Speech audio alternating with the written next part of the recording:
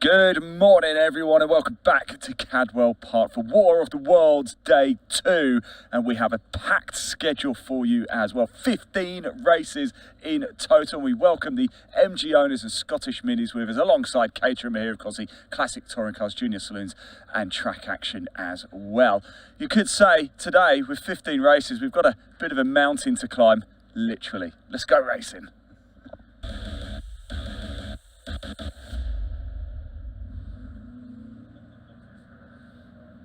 Yes, hello everybody, good morning once again, and what a delight it is to be back here for War of the Worlds Day 2 at Cadwell Park. 15 races, I've already said 15 races coming up for you today, wall-to-wall action, which have the MG owners. They're currently qualifying at the minute, but what a treat it is to have the Scottish Mini Cooper Cup with us as well. We're going to hear from the drivers very shortly. Before we get into that, remember we're live, of course, on the Bark YouTube channel and the Caterham Motorsport YouTube channel. If you haven't already, please hit that like button, hit that subscribe button. We've got so much content coming up for you throughout the course of 2026. Now, yesterday as well, I was chatting to some of the junior saloon car drivers, asking if they have a name for their car. That's a bit of a theme today. I want to know if you have a name for your car. If you do, what is it? Let us know in the live chat. We can see the comments. Dave got out on commentary today. He might even be able to read some of them out as well. So if you are celebrating something too, if it's your birthday or anniversary, we want to know. Let us know. Right. Like I say, we haven't got too long to go. 15 races in total here at Cadwell Park, one of the most beautiful places we've ever been to, and the Scottish Mini Cooper Cup. Get the honour of going out first. They were here yesterday just for a qualifying session. Campbell, Scott, let's have a quick chat with Campbell. Oh, thank you for that, Campbell. Appreciate that. It's really good of you. Bit of a wait for you guys, isn't it? One qualifying yesterday. Finally, you get onto track today. It gave us a chance to watch the rest of the racing yesterday, which was... Did you? Was it actually quite nice, just being able to sort of relax after your quali? It was very good to relax. But again, this is my first ever weekend at a mini challenge race. Is it? Yeah. How are you feeling? Are you slightly nervous. You don't need to be. You don't look it. These other guys are really quick. So what is today about then for you? Is just look, get a bit of experience, enjoy yourself? Yeah, pretty much. And why motorsport? Why the Scottish Minis? It was just... It looks competitive, Yeah. and it's at a good, reasonable, affordable price for motorsport. Yeah. And getting the chance to drive in tracks like this as well. Campbell, whereabouts in Scotland are you from? From Lanark, which is halfway between Glasgow and Edinburgh. Oh, okay. Right, I'm going to try and see who's come from the furthest north here today. I've got to be honest, I'm from the south of England, so if anything's north of Milton Keynes, I don't really know where it is, so I'm sorry. So we'll keep going anyway. Best of luck at it. Enjoy it. Have a great experience, won't you? And thank you for coming out. We really do appreciate it. Let's move on. We've got plenty of time. I think it's a good 10 minutes or so left on quali. Let's go have a quick chat with Martin. Martin, how we doing? Oh, it's good to see you. I don't think I haven't seen you guys for a while. Last time I was with Scottish Minis was Croft last year, yes, I think, wasn't it? That was a good meeting, wasn't it? It was actually a really good meeting for us there. So look, you've come back here at Cadwell Park. What do you make of Cadwell Park? I actually really quite love Cadwell Park, to be honest, especially when it's dry. Yeah. But it's just it can be such a difficult circuit, but it is a really good circuit. I was just chatting to Campbell over there because you guys just had a qualifying session yesterday. That was it. Then you kind of switch off, relax, enjoy the day, unless there's any issues with the car, of course. Is it quite a nice sort of social setting for you guys? You all sort of get together. Do you have a barbecue or something? Although it was quite cold, wasn't it? We still have a barbecue because we need to eat, don't we? So. Mind you, actually, you're from Scotland, so this is probably quite warm, isn't it? No, this is still cold, man. This is still cold. But no, we just socialise with each other because we all get on with each other. So why not? It's just a great atmosphere to be in. So and pretty much we always all look forward to it, especially when it comes down to the racing part. So yes, I can see you're already eager to go. Yeah. Martin, where have you come from? Whereabouts in Scotland are you? Well, Airdrie, South Lanarkshire way. Okay, So is it's that- like central Scotland. Central Scotland, outside Glasgow area. Okay, so you and Campbell are not a million miles No, away from he's each other, literally like probably half an hour away from me, so he's not far away. Okay, I'm trying to find out who's come from the furthest north, and I don't think you're going to win. But No, thanks for coming down definitely anyway. not. I'm trying to think who's furthest north. Maybe little Liam Kelso. We're going to find out. I'm going to I go think find so. out. Fine. Thank you. Great to see you, mate. Really good to see you again as well. Yeah, as I said, I haven't done the Scottish Mini since Croft last year. That was a very good meeting indeed. Robbie Dalgleish here. Let's just have a quick chat with him because he came into the assembly area, had to go back out again, has come back in again. So let's just find out. Robbie, how are we doing, my friend? It's really good to see you. Can I just tuck that round there? Is that all right? Ah, thank you so much for doing that. Robbie, you came into assembly area, then you went out again, and now you're back again. What was that for? Oh, you forgot your... I've got my gloves. I thought it'd be quicker to drive back than it will be a run, so Yeah, changed suit for a Sunday, so took the I'd gloves say off this, my helmet. this suit looked pretty dapper. It looks pretty nice. Listen, Scottish Minis, why is it so good to race in it and be part of it? Yeah, I think I've been doing Scottish Minis for about 10 years since I first started now, so you know, pretty good racing. We're always really close, and just the cars are so similar. Should be a cracking battle here between me, Jack, and Chad. I think so. Cadwell Park, where does it rank for you in all of the circuits that you've raced at? Yeah, it's up there. I've only raced here twice before, once in the Scottish and once in the Mini Challenge. It's tough to overtake, so if you can get to the front early doors, you're pretty signed and sealed. But I mean, I'll be putting up a battle to make moves anywhere. But in terms of actually driving a track, it's absolutely brilliant. Yeah. Right, Robbie, whereabouts have you come from in Scotland? I'm trying to find the furthest north person. I'm Peebles, so I'm Scottish border, so it's not me. Oh right, so yeah. Yeah, I'm probably the lowest down actually. You're almost. I'm not going to say. I was going to say you're almost English, but I'm not going to say that. Yeah, don't say that. Robbie, best of luck, mate. It's really good to see you, buddy. Thank you. Let's move around, shall we? Go have a quick chat. Chad Liddell on pole position here. I wonder if we can just have a quick chat with Chad before I get the whole of Scotland trying to lynch me. Chad, how are we doing? Yeah, Pole position. This will be fun, won't it? Yeah, it's going to be tough. This wind, slipstreaming will be important in this one. It'll be hard to break away, I think. Listen, I don't have too much experience with Scottish Minis. I was with you at Croft last year. Look, why is it such a good club to be a part of? It's close racing and friendly community, really. Yeah. It's really good, yeah. Did you enjoy the fact, I know you had a qualifying session yesterday, and that was it, but then it kind of gives you the whole day. I was chatting to Campbell, he said, I just actually went down and just watched some of the racing. Did you just chill out for the day, or did you go out or have a nice time? Yeah, I went and watched all the historic touring cars in the Caterhams. I stayed till about 6 last night and makes a change, because normally you're just never away from the garage, really. Yeah, yeah. You're just busy, but no, it was good. And listen, you're in the best position, best seat in the house here. Can we convert this? Hope so. We'll see. I like your helmet, by the way. Nice and sparkly. I like that. Chad, where have you come from? Whereabouts have you? Near Carlisle. Near Carlisle? Cumbria, yeah. North or south of Carlisle? North. North. Scotland north? No, on the border. So you're okay, right. We found an Englishman in this Scottishman. Good luck, mate. Top man. Excellent indeed. Right, let's keep going on, shall we? We've got plenty of time. We've got Jack here. Let's just have a quick chat. Let's go, Jack. Jack, how are we, my friend? Hope you don't mind me just jumping in here. How are we feeling ahead of this one? Do you like Cadwell Park? Yeah, good track, so it is, and we're starting a good enough position, so hopefully get away with Chad and Robbie here. Why Scottish Minis? Why is it such a good club to be a part of? Just good close racing, so it is, and there's a race if you're at the front or the back of the pack. There's always a race somewhere. I'm also trying to find somebody who's come from the furthest north today. So whereabouts have you come from? Carrickfergus, Northern Ireland. Okay. Yeah, I'm pretending I know exactly where that is, but well done.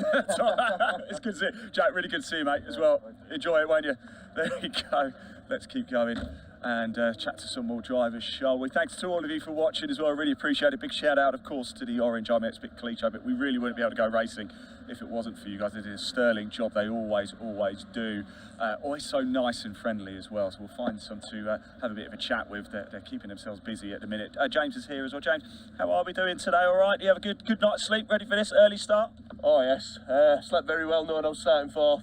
Very happy with that. Are you? Yeah? Yeah, first meeting in the minis, so it's a very good result. I can see it in your eyes. You're ready to go. And I tell you what, Cadwell Park, you just never know, do you? Anything can happen, right? It's a crazy track. I love it. Every time I've been here, it's been unpredictable. So fingers crossed for some good action today. We will certainly have. I'm sure it will be. Look, whereabouts have you come from? The Lake District. The Lake District. Yeah, okay. Not as far as Scotland, but still pretty far. Yeah, beautiful part of the country, isn't it? Lake District as well. Whereabouts in the Lake District? Up by Cockermouth. So Yeah. Near M Sport, a bit of motorsport heritage. Okay, yeah, I don't know where that is, but thank you. Anyway, cheers, James, appreciate it. Let's keep going. We've got Chris Coburn here. And I said that right, didn't I, Chris?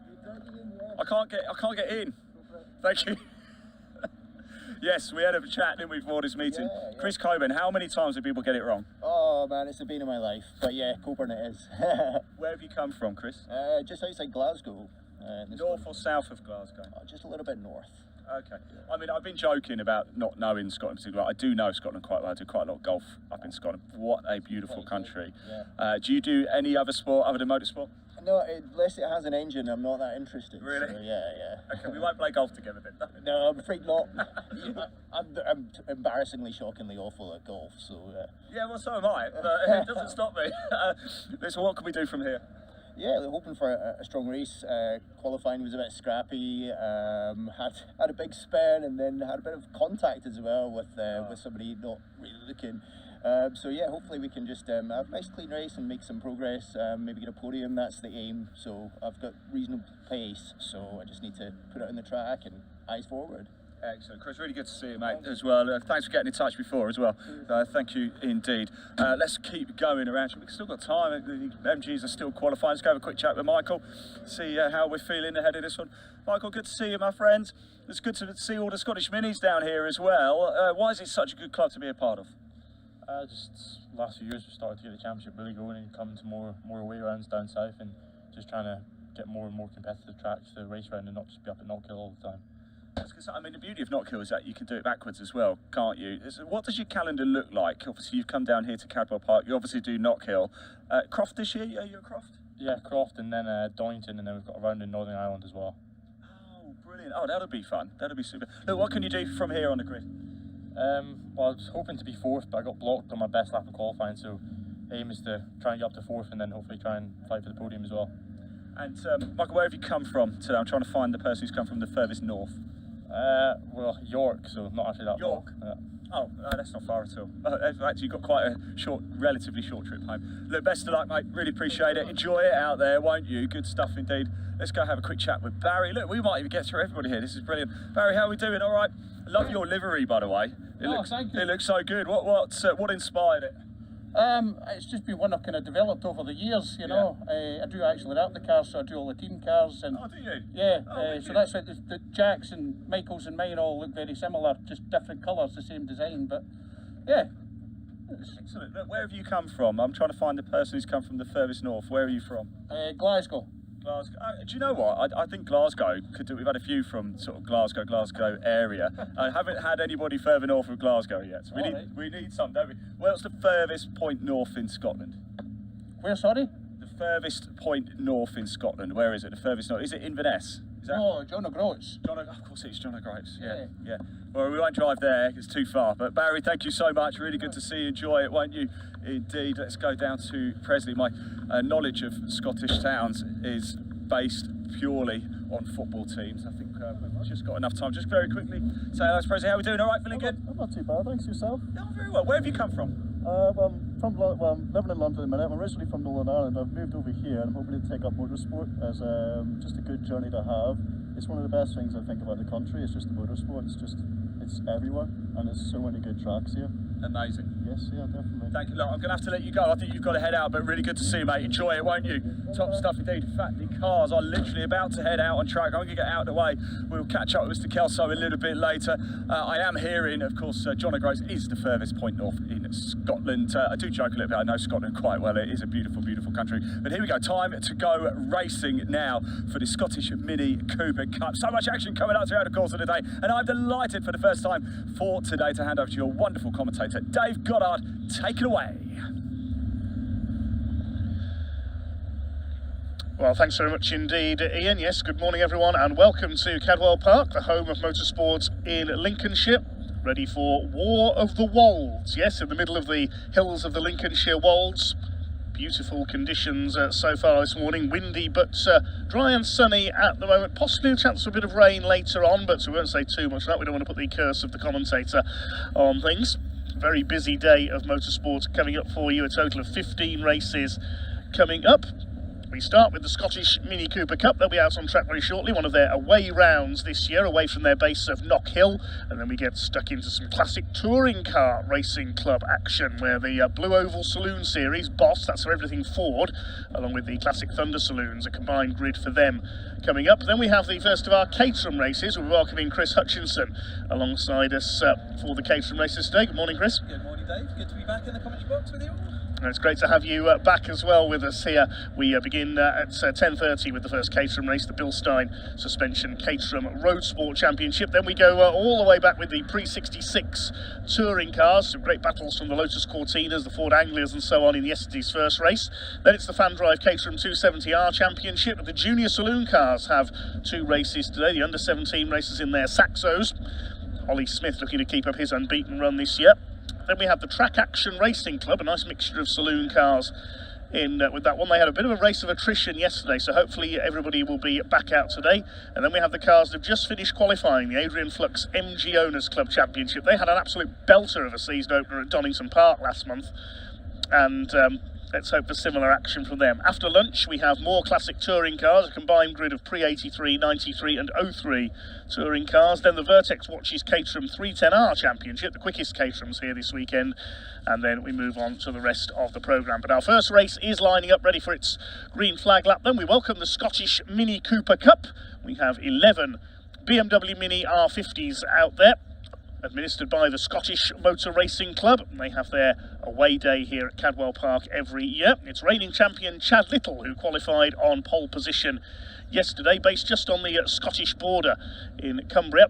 As we heard, starts alongside Robbie Dalgleish, Mini Veteran in number 91. Row 2, Jack Irvine from Northern Ireland in number 65. You don't have to be a Scottish driver to race with the Scottish Motor Racing Club. He starts alongside James Hitchin, making the move up from Citroën C1 Racing this year into the Mini Coopers. Row 3, Chris Coburn, number 17, and Michael Williams in the 52. Then on row 4, we've got Barry Holmes, number 88, and the top newcomer on the grid. It's a separate newcomers award in this championship. That's Presley Barrett in the number 47 car. Liam Kelso, number 59, starts alongside number 15, Campbell Scott.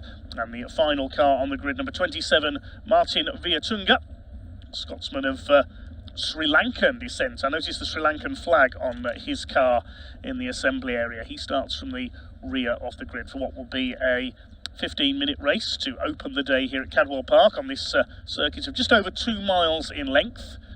And certainly the most undulating circuit in British motorsport. A couple of weeks ago I was at Portimao, the Autodromo Internacional de Algarve in Portugal for motorcycle racing, and I have to say there are some similarities between Portimao and this circuit here at Cadwell Park. They're both absolute roller coasters with a lot of undulations and elevation changes. Very spectacular indeed. Of course, Cadwell Park, very famous in the motorcycle racing world. The British Superbike Championship has its visit here every year. There's the first corner. The cars head off the grid and up into the left-hander at Coppice, then round the long right-hander there over the hill at Charlie's Bend and into Park Straight, where plenty of slipstreaming opportunities down the long back straight. Then it's up the hill and into the right-hander at Park Corner, then into the longer right-hander at Chris Curve, and then it's into the next roller coaster section. They go through the gooseneck, they flick round to the left, drop down the hill into the left-hander at Mansfield Bend, then back into the narrow valley, into the trees once again, and then into the mountain section. There is the mountain, the cars in the background moving off on their green flag warming up lap. Swing their way through the mountain, bounce over the top. The quickest cars and bikes get air over that little mountain there, and then it's into the switchback of Hall Bends, the right, left, right again, and then it's into the hairpin on the brakes, that tight right-hander. Still can get pretty damp under the trees there, takes longer to drive than the rest of the circuit. The final corner we're looking at now is Barn Corner. There did used to be a barn on the outside of the circuit, and the owner of that building used to leave the door open, so if a car went straight on at that corner, they just go through the doors into the barn rather than knock the doors down. The foundations of that building are still there in among the trees. And then the circuit drops down into the pit straight once again. So a lap of about just under 2.2 miles around the Cadwell Park circuit. Fastest lap in qualifying for this session was Chad Little with a 1:45.281. Just a couple of tenths of a second quicker than Robbie Dalgleish, very experienced mini racer in the number 91.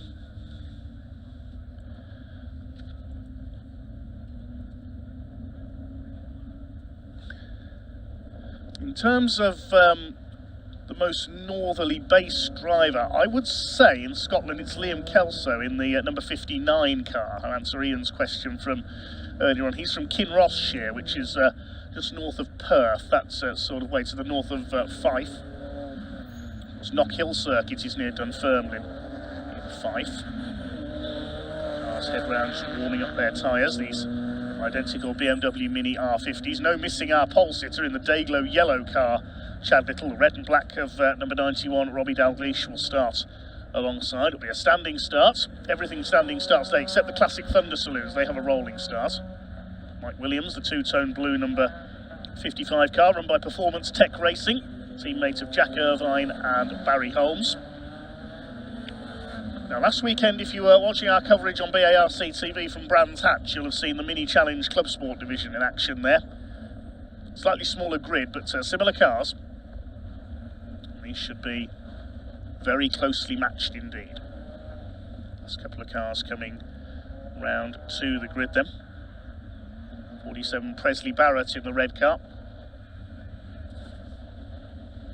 There's Liam Kelso, the blue ahead of the pale blue with the orange wheels. That's Martin Viertunga at the back of the grid.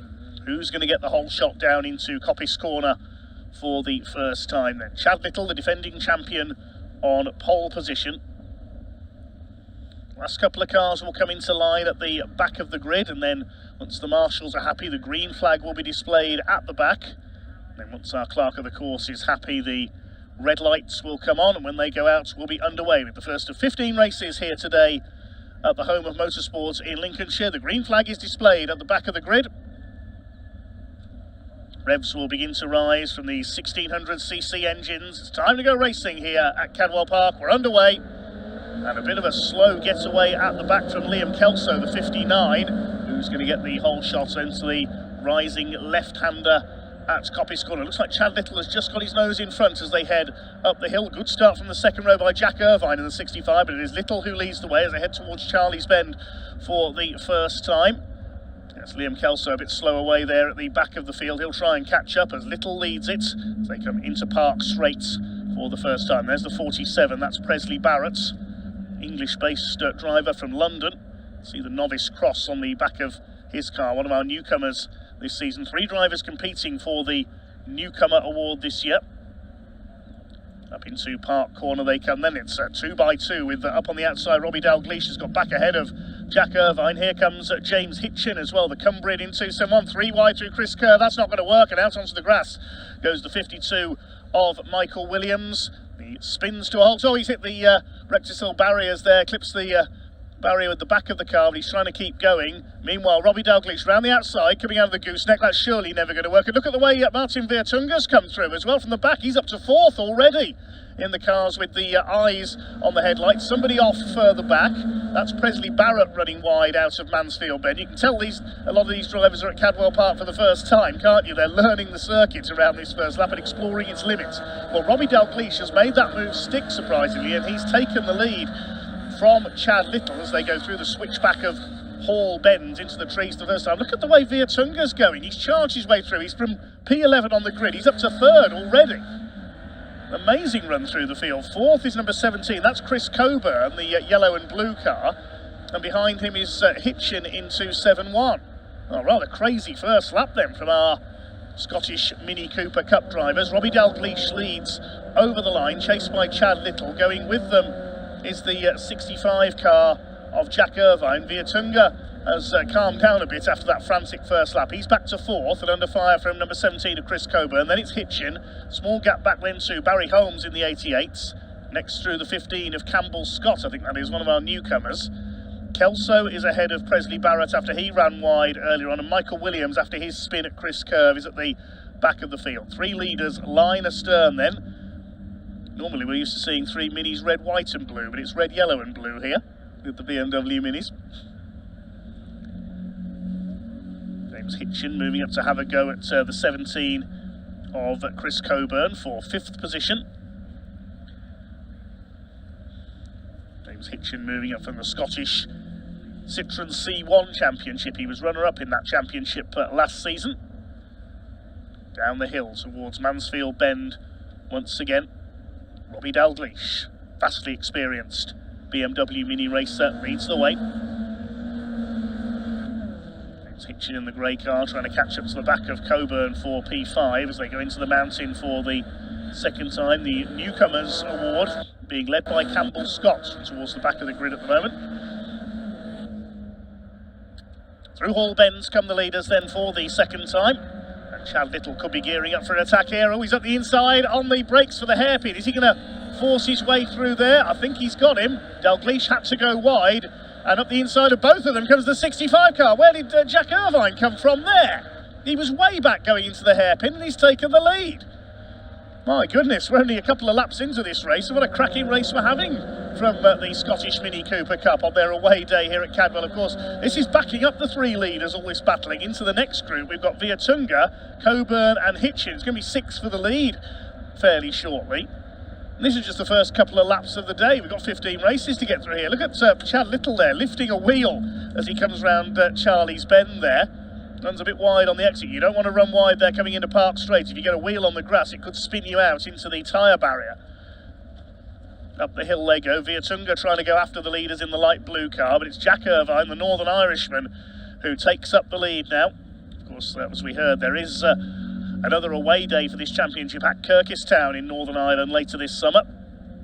So Jack Irvine would dearly love to be leading the championship coming into that event. Vietunga, I can tell you, was just on the fastest lap, 1:47.056. He wants to get into the top 3. They're really throwing these cars around. Look at Vietunga snaking around there under braking for that tricky left-hander at Mansfield Bend. It's a real drop down the hill into that corner as well. Very tricky to get the car stopped. Saw a couple of our Caterhams fall over each other there yesterday. Lionel Tolmash taking some damage. Hopefully he's back out for today. But anyway, we concentrate on our BMW Mini battlers. Robbie Dalgleish, you can't go side by side with Paul Beds. Yes, you can. He's just taken second place from Chad Little. These drivers are overtaking each other in places I didn't believe possible around this circuit. They know no fear, these Scottish Motor Racing Club drivers. 6 cars lined astern of the lead. Next in the order is Barry Holmes. Vietunga on the grass coming out of the right-hander at Barn. That's dropped him back just a little. Speaking of Little, Chad Little still there in 3rd place, chasing down Robbie Dalgleish, who went through for 2nd at Hall Bends. It's still Jack Irvine who leads the way. He's just on a new fastest lap, 1:45.897 for Jack Irvine. This is superb stuff. Here's a battle towards the back of the field. That's the newcomers' battle. Campbell Scott's number 15. The Lanark-based driver leads it, but he's under fire from Presley Barrett in the 47, and the 59 of Liam Kelso behind them was a bit slow off the line and dropped to the rear of the field. That's the Newcomers' Cup battle. The Scottish Motor Racing Club runs a number of series, the Scottish Fiesta ST series, the C1s, the Mod Sports series, Classic Sports and Saloons. They're at Silverstone today, the Classic division. They've run their own championships up at Knockhill for many years now, and Chad Little forces the issue on Robbie Dalgleish coming out of Mansfield, that is, side by side up towards the mountain. This is going to be interesting as they come into the mountain. Little on the inside, Dalgleish will be on the inside though for the right-hander, and he dives back ahead. My goodness, these two going at it absolutely tooth and nail for that 2nd place, so this is allowing Jack Irvine to get away in the lead. Chad Little bounces over the curb. He's not going to try and dive down the inside of the hairpin once again. No, he's not. Meanwhile, James Hitchin, I notice, has got ahead of Chris Coburn up into P5 as well. Now going after Vietunga for 4th position. Across the line they go. Irvine leads by just over a second, ahead of the battling pair of Dalgleish and Little, who are having a memorable bout for that 2nd place. This half dozen are now 7 seconds clear of Barry Holmes in 7th place. Michael Williams, the 52, has recovered from his off on the 1st lap. He's 8th. Then the 3 newcomers towards the back of the field. Campbell Scott leads them. There's another race for the Scottish Mini Cooper Cup later on. Chad Little in the car run by David Slay Racing. David, a former champion in this division, has raced BMW Minis for many years. Going to give best here to Jack Irvine in one of the 3 Performance Tech cars. Round Chris Curve. And down very much down the drop into Mansfield out of the gooseneck. We lose sight of them briefly there on the top of that loop at the top of the circuit. There's Vertunga coming under fire from James Hitchin now in one of his first races in a BMW Mini. Not contesting the Newcomers Cup because of experience in other classes. Starting to drop Chris Coburn now in that yellow and blue number 17 car further back. Jack Irvine flings it through Hall Bends. What's Chad Little going to try this time?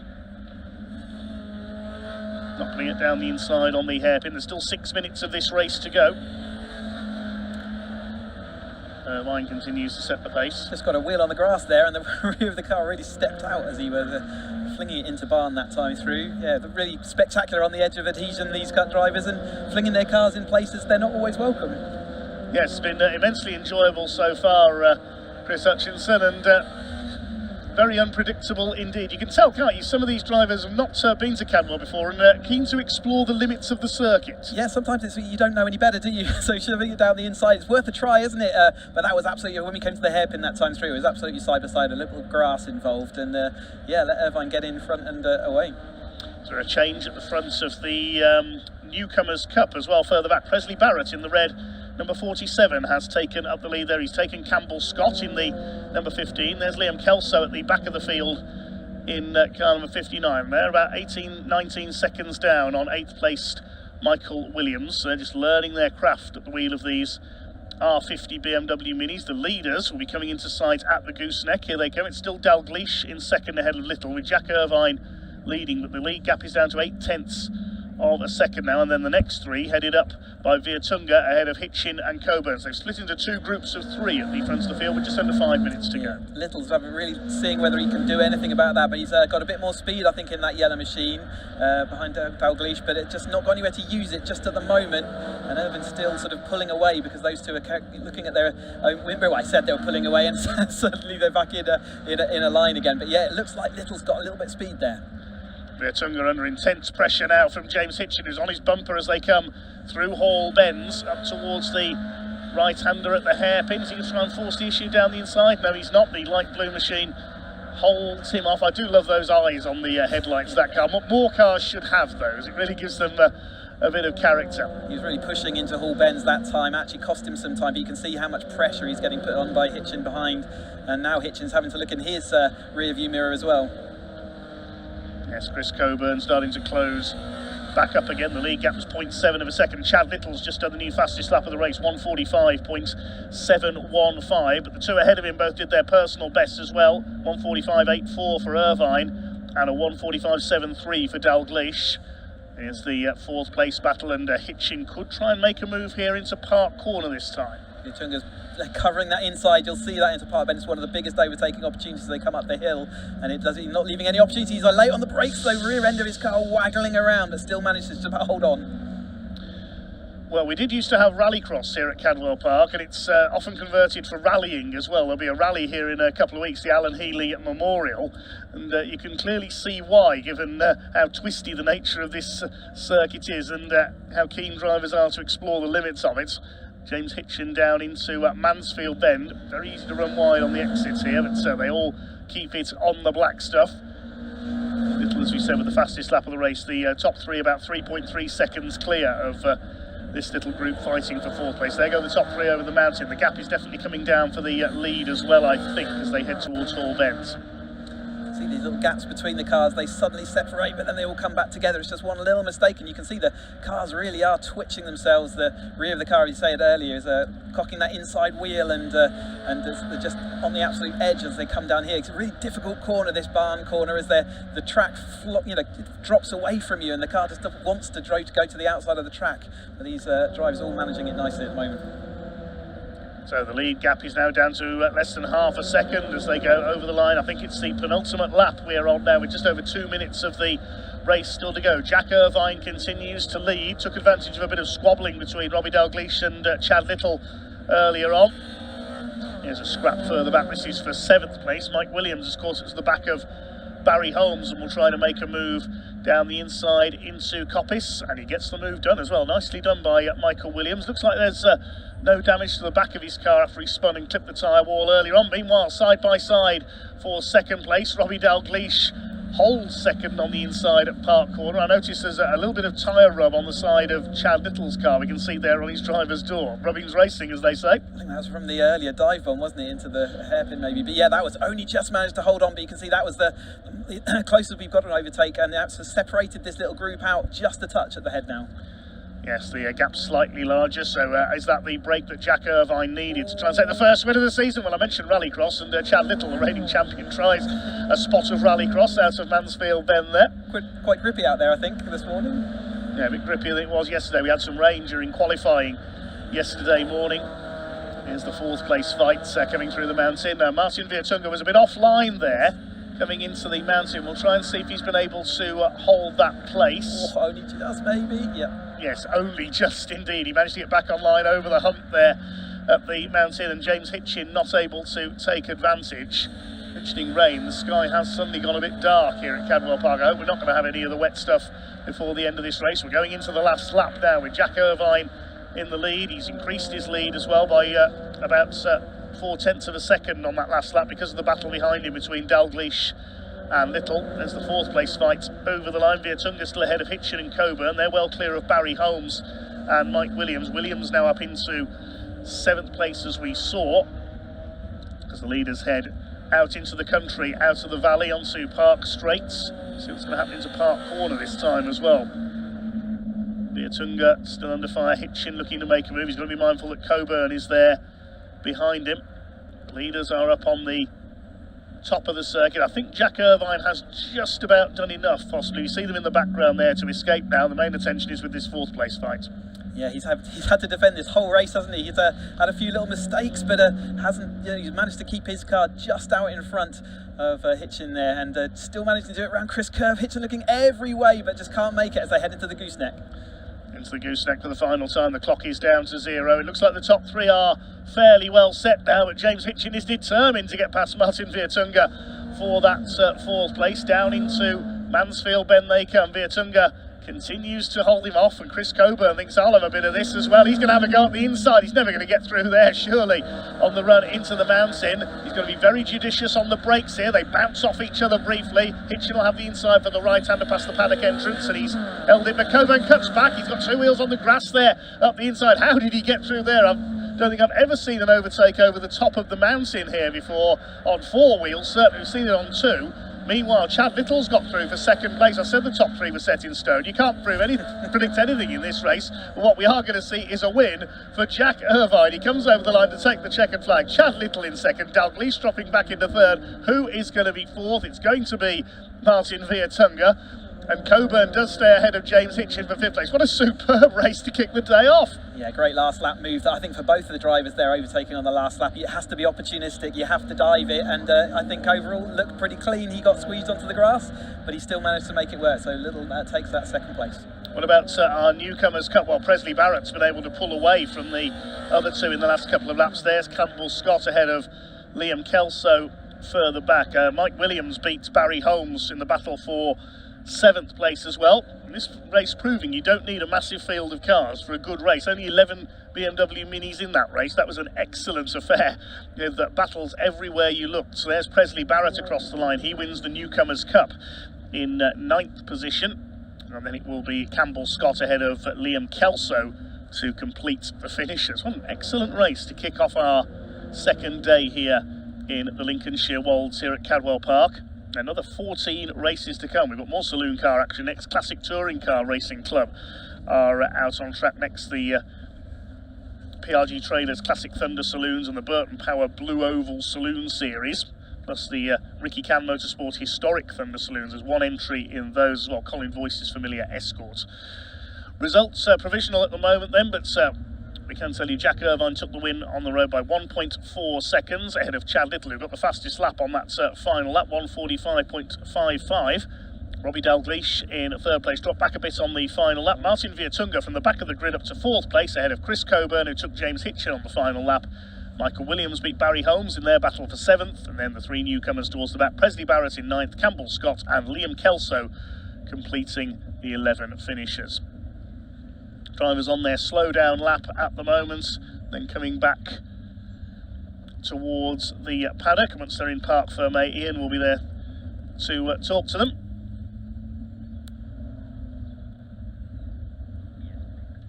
I think drivers are now in Parc Fermé, so we can hand down to Ian to get some feedback on that fantastic race.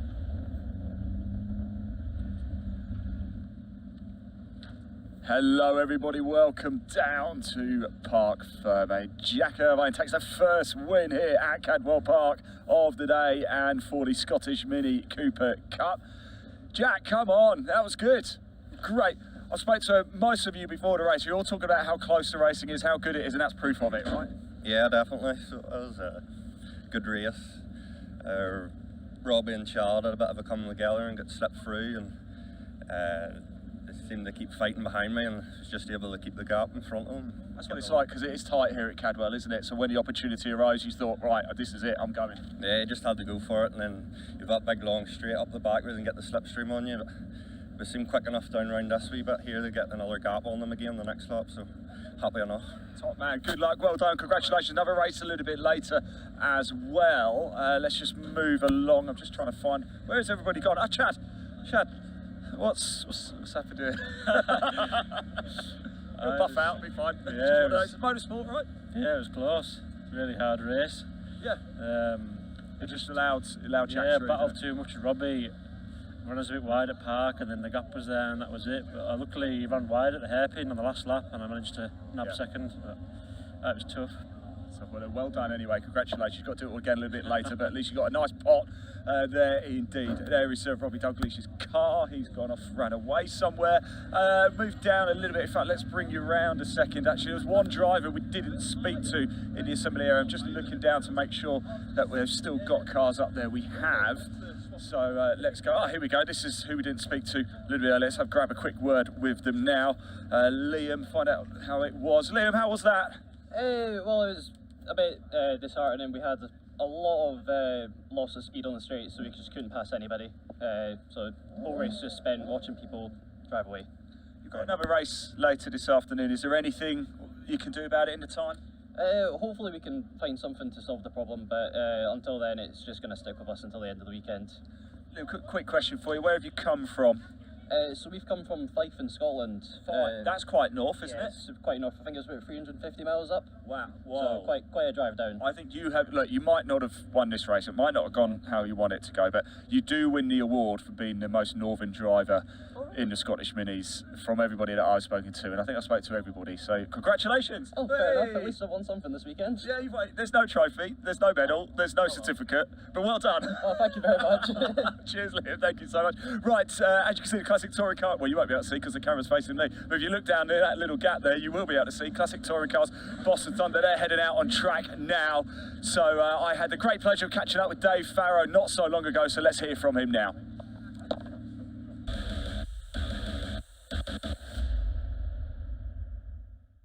Right, look who's joined me. It's Dave Farrow. Wasn't here yesterday, Dave, were you? But you've decided to come out and play today, right? That's it, mate. Yeah, obviously work comes first. And I was at Alton Park yesterday working, so we did the 4-hour endurance race yesterday in Fun Cup. So I did Friday, Saturday, Fun Cup, travelled back late last night, and then, but it's all about points.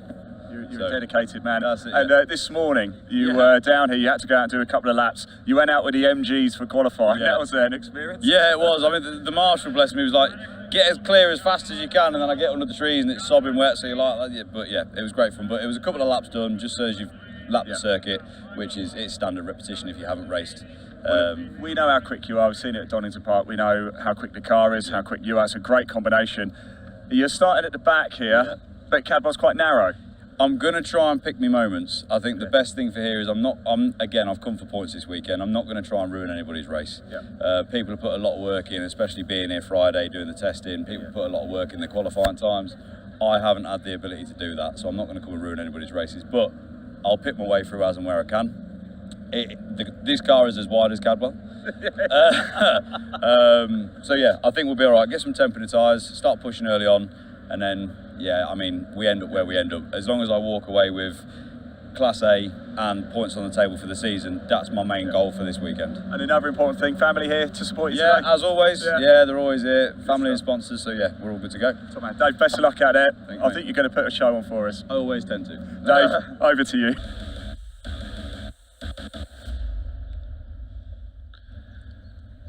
Yes, great to have David Farrow here in the BMW 1 Series, 4-litre V8 shoehorned into that car. Watch for him coming through from the back. The grid is based on the result of yesterday's race for the Classic and Historic Thunder Saloons and the Blue Oval Saloon Series. Yesterday's winner was Mike Cutt in his BMW M3. He's on pole alongside the similar machine of reigning Classic Thunder champion Ian Bauer in the number 1, the Castrol BMW. Second row, BMW Compact of Kevin Denwood, number 7, and the lone Historic Thunder runner, that's Colin Voice in his turbocharged Mark 1 Escorts. Row 3, Adam Reed in his BMW Compact, and Simon Collier entered from the back of the grid for 6th place yesterday in his BMW. And then the first of the Blue Oval Saloon Series runners, the Fiestas of Cliff Pellin and Michael Keneally. Completing the top 10 on the grid, the Mark 2 Escort of Martin Reynolds and Michael Reeves in his Renault Clio. Then on row 6 of the grid, we will have Will Hunt in his Fiesta. Had a bit of contact in yesterday's race. And alongside him is Joe Collier, who pulled off at Barn Corner while fighting for the lead with a problem in yesterday's race. He's back out though. I didn't see, sadly, Randall Lawson, the Dutch-based driver's Renault Alpine A310 Group 4 car. It's a beautiful car, that one, but he had some damage. He had some contact with Will Hunt yesterday and had to retire. I don't think that car's there, sadly. And I didn't see Ollie Allen either, the former Blue Oval Saloon champion with his Fiesta. He pulled off on the first lap of yesterday's race. We'll wait to see if he's there. Dave Farrow, we know, is there, though. As we heard, he was busy at another event yesterday, working for EDF Motorsport, running their Fun Cup cars over at Alton Park in the 4-hour endurance race. He's here today with his 4-litre V8 engine 1 Series, and there he is at the back of the grid. So yes, Ollie Allen is there. No Randall Lawson, though, but Ollie Allen has made it out in his Fiesta.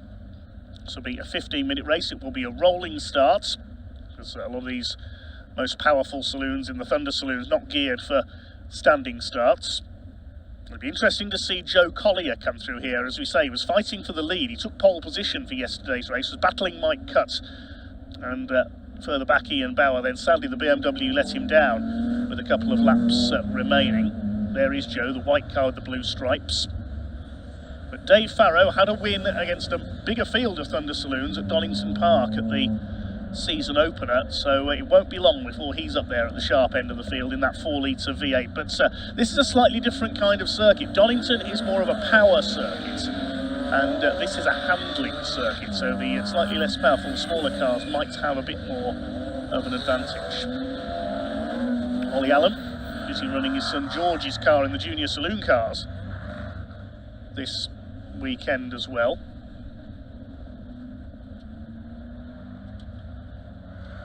Did I just see Ollie Allen pull into the paddock? I've got a feeling he's pulled off into the paddock at the entrance at the mountain. Don't tell me Ollie's not going to take the start again. That's a great shame if so. I didn't see him there at the back of the field. Is he there? No, he's disappeared. That's a disappointment. But at the front of the field, the red BMW M3 on pole of Mike Cutt leads them away alongside the Castrol liveried machine of Ian Bauer. We're underway and up towards Coppice Corner for the first time. Look at Dave Farrow just blitzing up the inside, nearly onto the grass. He's already got past Will Hunt and Joe Collier.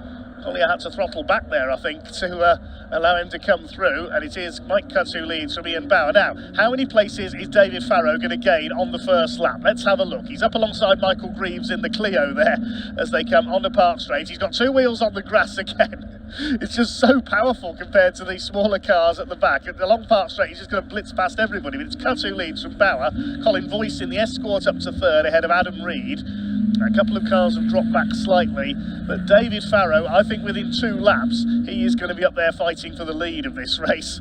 It's not taking him long to get through the Blue Oval Saloon Series runners further back. There's Voice in 3rd, the lone historic Thunder runner. Adam Reed in 4th.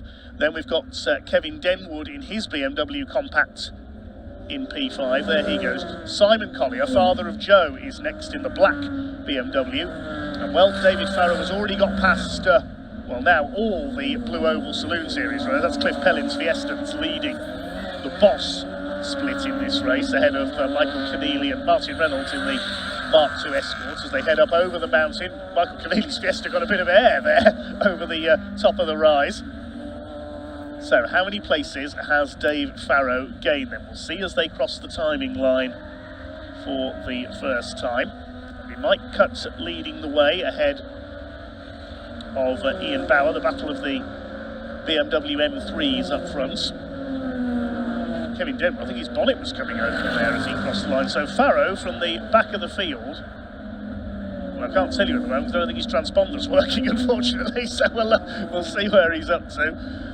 He's just behind Simon Collier there. Simon Collier's transponder's not working either. Come on, they should have charged the batteries in these things overnight, the timing transponders on these cars. So a little bit of confusion on the timing screen at the moment. We'll get that sorted in just a second. Now, there we go. It's corrected now. Farrow is up into P7 behind Simon Collier. So he's halfway up the field already. We've got that sorted out eventually. And that bonnet is definitely flapping. You can see it lifting up in the wind now. That's Kevin Denwood with his very modified BMW E46 Compact. He might get the black and orange flag for that if that keeps flapping away. Dave Farrow squeezes past him on the run down into Mansfield Bend. So the order is Cut from Bauer, Voice in third place. Adam Reed, local man from Skegness, is next in the order. And yes, I think Kevin Denwood is heading pitwards here with that loose bonnet to go and find a reel of gaffer tape to try and strap it down. Comes into the mountain very slowly. Is he going to go into the paddock, or is he bringing it round to... Yeah, he's going to bring it round to the pit lane and do it there. I think pit lane down at the bottom of the valley. There's the Blue Oval Saloon leader, Cliff Pellin from Essex in his Fiesta. I remember this happening to Ivan Muller in a British touring car race at Donington back in the late 90s, and he ended up driving completely blind back into the pit lane in the Vauxhall Vectra. And not very slowly either. He was certainly a brave man, is Ivan, the great ice racer as well. He's not come into the pits, Kevin Denwood. Still going. Is he going to get the black and orange flag? I couldn't quite see on the marshal's little rostrum there. There's no note on the timing screen just yet. We'll see that in a minute. I think Farrow, though, gave us a perfect example of the difference between a driver with his helmet on and a driver with his helmet off, as he said he was just going to take it easy and just take a little opportunity here and there. And he's diving. I don't think he's been on the track all the time either, using every bit of grass as well on his way through. Well, he's up to fourth now. He's got ahead of Adam Reed as well. So his next target is going to be Colin Voice in the Mark I Escorts. Here's Joe Collier trying to make his way up the field as well. He's behind Martin Reynolds. We saw him out at Brands Hatch last weekend in the Super Saloons down there in his Mark II Escorts, one of several classic Fords that Martin has in his car collection. Here are the leaders, the two BMW M3s, and they're already nearly 7 seconds clear of everyone else. Mike Cutts from York in his red M3 ahead of Ian Bauer, originally from down in Hampshire. And there's another place gained by Farrow up the inside on Colin Voice, up into P3. Now, pair lap times. One series so far has lapped a couple of seconds slower than the two M3s at the front, but now he's in clear air. David Farrow, he'll be able to go after the two M3s out front. Fastest lap of the race recorded by Mike Cutts with a 1:34.283. Just over a second clear of Ian Bauer. There's Farrow across the line. We can't tell you what the gap is until it's manually timed because his transponder isn't working. Fourth is Colin Voice, and then the battle for fifth, Simon Collier. That's just got ahead of Adam Reed. Simon Collier from Swadlincote in Derbyshire, ex-Bangor racer, who I remember watching in my youth at Hensford Raceway. Used to race for the Barton boys team from Barton under Needwood in their bright blue livery. Used to race space frame hot rod style cars on these circuits. Simon Collier had a space frame Vauxhall Tigra before switching to BMW racing with his son Joe. And Kevin Denwood, not surprisingly, brings the compact into the pits. Just looking at the timing screen, don't think he got the black and orange flag. Marshall pops the bonnet into place. Now let's see if that holds. Heads back out onto the circuit. It looked like the clip had come undone, so hopefully that's got his problem solved. Looking at the lap times, yeah, Farrow is still lapping a couple of seconds slower than these two, the two BMW M3s. Ian Bauer in the Castrol livery car, replica of the Italian Super Turismo cars of the 1990s, run by the CBM team. Emanuele Naspetti won a couple of titles in Italy in those cars. Ian Bauer, a multiple Pre-93 touring car champion, as well as a Classic Thunder champion. Joe Collier now on the tail of the Skegness Tyres car of Treble 5 Adam Reed, who's racing in Classic Thunder in the guest division this weekend, not registered for points this year here on his local circuit. Here comes Joe Collier. Breezes past down the straight, now going after his father Simon. Are we going to see family ties ditched here perhaps, and these two battle each other in their BMWs? Trying to close down Colin Voice as well, who seems a little bit off his early pace in the Escort. He is the only entry in historic Thunder this weekend for the older Thunder Saloon type cars. Yeah, the BMW is definitely reeling him in there. We've got just over half the race to go. Still Mike Cutt leads with a new fastest lap that time through, 134.081 as Joe Collier up the inside. Yep, family ties are being ditched.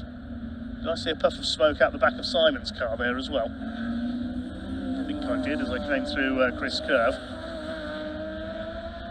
Kevin Denwood has rejoined from the pits, so all 13 cars that took the green flag are still running. Of course, we lost Ollie Allen on the rolling lap. That Escort is definitely slowing down. Colin Voice, you can see he's dropping back into the clutches of Simon Collier now, and behind them Adam Reed. Next in the order it is Martin Reynolds. He's taken the lead, I think, of the Blue Oval Saloons from Cliff Pellin. Yes, there he is. The Escort leads that division. Through Hall Bends. Colin Voice, vastly experienced at the wheel of the Escort. Engine builder and tuner as well through his company Voice Tune. He leads the historic Thunder Championship. Starting to take slightly defensive lines now. There you go. He has lost. He is giving way as the inevitable was going to happen. Flash of flame from the exhaust of the Escort there, as well as Simon Collier comes through up into fourth position now. Into fifth position, I should say. It's Joe who's escaped into fourth place and trying to go after David Farrow's BMW. He's lapping slightly quicker at the moment than the 1 Series. There's Cliff Pellin, he's down to second in the Blue Oval Saloons. Michael Keneally should be through next in the number 501, the gold and white Mark 7 Fiesta. Cliff Pellin, who began his career at his local circuit of Brands Hatch in their local regional saloon championships. He's raced Fiestas for many years. At the top of the circuit there into Park Corner. He's about nearly 7 seconds behind Martin Reynolds now, so the Escort has pulled away at the front of the Blue Oval Saloon Series field. There's a green flag waving there at the gooseneck, which means there's a yellow on the exit of Chris Kerr, so something's happened there. Has someone pulled over or come to grief there? We'll see if there's anybody missing. I didn't see any cars stopped at there. It's not Joe Collier, he's still going. He's in P4 behind David Farrow. Leaders have already gone over the line. Cut ahead of Bauer by 3 seconds now. There's Ian Bauer.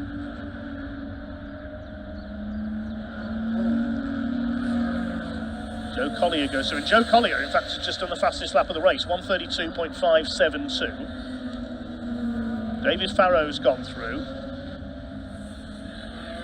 Colin Voice staying ahead of Adam Reed, and Martin Reynolds is closing them down now as well in the Escorts.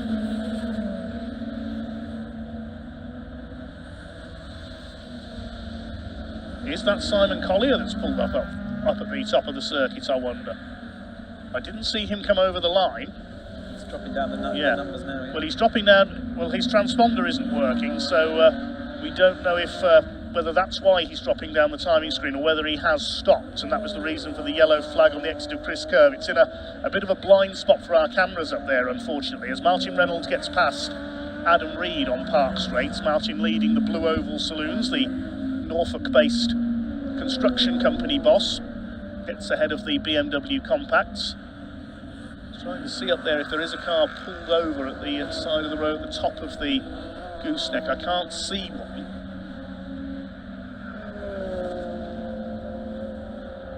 So we'll wait and see whether we have lost anybody. Kevin Denwood still going at the back of the field. But with no transponder on Simon Collier's car, it's tricky to tell if he's still there in the order or not. I think he has come over the line. Yeah, he's showing in P9 on the timing screen, so maybe he's just had a spin up there. There's Will Hunt in his Fiesta, number 70. Bit of damage on the back of that car. He had a collision with Randall Lawson's Alpine in yesterday's race. He's in P12. This is the battle for 5th position, heading down out of Barn Corner onto the pit straight, and Martin Reynolds, having now got ahead of Adam Reed, is towing up onto the back of Colin Voice. They may be in completely different championships, these two, but the honours to be top escort about to be contested in this one. Just under 3 minutes of the race to go. Mike Cutt has now pulled a lead of over 6 seconds over Ian Bauer, so it's going to be a double for the man from York who raced for many years at Croft in the Northern Saloon and Sports Car Championship. We go to Croft on May the 2nd and 3rd. There'll be Caterham action, TCR UK are there as well, and plenty more at the Northern Speed Fest. Can't wait for that weekend.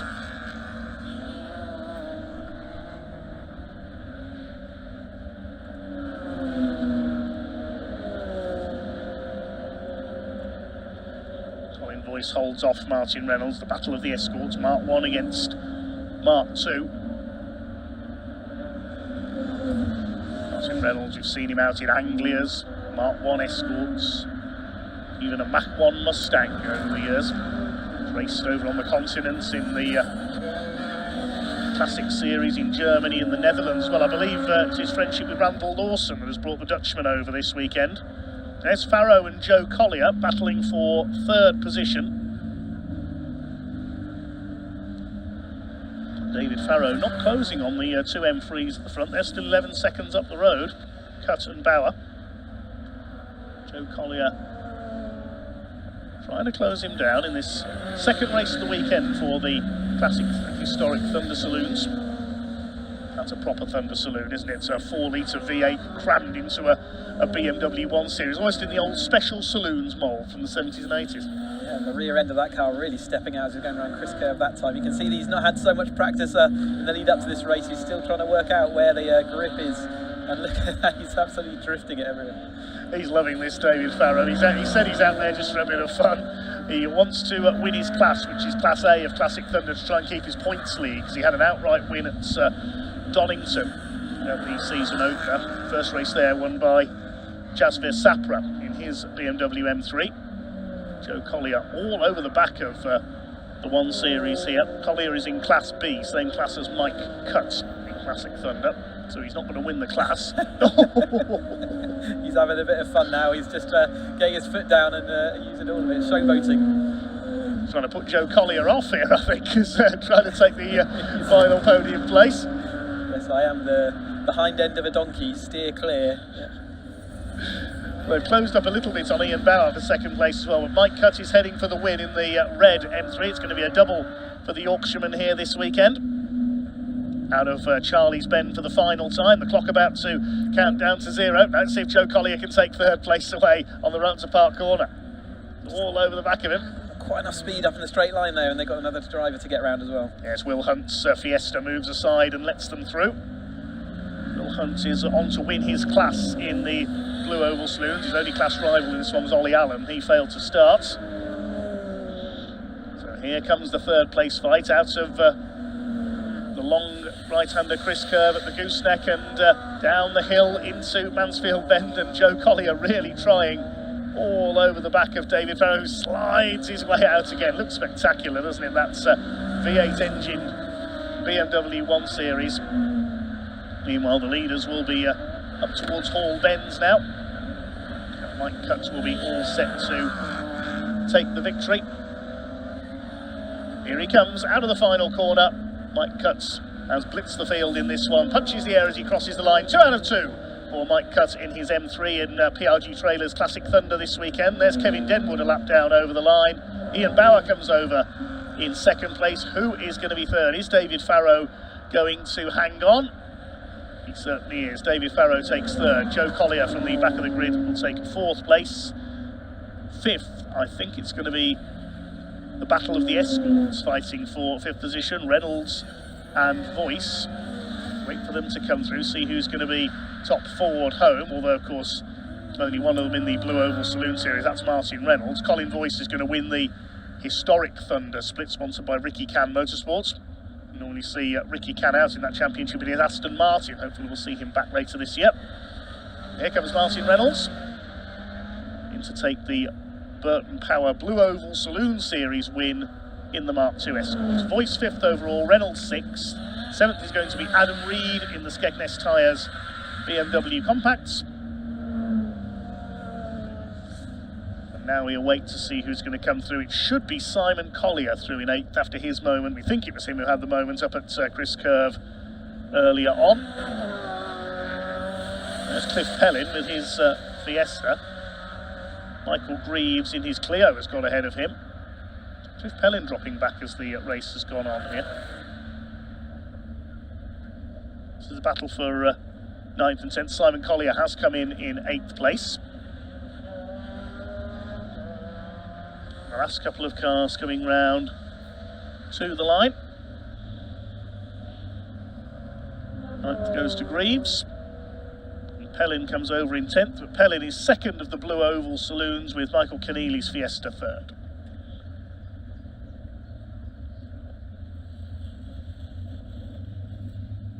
A cut above the best? Sorry, a cut above the rest. You've got to get your words out right if you're going to do a joke like that. Come back for the caterers.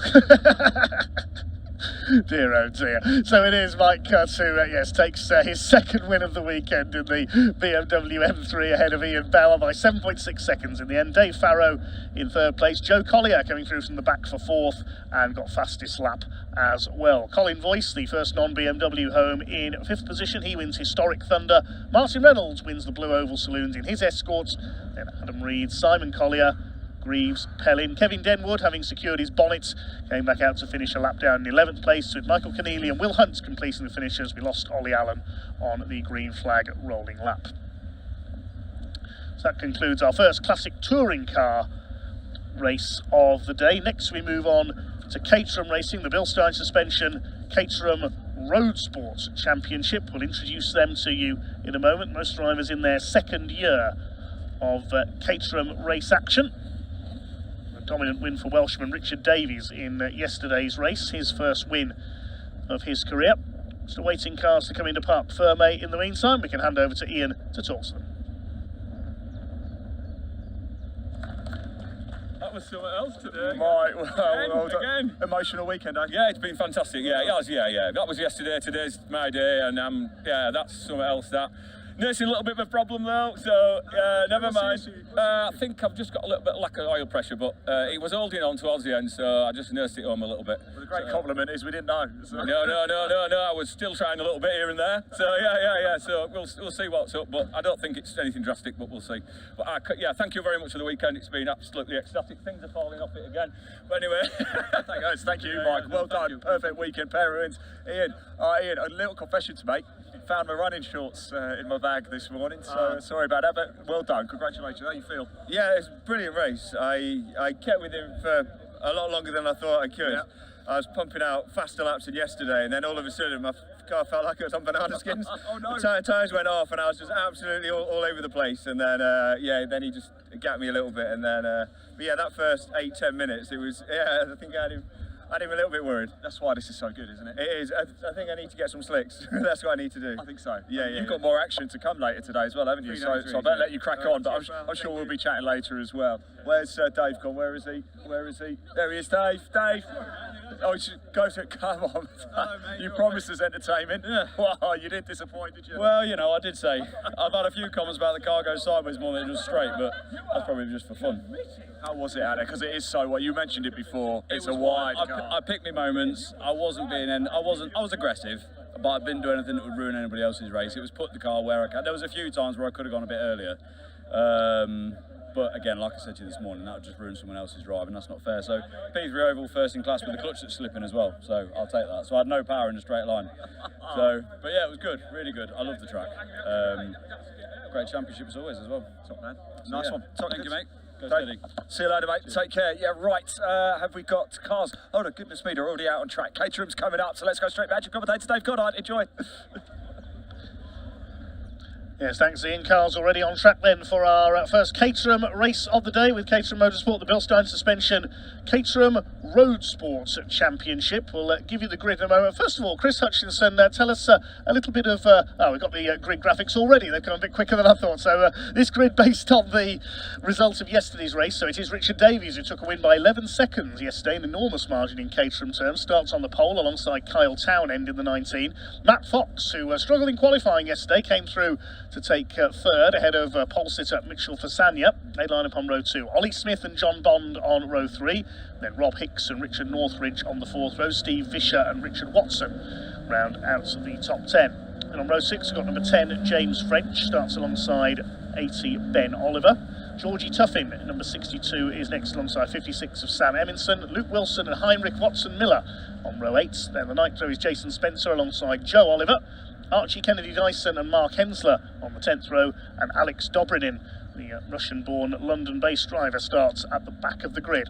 So, Chris Hutchinson, as we were about to say, the Roadsport Championship, tell us a little bit of background on what that's all about. So yeah, it's good to be back here first of all, and Roadsport, yeah, this is the second step of our Caterham Motorsport ladder, and all these drivers, well, most of these drivers have been in our Academy Championship last year, and from the Academy car they strap on a new set of tyres, which are this year it's the Nova ZZS tyre. Great to have that back on the car, and it's 125 horsepower, which is the same as the Academy car they were driving last year, but with the added tyres and a new rear anti-roll bar that they put on as well. They gain significant performance, and this is, you know, the biggest thing about the Academy is the lack of experience. So when they step up into this road sport car, they've had a whole year's racing under their belt, with a few exceptions this year. So we've got a few people joining in straight at this level, or having maybe a couple of outings last year. But you must have you can only have sort of 7 races experience to even join this series. But it's fantastic because the season where you're still in the paddock, you can't have race support, so everyone's together underneath their own little awnings, and yeah, it's exciting for the drivers to get back out there. They've done a whole season's racing and they're ready to see how they can do with these new race sort of focused tyres on. Yes, one driver who didn't do the Academy is the man who took pole yesterday, Mitchell Fasania, the number 18 car. I remember he made his debut, I think it was either last year or the year before, as a one-off at Croft, and he probably stuck the car on pole then as well. Sadly was involved in an accident while fighting for the lead in the race, but he was on pole yesterday, didn't make the best of starts. Clearly quick though, and yeah, able to turn the laps in like everyone else, and it's just about whether he can keep it facing in the right direction to the end. He ended in 4th yesterday, so that's a good sign, but he did drop back early, didn't he? So it's seeing whether he can hold on now at the beginning of this race. He's obviously learning the dry conditions, as I think he did it was a wet qualifying yesterday, wasn't it? So they were just working it all out as they went round. But great to see these road sport cars fully road legal. You can see the number plates on these cars. They don't actually have to be real number plates, or a lot of them are, and yeah, you can race all day with your car and then drive it home afterwards. Yes, be careful that your tyres and brakes aren't too worn when you drive home though. So it's the red car of Richard Davies from Cardiff on pole position, scored his first ever win yesterday alongside the yellow car of Kyle Townend. The similar looking car of Foxy, Matt Fox, is going to be one to watch here, number 99. He had to come through from mid-grid yesterday after struggling in the wet qualifying. The green car is Mitchell Fasania, number 18. Ollie Smith is in blue with an orange stripe. And the white and sort of turquoise blue car alongside him is John Bond. Those 6 broke away at the front in yesterday's race. Rob Hicks on the 4th row, the purple car with the Dayglow yellow wheels and stripe, alongside Richard Northridge in the sort of citrus yellow number 4 car alongside him. We're underway, and John Bond hasn't got away. The number 12, somebody's clipped him. Oh dear, that was Ben Oliver, number 80, has clipped him there. That's caused a bit of a pile up there. 70 Joe Oliver was caught as well. 56 is Sam Eminson, and there's a few cars with a bit of damage there. Heinrich Watson Miller, and the 88, I think that is Mark Hensler from the back, but Ben Oliver is stuck there in the Braun GP lookalike liveried car, and that could be a safety car. I think they're more likely to do a full race restart. Let's see what they do, see what they call. Depends on the timetable today as to how much space they've got. But yeah, as they're still racing at the moment though, up into Park Bend for the first time. Tynan got a great start. He's going to have to do it all again if they do re-rack, although Davies down the inside then into Park and retakes that number 1 spot as the rest of them flow through. Yes, and yes, the red flag is coming out. You're correct, Chris. The red flag is out. Race stopped with Ben Oliver's number 80 car, who was in 12th on the grid, unfortunately stranded. Thought they were going to get away with it. It nearly did. Nearly everyone avoided it. It's just that one bit of contact, and maybe he's hit the pit wall, so it could have moved the steering wheel in his hands. And let's just hope he's okay there. I can see him moving around, chatting to the marshals. We'll hopefully get that all back up and running. But it'll be a full restart, full 20-minute race. The first lap wasn't completed, so that will all just go back to exactly as if it hadn't happened. Yes, Ben Oliver, Academy graduate, comes from Norwich, in the white and day-glow yellow, almost the old Brawn GP colours from 2009. He was unlucky there. It was number 12, John Bond, from 6th on the grid, who stalled there. You can see so little from the driving seat, especially low down these Caterhams. There's cars all around. You can't see that there's a car moving, especially as people just move out the way in front of you, and he was left with nowhere to go to collect that. And everyone did a very good job considering, and marshals are going to hold them short so they can keep that pit lane clear, or the pit straight clear, as they move the car out the way, make sure everyone's okay, and then we can get back under action again. So a little bit of a stall start today, but it was great to watch them all out there yesterday, doing their thing with the other championships we've got here. 5 steps of the Caterham Motorsport ladder, and 3 of them here with us this weekend. Yes, you start off in the Academy, then you can convert your car, as many of these have done for Roadsport, and then we go to 270R. 310R is the ultimate evolution of the Academy car, but 7 UK is the top championship, and that's a completely bespoke car, isn't it? Yeah, so the ladder, you buy your Academy car and you're year 1, and you can use that car all the way up through the championships, all the way through to what is now the 310R championship. We'll be talking at the sort of next few rounds about the new Academy car. We've got this with new powertrain and new gearbox going on, so there's going to be changes on the way up through that motorsport ladder. But yeah, these drivers will have all been driving their Academy car from last year. They've put a rear anti-roll bar on, strapped on the Nova ZZS tyres, and here they are in Roadsport. That's exactly what you do, and it's a cheap transition. So not only are they still road legal, and so you can drive it around, you can drive it home, like I say, and some drivers do tend to do that, and especially on track days. Here is a replay then of that start. Look at the left-hand side of your screen for the car that didn't get away. Yes, John Bond stalling it there, and he almost squeezed down the inside there, Ben Oliver. It just clipped the pit wall, and the gap wasn't quite there for him. Sam Eminson went into the back of Ben Oliver. Everybody else was able to get going again, who was caught up behind them. Some cars with a little bit of damage, but Ben Oliver stuck there, and the red flag had to come out. Ben was just the unlucky one there, who got caught between the stalled car and the pit wall. I don't know whether he can get that car going again. It's be interesting to see. So it certainly didn't look like a high speed, but as they came round then onto the park straight for the first time, there was a bit of a move up for the lead as well. I was watching Northridge there, just going off to a left-hand side, but into the lead then it was side-by-side Davies and Townend, and Davies does manage to squeeze it. That's the best overtaking opportunity on this track, to use the inside up there, and you'll see a lot of cars defending, but the toe in a Caterham is such that it's quite hard to defend even on this, and it is possible to go around the outside, because Northridge there just having a little bit of a wild moment as we watch them coming through. James French there as well. He had a reasonable race yesterday, still looking to see whether we can get his thumbs up. That's still replay, isn't it? So we haven't. This is not live pictures. Apologies. Well, back to live pictures as soon as we're able. Yes, the recovery truck is in attendance. Big thanks to our volunteer marshalling team, the recovery drivers, and all the other staff here at Cadwell Park. Yeah, Ben Oliver out of the car and appears to be okay. I think first opportunity for me, and you'll hear it many times unapologetically, thank you to all of our Orange Army out there doing what they do, what they need to do to help us go racing, and we can only go racing with them. So on behalf of all the drivers, thank you for everything you do and doing their job here, exactly what is expected. They're going to lift that car onto the low loader. See Alex Reed, their new head of motorsport for Caterham, just watching on. Also see Evelyn Buanik down there, our safety car driver this weekend, long-time former BMW racer. Oh, you can see the damage there on the rear right corner of the car. They're a bit stoved in, and the rear wheel is looking a bit poorly. So he'll get his car, the Brawn kind of look-alike, isn't it? He'll get that up and running again as the next time out at Croft. So beginning of May, so a few weeks away before he'll have to get that car back into. In fact, both of his rear wheels are pointing in the wrong direction there, so a little bit of work to do. Yes, only 2 races a weekend for road sport rather than the 3 we see in the 270R and 310R classes. So it tends to be 1 race a weekend for the Academy in your first ever year.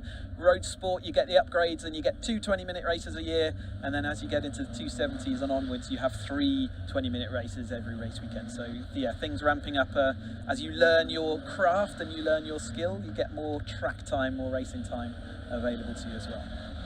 So the car is on the back of the recovery wagon. Once that's strapped into place, it will be back to the paddock to be loaded for home, sadly. Just a bit of fluid being swept up by the marshals as well. Plenty of speedy dry down yesterday, wasn't there, along the main straight, and it's still kicking up dust today. Important that, you know, as a driver, you can feel that as you're driving over it. It's better than oil, obviously, but it's still slippy, and obviously the dust cloud that it kicks up, it's like driving through rain, maybe. It's certainly before it sort of dissipates slightly. As they're going around, so that'll be something else for them to go. And whoever's got the grid spot that's by it is not going to see whether they can park up just slightly to one side of it, because you don't want to have your wheels on that as you're getting on the way. You can see the marshals there telling everyone to go slow. They'll re-grid them in exactly the same order that they did the racing, so it'll go back to the qualifying order. If anyone did make any spaces, or for some of them, importantly, if they lost places, that'll all go back, as you can hear the brakes there squealing away as they're heading down the hill. Yes, it was one of the cars in the Track Action Racing Club yesterday that had its engine let go and put quite a bit of oil down on the circuit. You can see it everywhere. There's a streak around the whole track. You can see it there, yes. You can see why they do ask drivers, if they know that they're leaking oil, to please do pull into the pits. It does make a whole mess, and it's a big job for the marshals to get that all nice and tidy. And like I say, from the driver's seat, it really, you can feel that as it hits each of your tyres, the car just lets go. And obviously, you don't want that if you're racing side by side with others. As you often are around Cadwell, because it's there's not a lot of extra room and space anywhere. Yes, it is one of the narrower circuits in British motorsport, so most famous, as we said, for motorcycle racing. Caterhams are probably, you know, one of those cars. They are about the right width for it. They can go racing. I'm guessing Caterham around Cadwell Park is similar to most other cars around normal tracks around the UK, in that you really do have to position your car well, and you can, you know, enact defensive moves. Whereas on most tracks in a Caterham, the draft is so strong that actually there's a bit of race tactics, and sometimes you have to let a move go just for the overall sort of victory. So a bit of game theory goes on in your head as you're playing. But Cadwell Park, you can definitely defend. You can be off the pace and protecting, you know, keeping everyone behind you. But yeah, looking at Davis on that pole position. Caterham got a brilliant start last time. Can he get that off the line as quickly this time through? And Fox, he's surely got to be in there and up with that battle, given how much progress he made through the race yesterday. Yeah, had a few wins in the Academy last year, but it was Max Richardson, the Londoner, who went on to take the title. Not here this weekend. Do we know what Max's plans are for this year? I haven't seen the entry list for the 420s, you know, the CSC UK, so we'll see whether he's on that list. But yeah, not sure of his plans, but we'll find out. There's a gap on row 3, no John Bond there at the moment, so maybe just taking time to bring his car back through, unless he has suffered any damage. He was the car who stalled, of course. Just heard that his car was crabbing on the way round, so going to have that looked at. It's quite easy to say break a rear radius arm or the rear A-frame, and yeah, at that point, yeah, it's not a big job to fix it, but you certainly wouldn't be racing with it like that. As they're just getting everyone lined up, you can see the marshals doing their job. But again, whereas on Silverstone you've got acres of room to get cars manoeuvred round, here you actually have to. Yeah, make sure there's gap through. Like I say, everyone comes back to their normal grid order. So you can see the drivers here, some of them lost out initially in that early part of the race, but they'll be put back into their grid positions. Yes, James French just lining up slightly out of position, had to be pulled back there. It can be so disappointing. It's one of those things that over your racing career, you get the pluses and the minuses, right? If a race has to restart, sometimes you've made the perfect start, and you have to try and do it all again if you did make that good start. But equally, if you make a bad start, it can really rescue you. So over the course of your racing career, it kind of evens itself out. But there'll be some people licking their wounds now. But it was no, we didn't even complete sort of a whole lap. So you know, it's good that they're going to get to do their full 20 minutes of action. So next to line up there on the right side of the grid, driver's right. It's just being brought into line by the marshals, but A little earlier on, Sam Parker caught up with some of the drivers on this grid ahead of them leaving the assembly area. Let's see what they had to say.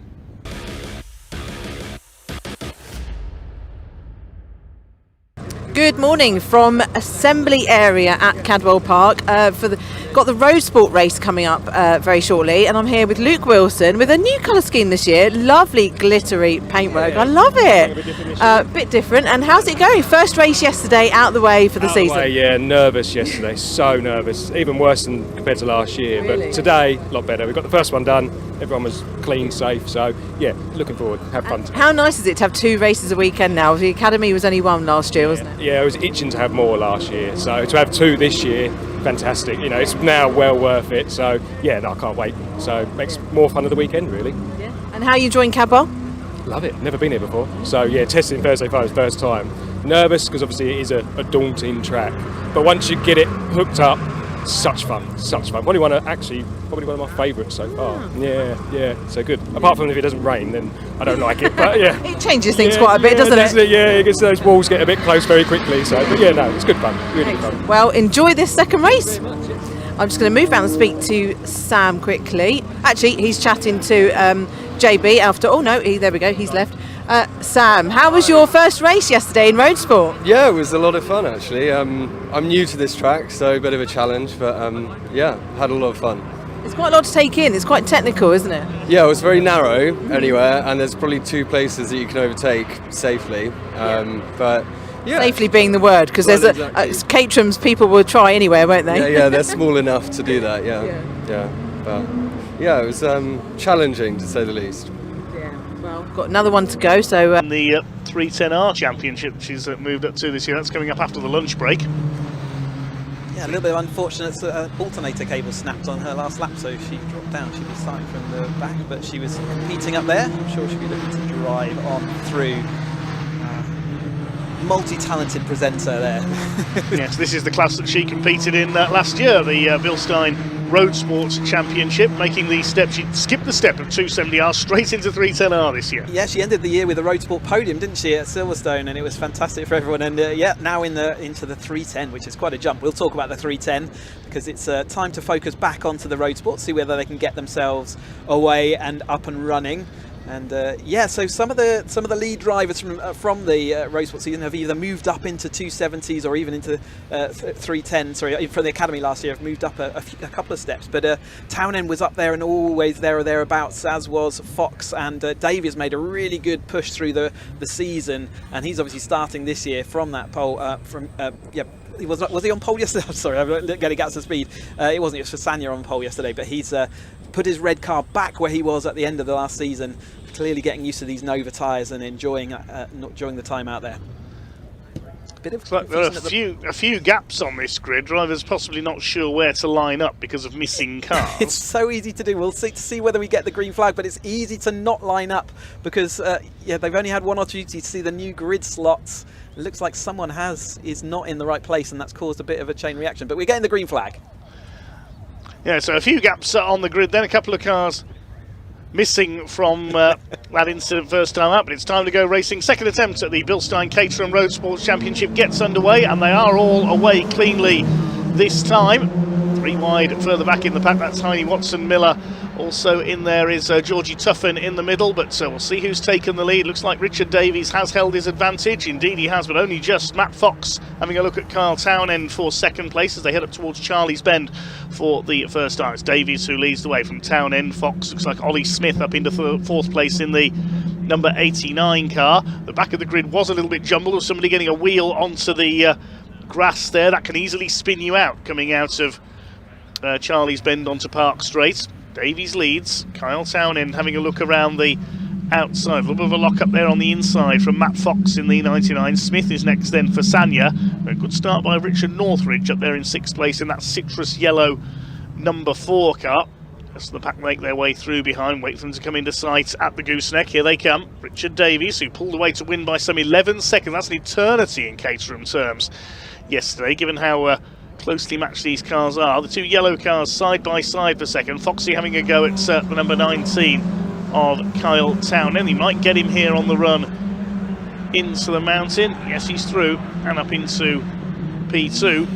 Richard Davies will be looking in his mirror, thinking, yes, we'll have a repeat of yesterday if you just squabble between the lot of you and I'm able to pull away. And that's, he's clearly got pace in that car though, but yeah, it was exactly that. He was there or thereabouts and the group were battling together, and then suddenly one lap later he had a nice gap as two cars went side by side, and that's the risk you pay around, or risk you take as you're driving around this Cadwell. If you do go for a move, and it's always going to slow you down considerably with the side-by-side action and the fact that it's not very wide, and that's how Davies got away, and then he absolutely solidified that. So we've got some side-by-side action as they go across the line, this time through Wilson Spencer. I think that is further back down the line, but it's Davies across the line, then over the top of Fox, got a second on him, which is going to help, but it's not going to be outside the toe. Townend dropping that position down to third, and then we've got Smith, Fasania, Northridge. Yes, battles all the way down the order already. There's Richard Watson trying to close up on Rob Hicks. This is the battle for 7th position as they head up the hill for second time towards Park Corner.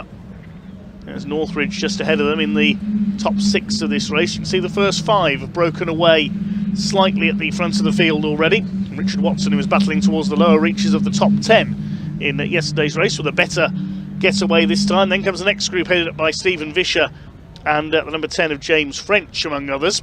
Here's Ollie Smith, number 89, having a look for third place. I don't think he's going to get alongside Kyle Townend down into Mansfield. No, he doesn't. There's Northridge in 6th, then Hicks and Watson 7th and 8th. The 9th place group headed up by French, ahead of Vischer, and behind them is Watson Miller in the number 47. See whether Fasania can do anything sort of now. He's got his car settled in, he's got a bit more used to that dry running, got all the race under his belt from yesterday. He dropped a few places obviously from his pole position start, but he's in 5th and firmly in contact again.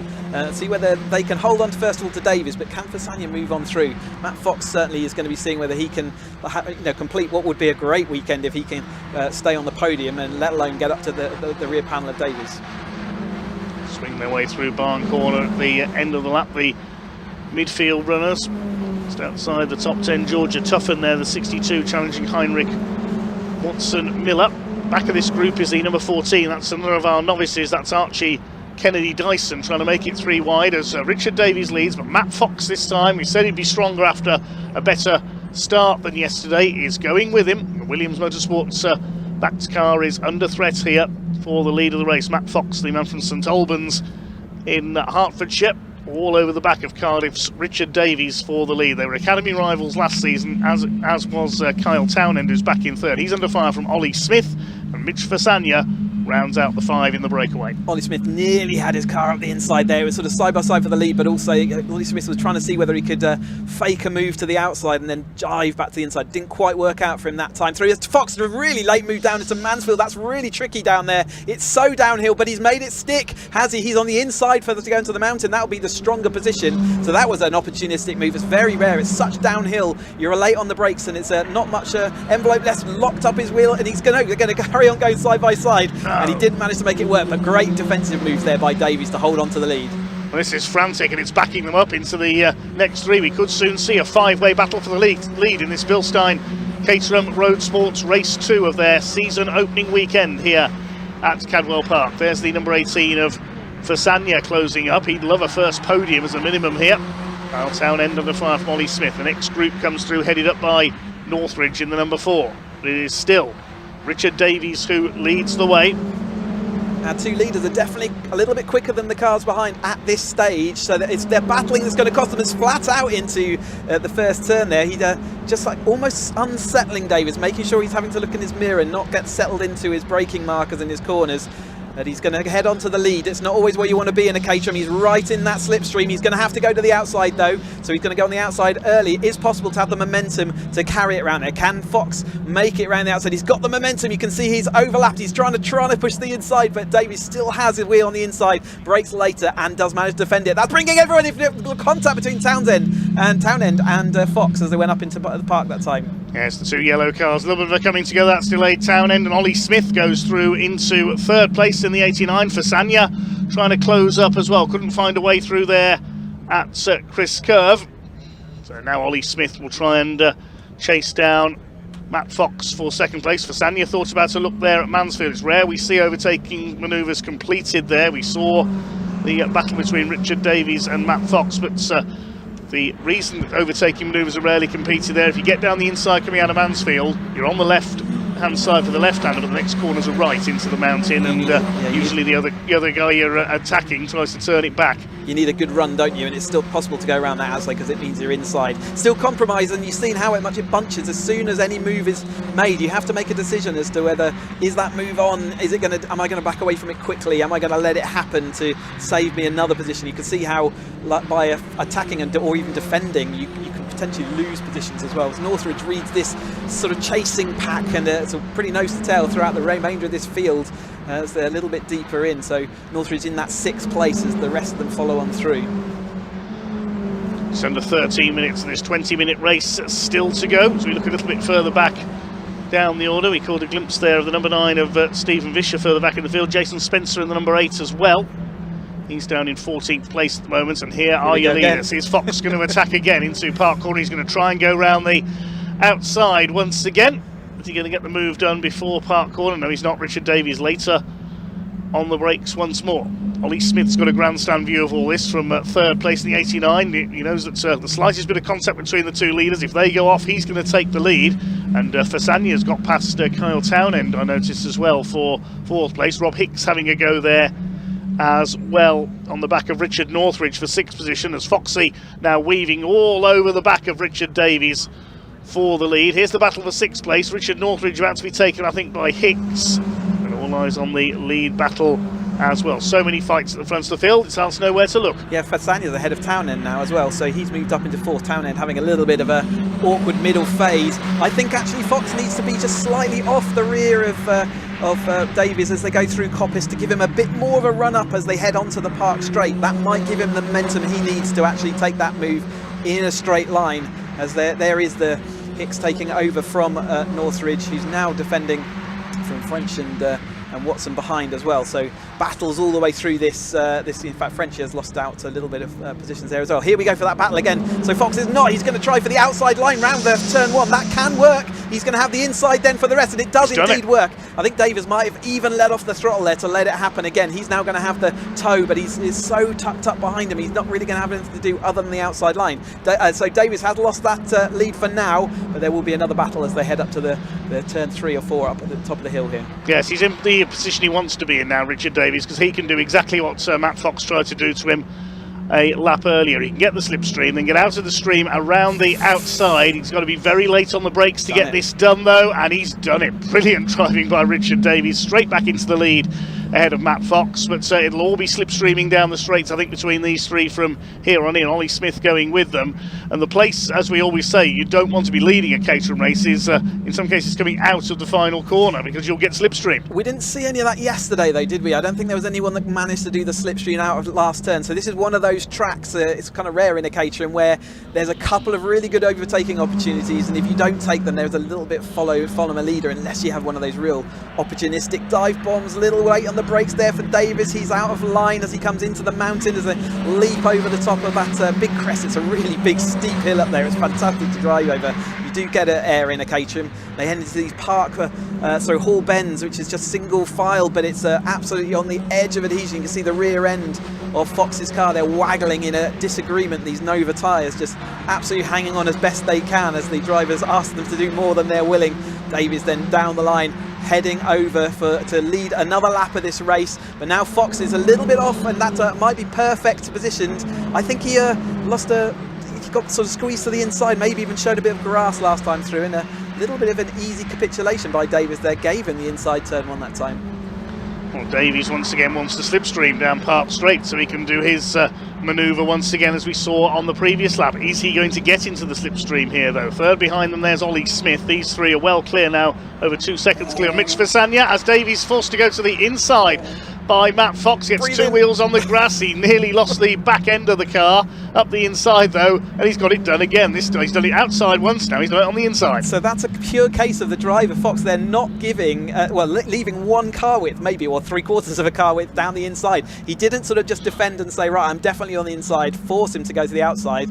Davies absolutely took the invitation and forced the issue. I don't think that's going to happen too many more times. Still got just nearly 9 minutes of this race left, so plenty of action left to go, but Davies still still somehow managing to lead. I don't think too many more times he's going to be able to give up that place and go and get it back straight away, though. I think Fox might be a bit more insistent. He's going to learn those little tricks, and he'll certainly want to lead a few of these laps as we head into the second half. And Richard Davies a little bit wide there on the run into the mountain section as they head round through the switchback of Hall Bends. Less than a second covering this top three at the end of the previous lap. The lead was only 0.2 of a second for Richard Davies, who's done the fastest lap of the race, 1:40.107 for yesterday's winner.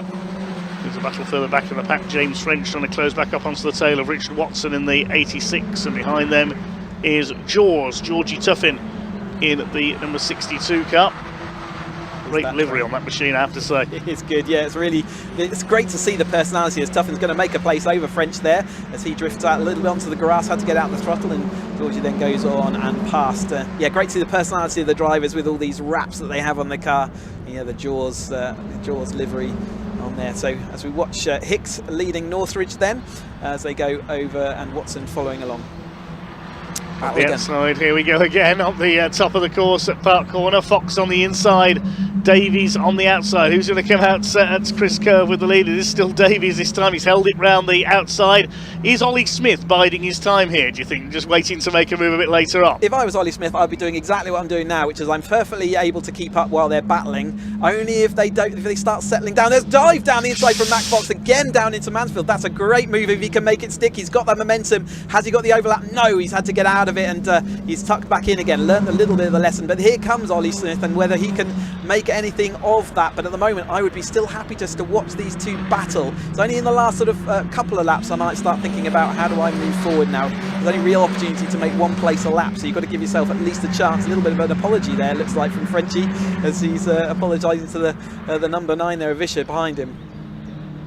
They head down into the hairpin. Once again, our three leaders, red, yellow and blue at the front of the field. This is allowing fourth place for Sanya in green to close in, and Kyle Townend back there as well. He had that little bit of contact with Matt Fox earlier on. Fox to the inside, they're absolutely together over the timing line, and Fox retakes the lead up towards Coppice Corner. Richard Davies stays in the slipstream. You know what he's going to do as we get onto Park Straight. He lets Fox get alongside and get through into the first turn at Coppice, and then zaps him back again coming along Park Straight. Now let's see what Fox is going to do to try and defend this time through. He moves to the right hand side, to the inside, so he's forcing Davies to go the long way round, but Davies does go the long way round. Is he going to get the move done again? He does. Yes, he is. Yeah, it's just that tit for tat, isn't it? So out of last corner, Fox has some really good momentum. Whether there's there's only a little bit of sort of setup change you can do on these cars, but maybe they've both got them set up for different parts of this track. But Davies has certainly got everything down that Park Straight, which is the most important one. It's the one that gets you the lead over the line. He's got that sorted. One of these times, Fox will figure out how to defend that, I think. But at the moment, he's not got much in the way of speed down the straight. It's so uphill, and you can see by the trees and the flags out there, it's really windy as well, looking everywhere to see whether there's any place into the mountain. But again, we've seen that doesn't often work itself out, but you can see the bushes in the background there really getting blustered around as the wind, and again that can make a big difference down the straight. The gust of wind as they fly over the top of this mountain ridge, the gust of wind catches you on that straight. It can really slow these cars, especially as they've still got the windscreen, plenty of wind. You know, they're not the most aerodynamic cars at the best time, and then you shove a windscreen in the way, and lock up of a rear. Fox is really flinging that car around. So excuse me while I try to commentate on 7 things at once. Let's have a look how close Fasagna is this time through. Mitch Fasagna was in 4th place, 7/10 of a second back on these 3 last time through. We'll see if the gap is about the same. It's actually increased a little. He's just under a second down now as Fox to the inside again. We're going to see exactly the same pattern of manoeuvres again. Fox goes to the lead through Coppice the first time, holds it through Charlie's, and then Richard Davies gets into the slipstream. It'd be brave to do that on the last lap. It'd be brave to do that on the last lap though, right? That's to give up the lead with the confidence that you're going to try and get past. At the moment it's working, but on the last lap Fox is going to try and defend a bit heavier, I imagine. But at the moment it's working out for him, and that's what he's doing.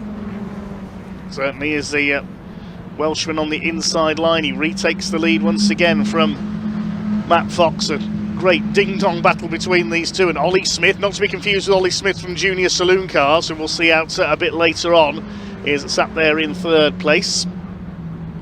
Townend, after that contact, just not got that speed. Fasanya's pulled away from him. Northridge having to defend. Georgie Tuffin looking round the outside of Watson to see whether she can do anything about that. Not at the moment, but then that's going to bring French back into it. Frenchy looking down the inside of the gooseneck. It's going to get really tight down there. There's not enough room for 3 cars. We'll see whether they do make it out there.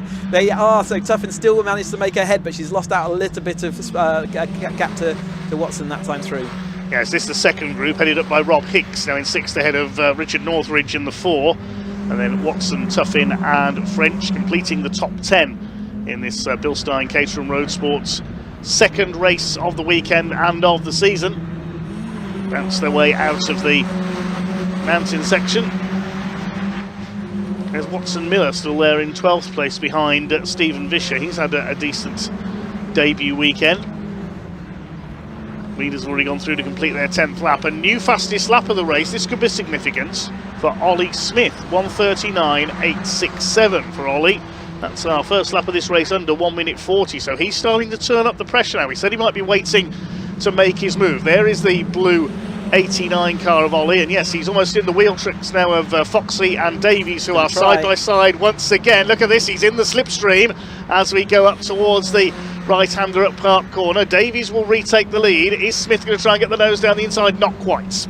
That is also, I think, a lap record, because it will be on these new Nova tyres, so there'll be a new lap record, and they're faster than they were yesterday by a few tenths. So, yep, new lap record, and also an extra point for fastest lap in these championships. So that's important and can be really important by the time we get to the end of the race. And these three certainly look like they're going to be battling. But Fox goes down the inside once more into Mansell. Can he make it work this time? He hasn't made it work for 3 times in a row, but he's got the momentum as he comes out. Is he going to be ahead? He's on the inside. He's going to have to be brave. The outside speed there just carries the momentum, and then he can take it on the outside. But it's going to mean Ollie Smith has another chance as they go up into the mountain.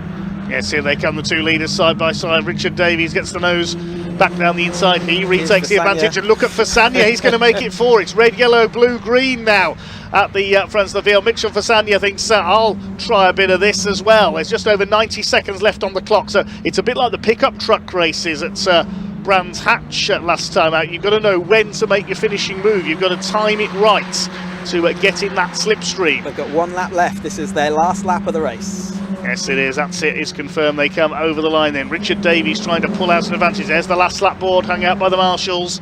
Here they come then. Ollie Smith getting ready to go for P2. Kyle Townend's not out of this yet either in P5 in the second of the yellow cars.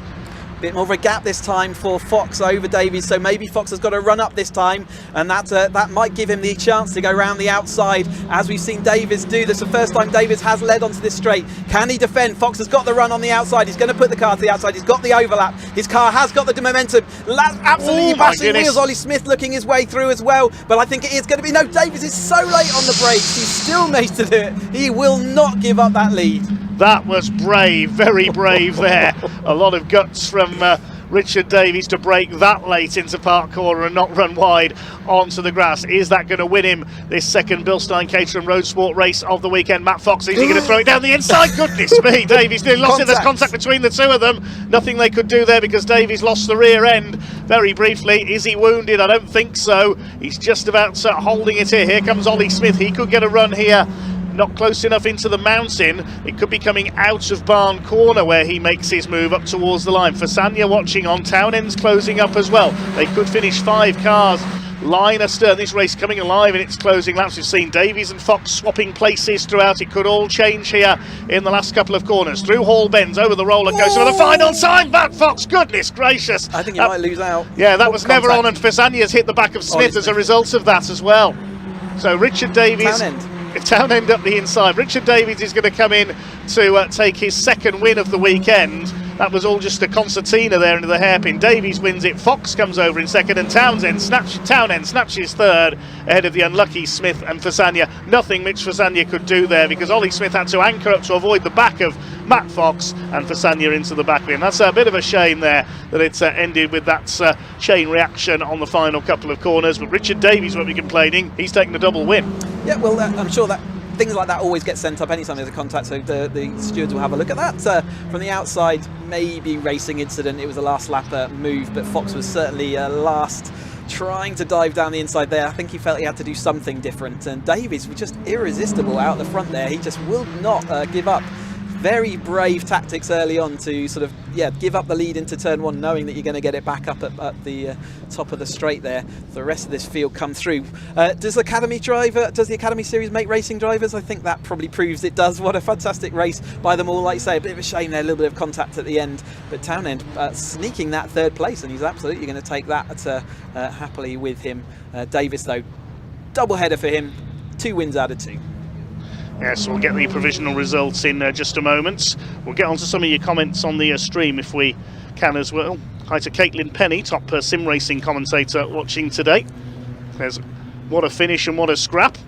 That's the number 14. That's Archie Kennedy's car in problems there. Archie Kennedy Dyson has not made it to the finish line. These did though. It's provisionally a win for Richard Davies by half a second over Matt Fox, and Carl Townend getting up the inside on the final corner there to take 3rd ahead of Ollie Smith and Mitch Fasania. After that bit of contact, the second group was headed up by Rob Hicks in 6th place ahead of Richard Northridge, then Georgie Tuffin, Richard Watson and James French completing the top 10. Steve Vischer was next ahead of Heine Watson-Miller, Jason Spencer and Joe Oliver.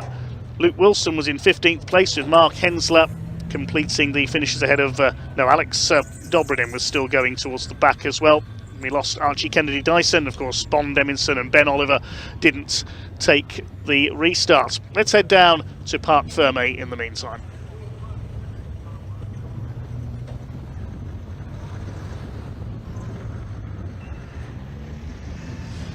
Goodness me, that was a very crazy last lap, but well done to Richard. He was under pressure the entire time in that race, but he is going to be delighted. He's got 2 wins to start the season. How fantastic is that? So I'll just let him get his helmet off. He's trying as quickly as possible.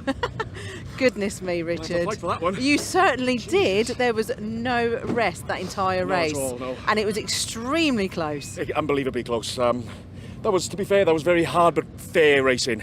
I mean, unfortunately we had a little bit of a coming together, but at 2 points, down to Mansfield, had a bit of a mistake, and I think he went in the back of me, but he was come away with it. We got it. But you did it, yes, I mean, the last... It was very hairy at times, but The last hairpin on the last lap, that was a bit crazy, wasn't it? Because obviously, a little bit. A little bit. Yeah, but well done. Thank you very Enjoy much. the moment. Cheers, Congratulations. We'll talk about that. Yeah. Matt, well done. 2nd place. You've got to be happy. It was you put Richard under pressure the entire race. Yeah, I couldn't get past him. Through the kitchen sink at him, everything else. It was just not going to happen for me today. No, but it was good. You've got the pace. So felt good. He had a couple of wobbles. I couldn't capitalise on them because he then went defensive, and it's a super narrow track, so it's good for motorbikes. It's really good for Caterhams. We had a bit of a tap coming into the hairpin on the final lap because we all concertinaed up, but hopefully nothing too serious for anyone. Well done. Thank you. And Kyle, where's Kyle? There he is. Can't miss him in his suit, as I've said before. Kyle, that was a lucky shot there, wasn't it? That was an awful race from me, to be honest. That was terrible. The car's a bit bent. I think I had a bit of a bump in that, and so I was driving down here. I seemed to have no top speed. Wouldn't turn right.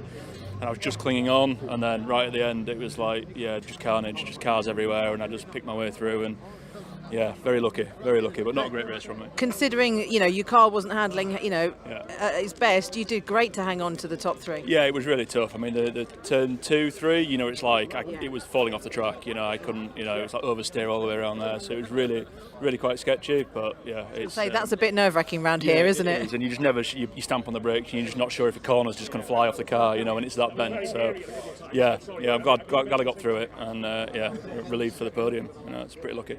Yeah, well done. Cheers, Sam, thank you. 2 podiums in your first weekend in Roadsport. It's take great. That, I guess, in hindsight. Yeah. Cheers, Sam. Well done. Thank you. Well done. Right. I don't know if we've got time. I just want to have a quick word with Georgie because she's here. If we've got time, we'll just grab a quick word with Georgie. Georgie, well done. How was that race for you? It was epic. I'm like, it was so intense, like really, really good. Like made up a few places and saw a little, like the last lap had a little, I was going to take it. I was like, just hold your spot, you'll be fine. And then saw a bit of an opportunity coming up the mountain and popped it alongside into Hall, which was a bit scary, but I got it done. So well done. Yeah, really chuffed, like buzzing. Yeah, I was feeling quite low after quali, and I had a bit of an incident, so started from the back, so just crawled up. It's great having 2 races in Roadsport as well. That's like really made a difference. So yeah, had an awesome race. Yeah, loved well it. done. Thanks, well done. Sam. Thanks.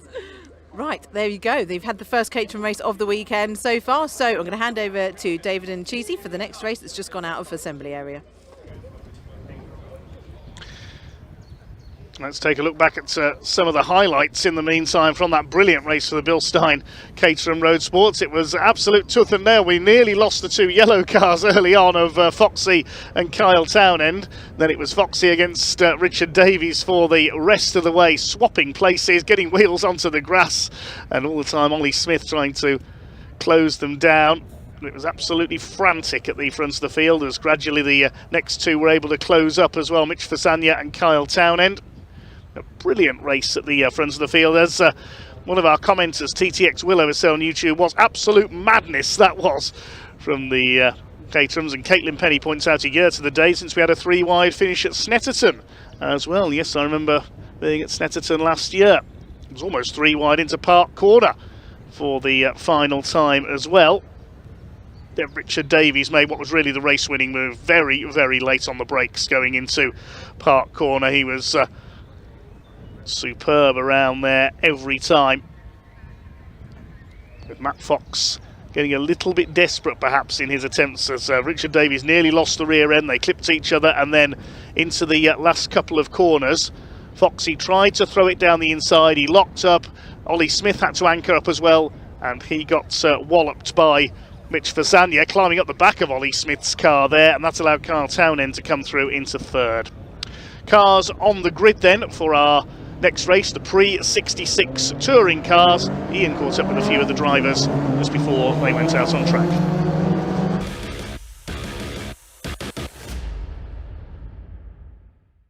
Right, everybody, welcome down to the assembly area, and we absolutely love the Classic Touring Cars Pre66, one of the most popular series we have here on the British Automobile Racing Club roster. Let's go have a quick chat here with Charles Norris in the Austin.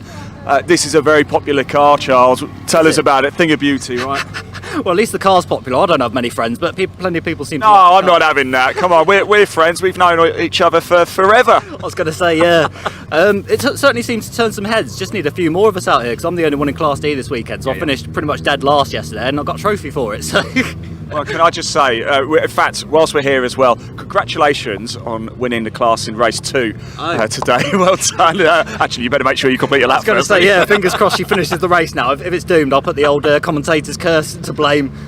But yeah, it should be good fun out there. So tell me, what is it like racing with the Classic Touring Cars and the Pre66s? They're so popular, this category, isn't it? Yeah, I'll be honest with you, it's great fun. I mean, touch wood, for the most part, the driving standards are great. All the cars are kind of pretty evenly matched, and you know, you get some great battles out there. And you know, the great thing is that if you do need help, anyone in the paddock, you know, you can go and ask them and say, have you got this, have you got that? And even if they don't, they'll know someone that will. So it's kind of, you know, there's a real camaraderie about it, and it's, yeah, really great fun. Can I let you in a little secret? One of the reasons I wanted to come talk to you, not only because we are really good friends, we're bros, we are bros, but equally, John, our cameraman, is doing a great job this weekend. He's like, I really want to go and film that Austin. Oh, really? So that's right. Can you give John a thumbs up? There you go. John, a man of exceedingly fine taste. Charles, best of luck out there. Enjoy it, won't you? Let's just bring the camera around into the middle for a second, shall we? There's Jake Swan over there. He had a good race on the podium. In fact, let's go have a quick chat with Jake, because we didn't catch him immediately after the race. He'd swanned off, but I did manage to grab a quick word of him. Let's do it now. Jake, sorry mate, how you doing? All right, yeah, there's Billy there. Right, Jake. Yeah, good, thanks. I didn't actually catch you live. I know we spoke yesterday after the race, but we didn't do it live. Around. I've already pulled that joke about 10 times. We can't keep getting away with it, can we? It was a good race in the end, wasn't it? Yeah, it was really good, yeah. I think the safety car probably helped me out a little bit to hold the Cortinas off for a bit longer, but yeah, maybe a different story today. Okay, well look, we're going to find out, aren't we? Cadwell Park, you like it? I do like it, yeah. You're on it the whole way round. Excellent. Jake, thanks for talking to us, mate. Good luck out there, yeah, and if you are in the top 3, don't disappear. Don't swan off. There we go, I promise I'll stop. Right, time to go racing. Classic Touring Car Pre66 is their final time this weekend here at Cadwell Park. It's going to be a cracker, it always is. Dave Goddard, over to you.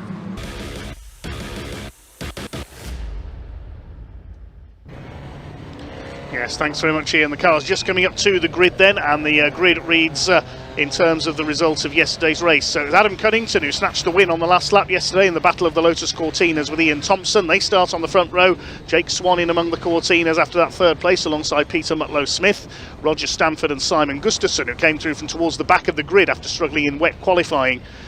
Complete the third row. Then we've got the first of the Hillman Imps, Brendan Rooney alongside Gary Preble, Simon Farrer and Steve Platts. Cortina and Imp complete the top 10. Then Adrian Oliver alongside Charles Norris, then David Ellis with his Imp. Ed Gibbs had problems with his Ford Anglia yesterday, hopefully he's out there. Pat Keneally in the Lotus Cortina alongside the similar amount of Keith Wright. Kevin Swan, father of Jake, is next. Then Billy Keneally's Ford Anglia, which disappeared while in contention for a podium yesterday. The car that started on pole, and Tony Davies in the Mini starts at the back of the field. The grid just coming into line then. There are a couple... Oh, hang on. Gary Preble stopped on Park Straight. And his Hillman Imp is having to be recovered, so there'll be a delay to the start here. Gary Preble has not made it round.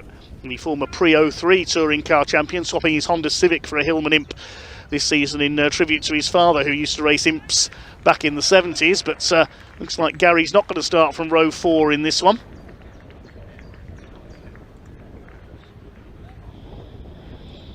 A couple of other cars were possibly missing. We saw the safety car come out yesterday when Jeremy Dias pulled over on the pit straight in his number 41 at Singer Chamois.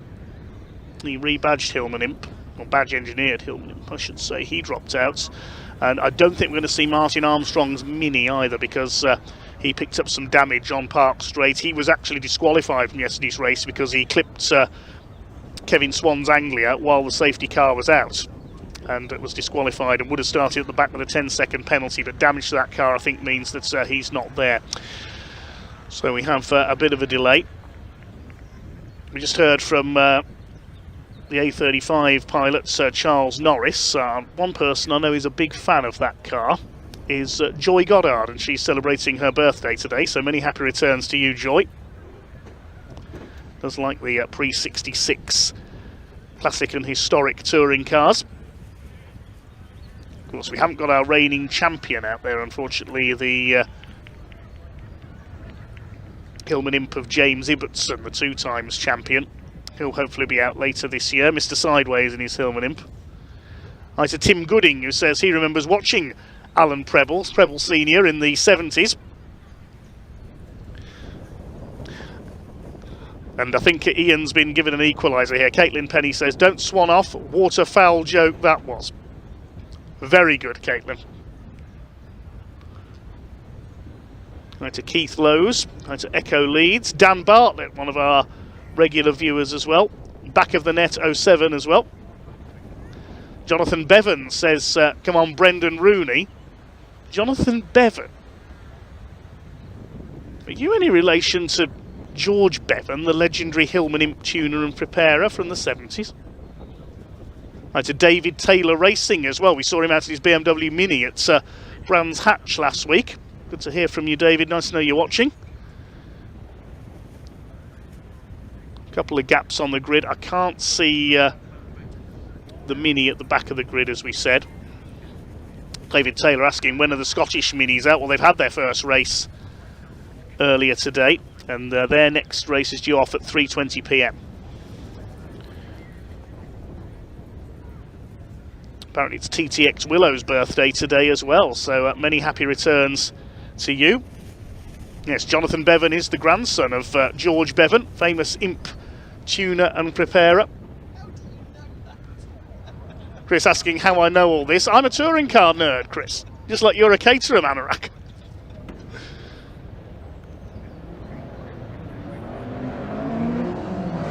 Okay, so I think we're going round for another green flag lap. Yes, we are, due to that delay for the start. Yeah, Martin Armstrong's Mini is not there.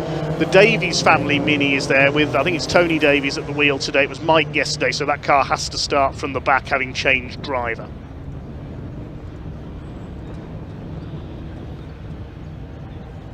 Hello to Joy Goddard, she is watching on, celebrating a special birthday today. I won't reveal what age, that's impolite to do so. There's the little A35 of Charles Norris, smallest car on the grid, but quite a way up the grid. We had a few cars fail to finish yesterday. Billy Keneally's there, in his Anglia. Kevin Swan's Anglia is there as well, father of Jake in the black car further forward. Ed Gibbs is back out. Pat Keneally had some damage yesterday on his Lotus Cortina. He's back out as well. So we're only missing a couple of cars that's had problems yesterday, which is great to see.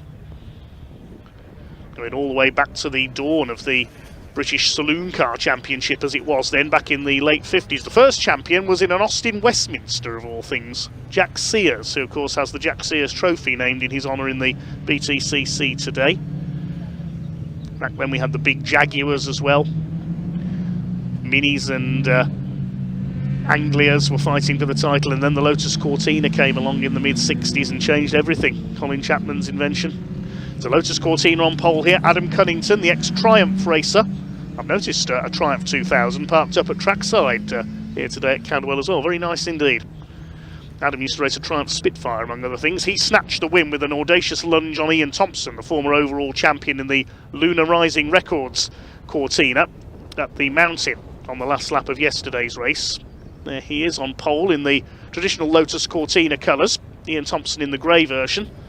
Then we've got Jake Swan and Peter Smith. Peter, the father of Guy Smith, the former Le Mans 24 Hours winner. Roger Stanford in a new Cortina for this year. Great to have Roger back out. Classic touring car super veteran. His previous Lotus Cortina in the similar British Racing green livery got written off in a big accident at Alton Park a couple of years ago. So good to see he's out with a new build Cortina alongside Simon Gustafson, the ex-VW Golf GTI racer, who came through from towards the back of the grid to take 6th yesterday. So he's going to be one to watch here. He had a win at the season opener at Donington, defeating Piers Grange in his Ford Falcon, who's not out this weekend. First off the Hillman Imps on the grid is the Irishman Brendan Rooney. Gary Preble would have started alongside him, but problems for Preble on the green flag lap. Simon Farrow's Lotus Cortina is there. The red Imp is the Singer badge version of Steve Platt. He's been racing that car for many years now. As has Adrian Oliver, the number 13 in the maroon coloured car. He's the son of Eric Oliver, former 4-time world sidecar champion. Bet he won a few races at Cadwell in his career. Behind him is Charles Norris's A35. The yellow Imp is David Ellis. And we've got Ed Gibbs, problems yesterday with his Anglia. Pat Keneally's Cortina. Keith Wright in the blue Cortina. Kevin Swan, Billy Keneally and Tony Davies. We're missing Jeremy Dias and Martin Armstrong. This will be a 15-minute race for the Everard's Pre66 Classic and Historic touring cars. Expect lots of sideways action, particularly from the Cortinas and the Hillman Imps. Last couple of cars into line. Jake Swan, the interloper, in among the Cortinas in his Ford Anglia. He'll play John Fitzpatrick in this race. He was champion back in, I think it was 1966. He won the British Saloon Car title, went on to be a great success in sports car racing. Last couple of cars into position at the back.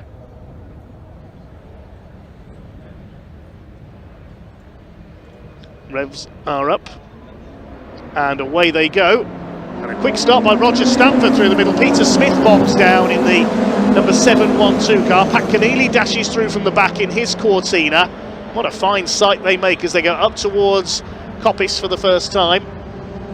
It's Adam Cunnington who has got the lead ahead of Ian Thompson, with Stanford up into third. Jake Swan is in fourth position. A whole column of cars in behind. They swing their way out of Charlie's for the first time and into Park Straight. Steve Platts has got away well into the lead of the Hillman Imp category. Ed Gibbs has got a flyer as well. Look at the Anglia up there. He's taken about half a dozen cars already in the 102. He was on the front row after qualifying yesterday. It's Adam Cunnington who leads the way ahead of Ian Thompson. Stanford is in third place, and up into fourth now comes Peter Smith, recovered from a slightly slow start. Simon Gustafson having a go at Jake Swan. And there's Pat Keneally. He's calmed down after flying off the grid in the rather battered looking 201 Cortina. He spun that into the tyre wall in yesterday's race. Cunnington leads. Cortina's 1, 2, 3, 4, 5 now. I think that's Gustafson who's up into fifth position. Simon Farrow possibly in seventh. A bit tricky to tell until we can see the numbers because they're all very similar colours. The Lotus Cortina, the traditional Lotus livery. Gibbs is next, then Platts and Brendan Rooney battling for the lead of the Hillman Imp category. They're organised into subclasses, mostly based on engine size, but Class F is dedicated solely to the Lotus Cortinas. Class C is the Minis and Anglias. Class D, there's just one entry in Class D, as we heard, the Austin A35, and Class E is for the Hillman Imps. Simon Farrer ahead of Ed Gibbs as they head into the hairpin for the first time. Column of Cortinas out in front, heading Jake Swan in the Anglia. Billy Keneally, the blue car, I believe he's the son of Pat Keneally in car 201, who's run wide again there further back. The ex-Lightning Rod racer from the Arena Essex Short Oval, sadly closed its doors in 2018. Ford Sierra, as it was in Lightning Rods, not Cortinas. It's half a dozen car breakaway at the front. Jake and Kevin Swan are ex-Short Oval racers as well. There's Kevin. Should be further down the order. Yeah, he's up to the lower reaches of the top 10. There's the white Anglia. He's just got ahead of Brendan Rooney in the second of the Imps. There's Billy Keneally coming through as well in his Anglia. Still Adam Cunnington who leads the way.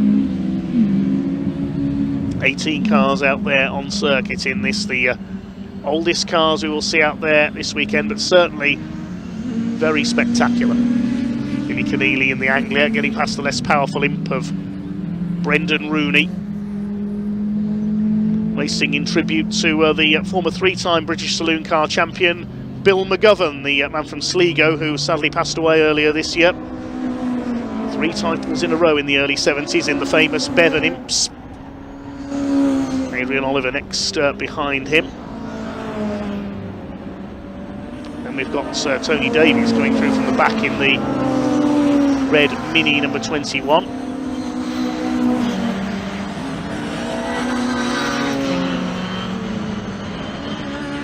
Still a long way to go, 11.5 minutes. Still a Cortina conquest out in front, holding the top 5 places. There's the leading Hillman Imp of Steve Platts, he's going well. David Ellis being closed down by the little A35 of Charles Norris. It's an unlikely looking racing car, that one, but we said yesterday in the late 50s when the Speedwell company got hold of one, owned by a certain Graham Hill, and they were tuned into very potent little race cars, the A30s and A35s.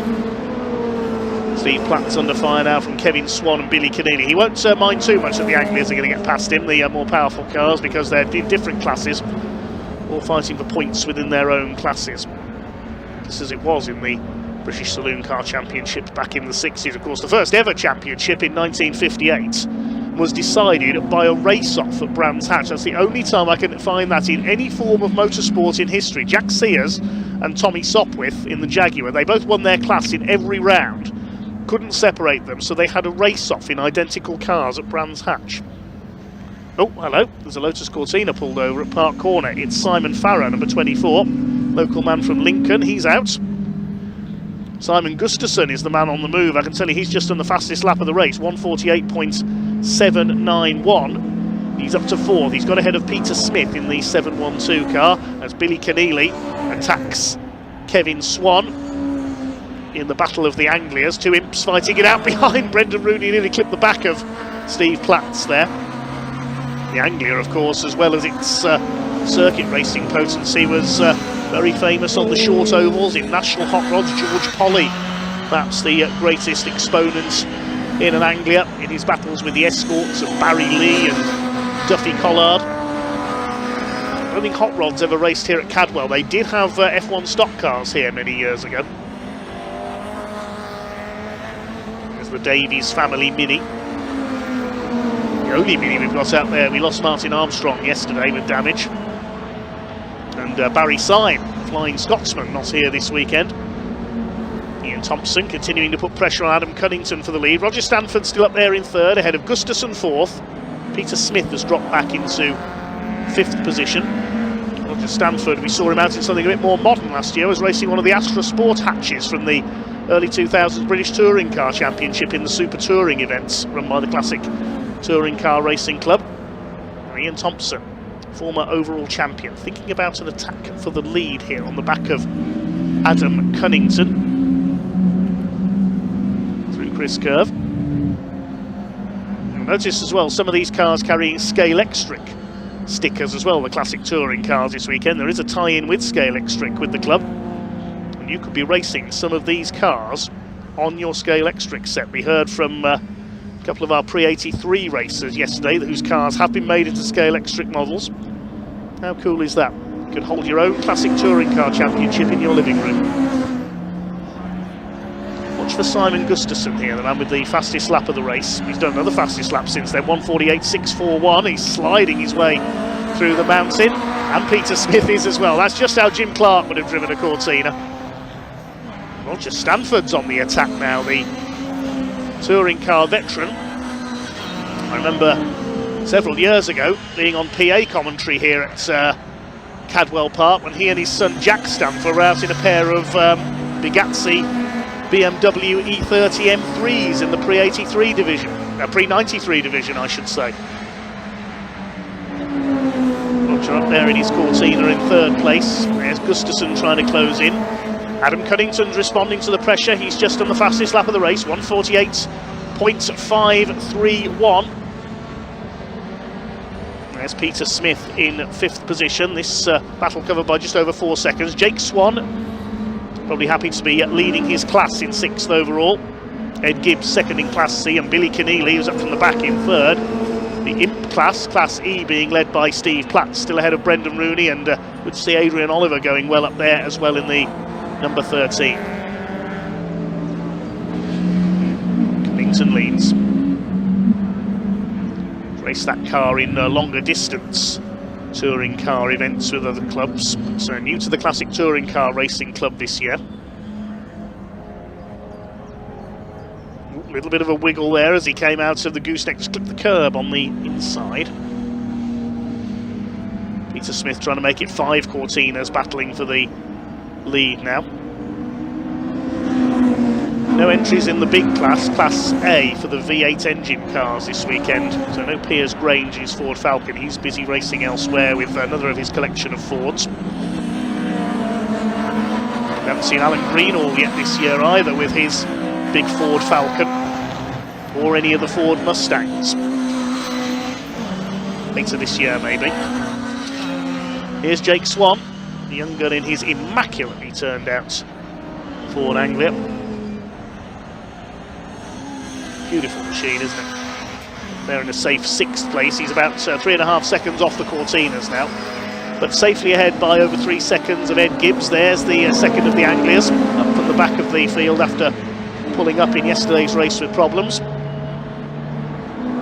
Third in Class C, further back, is Billy Keneally, the blue Anglia. Kevin Swan making it Anglias 1, 2, 3, 4 in that class, ahead of the lone Mini of Tony Davies. Here are the Imps. Red, sort of lilac blue and maroon. Steve Platt leads that division in 11th place overall.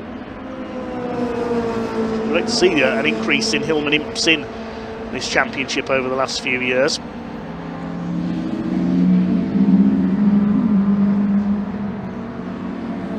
Now Simon Gustafson is getting aboard in the 64 car, the winner of the second race at Donington, trying to get the nose down the inside of Roger Stanford. They just disappear out of our sight there, out of Chris Curve. Has he got through to P3? Oh no, he spun it. Oh, Gustafson loses it. Luckily didn't collect Roger Stanford there, just trying a little bit too hard there to take that third place away. He's dropped back into 6th place. Look out, Ed Gibbs. He's going to have to dodge to the inside here. So down to P7 goes Simon Gustafson. He'll be gutted there to have lost out on the chance of a podium. At least he didn't collect Roger Stanford as he spun. He had just put up the fastest lap as well, 1:48.085. Lead gap is just over a second for Cunnington ahead of Thompson. There's Peter Smith. Slightly different livery on his car with the blue stripe instead of the green. Racing down the all-over British racing green and yellow car, the old Team Lotus colours for Roger Stanford.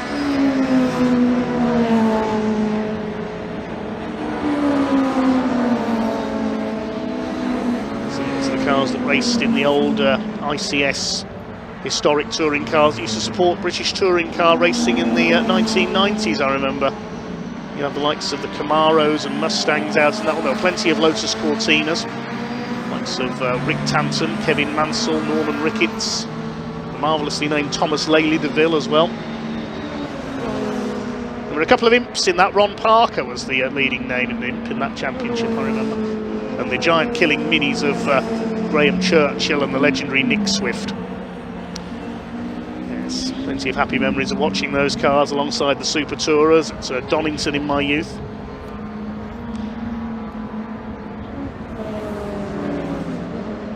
Anyway, that's enough nostalgia, because we've had a change for the lead in the Hillman Imp category. Brendan Rooney has got ahead of Steve Platts. There's another of our imps, that's David Ellis, chasing after Pat Keneally. That's 14th and 15th. There's Charles Norris.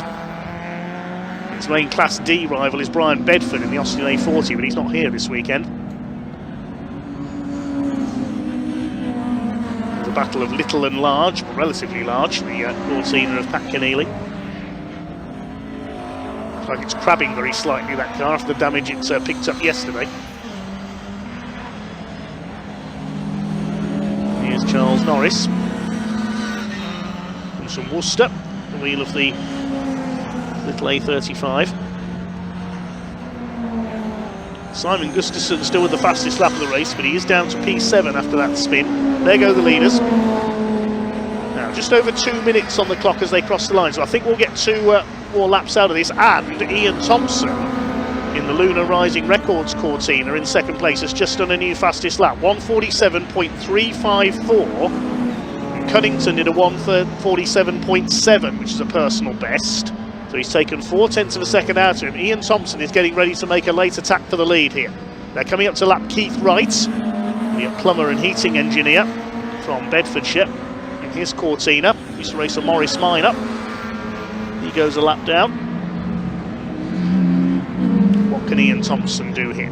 Look at that beautifully turned out grey machine. Disappears into our blind spot there at the top of the gooseneck. Still chasing Adam Cunnington for the lead. Cunnington, Simon Gustafson and Ian Thompson. It could be an interesting fight for certainly the Lotus Cortina class of the championship this year, once everything is added together. I reckon Jake Swan could be a challenger for the title in Class C. Now Ian Thompson thinking, I led to the last lap in yesterday's race and you pinched it from me with that lunge at the mountain. I'm going to equalise here, Mr. Cunnington. Can he equalise? Can he get close enough? They're coming around to start their final lap this time, this Everard's Pre66 Classic Saloon and Historic Touring Car race. Roger Stanford under pressure as well from Peter Smith and Jake Swan now, the Anglia up there with the Cortinas. There's Gustafson hanging the tail out on his Cortina further back, and Ed Gibbs with the Anglia. The gap across the line is just over half a second now.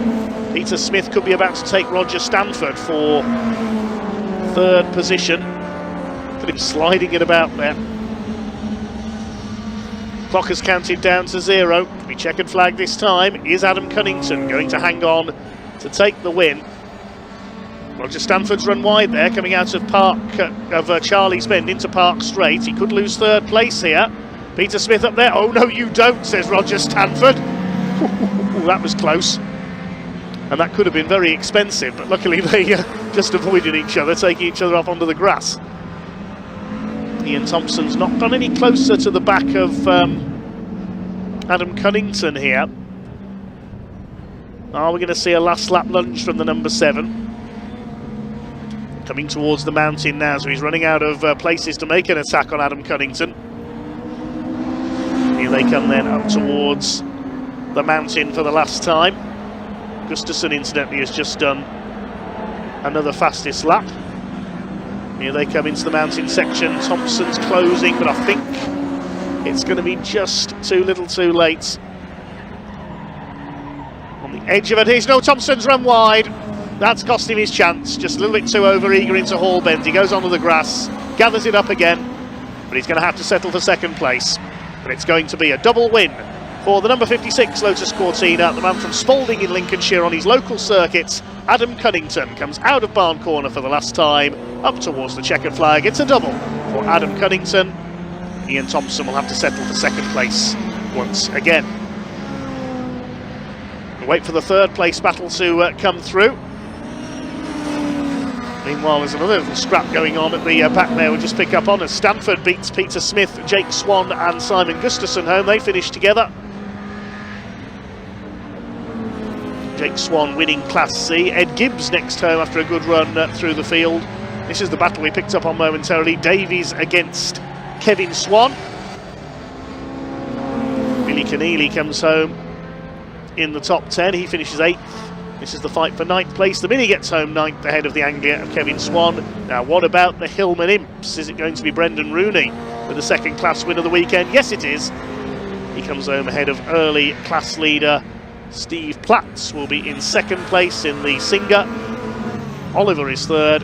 David Ellis will be next, and Charles Norris will win Class D in the A35. Notice Pat Keneally's not come through on that last lap. Have we lost him somewhere? No, we lost Simon Farrer during that race. He pulled over at Park Corner, and Gary Preble sadly never got going.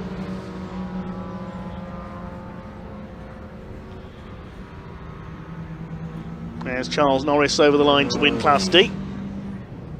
Yes, it looks like we have lost Pat Keneally on the last lap, unfortunately.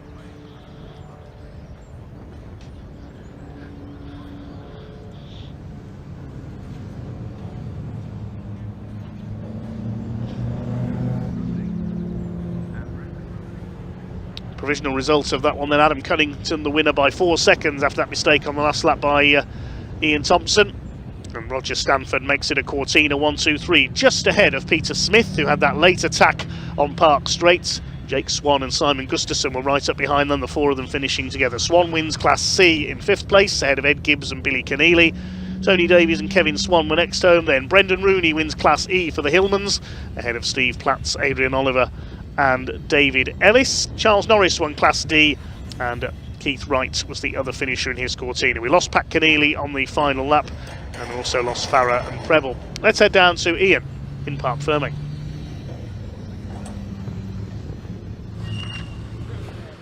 Well, it is a pair of wins for Adam Cunnington this weekend here in the Pre66s. We'll let him get out of the car and have a quick chat. There's Ian Thompson, just off to his left in P2 again. We'll have a chat with him, and Roger Stanford as well. There is a shake in the head from Roger. Coming to you soon, Roger. Coming over. I'll be coming over in a minute. I've got a smile. We've got a smile from Roger. Great to see him here as well. But let's, Adam, just before you run off, can I grab a quick word with you? What a weekend for you. Yeah, fantastic, yeah. We spoke yesterday. Did it again, yeah. But, you know, Ian's always lurking around there, isn't he? He is. It keeps you honest. Almost. I'll let you go celebrate, because I know you want to. I'll grab Ian very quickly. And Ian, you weren't, yeah, you're right. You weren't a million miles away there, were you? I know. Do you want to go shake his hand? I wouldn't. Yeah. Go on, go. I'll grab you in a second. You go give him a... Oh, look at that. Kiss for Adam. I didn't get a kiss from him. Oh, thank you, Ian. Thank you. It's made my day. I think. Great racing again, always. Take them where you can, yeah. Absolutely. Yeah, you just saying that was a great race. A fantastic race. I tried to put pressure on. He did. Hats off. Didn't make one single mistake, and I was right on him the whole time. But it was great fun. Really enjoyed it. Really well done. Really good weekend. Great to see you as well, by the way. Really is. Let's go grab Roger. My producer said in my ear, somebody's got to love me. There we go. Roger. It's good to see you. Right. Really good to see you. That was exhausting, wasn't it? Hard work? Yeah, it is when you're 75, yeah. You had Peter getting close to you near the end as well. Yeah, well, I made a mistake up the back and he was on me like a flash. What's this car like to drive? Oh, it's lovely. It's lovely. Yeah, last time I think we spoke, you're in a Vauxhall touring car. Well, I've still got that. That's coming out next, but this thing's new. Yeah. It's been in build for 4 years after the big smash at Alton. Yeah. And I was all right. I was fastest lap yesterday. Yeah. I was 2/10 off lap record on Friday testing, so I thought it's not bad. It's a good car. Do me a favour, Roger. Don't ever stop racing, please. Please. I've been at it for years. 420 odd starts. Is that 420? Yeah. Yeah. Right, I better let you go. Go get some water. Lovely to see you, by the way. Yes, I can see the Caterham's headed out on track already. More and more action coming for you. The race is coming thick and fast. Sam, a little bit earlier, was down in the assembly area, some of the drivers, so let's hear from them now.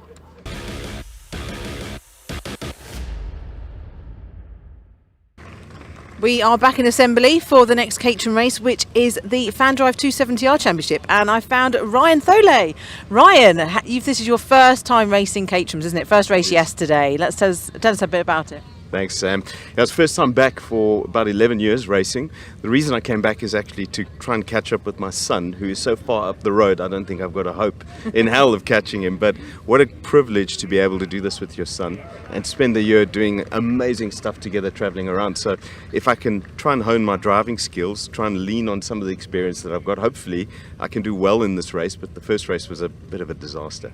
I ran out of talent at the mountain, trail braked in, and ran onto the grass and spun. So now I start, I think, from 23rd.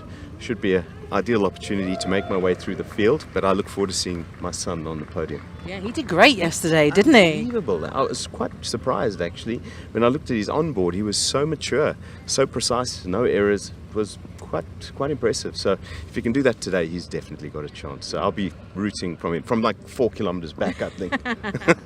Well, I hope you have a good race, and I hope Seb does too. We're going to go and have a quick word with Seb now. Thanks. But yeah, have a good race, Ryan. See you later. See you later. Right, let's go and have a quick word with Seb, who is just over here. So Seb did the Caterham Academy last year, so he's jumped up to 270 this year so that he can race with his dad. Let's move in and have a quick word. Sorry guys, just going to have a quick word with you, Seb. We just had a chat with your dad, Ryan. Oh, yeah. So he was very impressed with your driving yesterday, and so were we. It was great. It's going to be fierce between us. Definitely big family competition, but it's such a privilege to race with Dad. I'm so looking forward to it. It's going to be cool. It is. But you know, your race yesterday was brilliant. You held on to that front pack, didn't you? Yeah, I made most of the positions up in the first turn. I got really lucky. I think I just got an amazing start. And then it was really, really tough keeping up with Paul throughout the rest of the race. It was so much fun though. What hard races! Oh my god! Yeah. But so fair. Yeah. Good racing, really good racing. Yeah. Excellent. Well, I look forward to seeing what this next race for you. Have a good one. Thank you, Sam. Thank you. Right, that's it for the 270Rs. Hand back to David and Cheesy.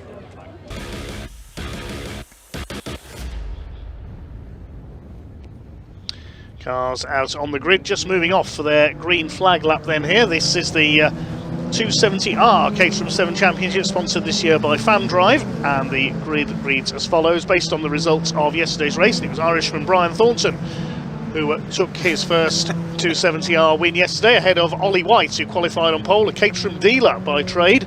33 and 24 on the front row. Second row, Paul Oglesby, number 18, alongside Sebastian Thole, the South African. We just heard from him.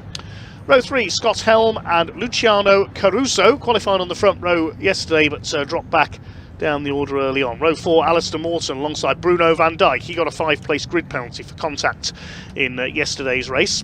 And Henry Speaks and Craig Evans completing the top 10 on this grid. Row 6 of the grid, we have 99 of Andrew Davison alongside 21, which is Jasmine Shaw. And on the 7th row, 20, Steve Lorryman, that's the Union flag liveried car, alongside 15, Shane Forster. Andrew Bailey and Jimmy Y on row 8. Then row 9 is Gary Cross and Charles Chapman. Chris Morling and Eduardo Pontes, the Brazilian, complete the top 20. Behind them, we have James Platt in number 58, alongside 72, Chris Bond. Then Ryan Thole, we just heard from, starts alongside Andrew Palmer, who had a spin in yesterday's race. And Sean Murphy and Aaron Oliver completing the grid. Aaron Oliver crashed out of yesterday's race at the mountain and brought out the safety car. So, excuse me.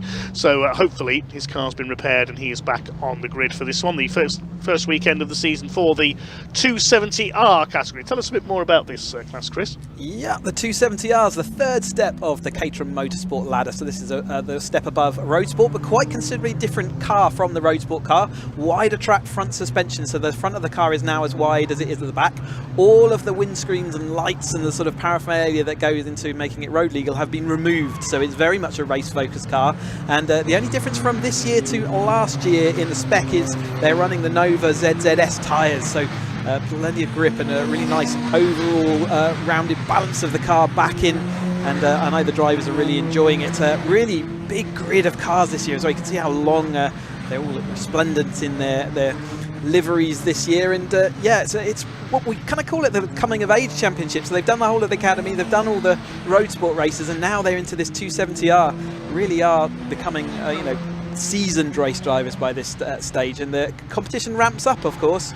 And yeah, just a little bit more power and limited slip differential in the 310s is the only difference, but they look identical from the outside. Brian Thornton yesterday managing to hold on in that lead, got that lead and held on in there. Oliver White was battling with Bruno van Dijk, and Oglesby held on. We've seen over the years Oglesby sort of jumped up into this 270R championship, had a few issues last year, and good to see him hanging on in that 4th place. And then yeah, Sebastian Thalay just up there and showing that he's really going to become part of the battle this year.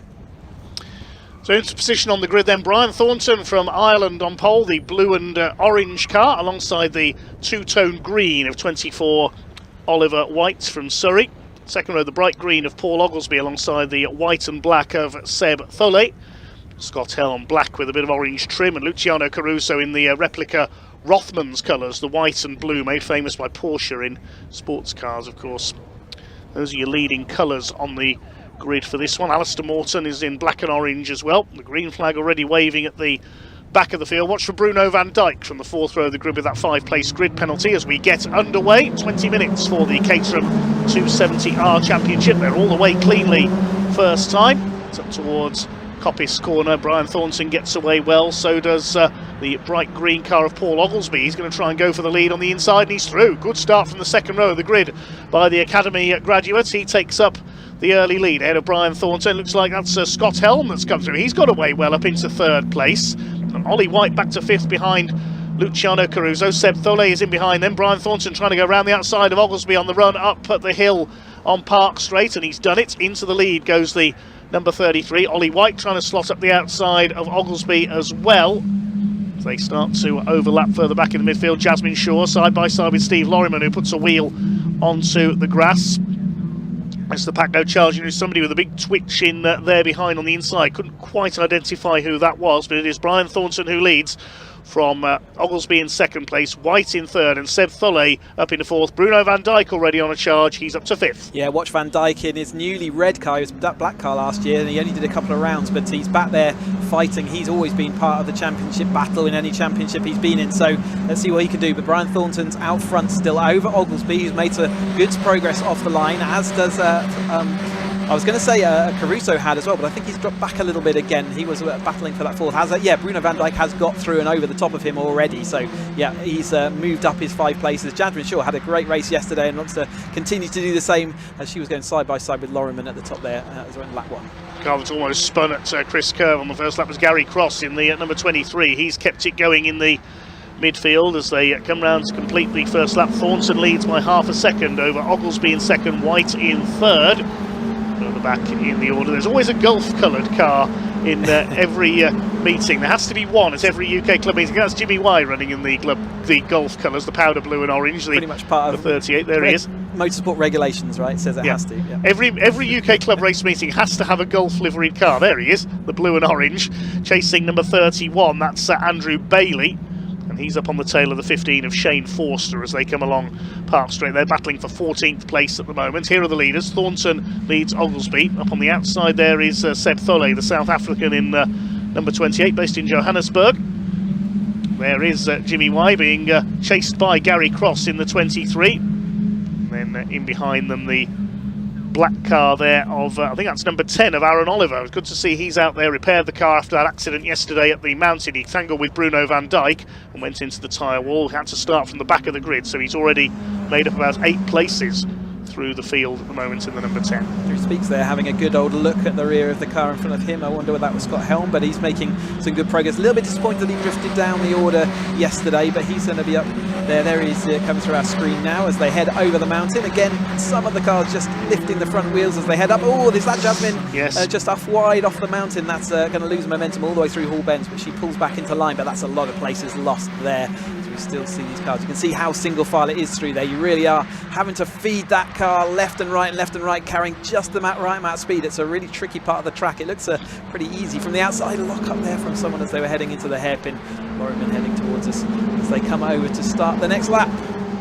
There's Jasmine Shaw, we saw run wide there, one of the leading ladies of Caterham Racing, along with our own Sam Parker, who'll be out in the 310Rs. Jimmy Y putting the pressure on Andrew Bailey, but there's a yellow flag waving there at Coppice. That's now been withdrawn, so somebody's had a moment up there. There go the leaders. Caruso's made up a couple of places, and the leaders a bit more spread out now. So I'm wondering if Sebastian Tholle had a moment. He's dropped 3 places. Yeah. And Van Dijk might have got caught up with him. Yes, Bruno Van Dijk isn't there, is he? No, I think that's where that yellow flag's come from then. We've lost a little patch of this front group. There's Henry Speaks leading Caruso. So yeah, a bit of a shuffle up there. Caruso probably got caught out in that same bit of a battle. Here's a bit of a replay then about what might have gone on. Let's have a look then. The yellow flag waving at Coppice. There's the leader coming through. We'll see why that yellow flag was out. First 3 go there through. We go. Yep, Caruso, and there is Van Dijk getting shoved off to the left of screen. Then he wasn't there. Was no space on the exit. Yes, Tholle had already lost those places at the end of the previous lap. He's down to P7. As the race continues on then, with Brian Thornton having done the fastest lap, 138.801. He's out in front by just under a second ahead of Oglesby. Ollie White in 3rd place, the Caterham dealership owner from Surrey. It's now the number 88 of Luciano Caruso up into 4th place. Just had that wheel banging moment with Bruno Van Dijk. There is Bruno further back in the midfield now. Yeah, got a lot to do again, hasn't he? Wouldn't put it past him. Still got 14.5 minutes of this race to go, so still lots of opportunity to make a room. But these front 3 now look like they're well clear of Henry Speaks, who's made some good progress early on. I know he's disappointed from yesterday, but Ollie White seeing if he can move on up. Oglesby ahead of him he's moved over to the RS Motorsport team, and Thornton in front, doing what he's done for most of the race yesterday. He's heading them into this Park Bend. Yes, Henry Speaks, the man who's worked on supercar projects for Aston Martin. I believe he's worked on the Aston Martin Valkyrie project over the last few years. I believe that is true, yes, and but gets his kicks on the weekend in Caterham racing, as so many do, and this 270R grid is healthy, as you like, isn't it, as they're all heading down here into Mansfield. Thornton is last year we sort of saw him lead quite a lot, but just had a bit of inconsistency, especially towards the end of a race. Can he change that around as he's in this 270R class and solidify his set of results? Caruso having to defend a bit more deep into the field than he would potentially like at this stage. Yes, Caruso in that battle along with Speaks and Tholle ahead of him. Then behind them we've got Scott Helm, Alistair Morton, Craig Evans is in there, the white and black car. The 99, the bright orange car, that's Andrew Davison at the back of this group. There he is, just chasing after the 86 of Evans. That's the Blood Records car, sponsored by a record label based in London. They come down out of Barn Corner. Bruno Van Dijk trying to catch up with the back of that group now in the number 3.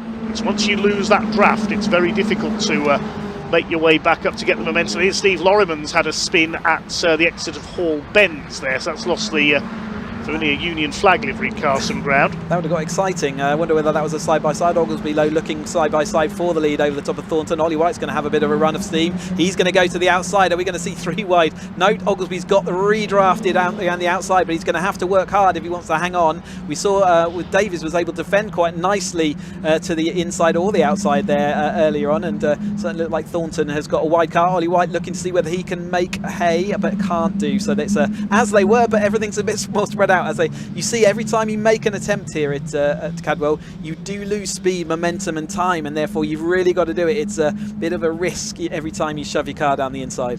Well, these 3 were able to pull clear as a result of that little contretemps at the first corner, as Caruso nearly banging wheels with Scott Helm there as they came down the hill into Mansfield Bend. Here's a replay of Steve Lorriman having that spin at Hall Bends. Perhaps Jimmy Y was involved there as well. He was a little slow out of there as well. Glad that he's got away with that. That's a scary place to be facing the wrong way. Jasmine Shaw recovering after her moments at the mountain earlier on as well at the back of this little battle. Andrew Bailey at the head of it. Scott Helm coming under fire now from Seb Tholle trying to recover. He's got Alistair Morton behind him in the number 12. Davison in there as well behind Craig Evans to the lower reaches of the top 10. These are the 3 leaders. They've certainly pulled out an advantage. Thornton leads over the line by just under a second ahead of Oglesby. White is now 5 3/4 seconds clear of Henry Speaks in 4th place. So I'd say for the win it's between these three, but we're not even up to half distance yet in this FanDrive Caterham 7 270R Championship race. Second race of the weekend, another one coming up later this afternoon, due off at 4:25 p.m. as Brian Thornton begins to increase his advantage slightly now in the number 30, the 33 car, the man from Mullingar in Ireland. Always a great entertainer right from his academy days. There's a gap back to Speaks in 4th. Here's the battle for 5th place. That's Seb Thulley up the inside on Scott Helm, takes P5, and here comes Alistair Morton as well in the 12. Looking to see whether he could make the great move by the Seb there, showing he's learning his craft in this 270R, doing a great job of holding on at the front. There is that comfort gap, as you called, I think bravely called, that they might well get the podium, those three out front, but yeah, we've still got a little way to go, but I think that gap is sufficient that they're going to be able to hold on to it. I don't think anyone's got enough pace, but Van Dijk is now back on the back of this pack, and I think we will see him push through.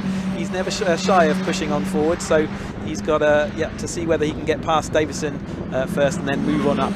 Notice Caruso must have had a moment as well. He dropped a few places on that last lap. He's behind this group now. He was right in the thick of things with them, but Luciano Caruso not having the best of weekends. He made a poor start from the front row yesterday and dropped back. Started off shuffled back. It started well, but that was about it. Yeah, he's been shuffled back ever since. Yes, that's the Rothmans liveried car there at the back of this group. There he is, picking up the dust there on the outside. That was Speaks. Yes, a slightly different livery for him this year. It's more dark green and red rather than the blue and red that Henry Speaks had last year. As they come up then through turn 1, and there's this pack of cars. This is definitely where the battle's at, and you can see they have to be patient as well. You know, you do have to be a bit strategic. You can't just rely on the toe. You really are only moving up one place, maybe two at most per lap. So if you are out of position, you really do have to work quickly to make your positions back up, and side by side then between, and I think that is we've just lost them on the way up into turn 1. We watch them go through in the middle, but there's that gap back to the chase pack. There's Jasmine on her way back through after that issue she had on the mountain. Yes, forcing Andrew Bailey wide there, and Aaron Oliver on his way through from the back of the grid as well, with this grid being based on yesterday's results, and Aaron was the only non-finisher. Disappear down into the dip at Mansfield, and mentioning Bruno Van Dijk on a recovery run, he's done the fastest lap of the race, 1:38.492, the man in 10th place in the red, number 3.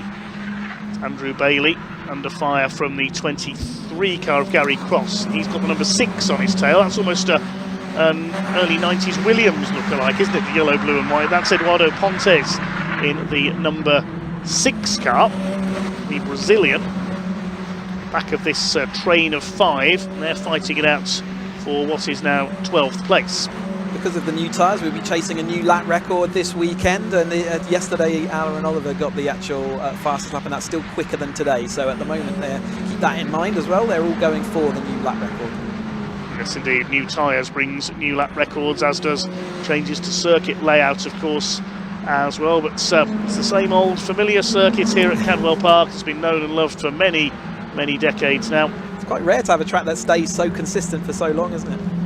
Well, with a beautiful circuit like this, why change? It's perfect as it is. Henry Speaks coming under fire now from Seb Thulley in the white and black number 28, trying to go around the outside for P4 into Park Corner. I think he's got the move done. Yes, well done. Nicely done by the young gun. Absolutely, and it's those kind of skills that you're going to have to build up in these Caterhams if you want to learn how do you race these. And by the 270R, it's not easy to do that. So great move for him. He got the draft up the outside, got the momentum over the top, and was able to turn into the corner just over Henry Speaks, who's been driving these Caterhams very. He's not a chicken in these ones. He's absolutely up there and thereabouts in the battle. So great to see Thurley doing that, and just going to have to get his dad to pull up his socks, isn't he? Yes, where is Ryan at the moment? He's down in 19th place, so wait to see if he can come through and join the lead battle as the season progresses on, I think. Good to have Ryan back with us as well, though. Just under 7 minutes of this race to go. Brian Thornton leads by just over a second ahead of Paul Oglesby and Ollie White at the front of the field. They're 6.5 seconds clear of the battle headed up by Henry Speaks for 4th position. Well, it was headed up by Henry Speaks. It's now Seb Thulley, who's got through, of course, into P4, and he's pulling away. He wants to go after our podium pursuers at the front of the field. Bruno Van Dijk is still closing onto the back of this group as well, but he hasn't made any progress as yet. He's got Caruso back up on his tail. They've already clashed once in this race, and Caruso trying to get round the outside there into Coppice. Can Speaks return the favour to Tholle this time up into Park Bend? He's going to have the tow. He's got a nice distance, so he's going to have a bit of a run up on him as well, as we watch all the battles sort of tuck in and tighten up as we head towards the last 5 minutes of this race. It really is going to kick off, I think, as Van Dijk is now ahead of Caruso, but Caruso looking to see whether he can do anything. I don't think he's going to have the momentum this time through. And out front we got Seb still managed to hold on there, so was resisted the Henry Speaks advance. Yes, he certainly has, and Seb Tholle last time around did the fastest lap of the race, 1:38.432 for the number 28. Here he is at the head of this train of Caterhams. Moving to the inside there, Craig Evans puts a move on Alistair Morton, who ran wide there 1 lap ago. Can he get it done? They're still side by side on the run towards the mountain. I think the number 12 will hold the place, and Andrew Davison holding off Bruno Van Dijk at the back of the train as well. Yeah, that inside move just hasn't worked yet. You've really got to push the guy out of your alignment. Oh, we got a bit of light. That's Pontes. Yeah, Pontes just did manage to get it back under control. He could have easily speared across. So good driving, good safe rejoin. Well done. Yes, rejoins in that. Where's he in the battle for about 14th place at the moment? He is. Caruso has dropped away again in the number 88. I noticed dropping back into the clutches of this battle now for 12th and 13th place. There's GBY holding off the 15 of Shane Forster, and in behind them is the 48. That is Ryan Tholle. Tholle senior in the silver number 48 car, trying to close up in P19 at the moment. Caruso last seen battling with Van Dijk, wasn't he? So I wonder what happened there to cause him to lose extra time. Watch this battle just further down the order again. This large field of 270Rs. All the drivers really loving this series. Oglesby side by side with White. Then that battle is going to probably leave Thornton a nice comfortable gap. It has indeed. So these two battling each other now means that Thornton has got a comfort gap out front, sufficiently far away that he's not under threat from the tow. So Brian Thornton has led all the way so far, apart from that brief moment on lap 1 when Paul Oglesby got into the lead on the first corner. He's now having his mirrors full and his hands full, dealing with Ollie White here for second place. Ollie, who qualified on pole for race 1 yesterday. Next in the order, the battle headed up by Seb Tholle. How far behind are they? About 7 seconds further back. Here they come.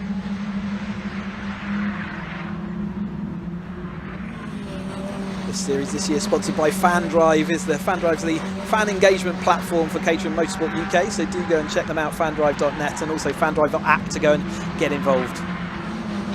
So just under 3.5 minutes of this race still to go then, and Brian Thornton looking fairly safe out in front now. He's pulled away from Paul Oglesby and Ollie White as they continue to scrap for second place. Yeah, the lead up to 2.6 seconds now for the Irishman.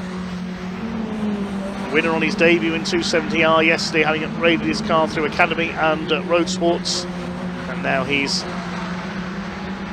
looking good here for 2 out of 2 this weekend. Put him on a hat-trick going into our final race of this category at 4:25 p.m. Battles continue further down the order. That's Aaron Oliver. He's now got himself up ahead of Jasmine Shaw in the 21. They're fighting for 11th and 12th. They're ahead of Caruso as well. I wonder if Caruso, maybe he's got a bit of damage there, because he's dropping back quite rapidly down the order. His lap times are back on pace now. He's lost quite a lot of time there, so whether he's got a problem, I'm not sure. See whether maybe Sam can find that out for us in the paddock at some point over the course of the weekend. We've got another race of them later, so maybe we can find that out. But as we watch Pontes trying to get past over the top of Bailey as they head up into Park this time through then. Thornton, yeah, comfort gap for him out front, and Oglesby and White still battling away in that pack. But there's battle packs all the way through the field. It's 270R. I think it is the largest grid we've got here this weekend, so great to see them out there enjoying what is it, sunshine at the moment. Henry Speaks has lost another place, I can tell you. Scott Helm has got through into P5. Here's a scrap towards the tail of the field. The multicoloured car there, a big twitch from James Platt. Who's he on the tail of there? We'll pick that up again in just a moment. Just looking at some battles further down the order. I think that was Jimmy Y that he was battling with in the 38 possibly. It was certainly lost the rear of that car, and that was where Lorryman was fighting back through the field after his spin in the Hall bends. It was Pontes, and followed by the number 15 there, Forster. Shane Forster giving chase. He's back in 17th at the moment, so just over a minute left on the clock now. It's the number 19 car of Chris Walling they were closing up on. In fact, there's that multicoloured number 58 car, Andrew Palmer, number 63, who spun on Park Straight in yesterday's race, and he's on the grass again there, coming out of the hairpin. Battles all the way down towards the tail of the field. There's 1 minute left on the clock now for our race leader Brian Thornton, whose lead is up to nearly 3.5 seconds now. That's pretty dominant in Caterham terms. He's pulled away from the battling pair of Oglesby and White. Tholle still with the fastest lap, Seb Tholle that is, with a 1:38.432. Like I say, Palmer still out there battling away after that spin yesterday, but he still loves his Caterham action. Been with us a few years now, and very much enjoying the 270R car as well. Here is that lead battle. Thornton over the top of the mountain there. Nice little gap back to Oglesby, who's still got the attentions of White behind him, but that has that sort of separated a little bit, but it's still firmly in the tow category. We're going to have 20 seconds here. Are they going to get to the line in time to finish this last lap, or are they going to have one more to go? We'll wait and see. It's going to be tight as they cross the line, isn't it? Brian Thornton comes out of Barn Corner for the final time. I think he's going to get one more lap out of this.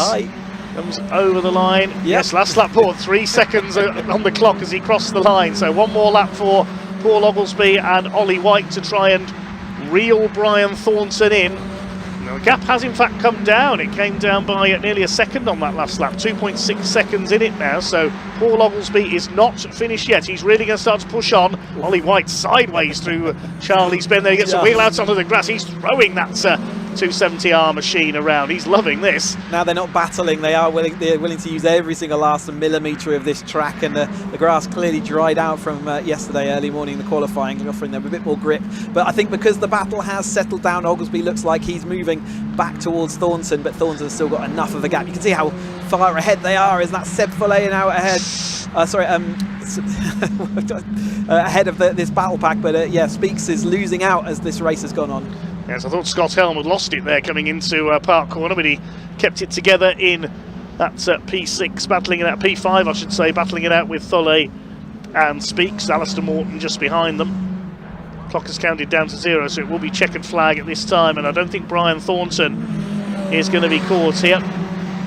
Over the top he comes out of the mountain for the final time into Paul Benz. Apart from a brief period when Paul Oglesby took the lead at the start, Brian Thornton really has controlled this race and is heading for 2 FanDrive 270R Championship wins out of 2. They drop through Barn Corner for the final time.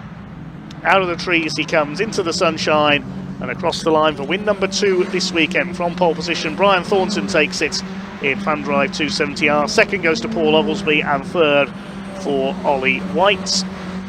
We wait the 4th place fight to come through, headed up, it should be by Seb Tholle. Yes, there he is, just ahead of Scott Helm over the line, then Speaks, Morton, Davison. Van Dijk has to settle for 9th place, and Craig Evans finishes in 10th. Yeah, great race there by that front pack, and who's coming across next? We've got Oliver, there's Jasmine Shaw, again Caruso just on her tail, so Caruso having a weekend. It started so well, but lifted back across Bailey, Pontes. Full credit to Aaron Oliver there, started last on the grid after those repairs from yesterday and charged his way back up to 11th place in the end, so salvaging something at least from his weekend that's been disappointing so far.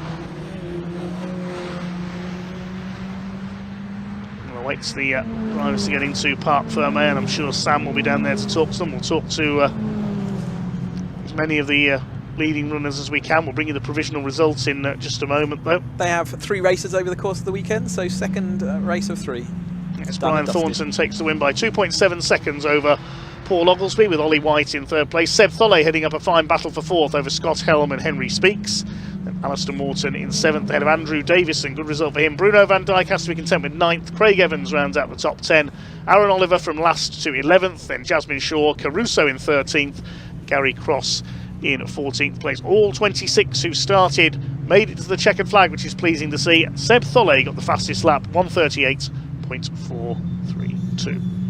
Yeah, and that's 5th place yesterday, 4th place today. He's got one more chance to see whether he can get onto the podium. Certainly has, yes. There's another race coming up later this afternoon. Next up, it's back to tin top action. We have the junior saloon cars out on track with Ollie Smith looking to make it 5 wins out of 5 this season. Cars just being directed off the left at Mountain there to back into the paddock. So they don't the pit lane is sort of separate. In fact, it's quite awkward for the marshals to get, for the teams to get down there. They can only do it in between races. You get stuck in an island basically. But yep, the drivers all going off then, and no doubt Sam will be there to talk to them in just a second.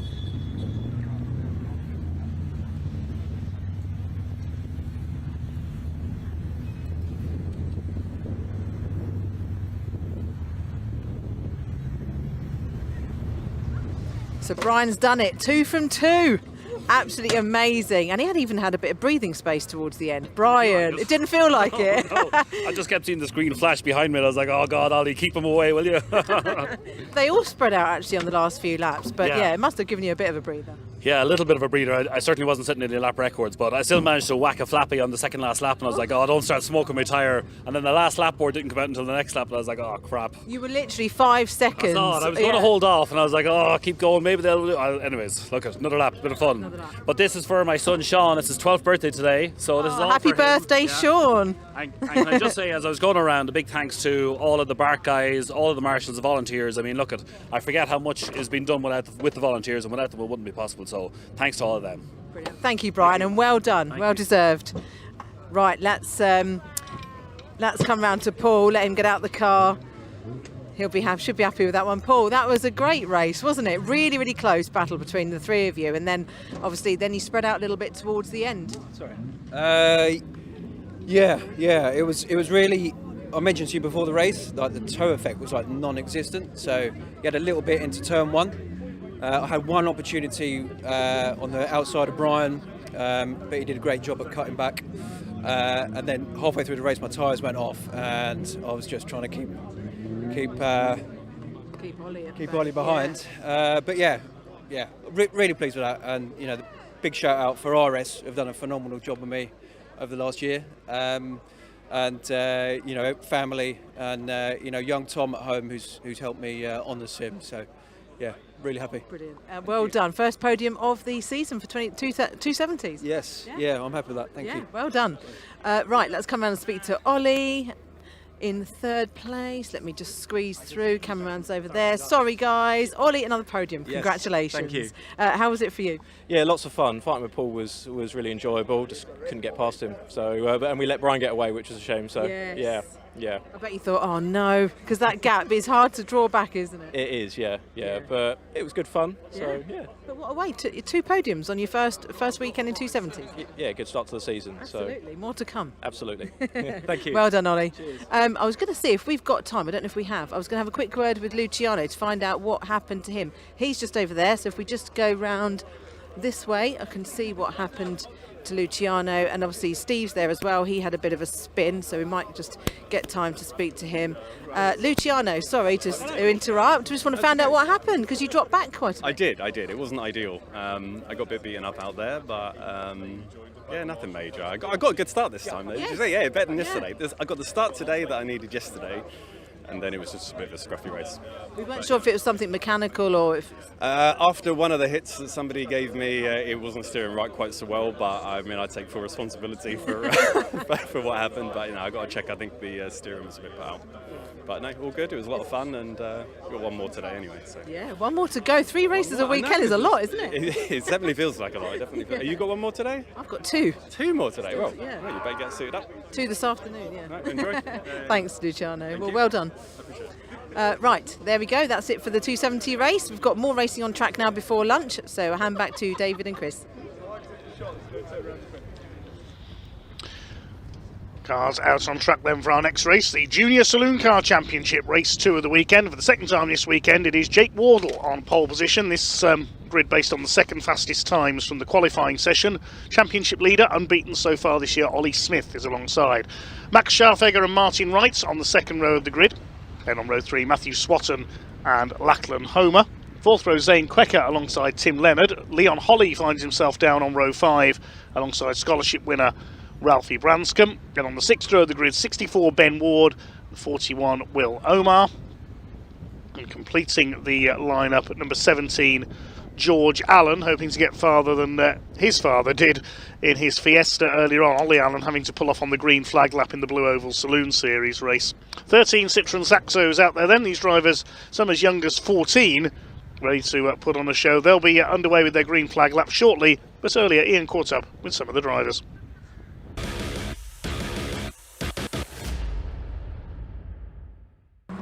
Right, everybody, here we are in the assembly area. Yesterday we saw a brilliant race for the Junior Saloon Car Championship. The man right at the front, Ollie Smith. Today he's going to try and make it win number 5 for the season. He picked up his 4th win of the campaign yesterday. In fact, he's 100% win record. Can he keep that going?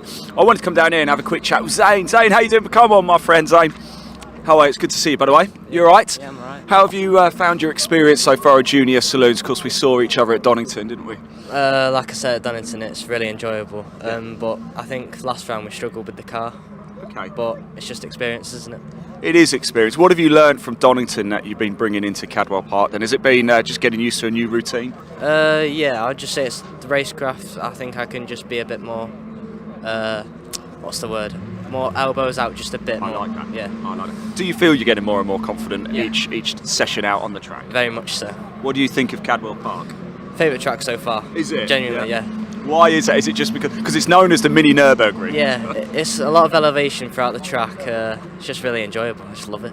Good, Zane. Really appreciate you talking to us, mate. Best of luck, yeah? Thank you. We'll be watching, but you have a great time. Enjoy it, won't you? Yeah, here we go. What a great grid of cars. Let's grab Mr. Swatton over here as well. Matthew, can I just borrow you for a second? I really feel we've properly talked so far this week, and how's it all going? It's gone all right. It's a bit of a bittersweet weekend. I don't think we qualified that well, but I'm just looking to make progress.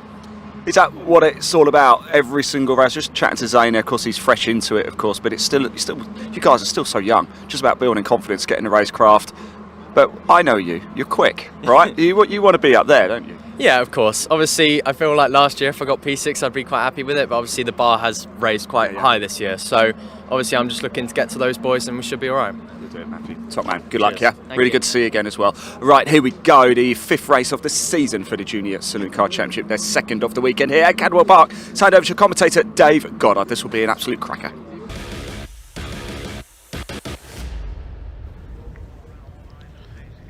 This certainly will be a cracker, thanks Ian. Yeah, cars will be on their way round on the green flag lap any moment now. Green flag's waving from the marshals, and there's the Junior Saloon Car Championship safety car. The Citroen Saxo VTR leading around a field of identical 1600cc Saxo VTRs. This is the training ground for the Saloon Car Stars of tomorrow.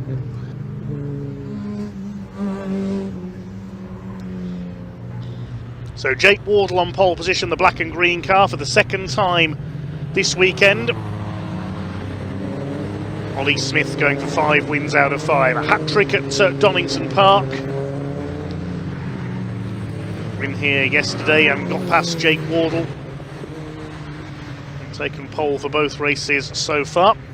Some drivers lost their quickest lap times from qualifying due to a couple of infringements. Will Omar also had a grid penalty in race 1 yesterday, had to start at the back. It was a legacy of incidents at Donington Park at the season opener. Yeah, championship organisers and stewards very tough on discipline this year among these young racers. We said some of them as young as 14 years of age. They come up to the grid then. It will be a new name on the championship trophy this year. Oliver Kerr, who won last year's title, has moved on elsewhere, as has Josh Salvadori, the runner-up. He's in the Mini Challenge. And Wilf Butler now in Civic Cup, has already taken his first win in Civic Cup. Who will the next star graduate be? Ollie Smith, unbeaten so far this year. Is his unbeaten run going to come to an end here, or will he make it 5 out of 5? It's Jake Wardle in the black and green car on pole position. Ollie Smith in blue, white and green alongside. Max Scharfegger on the 2nd row, the grey and yellow car. We're underway, and a decent start by Ollie Smith from 2nd on the grid. They're all away cleanly further back. Watch for Leon Holly coming through a bit from the 5th row of the grid, a bit further back than he's used to. Up towards the first corner, it is Smith who has made the best start, and he leads the way from second on the grid. Second is Jake Wardle in the number 3. Third, it's Max Scharfegger, Martin Wright side by side with Matthew Swatton in the red, white and blue Kersley Motorsport machine. A good start there. I think that's Zane Quecker, the black and orange car, up into 6th position. He's got away well, just ahead of the black and white car. That's number 94, Lachlan Homer. Up the hill they go towards Park Corner for the first time. Ollie Smith leads, but Jake Wardle is hungry for an attack. He doesn't quite get the nose down the inside this time. Scharfegger is in 3rd position. Martin Wright in the blue car, the man all the way from Cornwall, up there in 4th, ahead of Swatton in 5th. And whoops, that's Will Omar going off. Didn't see if there was any contact there, but Omar rallycrosses his way back on. Hopefully he'll be able to continue and catch up. And Leon Holly's run wide there as well, coming out of the gooseneck onto the grass. And somebody else is off, that's Martin Wright in the 14. He's gone way off over the bank there on the outside of Mansfield Bend. He bounces back on towards the tail of the field. That was a big overshoot there. Anyone for rallycross once again. Saxo's quite popular in production level rallycross. Ollie Smith leads the way ahead of Wardle. Scharfegger in 3rd. It's Matthew Swatton up to 4th. Zane Quecker up into 5th position. He's running well. Leon Holly is 6th. There's Ben Ward, teammate of Matthew Swatton at Kersley Motorsports, being chased by the Orex competition car of Tim Leonard, number 29. Telling us about how he got all his ducks in a row prior to the season starting in his interview yesterday. Ralphie Branscombe is next to, then George Allen in the 17. It's Smith who leads by 0.85 of a second over the line for the first time. Already starting to string out slightly. Smith leads in the sunshine of the Lincolnshire Wolds. Driving for Musketeer Motorsports leads Jake Wardle in the CSC racing car. His teammates Max Scharfegger is in 3rd. There's Zane Quecker. I know he has a lot of fans watching on our stream, a few of our commenters.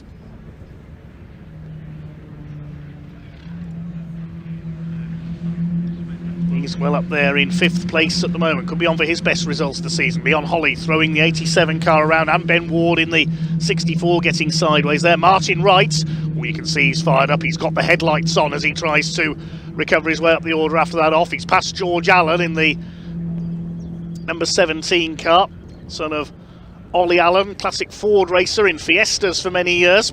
Saw him out briefly earlier on, but sadly had to pull off on the green flag lap of the Blue Oval Saloon Series race. Next target for Wright is Ralphie Branscombe, in the black and green, the scholarship winner, number 96, riding for the Orex competitions team.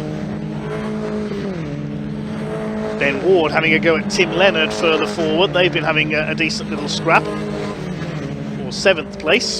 So Leonard's got ahead there. Branscombe 9th, Wright back up to 10th. I think we've lost Lachlan Homer, unfortunately. The 94's not come through. So whether he's pulled into the paddock entrance, I'm not sure. Maybe it was he who had a bit of contact with Martin Wright. We didn't see, unfortunately, so I think Lachlan Homer may have pulled into the paddock at the mountain. There's our leader. Ollie Smith now leads by over 2 seconds. Pulling away from Wardle and Scharfegger, the teammates line astern. Matthew Swatton in 4th for Kersley Motorsport. Zane Quecker 5th for Orex competitions. Jake Wardle runs a bit wide there, just sliding the Saxo through Charlie's. Here comes Scharfegger. He had a 2nd place at Donington on the opening weekend of the year, looking to equal his best ever result here. Can he get the nose down the inside? Yes, he can. He's going through, surely. Wardle doesn't give way. He keeps his foot in around the outside. There's a good scrap between the two teammates, and Wardle has held it around the outside with some judicious throttle control. There's Leonard and Ward battling it out. I heard a squeal of tyres there in the background. Didn't see who it was as Max Scharfegger goes wide onto the grass there, coming out of the gooseneck.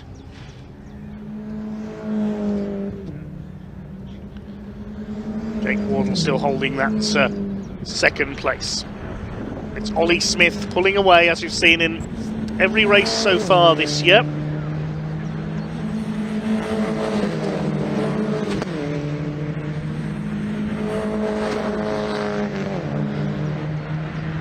Martin Wright on the move back up the order, and George Allen making a move on Ralphie Branscombe, I think, there as well. A bit of a sort out into the mountain.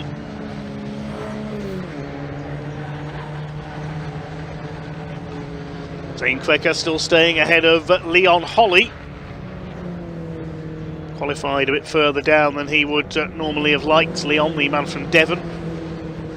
Gap back behind them to Leonard 7th, Ward 8th. Martin Wright is now up to 9th, and Allen into 10th. So Ralphie Branscombe's lost a couple of places in the midfield. Will Omar still running behind them. We have lost Lachlan Homer, the 94.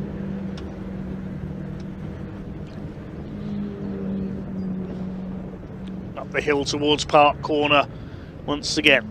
It's under 9 minutes of this 15-minute race to go for the Junior Saloon Car Championship, and as we've seen on the previous 4 occasions this year, Ollie Smith able to control the pace out in front. His brother Harry Smith was champion in this division a couple of years ago. He's now in the Mini Challenge.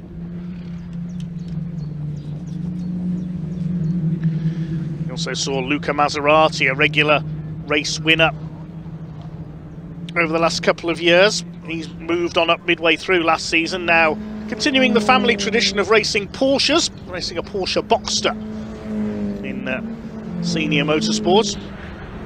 Jonathan Moore, another graduate who have gone into Porsches over the last couple of years, so plenty for these young racers to aspire to. And Walt Neals was a champion in this division a few years back as well. He went on to briefly race in the British Touring Car Championship, and now carving out a successful career on the short ovals in Formula 1 stock car racing, continuing his family tradition. There's Martin Wright. Where's he up to now? He's up to P9 from the back after that off at Mansfield Bend.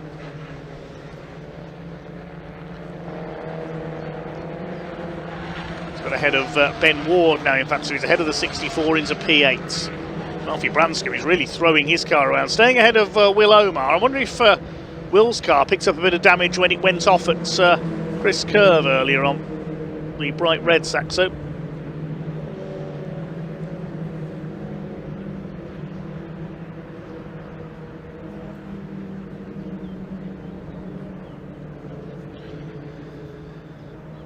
Tim Leonard's spectacular slide there around Charlie's Bend. Past half distance, 7 minutes of this race to go. Martin Wright starting to put Leonard under pressure now for P7. Leon Holly has got ahead of Zane Quecker up into P5. Quecker with the novice cross on the back of his car.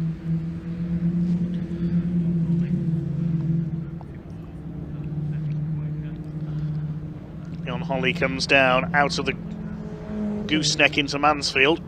Just over 4 seconds is the lead margin now for Smith over Wardle.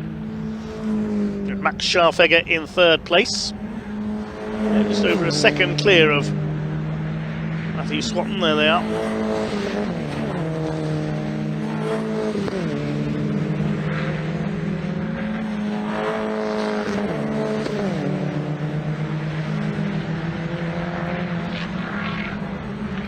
Together a little further back, Leonard, Wright, Ward and Allen. That's the battle for 7th place. Ralphie Branscombe and Will Omar having dropped away slightly.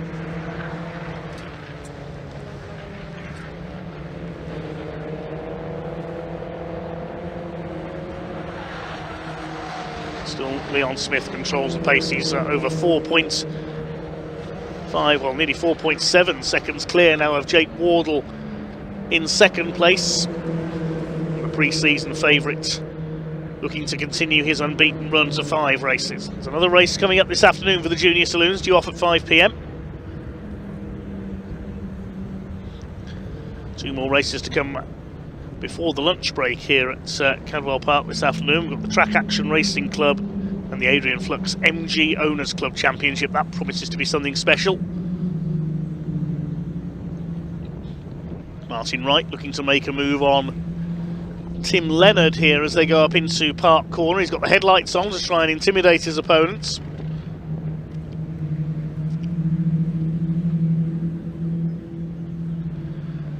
Through Chris Curve.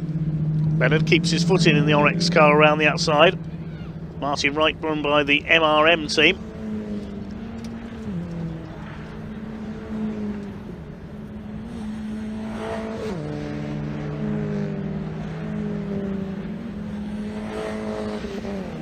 Through Mansfield, and this time Martin Wright's got a decent run on Tim Leonard for 7th place. Ben Ward behind them in 9th, ahead of George Allen, who's improving with every turn of the wheel. Not to be confused with the former British truck racer of the same name. I think Will Omar's got alongside Ralphie Branscombe as well in the battle for 11th place.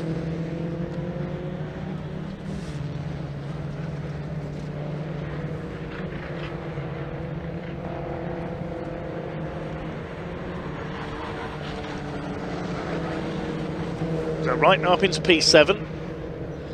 No change among the leading runners though at the moment. The lead gap is now up to over 5.5 seconds, so Ollie Smith in still dominant form. Side by side almost there, that's George Allen going for Ben Ward. What's the gap for Martin Wright to his next target? Just over a second to Zane Quecker in the number 44 car. Right now back up to 7th.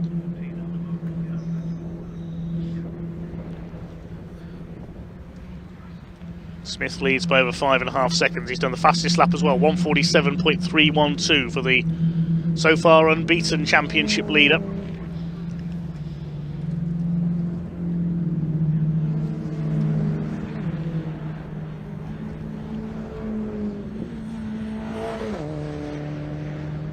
The main focus at the moment is still this battle for 7th position, where George Allen trying to make a move for 9th there on the inside of Ben Ward, but he wasn't close enough coming down into Mansfield.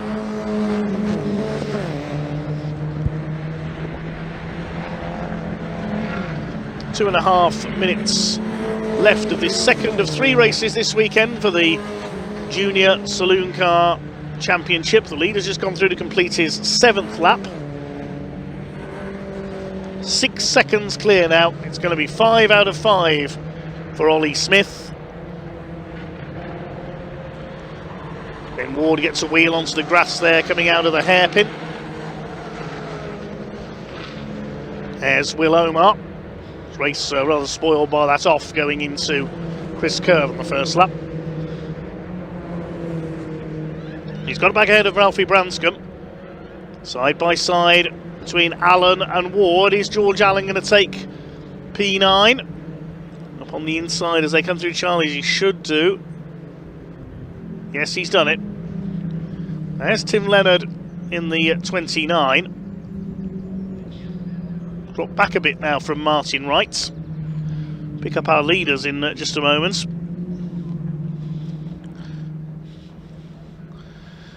The way things are going at the moment, Ollie Smith is going to have the title sewn up by August. Oh, and George Allen runs wide. He missed his braking point. They both run wide there, Allen and Ben Ward, but Ward keeps it on the tarmac. Oh, what a disappointment for George Allen. He'd gone so well to get ahead of Ben Ward, but then overcooks it through Park Corner. And like Will Omar, we saw in the same place earlier on, has to rally cross his way back on. Well, here are the top 4 runners. There've been no change among them all race long. Coming round to start their final lap this time, there is Ollie Smith out in front ahead of Jake Wardle, who's got teammates Max Scharfegger on his tail.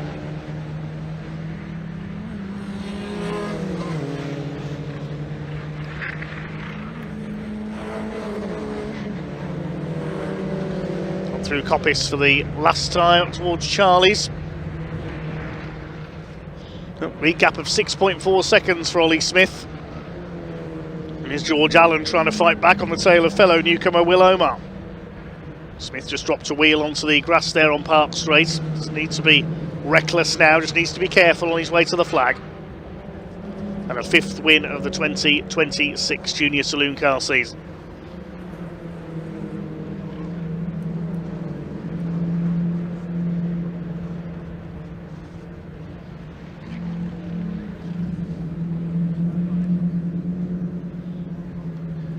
Clock has counted down to 0 then. It'll be checkered flag this time for Ollie Smith, who makes his way down towards Mansfield for the final time. I just noticed in the background there, George Allen has got back ahead of Will Omar for P10. It's been a quiet race up front for the leading runners, but a couple of good battles further back in the order.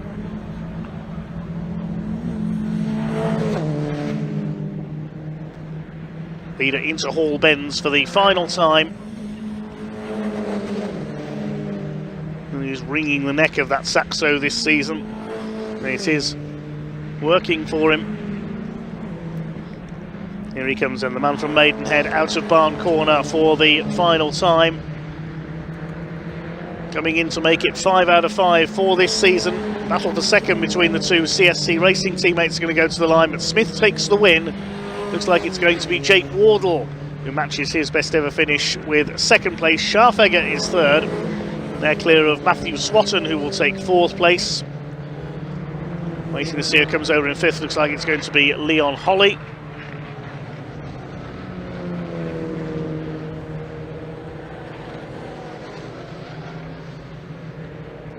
Rest of the pack make it home over the line. Leon Holly in fifth position.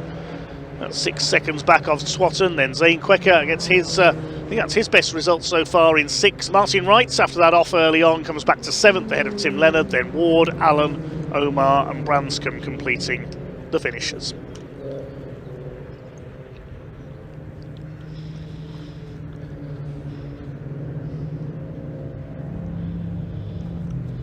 Give you the provisional results of our Junior Saloon Car Championship. First of 2 races today. 7.4 seconds the eventual winning margin for Ollie Smith over Jake Wardle. Smith got the fastest lap as well of 1:47.312.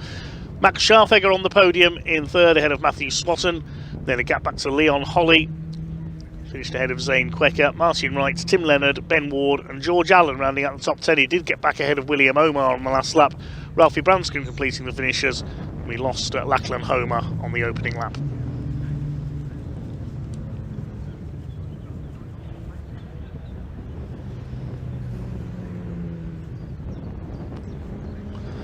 Two more races to come before our lunch break then. Next up on track, it is the Track Action Racing Club for their second race of the weekend. Marshall Groves in his Vauxhall Vectra Challenge car going for his second win. Beat Lee Bull's Clio yesterday. A mixture of saloon cars out on track for this one, including the competitors in the Peugeot 206 GTI Cup. They have their own separate subclass within the Track Action Racing Club. But first of all, in just a moment, we can head down to Ian in Parc Fermé.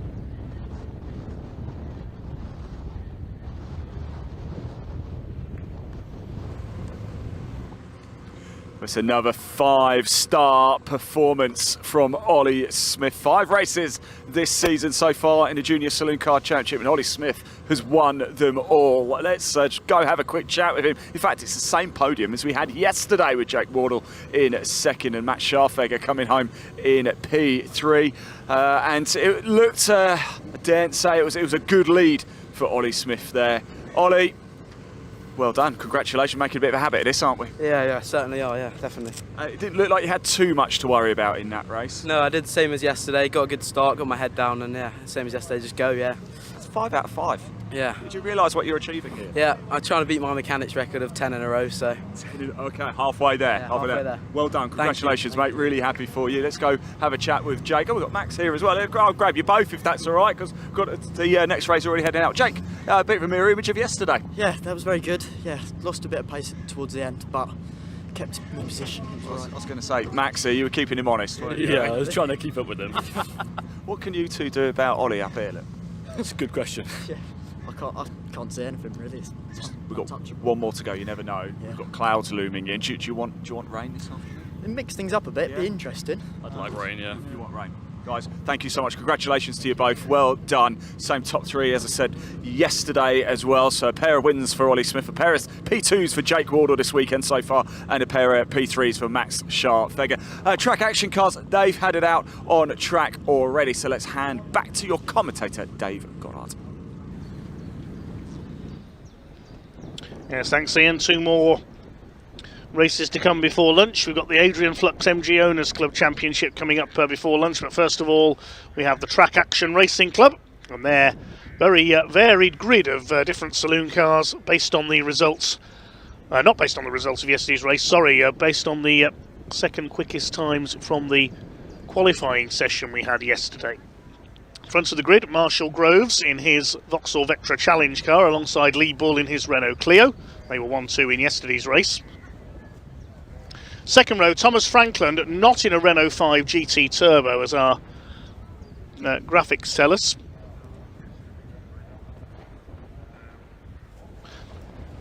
He's in a Seat Leon this weekend, Thomas Franklin. Late change of car for Tom. Glyn Pocklington next to him in a BMW Compact. Row 3, I don't think we're going to see Randall Lawson, sadly. The Alpine A310 was not out in the Classic Thunder race earlier on. But Dan Earl is there in his Vauxhall Astra, was third yesterday. Then we've got the first of the Peugeot 206 GTI Cup cars. Mervyn Beckett and Jake Richardson head them up, followed by Noah Checkley and Paul Rice if they've repaired from yesterday. Both their cars went up in a cloud of smoke in yesterday's race. Row 6, who will have two more Peugeots, 48 Chris Van and 25 Matt Anderson. The 7th row of the grid, Katrina Gray in her Mini Cooper S starts alongside Nick Tasker in a Volkswagen Scirocco. And at the back of the field we'll hopefully have Mark Robinson with his Volkswagen Golf and Martin Reynolds, in addition to the back of the grid, in his Ford Escort, deciding to take part in an extra race here today, and why not? Martin Reynolds, in addition to the back of the grid. Ian caught up with some of the drivers in the assembly area a little while ago.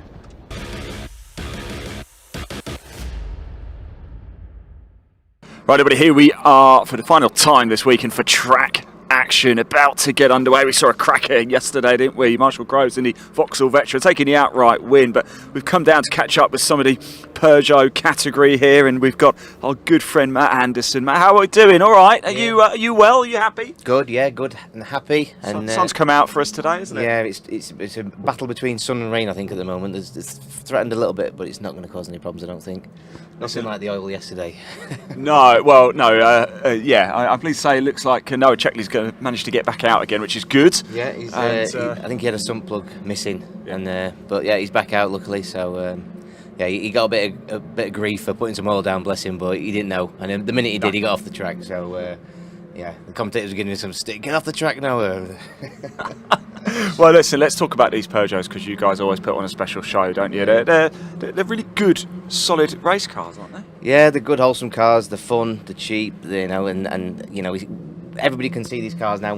They've always been at sort of the back of the pack, so some people think they might be, you know, less fun. But I tell you what, for the money you pay for them, they're reliable. You know, Paul Rice blew his engine up yesterday, a few £100, new engine will be back out. So yeah, it's good stuff, and we'd like to put on a good bit of a show where we can. So is this a good place, say, for somebody like me, for example? I don't race. Would this be a good place to maybe start? Or absolutely, yeah, it's a cracking place. But it doesn't matter what level you are, does it? No, they're really easy to drive. It's literally a production car. You know, there's nothing really heavily bolted onto these cars. We just, you know, they're just the safety bits, and it's a production car ready to go. So it's a great place to start, and it's a really friendly paddock to come in, and everybody's welcome.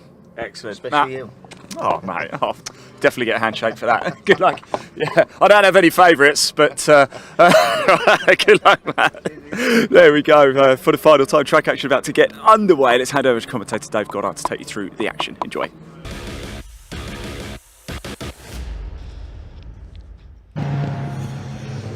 Cars on their way round to the grid then. Just noticed Mark Robinson's Golf is out there. Good to see he's back out. Noah Checkley's back out as well. So his car repaired after going up in smoke yesterday. No Paul Rice, though, we heard his engine went bang on the run into the mountain. He stopped in the entrance to the paddock while the marshals dealt with that. Good to see Noah's back out there, though, the young man from Birmingham. See if the rest of the grid are present and correct. We don't have Randall Lawson, damage yesterday to his lovely Group 4 Alpine A310. Can't see Martin Reynolds there. He was going to be in addition to the back of the grid in the Mark II Escort. Marshall Groves is there though. Took his first outright win yesterday at the wheel of the Vauxhall Vectra. Lee Bull alongside him in the bewinged Renault Clio. The black Seat Leon is Thomas Frankland. Had problems with his Renault 5 Turbo, so switched cars at the last moment for this weekend. Glyn Pocklington's BMW Compact's alongside him. There's a gap on row 3 where the Renault Alpine should have been, so Dan Earl starts there alone in the Astra VXR. Then we've got the first of the Peugeots, Mervyn Beckett's former Civic Cup class champion, among other achievements, alongside the red Peugeot of Jake Richardson. Green flag is waved at the back of the grid then.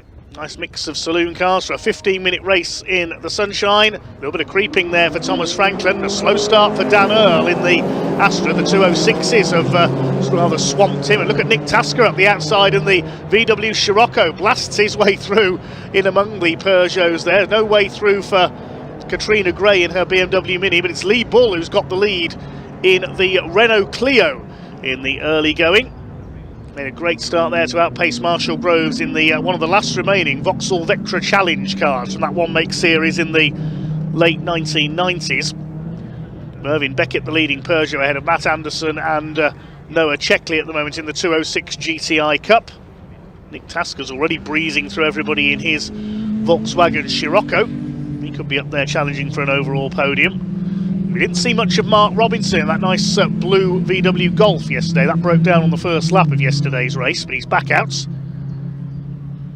He started to settle in around the opening lap then. We never saw Martin Reynolds join the grid, sadly. It is Bull who leads from Marshall Groves. There he is in second place. Campaigns that Vectra in the Northwest Sports and Saloon Series. The CNC Heads Northwest Sports and Saloon, based mainly at Alton Park. These two already starting to pull away from the rest of the field. It's Tom Frankland in the menacing black Seat Leon in third position, ahead of Glyn Pocklington in the BMW. There are various sub-series in Track Action Race Club based on the nationality of the car. German cars go in the Deutsche Marks Cup, get it? Japanese cars go in the the Nippon Challenge, I should say. We haven't got any Japanese cars this weekend. French cars are in the Tricolor Trophy, and there's the trophy for British cars as well. We've got the two Vauxhalls out there this weekend. Where does that leave, I hear you say, Tom Frankland, because he's in a Seat Leon? Well, that's part of the Volkswagen Audi group, Seat, so that goes in Deutsche Marks. Over the line we go, and Mark Robinson taking the Golf past the 206s there. Dan Earl's already got ahead of them as well after bogging down off the line. Nick Tasker's got ahead of Glyn Pocklington as well and up into P4. So it's Bull from Groves, Frankland in third. Then this is the battle for fourth place. Dan Earl in the Astra comes through into fifth position behind Nick Tasker. Robinson will make a move on Pocklington as well. He goes through. Mervyn Beckett still the leading Peugeot 206. Just saw a flash of yellow there. That's his 206 GTI Cup car for the Track Day Motorsports team. I'm sure they'll be watching on.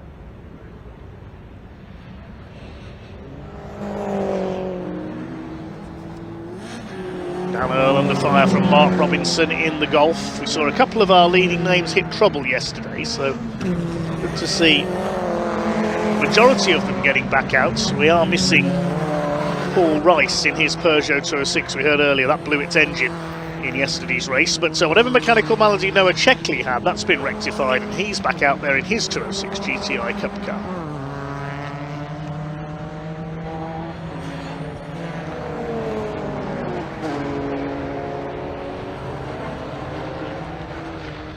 Bull leads by 1 second as they cross the line that time, but Marshall Groves just on the fastest lap of the race, 1:41.244, as the Golf puts a wheel onto the grass coming out of Barn Corner. There's a yellow flag waving, that's on the entrance to the mountain. Oh no, Noah Checkley stopped again and he's on fire.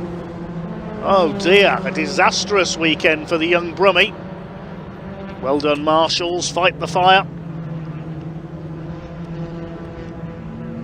What a shame for Noah, one of the up-and-coming talents of the 206 GTI Cup. I'm wondering if that might bring out a safety car as Dan Earl makes a move on Nick Tasker up at the top of the circuit at Park Corner, goes through into what is P4. The Golf's up there behind them as well. And there's our 206 leader.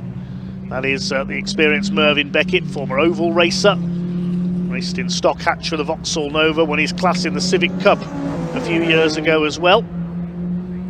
He's one of the prime movers behind Track Day Motorsport and their success of bringing drivers in from track days into racing. Is that a flame I can see on the front of the safety car? Is being scrambled incidentally. I thought I could see a bit of flame on the front of Nick Tasker's car there as well, possibly. Or is that just the towing strap flapping in the breeze? Yeah, it just might be the colour of the towing strap there on the black and orange car, could have confused me. But we do have the safety car out for Noah Checkley's stranded car at the mountain, as I thought.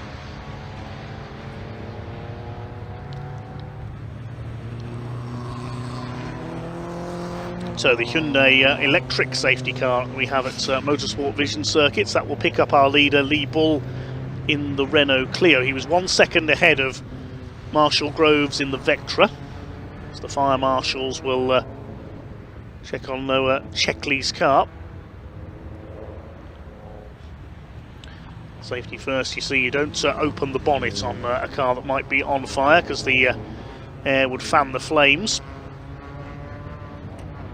Check underneath the bonnet with it just slightly open and aim the extinguisher underneath.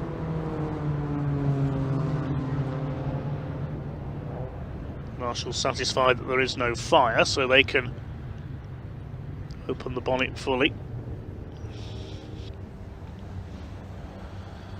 The safety car driven by Evelyn Buanik, the former BMW racer, will pick up Lee Bull's Renault Clio. Groves in second, it's Frankland in third place in the Seat Leon. And Dan Earl up to fourth, Robinson fifth in his Golf. Nick Tasker's not come through on that last lap in the Scirocco. Has he pulled in? Did he pull into the paddock? I didn't see him pull off at the mountain, but so I think we've lost the Scirocco somewhere. Well, we said yesterday that this circuit proving out of a car breaker for the Track Action Racing Club cars. Have a look as they come through. Bull ahead of Groves. There's Franklin. Earl. Now the Scirocco is there. For some reason it just hasn't transponded on that last lap. So Nick Tasker is there. Maybe his transponder's failed. Yeah, it's now been reinserted in fifth place on the timing screen.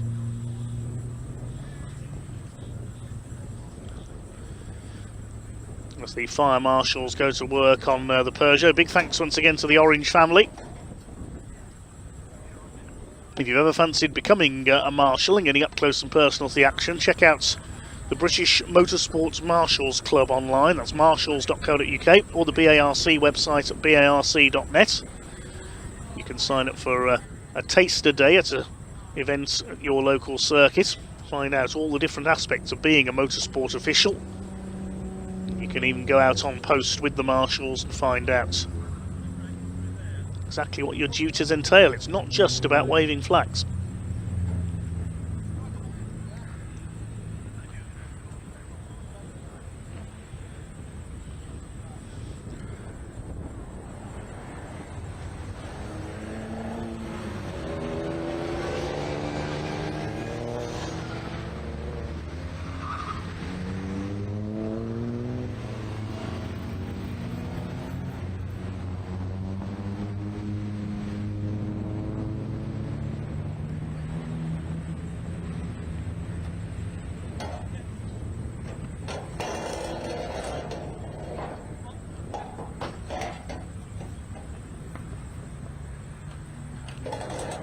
Noah Checkley there, back with his Peugeot 206 GTI Cup, running as a subclass within the Tricolor Trophy administered by the Track Action Racing Club. For the second time this weekend, his hopes sadly go up in smoke. CC Recovery Nissan Navara pickup truck comes in to tow him away.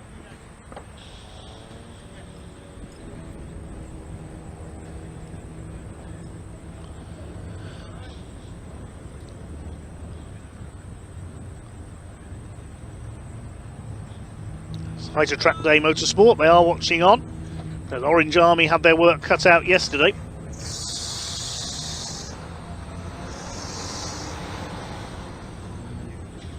Hi to Connor Penfold as well.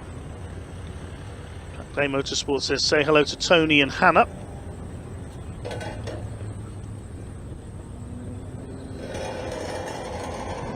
Hi to NL5HZ27, I think that's the right sequence. Hello from Bavaria in Germany.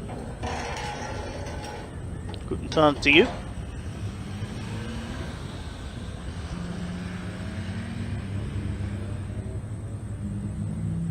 Alan Granger cheering on Jake Richardson in the red Peugeot 206. He's currently in third in class, 10th overall. About 4.5 minutes of this race left to go. Should be only a short tow for the 206 just back across the mountain into the paddock entrance, hopefully. Safety car still out. Lee Bull leading the way. Comes from Derby in his Renault Clio.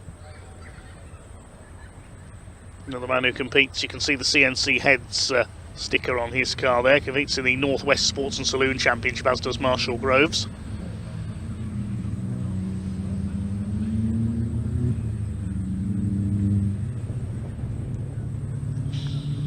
Leading the Peugeots is Beckett ahead of Matt Anderson and Jake Richardson. There's Chris Van in the number 48. Only just beginning racing, the Oxfordshire driver in his late 40s. Choosing to follow his dream of going motor racing thanks to Track Day Motorsport. Had a collision with Matt Anderson on the last lap at Donington Park last month. It's thankfully so far incident free this weekend. Don't want to put the curse of the commentator on things for him, so I won't say anything else. Lights are still on atop the safety car, so it's got quite a way to go around this lap, so we might see the pack unleashed this time. If we do, we'll hopefully get 2 more laps out of this race under green flag conditions. Yes, the lights are out. The mountain is clear. Well done, Marshals. We're ready to resume with our second race of the weekend for the Track Action Racing Club.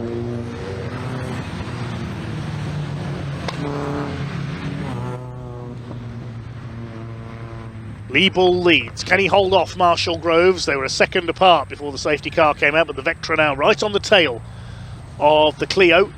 Watch for Dan Earl as well. That Astra recovering from its slow start up there in 4th place. Thomas Franklin's Seat, a potent car too. There's Glyn Pocklington's BMW. This is going to be an interesting one. Ready for a restart, Ben. The revs are up. With just over 2 minutes on the clock, we go back to racing conditions. It'll be a 2-lap sprint for the line. Look at Marshall Groves in the Vectra. He's got the power down. He's going to go straight past Lee Bull. I thought that might happen. Straight into the lead goes the Vauxhall. Lee Bull goes down to 2nd place. It's Franklin 3rd, then Earl, Tasker and Robinson in the Golf from the back of the grid. Now Lee Bull is going to try to fight back as they come out of Charlie's Bend up the hill on Park Straight. Can he get the Clio close enough to challenge for the lead here? They've already pulled away from their opposition behind them. It's Marshall Groves who just about holds his lead. It's the Vectra Challenge. I think that's the only car still remaining from the One Make series of a few years ago. Up to 3rd has come the Astra of Dan Earl. Meanwhile, he's got ahead of Tom Franklin. Most well-known name from the Vectra Challenge was probably Mark Blair, as we mentioned yesterday. Won that title and did a season in a Vectra in the British Touring Cars. Obviously in the years when Matt Neal was dominating the privateer ranks though, so Mark Blair didn't really get a shot at the title. Over the top they come, the first 2 going clear of Earl, who gets some air there over the mountain. Franklin 4th, Robinson 5th, Tasker in 6th position. Can Lee Bull challenge and try and snatch the win from Marshall Groves? Pulled away from Dan Earl, who's still there in 3rd place in the Astra. First half dozen pulling away from Pocklington's BMW, and then it's Mervyn Beckett leading the 206 GTI Cup. It's the last lap of the race now. Marshall Groves leads. There's Mark Robinson's Golf up the inside. Oh, it's tangled with Tom Franklin and wallop. Off goes the Golf. Big impact there into the barriers. I think he thought he was past Thomas Franklin there, but see, it wasn't as far forward as he thought he was. Clipped the Seat and off he goes. Thankfully not very heavy damage, I don't think, to the Golf. It's knocked the headlights out of their apertures there, but Mark Robinson should be okay, I think. The race will run to its conclusion. We were on the last lap anyway. A great shame for Mark Robinson and the Golf. Such a nice looking car that was in its bright blue livery as well, but he's out of this one. Retired from yesterday's race as well.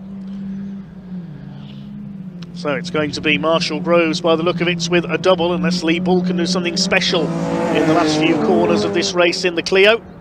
We're clear of Dan Earl in third place. Now, did Thomas Franklin survive that in the Seat where he tangled up with the Golf? Wait and see as the rest of the pack comes through at the checkered flag. Yes, the Vectra, I think, has escaped now. The number 186 of Groves into the last couple of corners.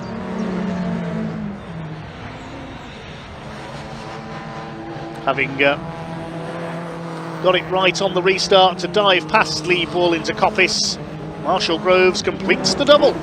Lee Bull in second place in our Track Action Racing Club event. Dan Earl completes the podium in the Astra. And we wait to see who comes through for fourth place. There's Mark Robinson out of the car, he's okay. Looks like it was Nick Tasker who came through before, so possibly Thomas Franklin out of the race there as well.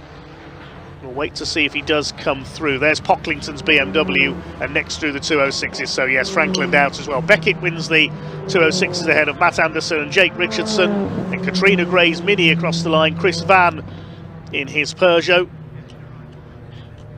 Just make certain that both Mark Robinson and Thomas Franklin are okay there after that incident into Coppice corner. There's the damage to the front end of the Golf. That could have been a lot worse. I'm surprised that Golf didn't get upside down as it bounced back out of the barriers there, but the main thing is everybody appears to be okay.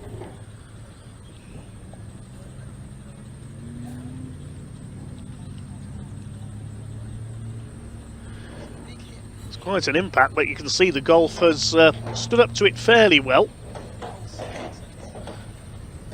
Rear suspension's broken as well. We'll wait to confirm the provisional result in a moment. As the cars make their way back into the Parc Fermé. Marshall Groves taking the win then ahead of Lee Bull by just over a second.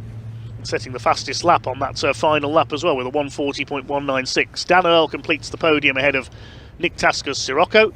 Then Glyn Pocklington's BMW 5th. Then came the Peugeot 206 GTIs. Mervyn Beckett taking the class win there ahead of Matt Anderson and Jake Richardson. Katrina Gray in her Mini was next. Then Chris Van. We lost Thomas Franklin and Mark Robinson in that tangle on the last lap. Noah Checkley went up in smoke, and Martin Reynolds didn't take the start.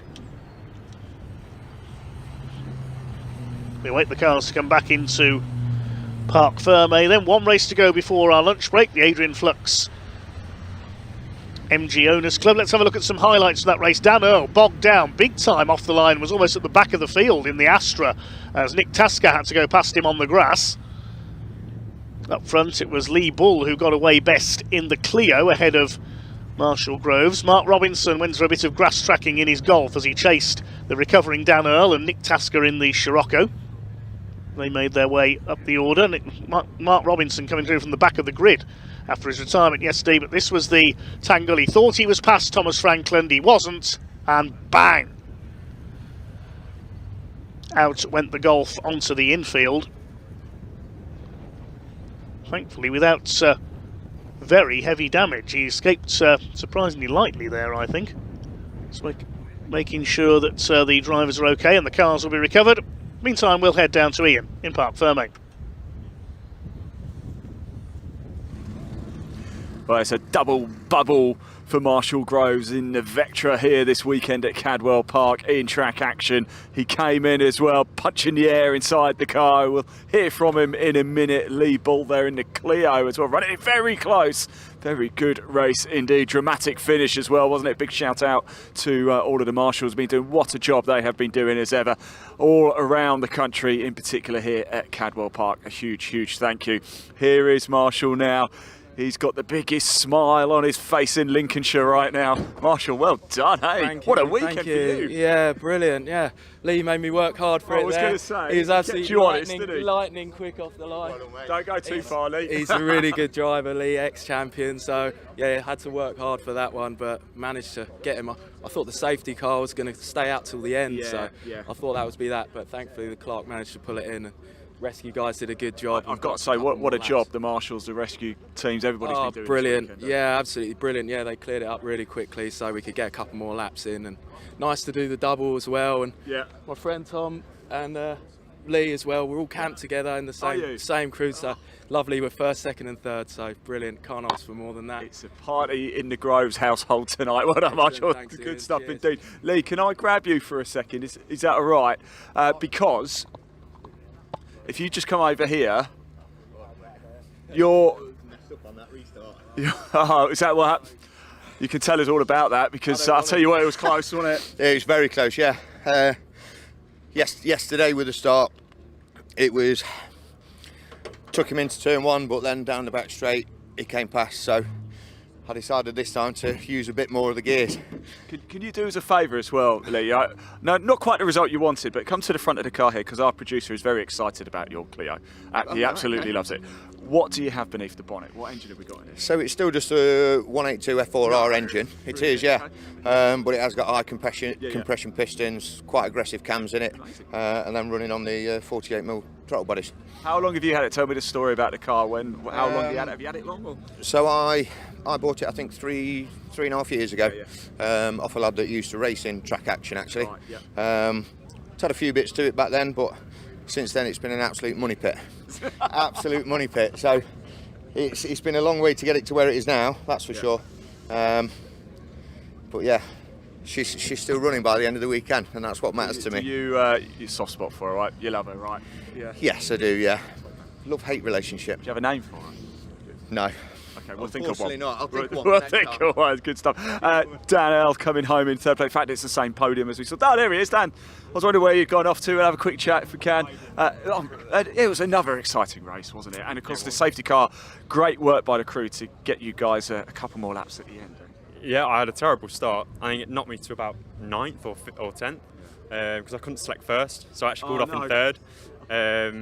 And then, yeah, made my way to the front, and safety car backed us all up, and then I think Tom had a bit of an incident with Mark, and it just freed me up really. I just sat in third then, and brought it home. It's not too bad, is it? A pair of P3s this weekend? That's it, yeah, we'll take that. Yeah, we'll take that. Top man, Dan, thanks for coming out to play, mate. Really appreciate it. Good stuff indeed. So that's it for track action. As one championship leaves us here at Cadwell Park, another arrives. Yes, it's time for the MG owners. It's going to be an absolute cracker. Let me hand back to your commentator, Dave Goddard.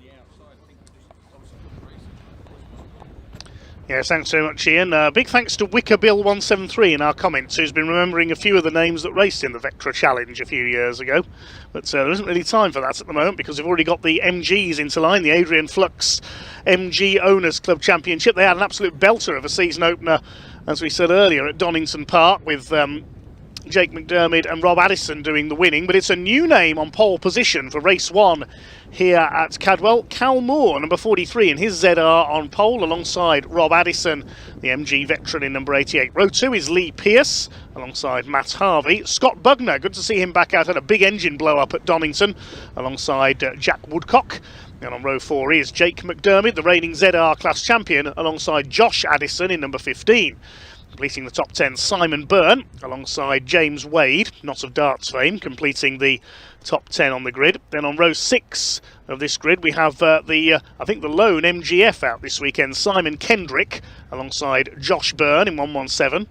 The 7th row, number 49, Aaron Chappell, newcomer in his ZR, alongside the first of the classic class runners, Alex Forster, in his MGB GT. Row 8 is Will Sharp, multiple classic class champion in his MG midget, alongside John Copeland's MGB. The 9th row, Malk Best, the former Ford Capri racer, alongside Ashley Barnes with his midget. Lloyd Treadle in the family ZR. It'll be Lloyd in race 1. Lance Treadle takes over for race 2, starting alongside David Amflett with his MGB Roadster, another category veteran. And rounding out the field at the back is Simon Jackson in the number 7. As they get ready for the green flag lap then, let's hear who Ian was able to talk to in the assembly area.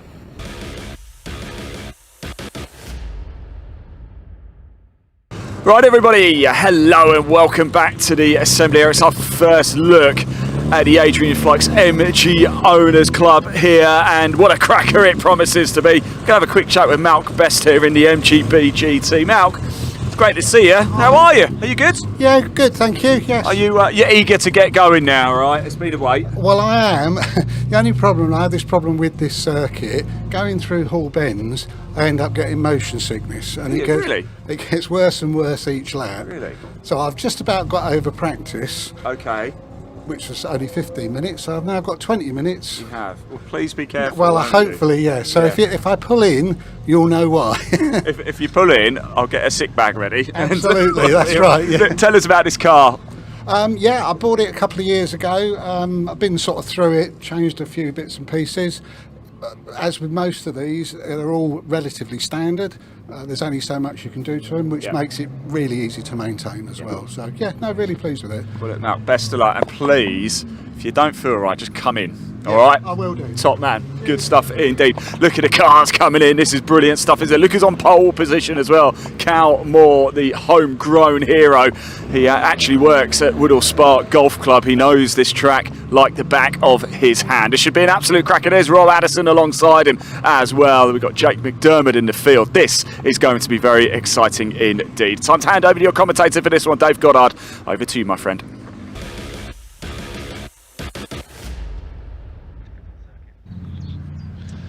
Cars on their way round on the green flag lap then, this big field of 21 MGs. Now watch for Jake McDermott. He's back on row 4, but he won't be back there for long. Class is based on the different models of MG. We've got Class A, which is A for Abingdon, where the MGBs and midgets were built. There towards the back of the grid, the older cars. Class F for MGFs, there's just one here this weekend. Simon and James Kendrick, father and son, sharing that car. It's Simon in the car for race 1.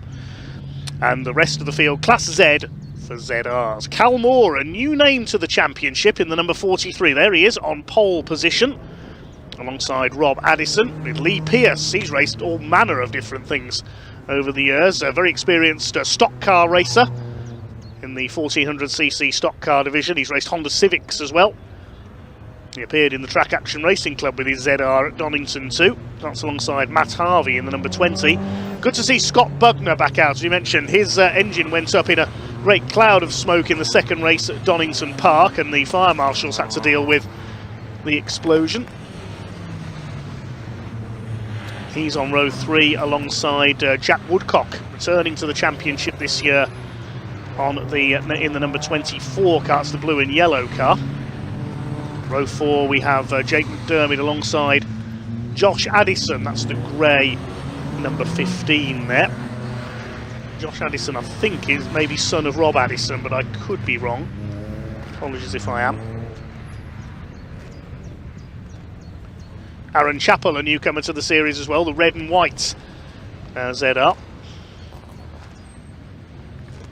I didn't see David Amflett out there at the back of the field. Make sure that he's there. He's a category veteran, just as Jim Bainham is, but Jim not contesting the full season this year in his famous MGB. There's Ashley Barnes, Lloyd Treadle. No, David Amflett's not there. So we're missing one car from the back of the field. Former classic class champion. It was Jim Bainham who took the title last year, shared the car with Mark Rehorski at Donington, but sitting this one out. Now, will we see a new name on top? Because Cal Moore, in his very smartly turned out ZR on pole position, the sort of green and grey car, alongside the yellow and black of Rob Addison with the pink wheels. In blue, Lee Pearce. The red and black is Matt Harvey. Watch the orange and grey machine from the inside of row 4. Jake McDermott, son of Steve McDermott, a multiple champion in this division in the ZR class, but now kept busy preparing cars for other drivers. This big field of MGs pulls into line. The top of the classic class is young Alex Forster in the Gulf liveried MGB. Yes, another Gulf car out there. He's out-qualified Will Sharp in his famous midget. So awaiting the all clear to get this one underway then from the clerk of the course, and off they go. Good start by Matt Harvey from the second row in the number 20, trying to get up the outside. Alex Forster leads the classic division away.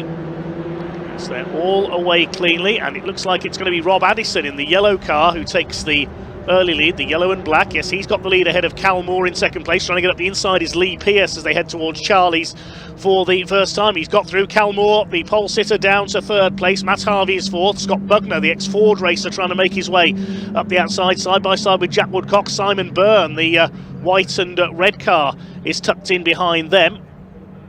And a couple of cars back is the lone MGF of Simon Kendrick. But it's Rob Addison looking for his second consecutive win in the championship. He held off a train of 4 cars all the way at Donington Park to take his first win of the season. Scott Buckner up on the outside there of Jack Woodcock as they go through Chris Kerr for the first time. As the pack goes through behind, Addison leads from Lee Pearce in second position, Cal Moore in third. They stack up behind. There's the classic class leader Alex Forster. His father Alan used to race in this championship, the ex-Legends racer among other things. There's Josh Addison, the 15, chased by Simon Kendrick. James Wade in the black and yellow car behind him, the number 22. They're making their way over the mountain for the first time. Lee Pearce had a look down the inside there as they went into the first of the Hall bends, but didn't manage to get alongside. It's very difficult to get 2 cars side by side through there. The Scottish Minis were managing it earlier on. There is Forster, that beautifully turned out MGB GT. Leads Will Sharp, multiple classic champion in the family midget. His brother Henry has raced alongside him in this championship as well. They've raced Porsches too. Cal Moore trying to fight back here in third place in the number 43. It's Rob Addison who sets the pace ahead of this train of MG ZRs. Matt Harvey in fourth position in the number 20 ahead of Woodcock. Scott Buckner down to sixth place. Then it's Simon Byrne. He was rather stymied at Donington because he had a penalty after qualifying, had to start at the back of the grid for both races. There's Kendrick, the sole MGF here this weekend, sadly. No class rivals to battle against. Rob Addison leads into the top of the circuits for the second time. Lee Pearce going well in second. Now, where is Jake McDermott? There he is. He's down to 8th place behind Simon Byrne. That's not where he wants to be, because he wants to mount a challenge for the championship this year. Down the hill into Mansfield. McDermott ahead of the white and grey car of Josh Addison. It's Kendrick, James Wade, Josh Byrne in the 117 turquoise liveried ZR. A nice steady start. They haven't really started battling hard just yet, as we saw at Donington, but Rob Addison out in front. So for many years raced an MG Maestro of all things in the championship. Class B still allows in the regulations for Maestros and even Montegos. We haven't seen any out for a couple of years. I know Nick Arden's still got his Maestro, and the Golhar family who raced this championship for many years have still got theirs. There was another Maestro appeared a couple of seasons ago as well. And Alan Forster did build a Montego estate. Yes, a Montego estate. It was on ZR running gear and liveried like the old BTCC Volvo estates as well. Change for the lead in the Classic division meanwhile. Will Sharp has taken Alex Forster, the midget ahead of the MGB. And they're starting to queue up now behind Rob Addison at the front of the field. Cal Moore, newcomer to the championship in the 911 Sports liveried MG ZR. Chased by Matt Harvey, the black and red machine. Lee Pearce up there in second place. Whole variety of series he's raced in past. Jack Woodcock in 5th. There's Josh Addison, the number 15. He's to try and join Rob at the front of the field. Disappear momentarily from our sight, then out of the gooseneck and down the roller coaster drop into Mansfield Bend. Very difficult to get the car stopped there. James Wade tucked in behind the MGF of Simon Kendrick. You can see the gaps develop because the MGF not as quick in a straight line as the more powerful ZRs. There was a one-make series back in the 90s and early 2000s. The MGF Cup used to support the British GT Championships. Big names raced in that as well, like Alistair Lyle, Dave Loudon, the late Jamie Hunter, and a number of other big names as well. I think Susie Hart-Banks appeared in that as well at one point. Jack Woodcock locks up there, nearly clips the back of Matt Harvey in the battle for 4th. There's the MGF. James Wade and Josh Byrne behind him. Then there's another gap back to the first of the classics, headed by Will Sharp. Across the line they go. Slightly longer race at 20 minutes for the MG Owners Club. This championship administered for many years by its coordinator Jim Basher Bainham, or Gentleman Jim Bainham as some call him. Real unsung hero of British motorsports. Racing his beloved MGB for some 45 years now. Not out this weekend, but I'm sure he's here overseeing things from trackside. There go the leaders, a line of 9 ZRs pretty much there. Scott Bugner and his brother Sean raced successfully in a Ford Fiesta and Focus before switching to MG racing. It is good to see that Scott Bugner's back out after he blew the engine to pieces at Donington. Lee Pearce is all over the back of Rob Addis. Change for 3rd. Matt Harvey's taken over from Cal Moore. Surprise pole sitter for this race. Big squeal of tyres in the background. Somebody's locked up. Couldn't see who it was. The leaders fly over the mountain. Here's a battle in the classics. Mount Best we heard from pre-race. Struggling a bit to cope with the undulations of Cadwell in his MGB, and Ashley Barnes, the second of the MG midgets, behind him. They're chasing Lloyd Treadle at the wheel of the family ZR. Lance Treadle will take over for race 2. Fastest lap of the race recorded by Matt Harvey, 146.611. He's now up to 3rd. As the classics go one way, the ZRs go the other up the home straight. It's a unique feature, that is, of a UK circuit. You've got the cars passing each other in opposite directions on the other side of the barrier. Here's Sharp and Forster.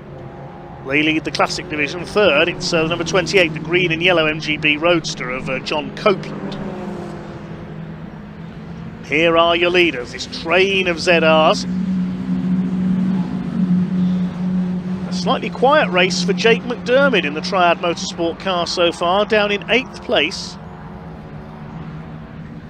Can't seem to get onto level terms with Simon Byrne ahead of him in the number 4.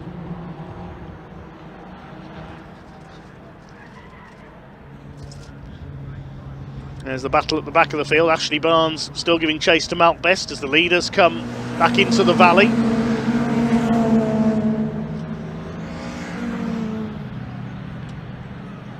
There's the number 7 at the tail of the field. That's Simon Jackson from Hereford, a newcomer this year in his MGB.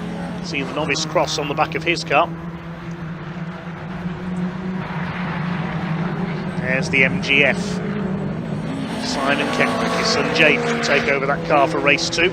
Here come your leaders, and Jack Woodcock will nearly into the back of Cal Moore there in the fight for 4th position.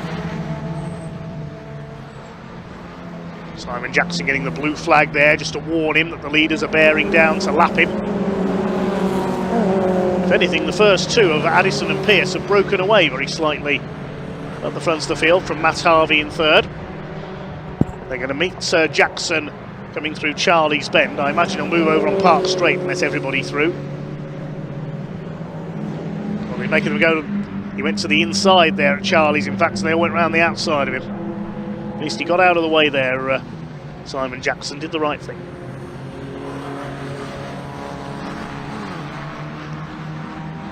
Here they come up to Park Corner. Simon Byrne on the back of Scott Bugner.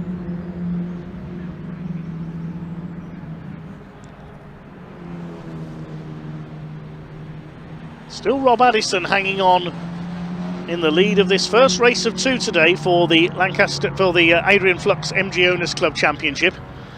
Still slip up there, I do apologise. Lancaster Insurance sponsored this championship for many years. Adrian Flux now the title sponsors.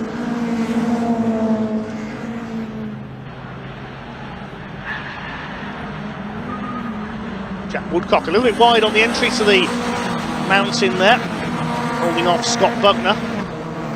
If anything, the first 4 are starting to break away a little now. Rob Addison soaking up the pressure just as he did in race 2 when he took the win at Donington, when he had Jake McDermott and James Cole all over his tail in the last few laps. James Cole not here this weekend. Across the stripe, Rob Addison continues to lead. He led from the start. Matt Harvey still with the fastest lap of the race, sits there in 3rd place. And now Jake McDermott starting to attack Simon Byrne for 7th. Number 28 there is John Copeland, Derbyshire. His MGB Roadster. Looks like his hardtop might be coming loose there, I noticed. Yes, you can see at the back there, on the left-hand side. You can just see there, the hardtop is starting to come away on that car, so it's going to be an MGB convertible in a moment. Hope that doesn't start flapping around, otherwise he could get the black and orange flag. He's 3rd in class at the moment. 16th overall. Well spotted by our cameras there.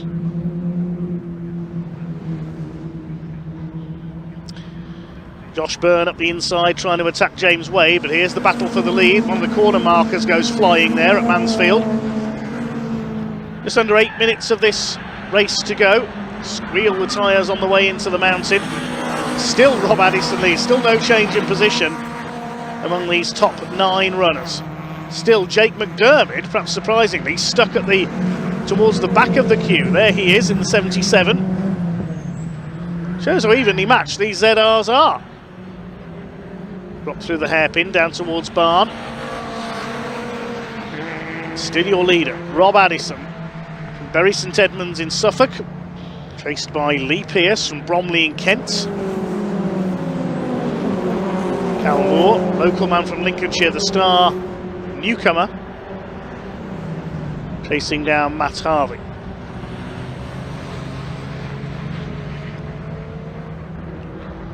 There's Josh Addison, the back of this line. Next battle is headed up by the number 42 of Kendrick.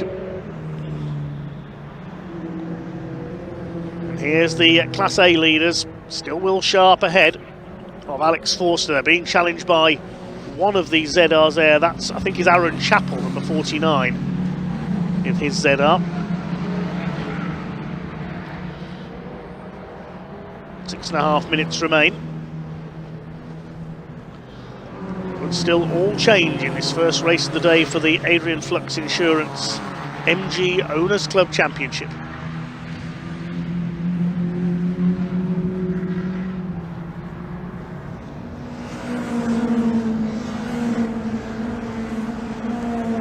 They come towards the mountain once again. Still no way through for Lee Pearce.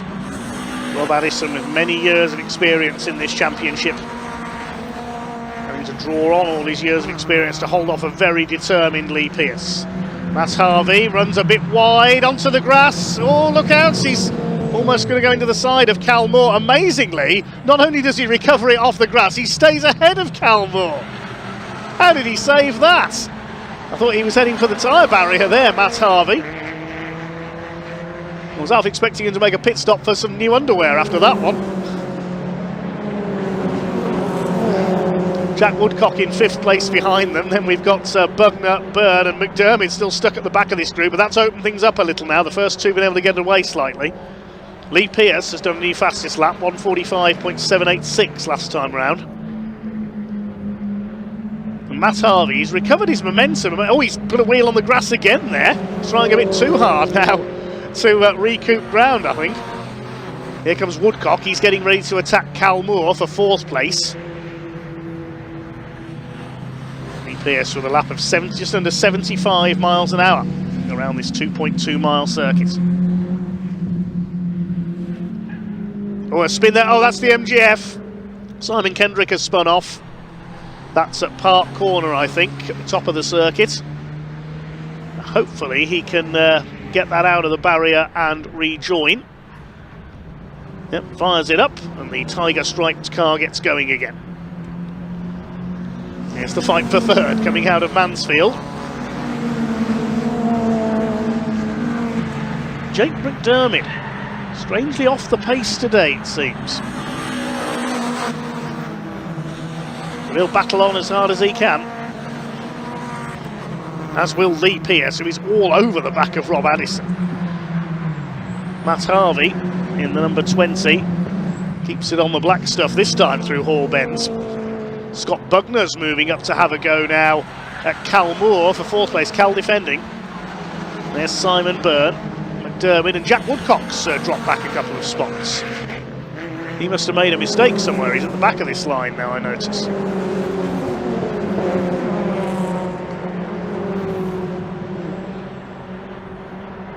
It's between these two for the victory. It's between this little lot for 3rd and Cal Moore up the inside coming into Charlie's Bend, attacking Matt Harvey, and he's through. Good move there by Cal Moore, new to the championship, and he's up to P3.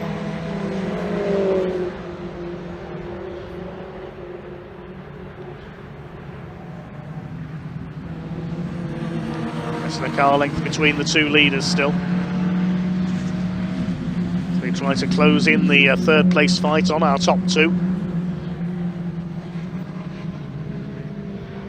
3 minutes of the race to go, so a couple of laps remaining. Blue flag being waved at the back markers. Oh, look out, Mount Best. Ashley Barnes as well. They've met them in the worst possible place here coming into the mountain section. Lloyd Treadle's got to be lapped as well in the ZR. Hopefully they'll see the blue flags and pay heed to them. Yes, Lloyd Treadle does. As Cal Moore throws it through on the inside there. Going to break things up slightly, possibly, because they've got to get past this back marker at Hall Bends. Lloyd Treadle doesn't know where to go, look, doesn't know which side to pull over to. Woodcock gets through. There isn't really anywhere you can go in this last bit of the lap because it's so narrow through here. Scott Bugner has a look to try and pass Matt Harvey.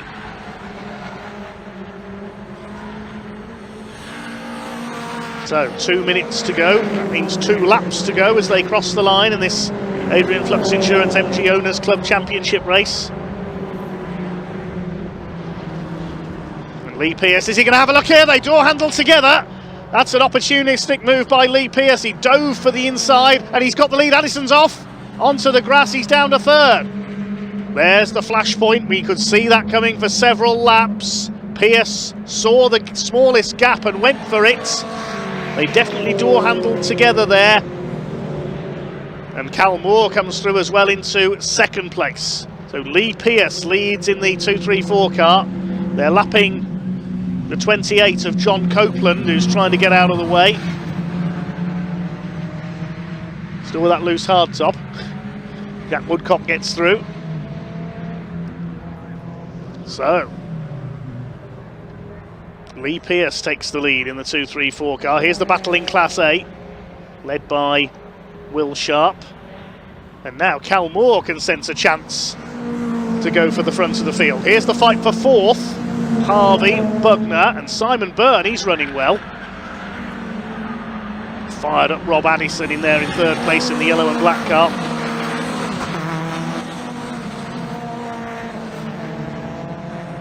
Lee Pearce, that was a forceful attack, but he took the opportunity to get the gap on the inside going into Charlie's Bend. Coming round towards the start of the last lap. Is there any way back for Addison or for Calmore to try and attack?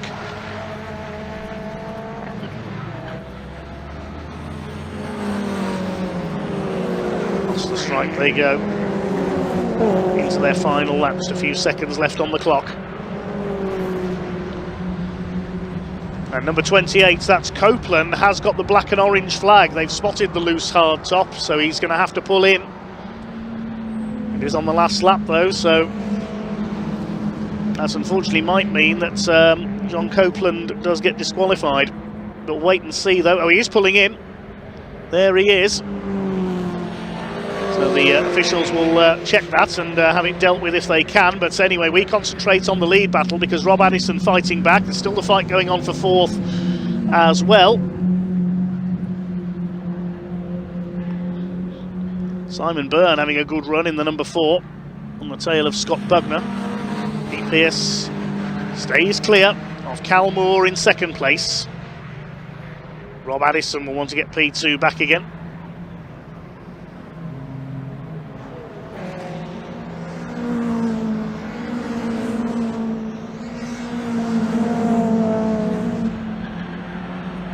Into the mountain section for the last time in this Adrian Flux MG Owners Club Championship race. It's looking good for a first championship win for Lee Pearce in the 2-3-4.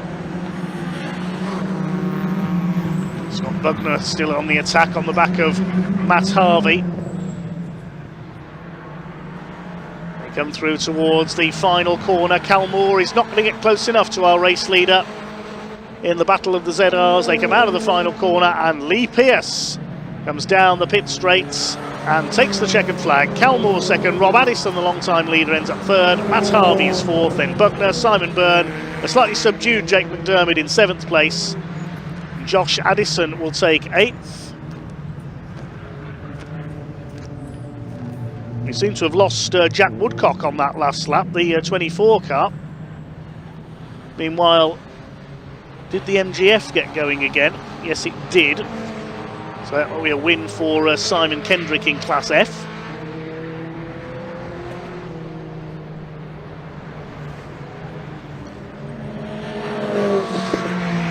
We await our Class A leading runners as well. Here comes Simon Kendrick, recovering from that spin up at Park Corner. And he's going to win Class F, but what about Class A? Well, it's not done yet because Will Sharp still holding off Alex Forster. Could Forster snatch the class winner? He's all over the back of the MG Midget. They've got a ZR in the mix as well, that's of Aaron Chappell. Here they come towards Hall Bends for the final time, then into the hairpin. I think Will Sharp is just about going to hang on. Or is Forster getting his nose up the inside? No, he's not. Spirited drive by young Alex Forster. As they come out of Barn Corner, it is going to be a win for Will Sharp, only just in Class A. Good battle between those two throughout. So 18 cars going the distance, and that one, of course, we saw John Copeland pull into the pits. I think we've lost Jack Woodcock on that last lap in the 24. The provisional result then as follows. Lee Pearce, the winner, by 0.899 of a second ahead of Calmore, with Rob Addison completing the podium, having led for most of the way. Matt Harvey in 4th ahead of Scott Bugner, then Simon Byrne, his best result in the championship so far. Jake McDermott, former class champion, down in 7th ahead of Josh Addison, Josh Byrne and James Wade, completing an all ZR top 10. Simon Kendrick, the lone MGF, in 11th, and then Will Sharp beats Alex Forster in the Class A battle by just a quarter of a second. Aaron Chappell was next home, then Lloyd Treadle, Malk Best, Ashley Barnes and Simon Jackson completed the finishers. We lost Jack Woodcock and John Copeland. So, well, the car's heading into Parc Fermé at the moment, so shortly we'll hear from our race winner with Ian.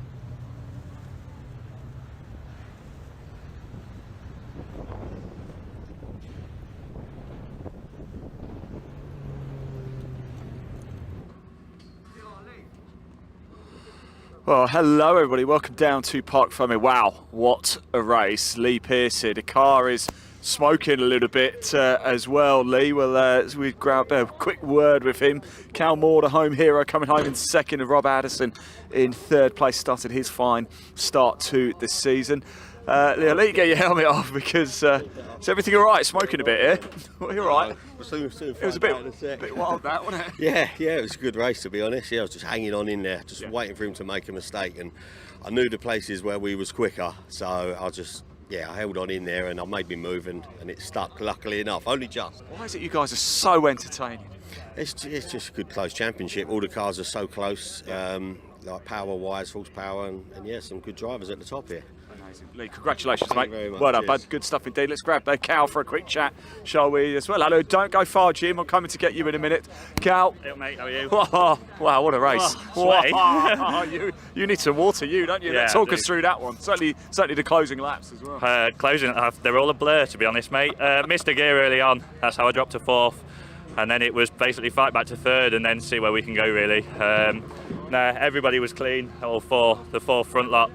Amazing racing. Buzzing with that finish, really. Are we going to see you out for the rest of the season, Cal? Possibly. Definitely be at Alton. And then we'll see how the next round goes, eh? We still need to get talking of rounds. We need to get around to Golford as well soon, don't we? Indeed. Yeah. Rob. Wow, I'm not going to miss you, are we? God, what a race! Yeah, it's good. I wouldn't say the pass was fair, but I know where I stand now. So it's a bit of a shame because I had it in the bag because it was just me making a mistake, which I was quite comfortable I weren't going to do. But yeah, it was just a little bit of a helping hand. But this is the second meeting of the season, though, isn't it? He had a really good run at Donington as well, and podium again. Are you pleased with how things have gone so far? Yeah, definitely. And at the end of the day, it's part and parcel of it, isn't it? So it was just, I wouldn't have expected a little tap there, but we went off, came back on, and still picked up a third, so all good. I don't remember you having these at Donington. Is this brand new? It's the winner's suit. Yeah, if I'd have won today, I'd have gone luminous yellow or something like that. Then. Right. Good stuff. Cheers. The brightest suit possible, and Jim's just going to give a hat and a trophy over. Jim, have you got a minute? Can we have a little chat? We're staying live with us, so we've got a very special guest here, Jim Bainham, of course. Very special indeed. We'll turn around, Jim, so we can actually see the cars. Now, of course, you've been a champion here with MG owners. You told me a little bit earlier, and you'll know better than me, 1981, let's cast your mind back. First ever MG owners race meeting. You said you were in the grid for that. Yeah, 7th of June 1981 at Brands Hatch. We had 8 cars on the grid and I was one of them. Wow. In the car I still race today, although not today. How special is that car? You tell the viewers what it is you drive. Well, it's a famous old MGB that's been around the scene since 1976, been raced every year. It's done around about 600 races in the guy who owned it before me and in my hands. So it's a famous old car. Oh yeah, I'll bet it is. Why is this club so special, Jim? Well, I just don't know really. Great answer. Well, we've had, like any championship, we've had our ups and downs, but we gathered a few drivers from another sadly defunct championship, ZRs, who were very successful, rightly so, but they came to an end. And a few of their guys came over. We had a lot of new guys come in from other championships and several new novices.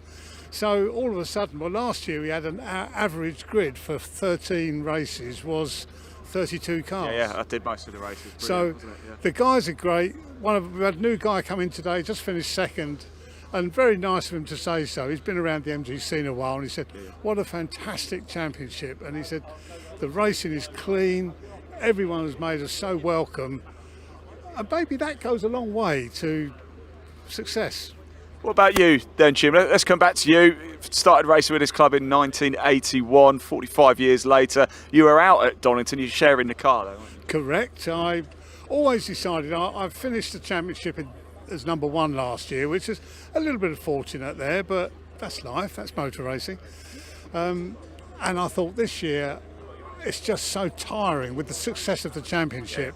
It's too much for me to do everything, so I'm backing off the racing. I'm not retiring, but backing off, just doing a few selected meetings and just focusing on chatting to all these great guys. And more chat, the more sort of community-based gatherings we can have, then I've got to say, Joe, it's great of you to have come down and handing out the trophies and the hats and things. But when you were just watching that race there, was there not a little bit of you? It's got a bit of an itch, thinking, "Oh, I kind of wish I'd entered now." Well, inevitably. But you know, I've done 500 and whatever it is, 50 races. So yeah, you know, been there, done that. I enjoy it when I go there, when I'm actually doing a few races.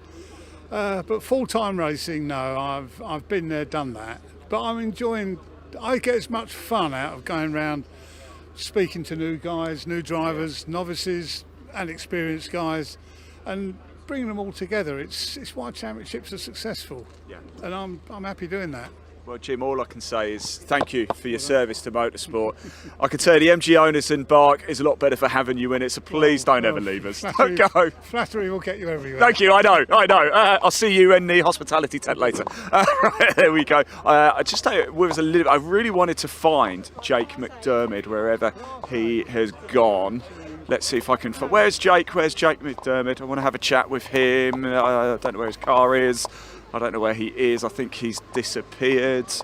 So I'm afraid I'm not too sure where Jake is. So we'll catch up with him a little bit later. MG owners still have another race. Actually, sorry, John, if you just come with me, I just want to show everybody. I was just checking out on my laptop a little bit earlier when I was looking at the live stream and on TSL for the timing. And on my laptop, at the bottom it appeared, it said rain coming in 1 hour. That was about 20 minutes ago. I think we might have a bit of a wet afternoon here at Cadwell Park. That is certainly going to spice things up. All right, I'm going to hand back to your commentator, Dave Goddard. He will let you know what we have coming up for you this afternoon. Don't go far.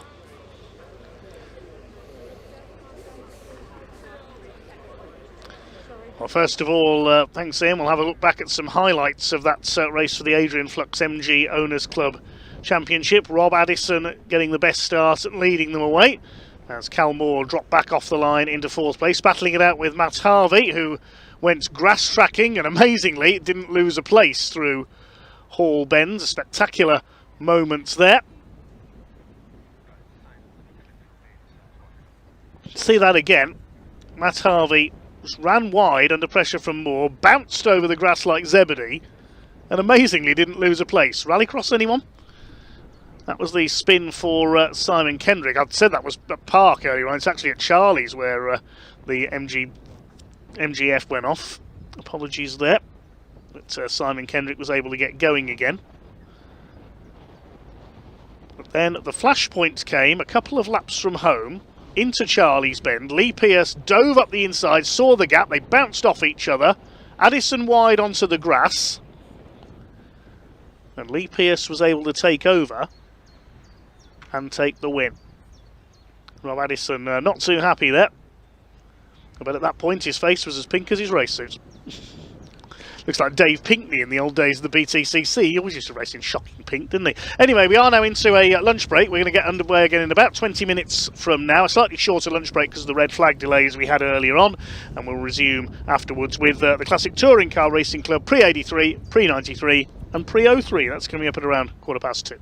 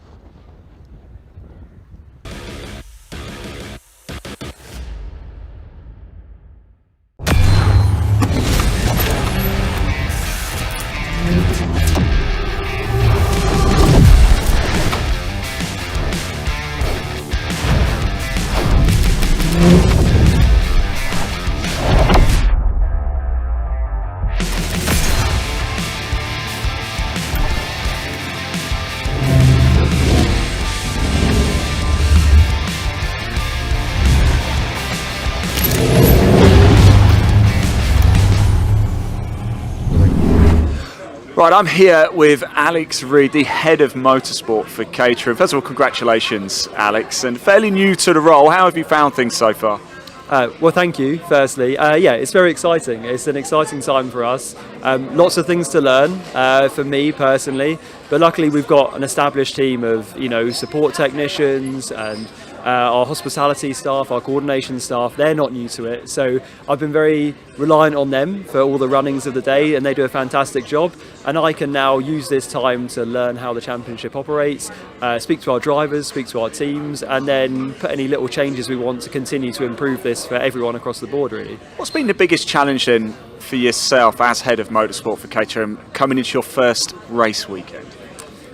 Making sure we haven't forgotten anything, for sure, right? I keep having sleepless nights about the fact I might suddenly wake up and we haven't done catering, but don't worry, catering are here, we're fine. And that is brilliant, by the way. Good. Not that I would know, but... have you been eating our food? Okay, confession, I did have breakfast, yes. Very good. You're more than welcome, more than welcome. So yeah, just trying to make sure that we've got everything covered. You know, in terms, we haven't tried to change the world for this season in terms of the way we're doing it, because it would be naive to think that this product that's been honed over the years into what it is now could instantly be changed and made better. So I really want to understand that. We've made a couple of very small changes. So the things that you might see different at this race meeting is we have a couple of driving standards coaches in. So we're trying to improve the driving standards throughout the championships. And that's not to say that they were poor, but improving driving standards is always top of everyone's priority list. We want everyone to go away happy, low damage, good, clean, fast racing. So they're there for a driver education perspective to try and help educate our drivers on racecraft and things as they move through their sort of progression up the ladder. And we've also started a drivers forum for this year. So when I started, I was inundated with all these ideas, some good, some less good, some like wild, right? And I'm trying to make time to listen to all of this feedback, but there's a lot of noise. So we've appointed a driver's representative from each championship, and they will be getting the collective view of each grid. And then after each race weekend, so next week we'll have a meeting following Cadwell Park, and they'll bring anything to us that they feel was a challenge, they liked, that they didn't like, and that can help us shape the future of Caterham Motorsport when it's going to go. We want to listen to our customer and then do what the customers, achieve what the customers are trying to achieve from racing. Something else very excited, and the eagle-eyed viewers might have seen across the Bark and Caterham content, because we met up back in the last year, didn't we? There is a new car coming as well, isn't there? There is. So the series that we've got running here today are Roadsport 270 and 310R. All of those run on the original format, so the original is Ford Sigma engine. But starting with Academy, which will be starting very shortly, we have a grid of 30 new drivers. Brilliant. Who will be coming through in the new car.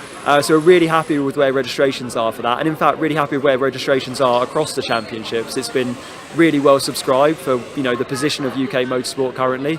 But yeah, we'll have our 30 new drivers coming through. They've already been to the factory and had a seminar, found out a lot about the season, and they've been and done their ARDS tests at Castle Combe. So they've all got their race licenses now, and they'll be itching to take delivery of their cars and get out on track in them for the first time. Very much looking forward to that. But here at Cadwell Park, what a circuit, isn't it? This is going to be exciting, right? Yeah, if this one's not tricky enough already, we threw in some changing weather conditions as well.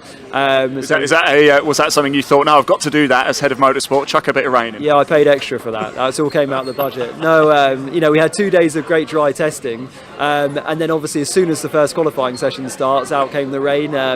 But I think, the drivers are well established at this point. Even our road sport drivers have had a lot of seat time through Academy, and this is where they find out, they've done some wet testing, they've done some dry testing, and we'll see the quick ones come to the front, right? Especially exciting in 310, who have a choice of tyre this year. So in the qualifying session, we saw some out on the wet tyre and some out on the dry tyre in those mixed conditions. And that tactical choice, I think, adds to the racing as well. Making good, smart decisions is all part of being a good racing driver. So it's really interesting to see who went with what option in that first session as well. People always keep coming back. I like the pathway with Caterham as well. And you just mentioned 30 drivers there for the Academy coming through. If somebody is watching this thinking, I would quite like to find out more and get involved in this, is it too late to sign up for 2026, or is there a waiting list, or can you still register? So we're lucky, it's been very, very popular. So yeah, sadly it's too late for 2026 now. They've already started their programme, and the reason that we do that is you're already on the back foot then. They've already got their race licences, they've already been to some events, and we want drivers to get the full package. So we are taking registrations now for 2027. I think we've got 5 or 6 already registered, moving at this stage. Don't delay. Yeah. And we'll see that build up as we go through. So the way to get involved and get a little bit more information, obviously on the Caterham website, there's a motorsport section. It talks through how to get involved. involved, and then our established UK dealer network will walk you through every step of the process. In fact, Ollie White, who runs one of our dealerships at Caterham HWM, is actually on pole for the 270 race coming up, and he came through Academy, and lots of the dealers, Oakmere, Silverstone, they've all got people who have been through the Academy process. If you go and speak to the dealers, they're passionate about it, and they know the ins and outs of it because their staff have actually gone through the process as well. Well, Alex, thank you so. Look, you're a busy man. I'm going to have to let you go. I really appreciate you giving up a bit of time this morning. I know. Look how busy it is. It's such a hive of activity. It's brilliant. And I must say, Caterham Motorsport is in very good hands. Enjoy the weekend. Thank you. Cheers. Bye-bye. Right, everybody, this weekend sees the Grand National get underway. Different kind of horsepower. If you prefer your horsepower with 4 wheels as opposed to 4 legs, well, you've come to the right place here at Cadwell Park. So what I really want to find out, in honour of the great horse race, let me just come down over here. We've got the Junior Saloon Car Championship drivers here, and whenever you look at the horses for the Grand National, most people pick their horse based on the name or the jockey's silks and the colours. So let's find out whether our Junior Saloon Car drivers, why they have the livery that they've chosen, and whether they have a name for their car. Max, well, let's have a quick chat. Let's have a look at your car as well, shall we? Junior Saloon Car Championship. Look at it. Look. We better. Sorry. Let's go this way, Max. Let's go this way. Let's get out of the way. Right. What I want to know, 2 things. Okay. I want to know about your livery. Why did you choose this style? Because it looks cool. It does look cool. Yeah, that's why. Do you glow in the dark in it? It does a little bit, yeah. Right. One other thing I want to know, Max. Do you have a name for your car? It's called Betty. Why is it called Betty? No real reason, just a cool name. You just like the name Betty? Like the name Betty. It's got a cool livery, it's got a cool name. Max, thank you so much. Best of luck this weekend, really appreciate it. Here is Betty. So if Dave Goddard is listening to this, our commentator, Max Scharfegger's car is now known as Betty. We will talk to more drivers. We'll just let Mr. Allen here park up and we'll move around because we've got Jake over here, Jake Wardle. Let's just grab him. Jake, can I borrow you for a second? I've got a very quick question for you, actually. Right, this Grand National this week. I don't know if you know what a Grand National is, but it's a very famous horse race, of course, and it's very famous for the jockeys and their coloured silks, and of course the horses' names. Yeah. So first of all, do you have a name for your car? I don't actually. Okay, what do you think would be a good name? Anybody comment below? What would be a good name? What for did the we car? say? Yeah, what name did we say? Greta. That's what it was. Greta the Green Machine. Yeah. I really like it. Why this livery as well? Why the green, Joe? I'm obsessed with the colour green, if I'm honest, Ian. I like that. Yeah, green and black just looks cool, doesn't it? On a Saxo or Fiesta, It whatever. does look good, actually. Yeah. It does. Best of luck, mate. Cheers, thank you. Greta the Green Machine. Dave Goddard, there you go. It's Jake Wardle's is Greta the Green Machine over here. Mr. Allen's here as well. Let's have a quick chat. Right, same question for you. Very big famous horse race taking place this weekend. Right. So I want to know from you, why have you chosen this livery, the white and blue? Because it was originally my dad's. Yeah. And obviously my dad's cars was the best. So I like that. Yeah. Okay, do you have a name for your car? Do you give it a bit of a pet name? We've got Max has called it Betty. We've got Greta the Green Machine here from Jake. What about you? Should we come up with a name, guys? We need a name for the car. Yeah, a name. What's anybody think in the live chat? Let us know. Yeah. What do you think? The blue and white Mean Machine. That's a terrible name, isn't it? That's fine. That's fine. Right, we'll think about it. Good luck. Have a think. Get back to me, won't you, guys? Thank you so much. All right, let's go over here. We've got Ollie Smith, 3-time race winner, of course, at Donington Park last time out. I've given Ollie a bit of a warning. There's Darryl as well. Hi, Darryl. Hi, Darryl. Give us a wave. Hi, Darryl. Ollie. How you doing, my friend? Good to see you. You know what's coming, don't you? I've already pre-warned you about this. First of all, let's talk about the livery. The sort of white, blue and green. Why that style? Really, it's ranged back for where my dad raced. He always used to be mostly green and blue. Nice. And it's colours that I've really liked. So we went to the guys at Brown Fix and said, we want green and blue, can you design a livery? And that's what they came out with. Love it, love it. Do you have a name for your car? Well, me and the team boss spoke about it. I wasn't too sure, so he said something like the Green Goblin. Green Goblin. Yeah. I've got a name for you after Donington Park. Oh yeah. Hat-trick yeah. hero. Yeah, I mean, we're hoping to do the same here, but it's looking quite close, so we shall see what we do. Excellent, top man. Thank you. Perfect. Ollie. There you go. Good stuff indeed. Martin Wright over here. Let's have a quick chat as well. Martin, it's good to see you, my friend. Right, there's a very famous horse race taking place this weekend, and most people pick the horse based on the name of the horse and the jockey's silk, so the colour. So I want to know two things from you. Why blue now? It looks a bit different, doesn't it? Yeah, I mean, I sort of just happened to buy it. I didn't actually choose the colour, but So you just bought it, it was blue? Yeah, I That's just handy, bought it and it was blue. Not going to respray it? Checkered roof just That looks cool. goes with my helmet, but yeah. Right, second question. Do you have a name for your car? Like we've had a few. We've got Green Goblin from Ollie Smith next to you. Jake Wardle's is Greta the Green Machine. We need to think of something for this. I do. I mean, I haven't really, driven it enough to actually get a name. Maybe a bit further into the season I'll get a name for it. But I'll tell you what, we'll check back halfway through the season. But anybody who wants to give a suggestion, please pop it in. Good luck, Max. Really good to see you. Thank you. Top man indeed. Let's go over. Who have we got here? We've got Mr. Omar in here. Let's see if I can have a very quick chat. I hope this is all right. How you doing, my friend? You all right? It's good to see you. I've got a question for you. I've got two questions for you, actually. The all-red livery. Why? Is that just the colour of the car when you got it? Yeah, exactly that. I like mate. it. And last minute, so that's fair enough. Absolutely, red's my favourite colour, actually. And do you have a name for the car? Some people have like a bit of a pet name for the car. Do you have one for this? no, I don't have one. Yeah, I don't want to get too attached to it, because if I write it off, you won't. Yeah. You won't write it off. All right. Yeah. Top man. Look, thanks for talking to me. Good luck out there. Yeah. Top man indeed. Right, let's keep moving around, shall we? We want more and more people to speak to. Let's jump in here. Here we go. Right, I've got a couple of. I caught your eye. Yeah, I could not come over, could I? Right, I want to know two things from you. Okay. Right, the livery of this car. Right. How come it's like this? Tell me a story. Is it just how it came? It was how it came. Yeah, it's been like this since last season. This is actually my coach Harry Rice. This was his old car from I think 2020. His car was green. Yeah. So you can see in like the engine bay and stuff, there's like ever so slight green paint. Is there? I think it got repainted these kind of colours a year or two after, and it's been like that ever since. And I did a good enough job last year to not duff it up, so it's kind of stayed the same. So you've got attached to this car then, do you have a name for it? Like, do you have a bit of a pet name? We've got a few drivers. We've got like Greta the Green Machine from Jake Wardle over there. We've got Betty from Max Scharfegger. Have you got a name for your car? I actually don't. I've spent the entire off season thinking, what do you think I should do? Get people to comment on the live stream what they think. Yeah, no, I think there you go. You've heard it from here right now. We will find out. Have a look in the live chat when you see this, all right? All right, top man. Cool. Good stuff. Best of luck. Thanks for talking to us, mate. Really good to see you again. Join that shut. Yeah. There we. I don't shut that very well. Last thing we want that is coming open whilst he's driving around. Let's go. Just move over here. I want to have a quick chat with Leon Holly. I warned him as well as coming over. It's a cracking livery. Look at this as well. Let's just move over. Sorry, guys. Sorry to interrupt. Sorry, mate. How you doing? You all right? It's good. Yeah, very well. Thank you. Very well. Right, I'm coming for a very quick chat. It's good to see you again. Oh, there you go. I can see you now. Yeah, I'm very good. Listen, tell me about the livery on this car. Well, it's my grandpa's business, the tool zone, so we thought we'd get out there nicely, and obviously all my other sponsors on it as well, and include it nicely. Nice, I like it. Also, do you have a name for your car, a bit of a pet name? Probably the Flying Bull. Oh, why the Flying Bull?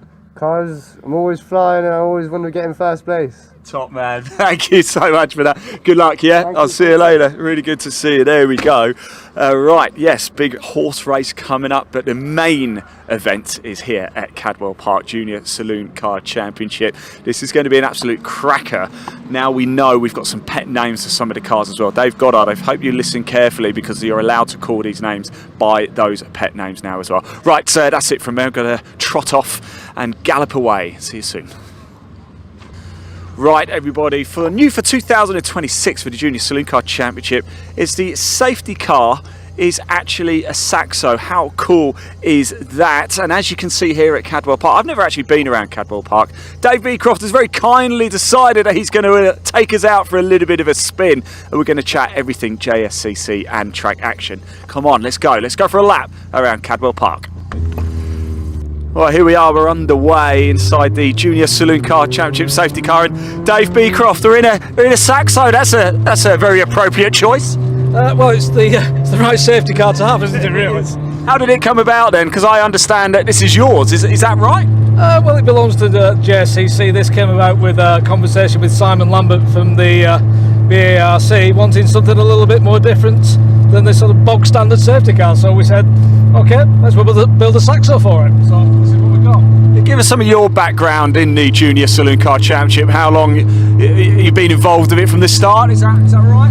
Yeah, we took it over 12 years ago now, and we've had our ups and downs like every championship, but yeah, we've established a really good proving ground for young drivers at an affordable price. Motorsport is expensive wherever you go, but JSCC is the how can I put it? It's not the cheapest, but it's the most competitively priced.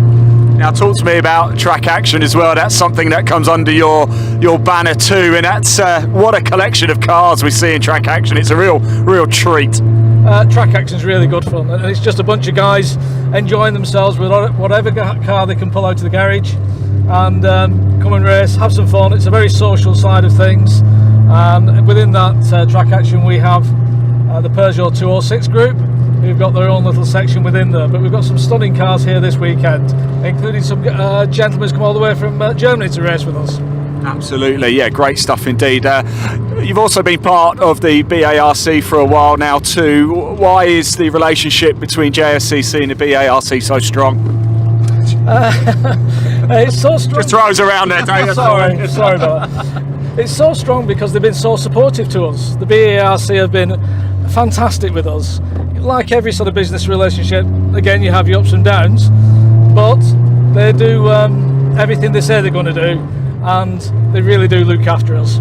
Right, we're coming up now to a very famous part of Cadwell Park, the mountain, and we wanted to do this as well just so we can actually see how steep it is. My first time around Cadwell Park, and I think it's very difficult to gauge sometimes just how steep this is now, and we suddenly go up and my stomach has just literally gone down into my lower region, shall we say that. What a circuit Cadwell Park is, Dave.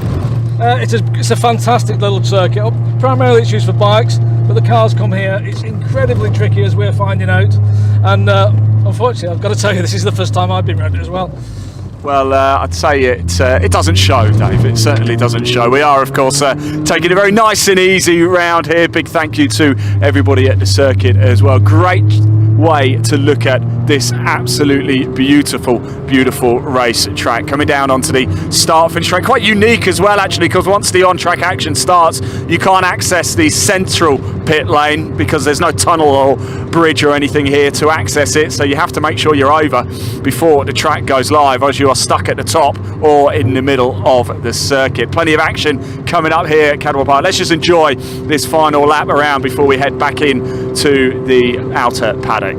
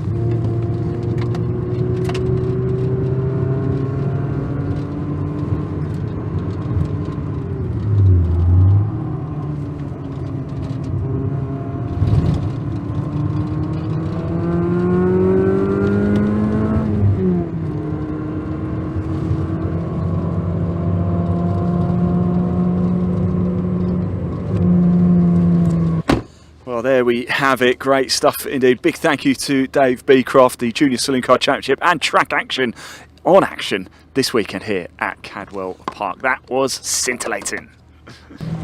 So I'm with the title sponsors of the 270R Championship, which is FanDrive. I've got Sean Murphy, who is racing in the 270R Championship, And I've also got Greg. Hi guys, fantastic that you're sponsoring the championship this year, but talk us through FanDrive and what exactly it is. Yeah, it's great to be able to partner with Caterham to do this, and also TSL, who've been able to partner with to bring the timing to the platform. But so FanDrive predominantly is about the fans and connecting them more with the drivers. So we've got kind of two applications as part of the platform. The drivers have their application, which they can see their sessions when they come back. They can post social content on our platform so the fans get more engaged and get to know drivers. When they come to events, they might be following a different event, but while they're here, it's nice that they can see, oh, that guy's from the same hometown as me, or even get an idea that maybe they'll go racing, because it's just ordinary people at racing, right? So. And then the fan is trying to give them the schedule information. When the schedule changes, as we see, it's really hard for the stewards to keep the schedule on track. We've got red flags, we've got all sorts of delays at times. So for us to be able to, in real time, update that schedule so the fans know what's coming next, and if there's a delay, there's a chance for them to go get something to eat, and just give them that better connection. So that's why we did a livery of the car, actually. So if you look at the livery, it's two-sided. So this is our color scheme for the driver app. Yeah. And this is the color scheme for the fan app on the other side. Oh, brilliant. And so the gold stripe is FanDrive connecting the two worlds. Fantastic. So that was the thinking behind the livery. Unfortunately, right now, you're seeing it at the back. But, first weekend Caterham. So I was going to say, it's your first time racing Caterham, so I think... And there's a lot of talent in the field. I mean, there's no stragglers that have been, are waiting for me to come and just turn up and pick off. But, so we'll work towards it, and it's a challenging track. But great crowd here today, and it's a great group of people to be hanging around with. So that's it. And we've got this, like Greg, as you know, we've got these QR codes on the back here that we can that people can scan with their phones. Is that right? Yeah. So when fans come and they want to identify with a car, they can come and scan the QR code, and it'll bring up that car. It'll bring up information about their driver profile, and then they can follow the driver throughout the race, or throughout the season. So it's just an added benefit for the fans to come and just make connections to the drivers when they're here on the track.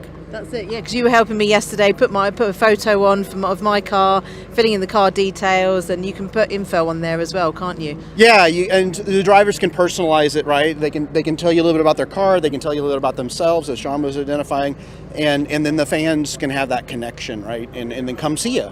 Yeah. Right, and eventually we'll offer some like scavenger hunt opportunities and things like that to really increase fan participation, to come in and just interact while they're here, as opposed to just watching the races as well. To be part of the atmosphere. And that's lovely for fans, isn't it, and spectators, to be part of the action, feel like they know about a driver, they know their history, what they've done, how many podiums they've had, and all that sort of thing. And when we get closer to the academy starting, we have a fantasy league for the academy.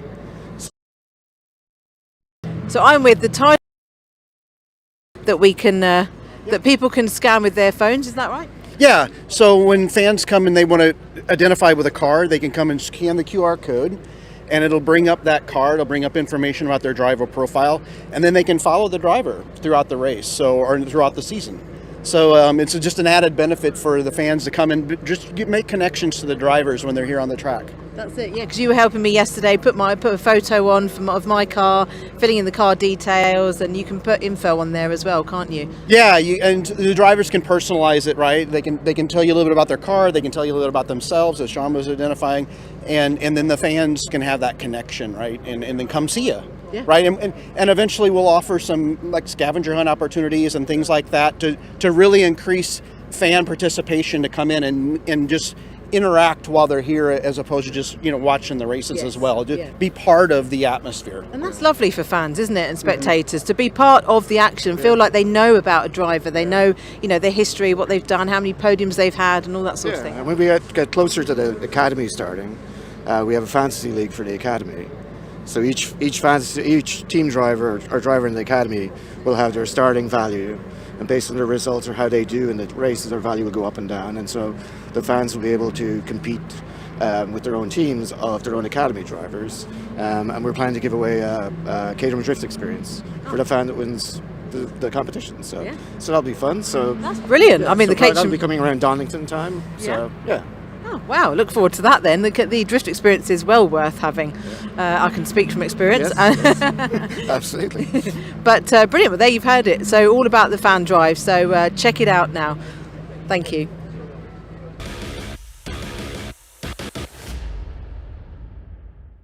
Well, look at this, everybody, and just like that, the rain has come as promised here at Cadwell Park, just in time for the pre-83s, pre-93s and the pre-2003 touring cars. I've come down to have a quick chat with Mark in this Vauxhall Astra. Mark, we've spoken about this before, haven't we? But we've always got new people tuning in. What a car is it? Is it special? Come on. Look, can you bring the camera around? Sorry, John. We've got to look inside. Look at it's like the original, isn't it? Oh yeah, it's still got the digital dash, which everybody loves. So look, it's even works. Look at that. Oh my God. Can we bring the camera around? Have a look at that. That just said 288 miles per hour. I wish. Yeah. Unbelievable. What's it like to drive? Is it a joy? It is. It's a little bit sketchy at times, you know, kind of limited front grip, but yeah, it's good. Today it's going to be very greasy. Are you a little bit disappointed it just started to rain, or are you quite happy about this? Yeah, I'm not too bad. It kind of evens it out a little bit with power, so yeah. Excellent. Well, look, Mark, thank you so much for coming out to play. Really appreciate it. So stay safe out there, won't you? Do you want it shut? Do you want me to shut that for you?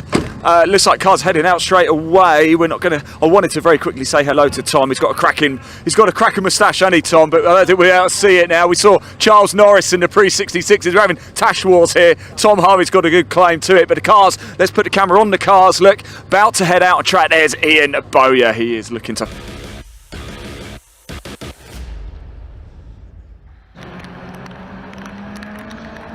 Yes, thanks Ian. The cars were heading out on track, and with the rain coming down here at Cadwell Park just after our lunch break, we are having an extra green flag lap due to the change in conditions. So this is the mixed race for the Classic Touring Car Racing Club, the Pre-83 Group 1 touring cars, the Pre-93 touring car sponsored by Track Hub UK, and the Bertie Haulage Pre-03 touring cars.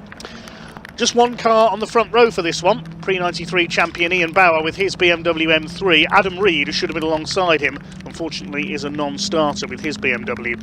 On the second row, the Pre-03 points leader Cam Tunio with his Honda Civic starts alongside defending Pre-03 champion David Cave with his BMW 328. Row 3, we've got the first of the Pre-83 runners, Nick Grindrod with his Mark 1 Escorts and Nick Williamson with his Rover SD1. The fourth row, Tim Tomlin with his BMW 328 running in Pre-03, alongside Jared Knight with a Mark 2 Escort in Pre-83. Row 5, Malcolm Jeffs with his Mark 1 Golf GTI. Great to see that car back out this weekend in Pre-83, alongside the reigning Pre-83 champion Jonathan Corker, who broke down while fighting with Nick Grindrod in yesterday's race. So he goes from back on row 5, and the sixth row of the grid will see Tom Harvey. He pulled off on the green flag lap in yesterday's race in the Escort. Mark Finney didn't make it out in yesterday's race in the Astra GTE, but he is there today, had problems in qualifying yesterday. And in addition to the back of the grid in Pre-03 is Will Hunt in his Fiesta. I've seen him running in Blue Oval Saloon Series already this weekend, but he's decided to enter an extra race with his Fiesta. He's going in Pre-03. The Astra is Pre-93, one of only a couple of Pre-93 cars out there, the other being Ian Bauer. Now yesterday, Ian Bauer took pole position by over 4.5 seconds and then won the race by nearly a minute, but things might be a bit different today, I think, with the conditions possibly a bit of a leveller. And Ian Bauer there in the Castrol BMW, we've already seen him in Classic Thunder today, finished second earlier on. Is he going to run away with it again, or are we going to see things a bit closer? No Adam Reed on the front row in his BMW Compact. Cam Tunio is there with the Civic. David Cave in the bright blue BMW. Then we've got the first of the Pre-83s, Nick Grindrod from Birmingham in the Escort. And then the big SD1 of Nick Williams. It's going to be so greasy out there today. Look at the condition. It's kind of the worst of the worst. It's just been dry. It's going to be greasy. It certainly is, yes. Now, Cam Tunio moving up into the second row of the grid. I didn't see a grid sheet with him second. I think he should have stayed on row 2 of the grid. Yes, he's moving back again. You have to keep the gap. To me, to you. Jonathan Corker's not there. His problems from yesterday proving terminals. That'll put a dent in his title defence in Pre-83. Mark Finney's there, though. Good to have the Astra out after he missed yesterday's race. This is going to be an interesting one. I'm wondering if Ian Bauer's BMW is just going to spin the wheels up, the rear-wheel drive machine here. We're about to see, as away they go, this combined race for the Classic Touring Car Racing Club. A flying start by the Escorts. All three of them making a move up the order there early on, especially Nick Grindrod in the red Mark 1, but it looks like it is Cam Tunio, the front-wheel drive. Look at Ian Bauer sliding the BMW there, the rear-wheel drive machine straight away, and it is Cam Tunio with front-wheel drive, who, not surprisingly, goes straight into the lead in his Honda Civic. Even he's sideways coming out of Charlie's. Then Bauer in second place, Grindrod up to third, and round goes Tim Tomlin. He's the first to spin out. Let's hope nobody collects him. Jared Knight takes to the grass in avoidance. Oh dear, oh dear. Well, that was almost predictably a chaotic start there, given the conditions. Yeah, just change of conditions, and it's you know, if they've had mostly dry running, it's just getting your head into the wet weather and where the grip is. If you haven't had too much wet running, the grip is in all the different places. So just getting on the power too early, car swung around, and well done everyone avoiding the contact.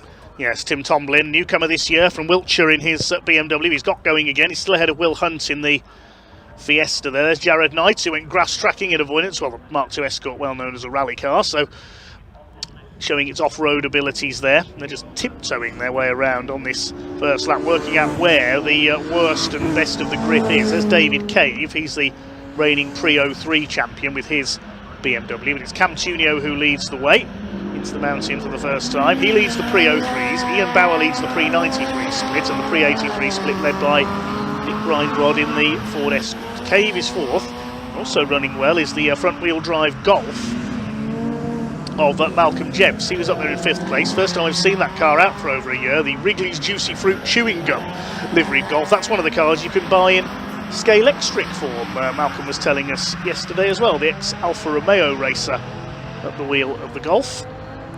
There's zero grip out there. You can see all the cars squirming. Generally speaking, you want your car to be on any bit of tarmac, which isn't normally the racing line, but this track is so narrow, there really isn't much of that around, so they will be scrabbling and fighting for where that is, and as the cars trying to get the power on, squirming their way down to the barn corner here. I certainly wouldn't want him to put the power of the big Rover down in these conditions. Nick Williamson there in the SD1, you can see he's struggling, and Tim Tomlin, having recovered from that spin at the exit of Charlie's, goes through. Will Hunt behind them in his Fiesta, and then Mark Finney in the Vauxhall Astra towards the back of the field. Tom Harvey's not come through in the number 3 Escort, I don't think. We saw him get away at the start, but has the Escort let him down again? It did on the green flag lap in yesterday's race. Long way from Kent for 2 non-finishes by the look of things. As Ian Bauer is now up with our race leader Cam Tunio as the sun starts to come out again. Conditions not making up their mind this afternoon. Grindrod's still there in third. He leads the Pre-83s, but it is Cam Tunio who leads overall, and from West Kingsdown, just around down the road from Brands Hatch Circuit. Ian Bauer pursuing. There's Grindrod. These three are well clear of Cave in fourth place. Next through it should be the Golf of Jeffs ahead of Jared Knight in the Escorts as things settle down after that early schmozzle up on Park Straight.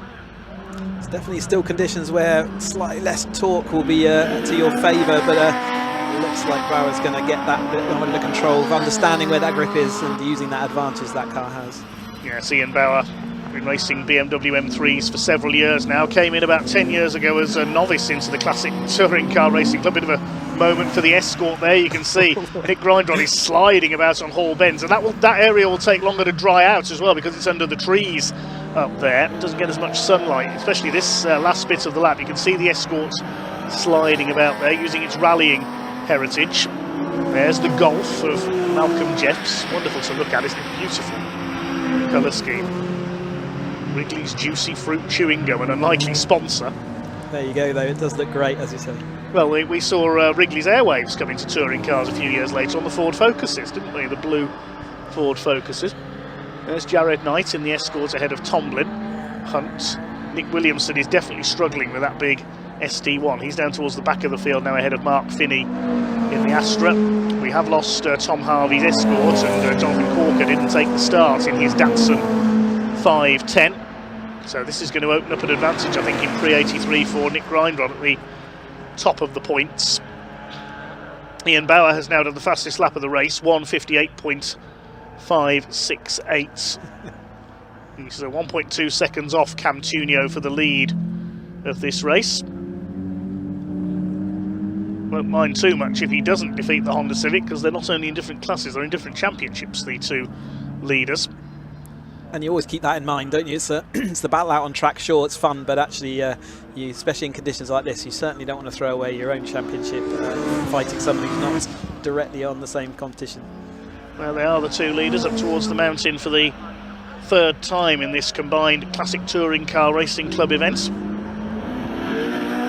Last race for the club here this weekend at Cadwell Park. Nick Grindrod still there in third. Time penalty for Cam Tunio.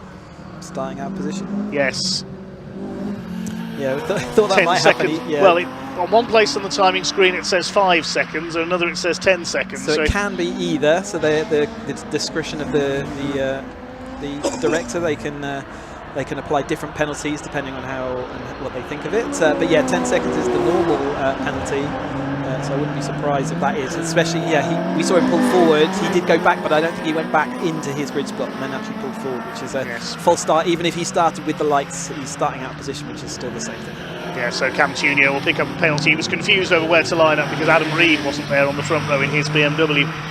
Will Hunt continues on. He's in 8th place in the Fiesta, running in the guest class of Pre-03 because he's not registered for that championship. He's a Blue Oval Saloon Series driver. Yeah, we've seen him out today already, haven't we? There's Mark Finney in the Astra GTE.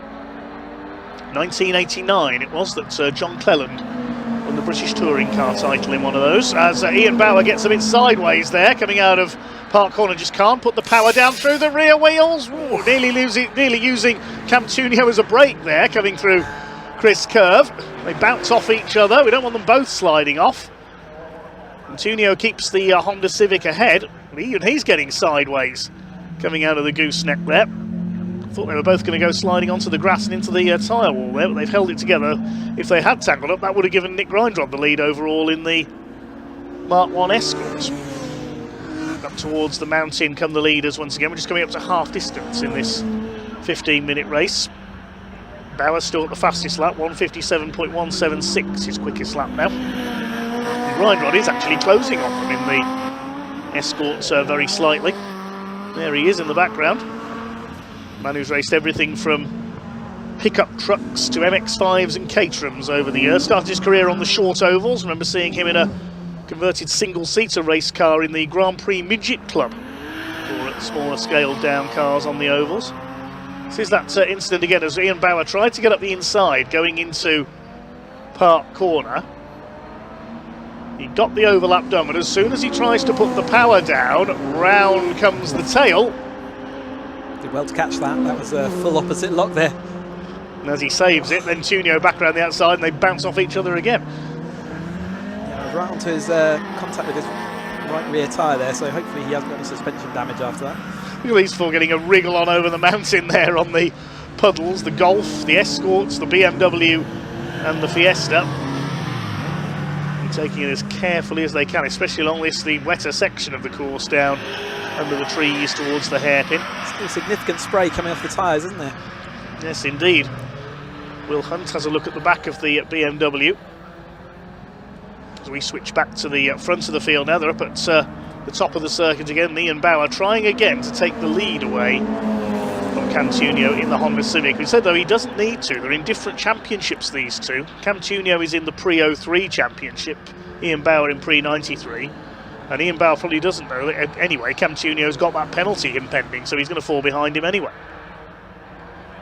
Battle for 5th place they're focusing on here. The Golf ahead of Jared Knight's Escort, the man from Devon. Tim Tomlin in 7th place. Will Hunt in the Fiesta is 8th. Missing part of its rear bumper. That was a legacy of some contact in the Classic Thunder and Blue Oval Saloon race yesterday with Randall Lawson's Alpine Renault. Is Grindrod closing on the top two? He closed slightly on the last lap because of that near tangle. Just over 5 minutes to go. They'll just have started to get used to the track conditions by the time this race finishes. It's taken a little while to dial it all in, but they're still having a lot of fun out the front here. And that's what it's all about. Motorsport should be fun, as we say. These three well clear of David Cave, who's nearly 17 seconds down the road in 4th place, and he's about 25 seconds ahead of Malcolm Jeff's Golf. So David Cave is having a very lonely race here at the wheel of the number 94 BMW. He's probably wondering where everybody else has gone. Splashing his way down the back through the Hall bends and up here into the mountain. You can hear all the tyres scrabble. I mean, even in dry conditions they scrabble for it to, you can hear them not able to get full power on until the car is sufficiently landed. Tim Tomlin coping well now. He's new to racing this year. Had his spin on the first couple of corners, but since then has got used to the handling of his BMW. Will Hunt in behind him, but in the Blue Oval Saloon Series for a few seasons now, and Ian Bauer trying again to take the overall lead. A little bit more sheepishly that time.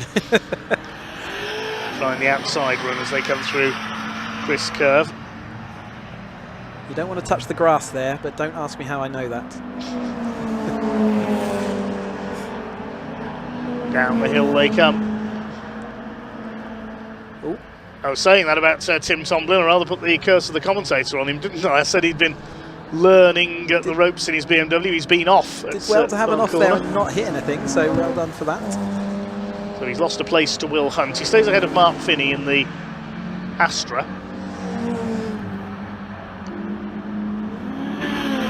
He's now clear of Nick Williamson's Rover SD1. See that going by in the background.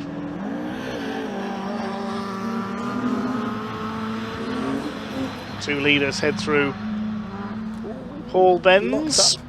Made it though. Nearly a nice power slide. Nearly a repeat of the incident in the Caterham race with Matt Fox there. He got a 5-second penalty incidentally for that earlier on. Just had that notification through during the lunch break. So Bauer's got to gather it up again after that little moment and catch Cam Tunio up again. Although despite that incident, that little slide through the hairpin, he did the fastest lap of the race, 1:56.053. Definitely carrying speed, isn't he, as the track just slightly gets better conditioned, although yeah, very much still wet out there. Here is a little replay of... This I expect will be Tim Tomlin's BMW. Is he going to be sideways as he... comes onto the screen, or only onto the grass? That's the question. And we shall see as they come towards us. We've got just under 2.5 minutes of this race to go. Here we see them come out of the corner. Yep, backwards as we join through Barn Corner. Well done though. Around he goes, just avoided the barriers. Yeah, very well done. Yeah. Jim Carner would have been proud of that narrow. Oh no! Well, that's happening. Ian Bauer's gone off. Now, where has that happened? That's, I think that's turn 1 again, isn't it? Is that? That may be at Charlie's. Yeah. Try and get a replay of that if we can. But yeah, looks like significant contact. Yeah, he's gone nose into the barriers there. Ian Bauer. He's out of the car. He's okay. That's the main thing. But the Castrol BMW is well and truly out of the race. Now, the question now is, if Cam Tunio has got that 10-second penalty, how far ahead of Nick Grindrod's Escort is he? Only 8.5 on the last time. Yeah, last lap round he was 8.5 seconds ahead, so once the penalty is applied, that won't be enough. He needs to be more than 10 seconds clear of Nick Grindrod to win the race. He's got one more lap to do it, hasn't he? Yes, last lap this time. Here he comes over the line. Now let's see what the gap is when Grindrod comes through in that second place.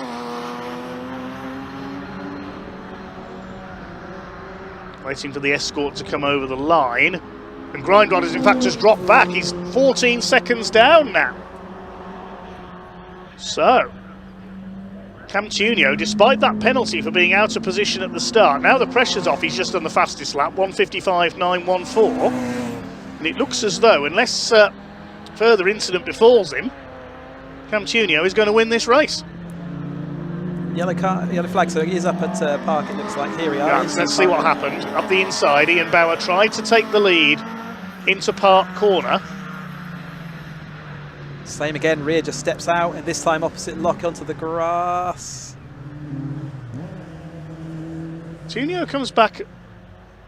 No, that's from earlier in the race. Yeah. That's the earlier incident. Yeah.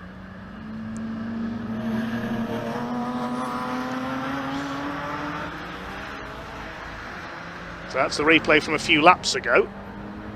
Tunio is going to win this motor race. David Cave is now up to third. Mark Finney slowing up there in the Astra. He goes a lap down. As the Honda Civic leaps over the mountain. I'm running out of voice. Screams its way down through Hall Bends, doesn't it? There's a real revvy engine in that Honda. And the Rover ahead just could not get any power down at all as he went over the It hasn't been able to get any power down for the whole No. race. Poor Nick Williamson. He is lapped. His eyes will be on stalks, I'm sure. And here comes Cam Tunio to take an overall win I'm sure he did not expect in that race. Checkered flag at the ready, and Cam Tunio wins. So let's see what the gap is back to Nick Grindrod. Here he comes. Now if Nick Grindrod's got to within 10 seconds of Cam Tunio, he'll take the win. Let's wait and see as he crosses the line. I don't think he's done it. The gap was 14 seconds.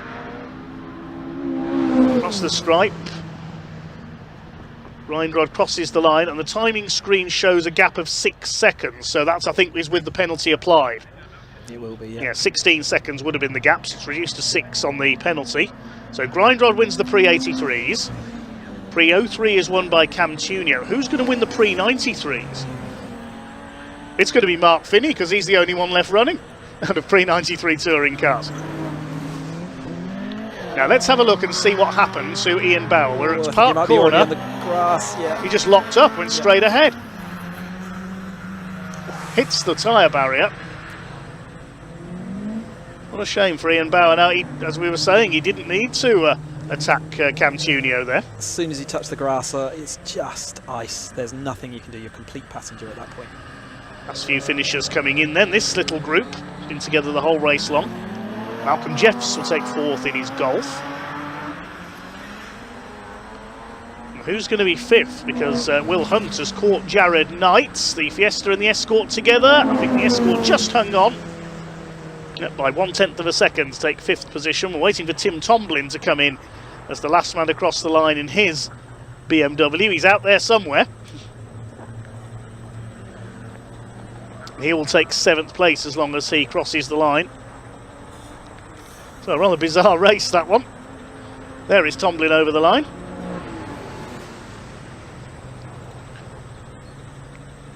Still looks super greasy as well, doesn't it, out there? So for the rest of the weekend, we're going to be seeing how quickly that does dry out, or whether we get another shower for all the other race series out there.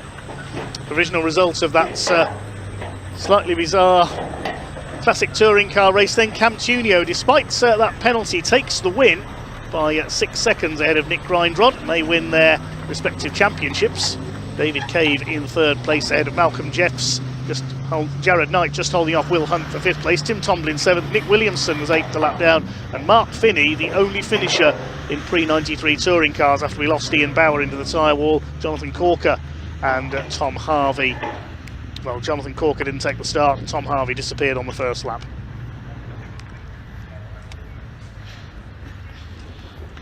Great shame for Tom Harvey. A long way to travel to not complete a lap, unfortunately.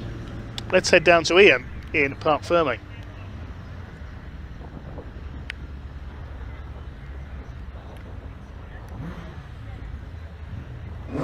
Yes, Cam, come on. It's I'll say it's the shoes, but it's not. It's your ability. Unbelievable stuff. Even with a 10-second time penalty, because Ian just dropped away at the end as well. Shame for him, but for you, I made that a 3rd win in the 03s this season as well. So great stuff overall here too. You must be absolutely delighted. It's not been a bad weekend, has it? It's been a good weekend. I mean, that was a fantastic race with Ian. I hope he's okay. A bit leery, and the conditions were really tough, but we were gambling on a wet setup. We were kind of mid-wet setup, but the boys at AMW Motorsport were helping me out this weekend. Top job by Adrian and Adam. And we survived. A bit of damage somewhere in the car. I got hit, but it's okay. Don't look at it, and it's not there. Yeah, well, it's the rain shoes, isn't it? That's It's the shoes. Look at them. They're absolutely unbelievable. I love them. Yeah, thank you. There we go. But anyway, we're back. We survived. So great weekend. Well done, mate. Congrats. Thank Really you so happy much. for you, mate. Thanks, Ian. Oh, I should have done that for you, shouldn't I? New star. No, you are. Trust me. Here we go. Let's Nick as well. Congratulations, the 83 win. Congratulations. You always look so cool, calm when you get out of the car. I try. It's this suave wrinkles I've got. You've got. Do you know what? Does anybody else think you've got a little bit of a James Bond, Daniel Craig look about you? Has anybody told you that before? No, not at all. But there you go. Making friends here today. Making friends. Look, how was it out there? Obviously, the wet conditions making things a bit tricky. Huh? it was very slippy. It didn't look it, and I don't know, it came across on camera, but yeah, there's not a lot of grip out there, as the lad in the BMW has decided to put it in the barrier. Yeah. I haven't seen Ian, but hopefully he's okay. But look, congratulations to you. That's a win in the 83, second overall. Not a bad day, eh? Not a bad day, not a bad weekend. Thank you so much. Let's go over. Let's grab Dave for a chat. Dave, don't disappear from me, my friend. I ain't seen you this weekend. What you been? You've been hiding from me. Yeah, hiding from you. Yeah, don't blame you. How's that? All right? Bit yeah, it's like a drift day. Yeah, sliding around, flicking the back end out. It's great fun. It's great fun. You've ended it with a pot as well. I ended it in one piece. That's the main thing. That's all we come out for. We'll take that. We'll take that. Look, well done anyway. I'll let you go. Really good to see you, mate. Yeah, good stuff indeed. Where's Mark? Because Mark was our winner. There's his car. Congratulations to Mark. We'll let him crack on anyway, but he's the winner in the 93s as well. Good stuff indeed. We've got a little bit of time. Let's just jump down here. How was that out there? Was it a bit... mate, yeah, slippery. You're smiling, though. That's sort of matters. Yeah, I'm like a dancing queen, basically, so... Well, look. Yeah. Have you enjoyed your weekend here? Yeah, enjoyed absolutely. It? Yeah. So it's been better than I thought, actually. So I was a bit scared of the track, but it's actually... What happened on the straight? Not too sure. It's still quite aggressive on the rear, so I need to soften up, I think, especially... Because obviously last minute it was it's wet, not rainy, not dry, so it's slightly harder setting on the rear. But I'm sort of hopping at the back straight as well. So listen, all that matters, you're here. Yeah, that's it. Go home in one piece. That's it. Go home in one piece. Good stuff indeed. Look at this, all smiling. Look at that. That's a big smile, isn't it? Look. Yeah, I was going to say, not very often. After yesterday, I thought, things were against us, and then on the last lap it cut out. Oh no. And I thought, no. But after restarted the ECU and everything else, it fired back up and managed to finish, so I'll take that. My producer's just saying that's such a cool car. Absolutely love it. Thanks for coming out and playing. Really appreciate it. Take care. Yeah, it's good to see you. It is indeed. Let's just move down a little bit further, shall we? I'm just having a little look because we do have Caterhams coming up for you. Look at Dave just posing for the cameras. He's not camera shy at all, Dave Cave, is he? Look at him. Look at him. He loves it. That's what friends are for, absolutely. Right, so much still to come up for you this afternoon. The rain has just started up again a little bit. It's going to be in and out for the rest of the day, I think. A big thank you to all of you as well for watching. If you haven't already, please do hit that like button, hit that subscribe button. We are live, of course, on the BARC YouTube channel. We're back live in 2 weeks' time as well at Alton Park, so do make sure you tune in for that one. We're also live on the Caterham Motorsport YouTube channel too. And again, if you haven't already, do hit that like button, hit that subscribe button. I actually think on the Park channel we're just shy of 40,000 subscribers, so we really want to get that up. I think we need about 350 or something, so tell a friend, why not? Indeed. More action coming up for you this afternoon. Wall-to-wall racing coming up. Caterham's 310R. Sam Parker's in that one. They're about to head out on track very shortly. They're all on the wet setup down there as well. A very sensible choice. So let's hand over to a commentator, Dave Goddard, to take you through the action. Thanks, Ian. Yes, just a short pause while Ian Bauer's BMW is recovered from out on the circuits, the recovery truck in attendance.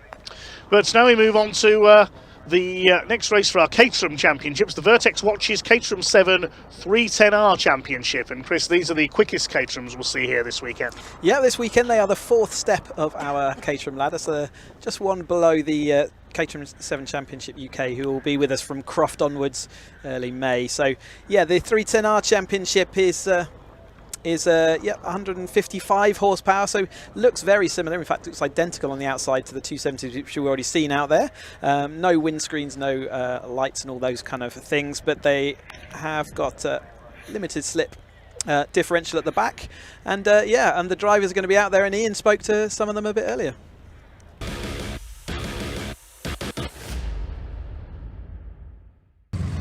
Well, this is going to be very exciting indeed. I'm just looking at all of the cars here, and they've all gone for wet setups here for the Vertex Caterham 7 310R Championship. And they've got 2 races actually today. They've also got the final race of the day. James, quite a hectic afternoon for you. You've had the morning off, you guys, haven't you? It's been an interesting schedule. We qualified pretty much lunchtime yesterday, had a race last night, and then Adelaide this morning until 2:30. And then the next one's not until...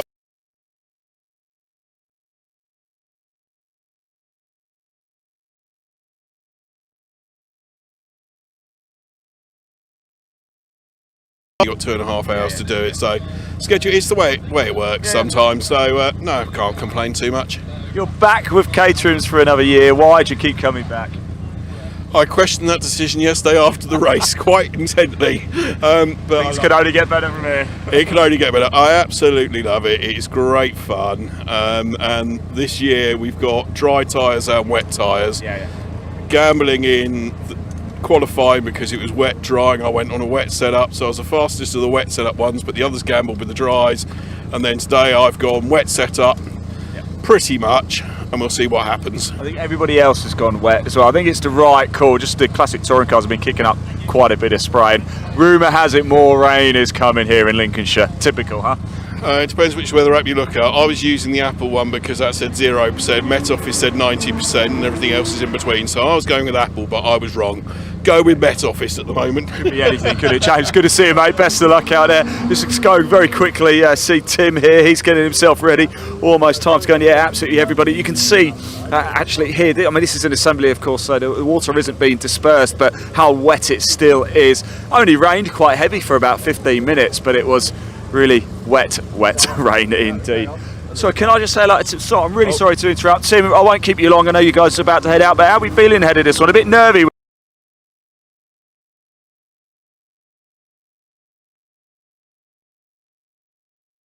With 310Rs, it's stacked full of real talent.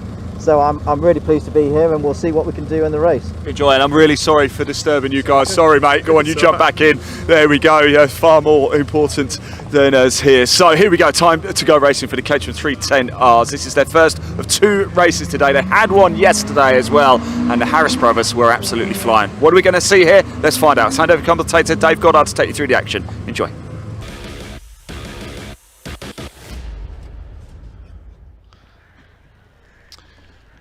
So the cars will shortly be leaving the assembly area then and getting onto the grid for this second of 3 races this weekend here at War of the Wolds for the Vertex Caterham 7 310R Championship. The grid based on the results of race 1 yesterday, which was at the end of the programme. In very different conditions, though I wouldn't be surprised if we see a double green flag lap ahead of this one, just to let the drivers get used to the wet conditions. It was last year's Road Sports champion, Will Harris, who took the win yesterday. He skipped 270R, gone straight up to 310R, and he went on to take the win in his first ever 310R race, starting alongside Ben Lopez Appleton in the number 5. Second row, we have Charles Harris, brother of William, alongside Paul Goldstein, an experienced Caterham racer in the number 12. Row 3, 17 of Alex Vincent, who came up from the back of the grid in yesterday's race after being excluded from qualifying, starts alongside Stephen Lancaster in the 49, the Dutch Barn Vodka Cup. On row 4, Chris Buck and Tim Hardcastle, and completing the top 10, Ryan Wilby and James Empson. And then on the next row then we've got Rich Cooper. He lines up alongside Robert Lowe. Good to see Robert Lowe back with us for another season. Stephen Harris starts on row 7 alongside Henning Eschweiler. Andrew Johnson starts on row 8 alongside our very own Sam Parker. You've seen her out there in the rain, and she's got her race suit back on, and she's got 2 races with us today. So she's got the second of 2 20-minute races. Lionel Tolmarsh is going to be starting from the row 9, right at the back there with William Chadwick and Peter Mott. So there's some fast guys looking to come through. Lionel Tolmarsh, we saw him yesterday with a wheel hanging off his car, so hopefully he'll be able to make his way back through in this, the 4th step of our Caterham Motorsport ladder, and they've got the new Nova ZZR tyres, which they're going to be using in the dry this year, but in the wet they are using the ZZS, which is the same tyre that the 270s and the Road Sports have been out there in, and they will certainly have put them on. The ZZR is just a little bit too slick focused and it's a bit too slippery when it gets wet. So interesting to see how the tactics go, but they're all going to be feeling out. I wonder whether they will get 2 laps. They did have a damp qualifying, so they don't strictly have to have 2 laps, but I think because the conditions are different, they might well get that, and I think it'd be a sensible opportunity for them to feel out the conditions out there. They will be all learning. Some of them will have been at this track in the wet, some of them will have tested in the wet, others won't, so it's a good opportunity for them to just get their foot down, feel where that grip is, feel, and more importantly, where the grip isn't, and then work it all out as they get leap themselves still in these conditions over that mountain. You can still see the rain falling, can't you? Yes, there are 2 green flag laps, that is confirmed, to get used to the conditions, as we say. Good to see all the cars that hit trouble in yesterday's race are present and correct at the back of the grid. Sam Parker is there. She had an alternator cable snap in the last lap of yesterday's race. Lionel Tolmash and Will Chadwick were involved in a shunt in the last couple of laps. There's Lionel, the black and gold car. He was rapid but had a lot of issues. He was off track. I mean, he just definitely doesn't want to do that today. The wet grass will just, as soon as you touch it, it will drag you wider as they're now pulling up then onto the grid. Side by side, 2x2 grid in the Caterhams, and these drivers, the most experienced. In fact, they are getting waved around. So they weren't aware there was a second green flag lap, but they are going to go and make that happen. So yeah, another opportunity around this 2 mile circuit to go and see where the puddles are. And, yeah, I'd say the top flight of the Caterham that we've got here, but the 7 Championship UK will join us from Croft. Looking forward to seeing that championship get underway. They're an exciting season, but the next time we see these 310s as well after this weekend will be on the TOCA Touring Car package, so a lot of drivers will be looking forward to parading their skills out in front of a large audience. But it's good to see the Cadwell Park, the crowds looking good in the grandstands. They're having put up with a little bit of inclement weather, as do the marshals, so another opportunity for me to say again thank you to all the marshals on behalf of all the drivers here for letting us do what we love to do. Run you through the leading contenders on the grid then. There is Will Harris on pole position, the black car with the red roll cage. 3 members of the Harris family on this grid. We've got Will and Charles and their father Steve towards the back of the grid. I know Steve's brother Tony was watching from New York State yesterday, keeping an eye on things. Hope he's watching again. There's Steve, the yellow car towards the back of the grid. Sam Parker with the pink nose on her newly liveried car for this year. Should we call it pink lipstick?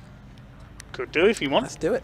So Sam, one of our drift instructors here with Caterham, I wonder whether she's going to have a good time with the limited slip diff in this 310, as you're watching some of the cars really exploring where the grip is.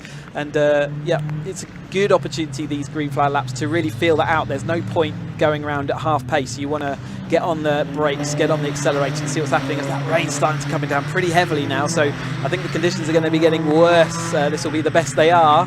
It's going to be tight and certainly interesting going into turn 1. I hope they all get off the line nicely, and let's get them through the first couple of corners. We're running through the colours of the leading cars on the grid then. Will Harris is black with red cage, as we say. Ben Lopez Appleton is grey with some green flashes. So number 5. Number 4, Charles Harris, is in the old Team Lotus colours, the British Racing green and yellow, alongside Paul Goldstein, who, living up to his name, is in gold and black. Row 3, number 17, Alex Vincent, is in grey with a blue stripe.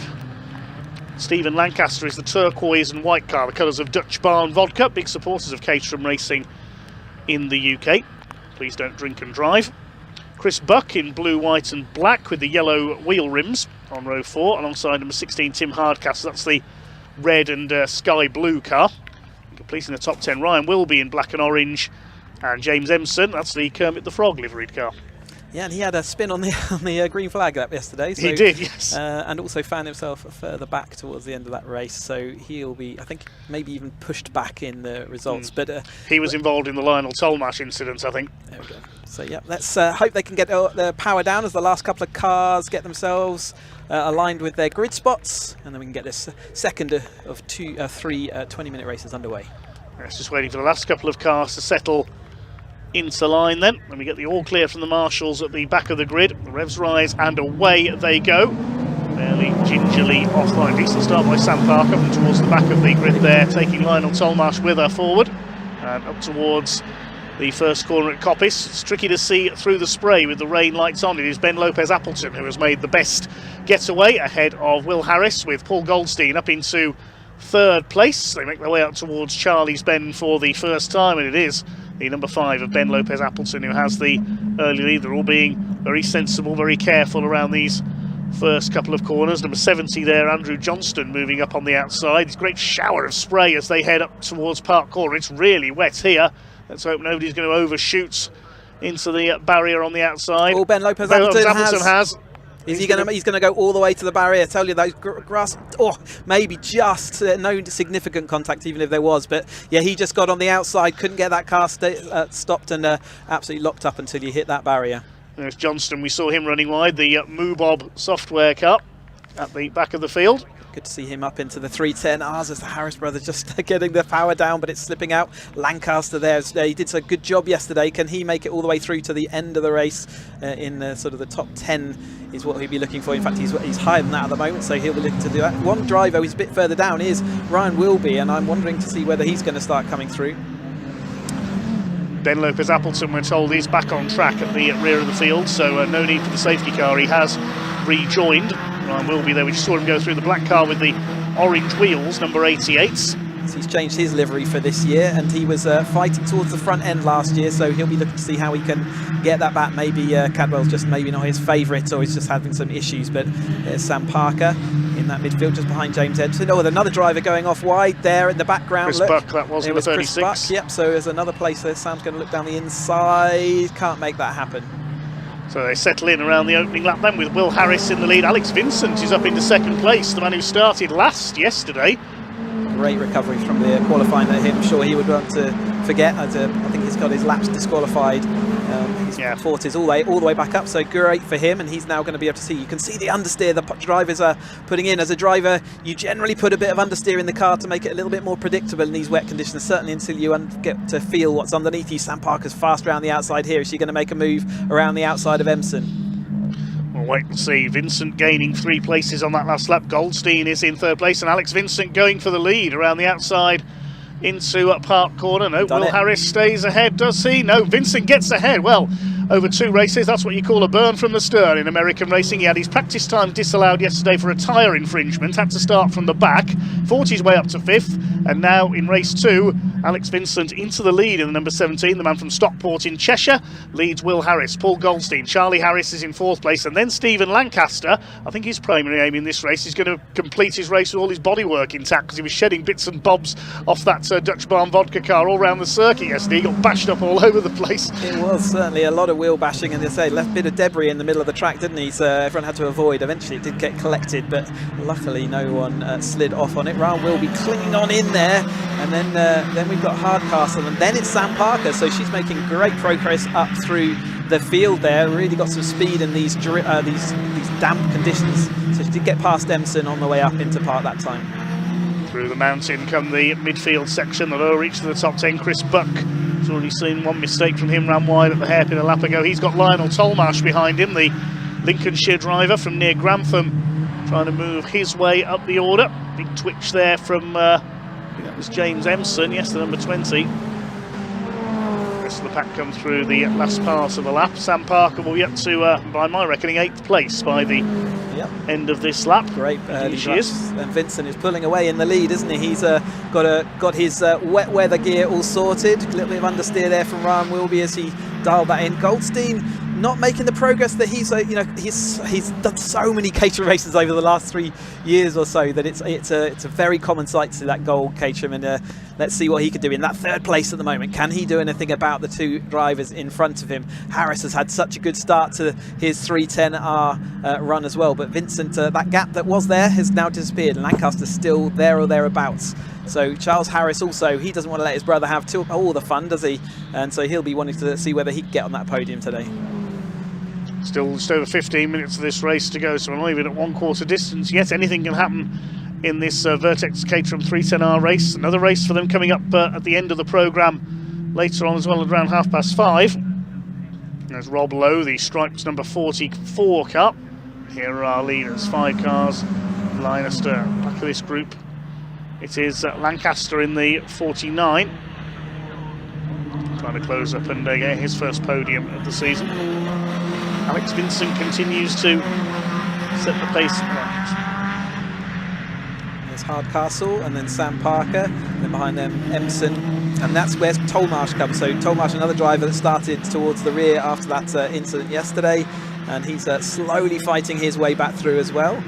We come down through the Hall bends, you can see that you can't really use the traditional wet line here. It takes the car too much extra distance, so they have to just struggle, and you can see how it just looks like they're tippy-toeing on the cameras. It just looks like they're going so slowly, but I can promise you, in the car, doesn't matter, you can press the accelerator, you can press the brake, you can turn the wheel, nothing will happen because the car's just absolutely on the edge of what the grip it's got underneath its the Nova ZZS's that they'll be running right now. Through Charlie's men come the leaders then.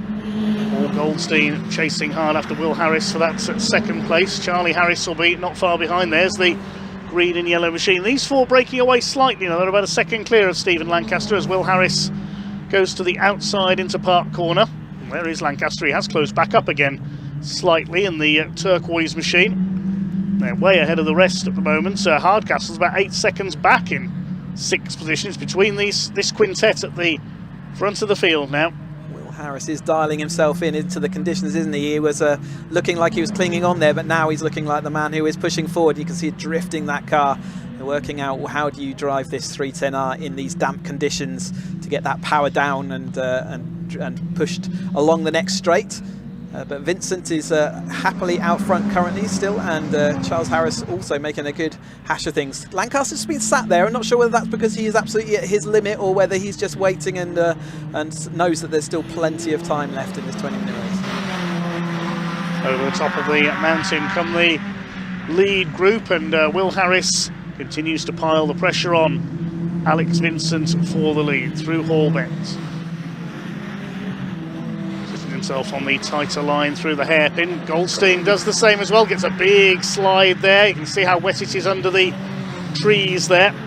Charlie Harris in 4th, who set pole for yesterday's race. And then he end up finishing just outside the podium spots though. New fastest lap of the race for Alex Vincent, 151.312. The hairpin is one of those corners where there just isn't any grip. Doesn't really matter whether you go on the inside, the outside, late into the turn, early into the turn, on the curb, off the curb. It's just no grip in these kind of conditions. It's you just have to just fling it in and hope for the best. So we watch the cars feed themselves down here, and this is the part of the track, as we said, that doesn't really get a lot of sunlight and therefore stays a bit of damp underneath the trees. There's where I will be on his route through. He's dropped away to 13th behind Mott at the moment, so something must have happened to Wilby. He was previously up in 6th, so he's definitely drifted back. Lancaster having a go though at Charles Harris. So we said, was he watching clinging on, or was he going all right? You can see the little contact mark where he had some damage on the rear of his car yesterday, which I'm sure wasn't helping as he went to the later stage of this race. Getting towards the halfway point of this race now. James Empson having a go at the 67 of Richard Coop a little further back. That's for 9th position. Still Alex Vincent hangs on. Still order the same, so Charles does have to hang on, and it seems to, again, a bit like every time you make an attack you do cost yourself some time, but in this case, you know, they also means that they lose contact, so it's something you have to really be prepared for as a driver. You have to work out what in the long run is going to work out for me best in this situation, and it's variable per lap as this rain comes and goes as they're heading again through Hall Bends, trying to see whether they can find any grip at all. Goldstein's so quick round that bit, but he lost the rear as he came down. You can see again fighting that car as they come down, but at this time I think Goldstein might be the man with the head of speed here, and if he can just get this last bit of the lap tidied together, he might be competing for the win. So down the pit straight they go, 5 laps completed. New fastest lap of the race for Paul Goldstein, 149.935. Not significantly faster than everyone else, but it is definitely beginning to dry out there, because everybody except Ryan Wilby did a personal best on that last lap. You can see a dry line emerging through Charlie's Bend. Will Harris up onto the outside to try and challenge Alex Vincent for the lead. And we know that Wilby lost out all those places, so I think he's had a spin. There was a bit of a jump on the inside there from Harris, so he's got the inside line now over Vincent, but the outside line is where the grip is around this corner today. So whether he's got the enough speed to be able to drift out just in front, I think he does. Although Vincent's going to have that head of steam. So there you go. The outside line is just grippier at the moment, and therefore he's carried that speed. They'll have to log that in their memory banks that the outside line is actually the one that wins the battle. So Vincent, Harris, Goldstein, Harris, your top four. They're clear of Lancaster to the tune of a couple of seconds now. They've dropped him back slightly. Hardcastle a long way behind in 6th place. Sam Parker up to 7th from her lowly grid position, proving she's got the pace right from the off in a 7.310R. She's got Tolmarsh coming up to catch her up from the rear, so that's her battle out on track. We watch the leaders up here through Mountain, seeing if they can get the power down. They do reasonably get that. You can hear from the here is that battle. Then Tolmarsh behind and Hardcastle in front. So where they were all having lonely races, they're all starting to come together in this battle for 6th place. That will be. It looks like there's too much of a gap out in front to get back to the lead group. 13 seconds, and here is that lead group with Vincent squirming his way down there. Harris, Goldstein, and the other Harris, and then Lancaster, Dutch Bar Vodka car. We're in the second half of this race now for the Vertex Watches Caterham 7 310R Championship, and Alex Vincent having led for much of the way after taking Will Harris. Good move there by Charles Harris up into 3rd place down the pit straight, taking Paul Goldstein, who's quick but a little wayward handling compared to the others, I would say. Just struggling out that last, from the hairpin down, he just, it seems to be struggling to get the power down, so he's just not having the confidence that the other drivers have to press that accelerator and fire himself down that straight. So whether he's just got the line wrong, he's not finding the grip out there, or whether he needs to do some setup changes for race 2, but just currently, compared to the other drivers, we've got another battle for the lead then, and this time Harris is around the outside and does make the overtake then over the top of Vincent. He's learned from that previous lap, and he's now out leading this group once more. Yeah, so Will Harris finally retakes the lead then in the number 14 machine. Some said it was too big a leap up from direct from Road Sports to the 310Rs, but Will Harris quick to silence his critics with a win yesterday, plus Charles taking a pole position. Where's their father, Steve? 14th place at the moment. Yeah, it's good to see the Harrises all still out there, really loving their Caterham races, and William and Charles just doing a fantastic job to jump up into this grid and be right at the front, and absolutely silence anything that could have been said as they head over the mountain once more. Goldstein losing out now in overall, just as these conditions change, and every lap we are getting slightly different. You can see the spray is no longer being generated in quite the same way under the tyres as it was when they first started. As Sam Parker also is now ahead of, that's Lancaster losing it through the Hall Bends, and Sam Parker's got ahead of Hardcastle as well. So that's another place gained up into P7, possibly P6 now for Sam Parker. We'll check that as they depends how far Lancaster fell back. Yes, we'll wait and see on that. The conditions clearing up very slightly. I think we can see sun starting to burn through the clouds now. You can tell from the drying patches. I say drying patches, they're not anywhere near a dry line, you can see, but yeah, there's no spray underneath the tyres, or limited compared to as we started the race, and there is Sam Parker leading over the line then into that 6th place. So some more places gained, and Tolmarsh now looking to see whether he can do anything about Hardcastle in front. Hardcastle had that lonely race, but now he's absolutely being swamped by the drivers coming through from the rear. Now Vincent's going to try the outside line for him to retake that lead. I think he's going to do it. He's going to have that head of speed, a bit of contact there maybe with a wheel arch getting flung off as the inside driver there from Harris just drifted out very slightly. It's to be expected. It's going to be so greasy on the inside apex line round Park Bend. Yes, we've certainly seen that in our last couple of races. As moving to the outside, that was Will Chadwick on his recovery through the field after being involved in the shunt yesterday. Where's he up to? 11th place at the last pass over the timing line. Sam Parker now up into 6th position. Her next challenge will be on the back of Stephen Lancaster, who's still recovering from that spin. We'll wait and see.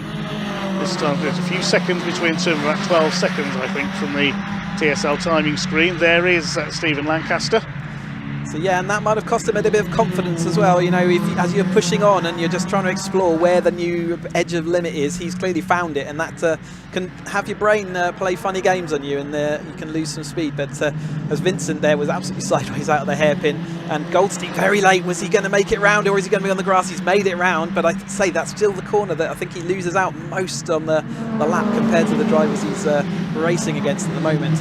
There is Sam Parker now with Lionel Tolmarsh also having dispatched with Hardcastle, who's just trailing through there as they go down Hall Bends that time through. So Parker moves up into P6 there. We mustn't forget Lionel Tolmarsh. Oh, James Empson's had a spin in the Kermit the Frog Cup. Spun on the green flag lap yesterday, an incident on the closing laps of race 1, and now that's at Hall Bends once again. He ended last year with such a head of steam, and I'm sure he'll be disappointed that the beginning race hasn't gone the way he'd want it to have done. Here's the lead battle. You can see Alex Vincent missing a wing there, the right rear wing off his car. Charles Harris up into 3rd place. Goldstein has dropped back slightly from them. He's a couple of seconds, possibly 1.5 seconds down on Chris Harris. That will be maybe with a yes, it is like a steaming engine. Like, has that lost coolant? It's certainly looking similar to that. He's having to pull off this engine. Yeah, that looks a bit engine smoky rather than steam. Anyway, Ryan will be on the outside of Barn. That's not a good place to stop. He's going to jump out and get over the barrier. Double wave yellows there. Everyone needs to be super, super careful. It's the most dangerous condition. He needs to get over the other side of that barrier if he can. I don't know how steep that drop is, but it's not going to be particularly useful. They'll probably have to either think of a safety car. Vincent's lost it. That is Alex Vincent. The race leader has spun. That's into Hall Bends again, I think. Do you know what? That Empson spin from before. So I think someone will have dragged some water onto the circuit just at that bit. Or is that fluid from Ryan Wilby's car because he's stopped round this corner? It might be fluid from Wilby. So the 2 cars spinning in that same place. Clearly some things happened down there. They're covering it under yellow. Red flag. Red flag, okay. Yeah, that's I think it must be coolant or something from Ryan Wilby's car, because it's combined with the water on the standing water at Hall Bends has made it too dangerous. Or oil or something. But yeah, red flag. They won't restart that then with only 3 minutes to go. That will be race dialed back by 1 complete lap to that before. So the finishing line, the finishing order that we've got over the line may not be the one that we get, and it will go back to the last complete lap by the whole field. So we'll have to wait and see and let the timers do their thing to figure out the results. But pretty sure Vincent was ahead at the time, but because he was involved in that red flag, he was going at the time that the red flag was thrown, so he should still be reinstated, I think. I would think he'll be reinstated as the winner, yes. We'll have to wait and get confirmation from the officials on that, though. I think as long as you are moving, the regulations are when the flag is thrown, you're okay. And he certainly was able to rejoin. It was just a spin that he suffered rather than any kind of contact with the barrier. But yeah, over the line last time through, it was Vincent, Harris, William Harris, then Charles Harris, then Goldstein, Lancaster and Parker. And I think that might end up being the order that we see. But we'll just, like I say, wait for the timer team to do their job, and then we can get that confirmed. But that was the second race for the 310Rs. Okay, the session will not be restarted. This is the provisional result that we have. This is subject to change on a check from the officials. So Alex Vincent, despite that spin, provisionally takes the win ahead of the Harris brothers, with Paul Goldstein in 4th. Steve Lancaster is 5th, and Sam Parker coming through from the back for 6th, taking Lionel Tolmarsh with her. Then Tim Hardcastle ahead of Will Chadwick, also coming through from the back. And Richard Coop in there as well. That order has just changed. Yeah, it's gone back to lap 7 and shows Will Harris at the top. So they have wound it back a lap as I talk to you. Yep. So Will Harris provisionally will take his 2nd win. We'll start going through that again. Alex Vincent in 2nd, because that's how they crossed the line at the end of lap 7. Harris in 3rd ahead of Goldstein. Then Lancaster, Parker, Hardcastle 7th ahead of Tolmarsh. Then Coop and Empson round out the top 10 ahead of Will Chadwick, Ryan Wilby, Peter Mott and Stephen Harris. The other finishers, Eschweiler, Lowe, Johnston and Lopez Appleton, who never really came through at all after that off on the first lap. I thought we'd see him try and race back up. But, yes, I guess it was just the distance through the field was just too great. I think, though, that cars are arriving into Parc Fermé, so let's go down and hand over to Ian.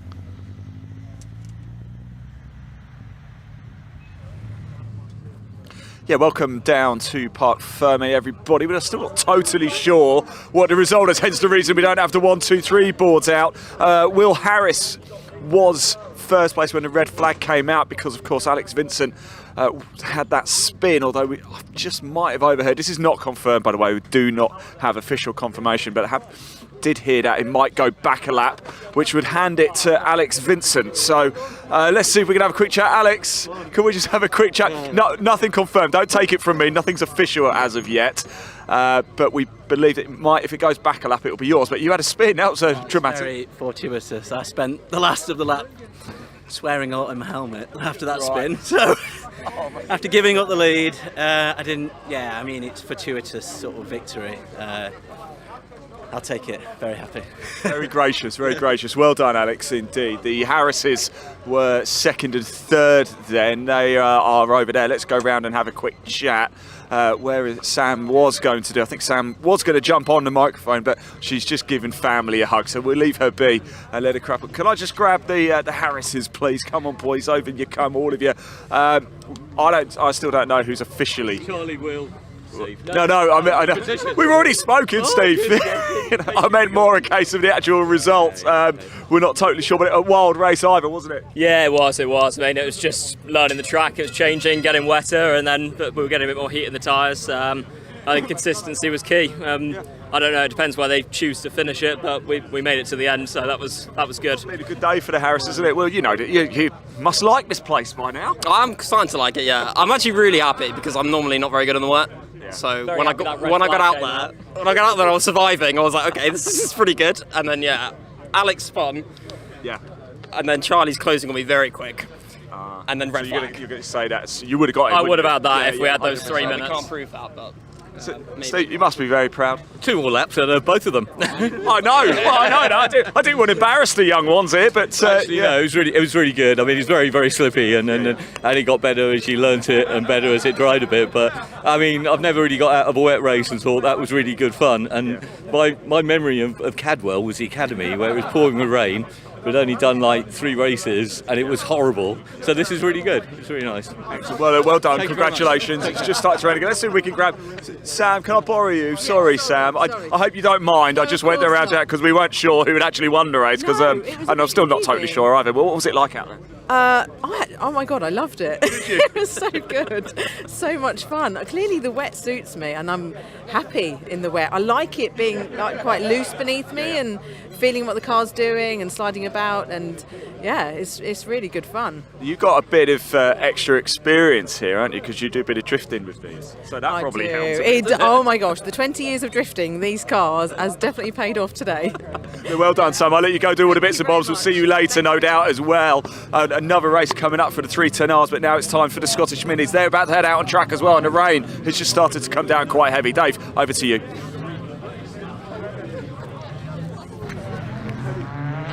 Yes, thanks Ian. The Scottish Mini Cooper Cup back out on track then for their second race of the day. We have a partially reversed grid for this one as well. It was Jack Irvine who took the win earlier on in a cracking opening race of the day, the Northern Irishman. Top 6 will be reversed on the grid for this next race, so it will be Michael Williams who will take pole position. They will have 2 green flag laps. There's a grid penalty for Martin Veatunga as well for gaining an unfair advantage in the first race. He drops 3 places on the grid.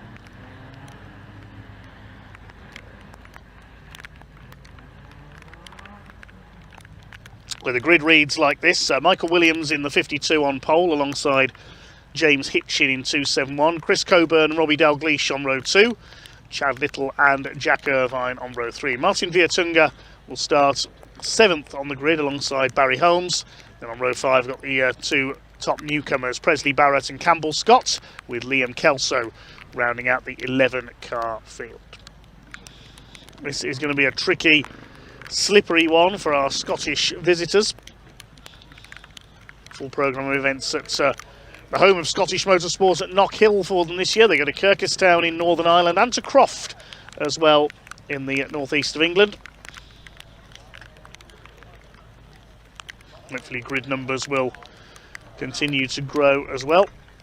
Defending champion Chad Little starting from the 3rd row of the grid here. There's a brilliant battle between him, Robbie Dalgleish, and eventual winner Jack Irvine. in race number 1. They'll have 2 green flag laps coming up then. In the meantime, Ian caught up with a couple of the drivers.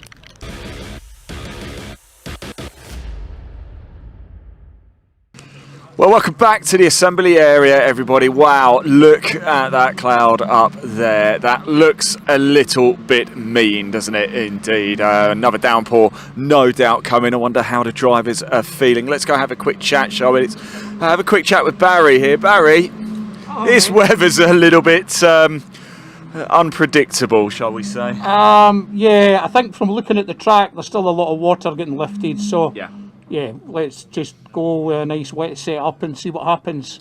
Did you watch the classic touring car race just a little bit earlier, about half an hour or so ago, just to kind of gauge what the track looks like, see if you can just see if there's any spots out there that look particularly horrible? Yeah, well, I was watching bits and pieces from up here, but I was watching a couple other things in the wet as well, just to see, and yeah, I don't know. I've never driven it in the wet, so it'll be a kind of. It'll be one of these races where it's like every lap's going to be completely different. So, well, do you know what? You're all in the same boat, and in these conditions, you could actually be in a boat. Good luck, Barry. Thank you so much. I've been planning that for ages. Let's go chat to Presley as well. Presley, well, this is going to be exciting, isn't it? A little bit different this race than this morning. Well, definitely the first race I had was probably one of the most fun moments I've ever had in my life. So I can really imagine what it's going to be like in the rain as well. It'll be something different, I think. I'm just going to try and be as smooth as I possibly can. I think that's really good advice. Look, I'll let you crack on anyway. You guys have got to get ready. So thank you so much for talking to us. Thank you so much for coming out as well for the final time this weekend. The Scottish Minis are about to head out on track, and it should be very, very exciting indeed. Dave, over to you.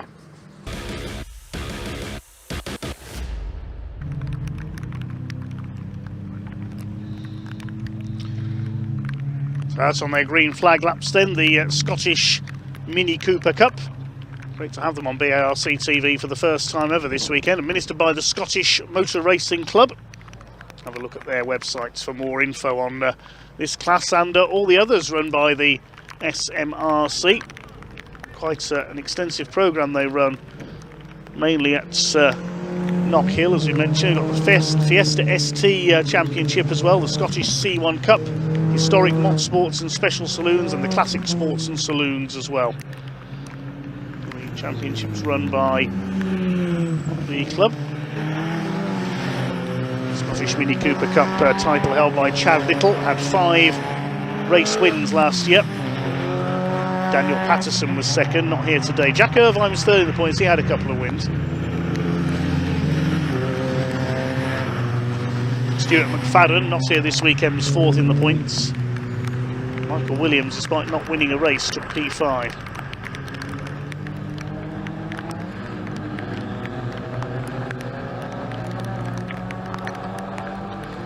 I think they'll get another green flag lap after this one. Yes, they go through for a 15-minute slip and slide. It'll be Michael Williams on pole, the man from Midlothian. I think he lives south of the border nowadays then. In the all-blue number 52. 271 James Hitchin, another Englishman from the Lake District, will be alongside him. Chooses to race in Scotland because he's not really based near any of the UK circuits, up in the northwest corner of England. Chris Coburn on the second row.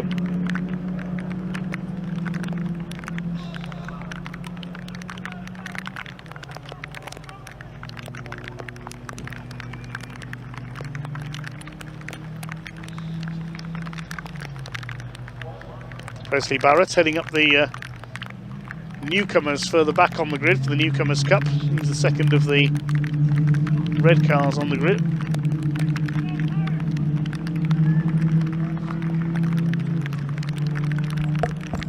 It really is chucking it down out there at the moment, isn't it? You can hear it on the mics and see it there as coming up into Park Pen sideways, some of the drivers as they're exploring those limits on the second of their 2 green flag laps, which is exactly what that's designed to allow them to do. Not many of them have a lot of experience here at Cadwell, so it's going to be important for them to see what it is like in these greasy conditions, and it's going to be a bit of a voyage of discovery for everybody, I think, going up into turn 1 and for the remainder of that opening lap.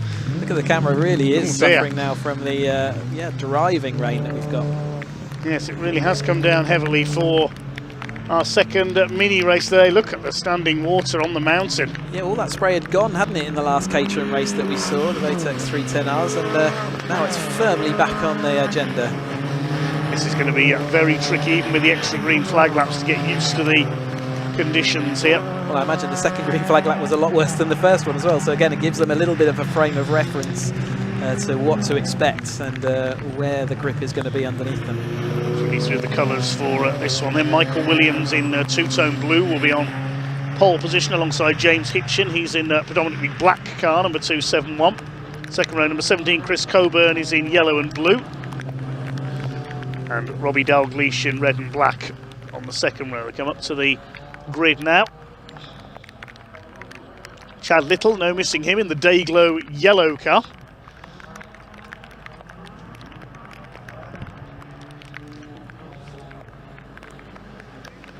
BMW Minis in on the road in that colour as well. Certainly stand out. Alongside him is Jack Irvine in the blue and red car, our race 1 winner. Then the light blue car with the eyes on the headlamp covers, that's Martin Viertunga. Alongside Barry Holmes in the number 88, the blue and grey car. Presley Barrett in red with the white roof. Alongside him, Campbell Scott in blue with the yellow stripes, and in all over blue at the back is Liam Kelso, number 59. 11 Scottish Mini Cooper Cup cars. Great to have them here on their away day here at Cadwell Park, and off we go for race 2 over 15 minutes. What are they going to make of these very changed conditions? Well, it's a decent start from our poleman, Michael Williams, in the number 52. He'll take the lead up towards the first corner. Ooh, don't get a wheel on the grass, Robbie Dalgleish. He'll spin out. Chad Little was a bit sideways in there in the 25. It's Williams who leads from Hitchin in second place, and I'm making the move up from Citroen C1 Racing. They've all made it round the first couple of corners okay. The leader sideways. He's the first to find these incredibly wet conditions, and I think he's going to lose the lead here, possibly to the 271 of James Hitchin. They head up the hill along Par Straight for the first time. Chris Coburn is tucked in behind them, and Robbie Dalgleish, I think, as is in there as well in the red car. Just barely, you can barely see anything behind those 4 because of the spray. James Hitchin has taken the lead. Williams drops back to third. Then it's Chad Little in the top 5 there in the 25, just ahead of Jack Irvine in the 65 and the 27 of Viertunga. 59 of Liam Kelso, the most northerly based racer here from Kinross is at the back of the field. James Hitchin in the black car leads. Number 271 ahead of the 17 with the Scottish Saltire proudly displayed on his roof. That is Chris Coburn. And Chad Little gets elbowed wide there by Jack Irvine. He's on the grass, manages to save it. Further back in the order, the 88, that's Barry Holmes battling it out with Campbell Scott in the 15. Let's see who's going to win the newcomers class in this one as well. Queuing up behind James Hitchin as they come into the mountain. Robbie Dalgleish attacking Chris Coburn for second place. Michael Williams, the pole sitter, is still in there in 4th position, but here comes Jack Irvine up the inside. Oh, he's tagged Robbie Dalgleish, who goes sideways, spins out. He's managed to save it, I think. He's on the grass. And he keeps it going. He's only lost about 2 or 3 places there, Robbie Dalgleish, and he'll soon be back up to full speed. A lot of experience of BMW Mini racing. Across the line to complete lap number 1, it is James Hitchin, the man from Cumbria, who leads the way. Head of the Scottish Challenge, headed up by Chris Coburn from Glasgow in second place. No, yes, he is still there, I apologise. Jack Irvine is up to third now, the Northern Irishman, so 3 different nations in the top 3 places. I think that's Williams still in there in 4th place, number 52, the man from near Edinburgh. Then Chad Little next in the order, the 25 car. the hill they go towards the right-hander at Park Corner, and James Hitchin in the clear in the number 271. Can he take a Scottish Mini Cooper Cup win on his debut in the category? There's Viertunga, the 27. And in the 15 car, it's Campbell Scott. He's our leading newcomer at the moment.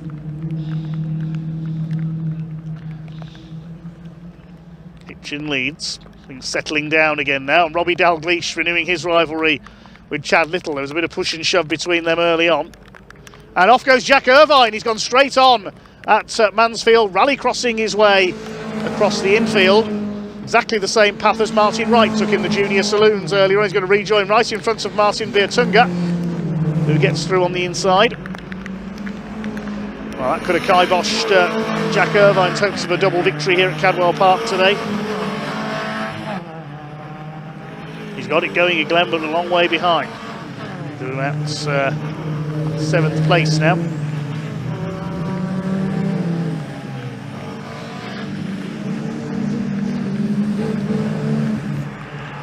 Through the right-hander of the hairpin into Barn Corner go the leaders. The slippery surface flag out there just to warn them. Might be fluid down from the Caterhams possibly from earlier on.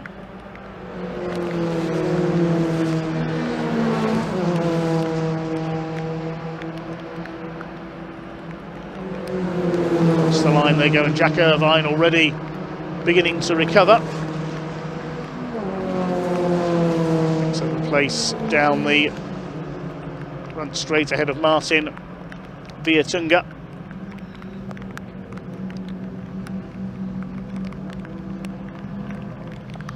Now at the inside on Michael Williams as well. Jack Irvine not wasting any time in recovering that lost ground after he's off down at Mansfield.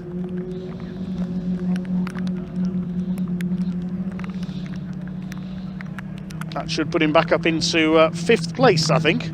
Oh, the leader's gone off. That's Hitchin. Was that Hitchin I saw on the grass there? It was a black car.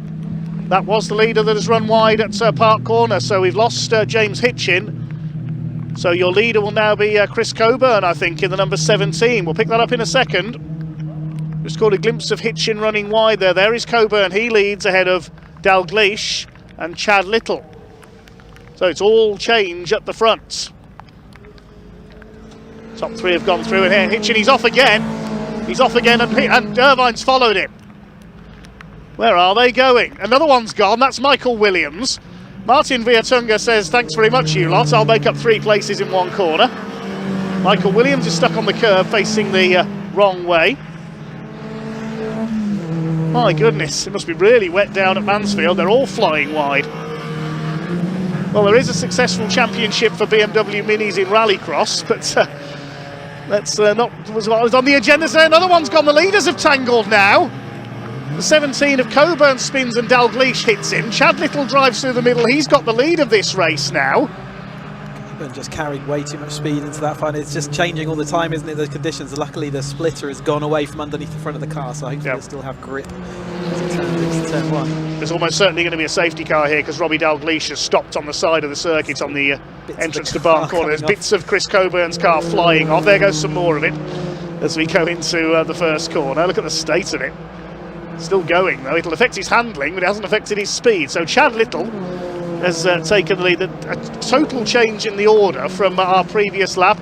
Is that Viertunga running wide there as well? Right. We'll try and establish an order because there's so much gone on that last lap. It's now Chad Little leading, this man in second in what's left of the number 17 car, Chris Coburn. Viertunga, I think, is third. Irvine fourth. James Hitchin we saw fly off at this part of the circuit a lap ago. He is in 5th place. It's Campbell Scott 6th. 7th place Barry Holmes. 8th is Presley Barrett. 9th Liam Kelso. Michael Williams I think is still going, but Robbie Dalgleish I would think is out of the race. Wait to see if he did rejoin though. So the race continuing on. We haven't seen, I thought we might see a safety car come out because of Dalgleish's car, but I think he might have got it going again. That red car in the background is Barrett. No, Dalgleish is still there at the entry to Barn Corner, so we'll wait to see what happens there. is tucked away to the inside, but in these conditions, it's not out of the way of danger, is it? We'll wait and see what the officials decide. At 7 minutes of the race to go. Another car goes wide at Mansfield Bend. That was the 88 of Holmes, and through goes Vietunga. Who's this charging up behind them, and who's that nearly losing it coming through the mountain there? That's Campbell Scott, I think. Vietunga, he must have gone off somewhere as well, because he's further back down the order. I thought I saw him run wide at Charlie's Bend. So he's just ahead of Williams. I can't keep up with this. You can really see how loose the rear end is. They have got no rear grip at all in these conditions at the moment. Maybe the setup of the cars as well. Obviously they've had dry running up until now. You see that double wave yellow as they go down into Barn Corner. But yeah, it's just one of those things where, you know, a half-metre later braking can mean you lock up and then suddenly you can't go anywhere and you're on the grass before you know it. And as a driver, it's really tricky to know where that extra speed is, especially as they're all trying to work it out as they go. If they're trying to work it out live every single time they turn into a corner, it's a new adventure. It's a mini adventure, as the adverts used to say when these cars were released a few years ago.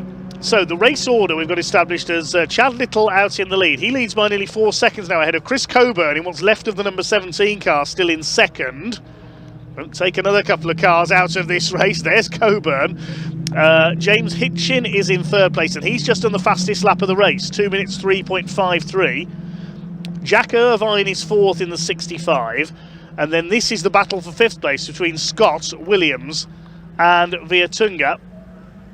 Behind them, Barry Holmes, Presley Barrett, Liam Kelso, and of course Dalgleish is out of the race. The newcomers award is led by Campbell Scott in the number 15. Under fire from Michael Williams, who's going to go through at the gooseneck. Yes, he got the move done coming out of Chris Kerr. There's the gooseneck and down. Oh, and Campbell Scott's lost it. Look out, Vietunga. Oh, just misses him. This is crazy. How did Martin Vietunga miss T-boning Campbell Scott there, who gets it going again? Well, that means I think that he's lost the lead of the newcomers award. Yes, now it's Presley Barrett in the lead of that. There's Liam Kelso. There's got to have only been a millimetre between those two cars as they came down the hill out of Gooseneck then. There was so close. Couldn't have fitted a chocolate bar wrapper between the two of them. Exactly. Thanks for the chocolate, by the way, before that race, Chris. No worries. There goes Chad Little. He's got the lead of this thing, the reigning champion, with just over 4 minutes of the race to go. Leads by 4.3 seconds over Chris Coburn in second. Warning flags out at Barn Corner still for Robbie Dalgleish's stranded car. James Hitchin is still third. Irvine is fourth. There's Williams, he's now up to fifth. Vietunga has pulled into the pits, so we've lost another one there. Campbell Scott has of course spun down the order as well. There is Vietunga's car. You can see the Sri Lankan flag above the eyes on the headlamps. So we don't know what the problem is there. We'll try and find out if we can. James Hitchin reeling off the fastest laps. He's done a 2:01.604 now, so we're going to wait to see if he can catch Chris Coburn for second place. This is the battle for fifth. Williams ahead of, I think it's Barry Holmes next in the order, a bit further back, then Barrett and Kelso. Here's the next group. Williams has pulled away from them now. It was steaming up quite badly in that cockpit there. That's another issue in the closed cockpit cars in these kind of conditions, and it's certainly be affecting his visibility. The lead gap is coming down as well. It was 4.3 seconds and he's not that now. They're certainly closing in on Chad Little for the lead here. Here's Presley Barrett on the tail of the 88 of Barry Holmes for sixth position. Liam Kelso behind them in the number 59.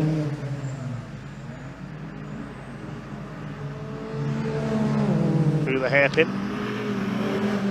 What's the gap going to be this time? I don't think it's as big as 4.3 seconds. 2 minutes 20 left on the clock, so we should get 2 more laps out of this, I would think. We'll wait and see though. It might only be 1. Let's see if the last lap board is out as they go over the line. No, it's not. In fact, the gap has gone out again. It's 4.4 seconds now between Little and Coburn. As at the inside, James Hitchin is going to take second place, is he? Yes, good move at Coppice Corner. And James Hitchin, who led early on, is back up into P2. There's Jack Irvine. He's had a couple of offs. Still there in fourth place, though. Chris Coburn with his front bumper missing. Bit of trim hanging off underneath as well. Runs a bit wide out of Charlie's Bend.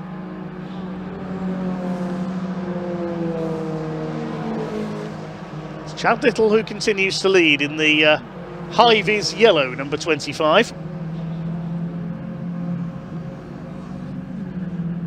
Run by David Slay Racing. He runs Presley Barrett's car as well. David Slay, very experienced in mini racing.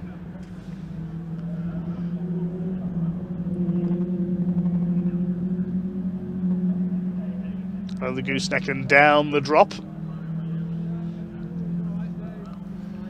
into Mansfield Bend. He's avoiding the extreme edges of the track, isn't he? He's just staying sort of one car width in, generally speaking, from the width. That's clearly something that other drivers this weekend maybe can take away, that the grips are away from the edge of the track there. So 9 cars running out of the 11th starting. We lost Robbie Dalgleish and Martin Viertunga.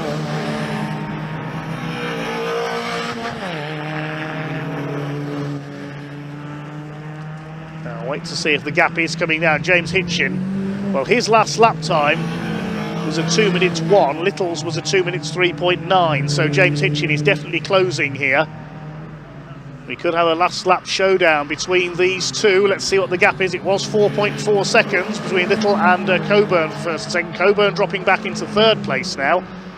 Now let's see what the gap is as the two leaders come across the line to start what will be their final lap. Hitchin across the lines down to 2.76 seconds now, and Hitchin just did the fastest lap of 2 minutes 0.034. Little did a 2 minutes 1.9. This is going to be close. Now you see 65.6 miles an hour average for James Hitchin. Can he catch Chad Little for a win on his debut, moving up from the Scottish C1 Championship into the Mini Coopers? Up Park Straight for the last time. Keeping Chad Little in his sights in the spray. This is going to be interesting. Chad Little into Park Corner for the final time. Then Chris Curve. Needs to keep a cool head here. There's Hitchin behind him. Looks like Coburn has settled for third place. Here comes Hitchin. You can see him there. He's only about half a dozen mini lengths behind now. He's getting closer and closer. Don't go wide at Mansfield. We've seen a lot of people do that. They've got it round. This is going to be an interesting one. Up towards the mountain for the final time. I don't think we've got yellow flags at the hairpin anymore, so there could be a move made there. Checkered flag awaits them. Little in the bright yellow car, Hitchin in black. Through to Hall Bends for the final time in this incident pack race for the Scottish Mini Cooper Cup. Try and see if it as carefully as they can down into the hairpin for the last time. Hitchin closes. Is he going to do it? I don't think he's quite going to get close enough. They're into Barn Corner for the last time. And out of it, Chad Little is just about going to hang on. A brave pursuit by James Hitchin, but he's going to come up short. Chad Little takes the win. Hitchin comes over in second. The gap was just over a second, and Hitchin gets a lap in of under 2 minutes. 1:59.859 on the last lap. Well clear of Chris Coburn, whose battered car comes over the line in third place. And we await Jack Irvine's coming in fourth. These two still at it, Barry Holmes and Presley Barrett on the final lap. Across the line comes Michael Williams to take fifth position. Barry Holmes, can he hang on for sixth place? Liam Kelso in behind them. Here they come over the line, and Barry Holmes does hang on for sixth place. Presley Barrett wins the Newcomers Award. Kelso and Campbell Scott will be the final finisher. Well, what a crazy race that was. Action and incidents aplenty in the rain.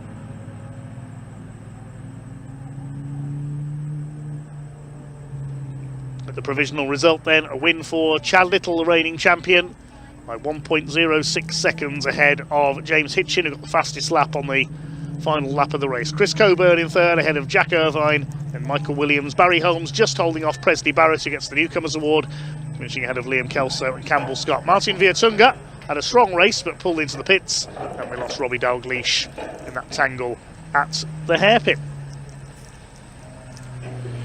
So a rather crazy race there, but I'm sure the Scottish Mini Cooper Cup will head back to the north of the border. Well, majority of them going back north of the border. We have got some English and Northern Irish drivers in there as well.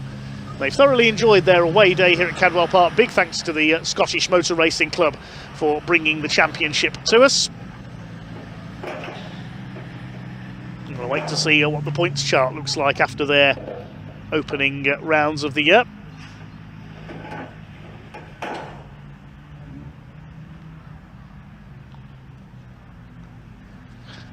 Just waiting for the car screen. I reckon that Chad Little will be leading the championship ahead of Jack Irvine, but that'll all be confirmed on the Scottish Motor Racing Club website in the coming days. Let's hand down to Ian in Parc Fermé.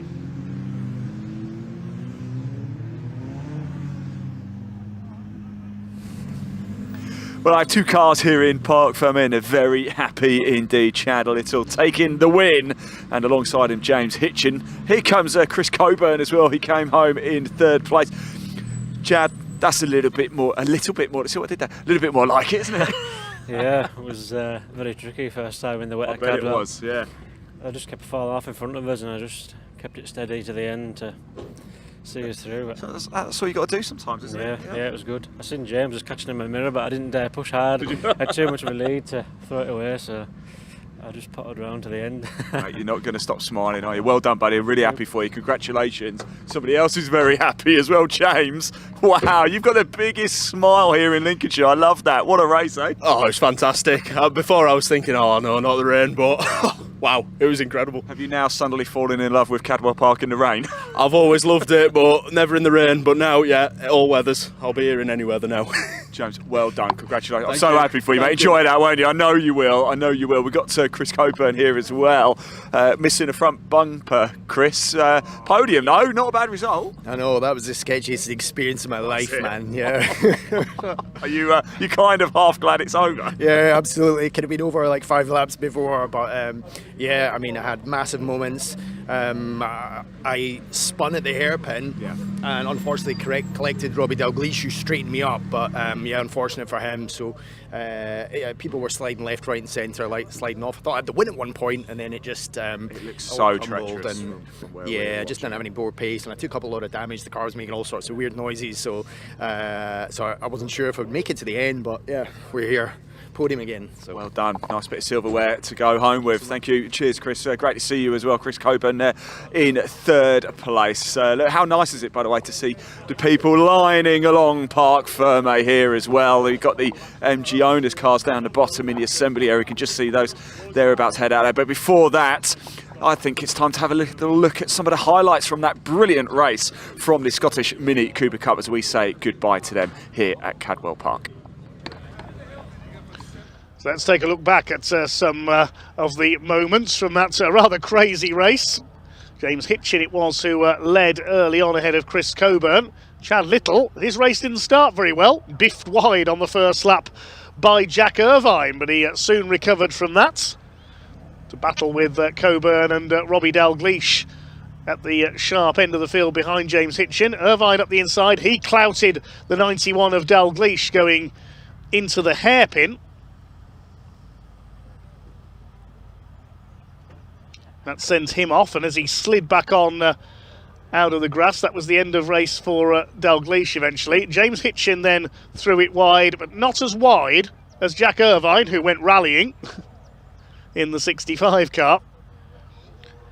Hitchin managed to retain his lead until he ran wide at the top of the circuit as well. And then did the same, followed by Jack Irvine down at Mansfield. More cars went spinning in his way because the order totally changed. And then we had a further incident down at the hairpin as well, of course, as Chris Coburn lost it. Wallop into the side of Robbie Dalgleish, which took Robbie out of the race. Chad Little was able to get past them and take the lead. Then there was this very close to a major incident there as Campbell Scott spun and Martin Wiertunga just missed him by millimetres. Even Presley Barrett on his way to the newcomers win nearly lost it.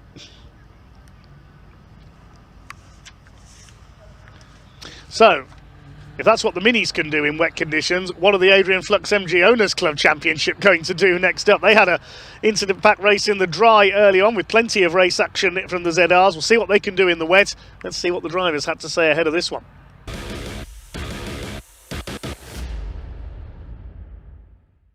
Right, Scott, here we go. It's wet, isn't it? Is this what we were hoping for, or we were definitely not hoping for? I don't mind the wet. I do like the wet. I've not driven this in the wet. We've gone for a lively setup, see what it does. Yeah, I want to win. I want to win this one. I know you do. I want to win. Proper racer. Look, you've been racing MGs for a while. Why'd you keep coming back? It's just, you know, everyone's friendly, you know, family orientated, you know, we all help each other out. You know, I've had to help Jack out with bits and bobs. He's lent me some tyres. Like, everyone's really helpful. I've given him some parts and some gaskets today. It's how it should be. You know, that's how club racing is, and yeah, it's friendly racing as well. It's good.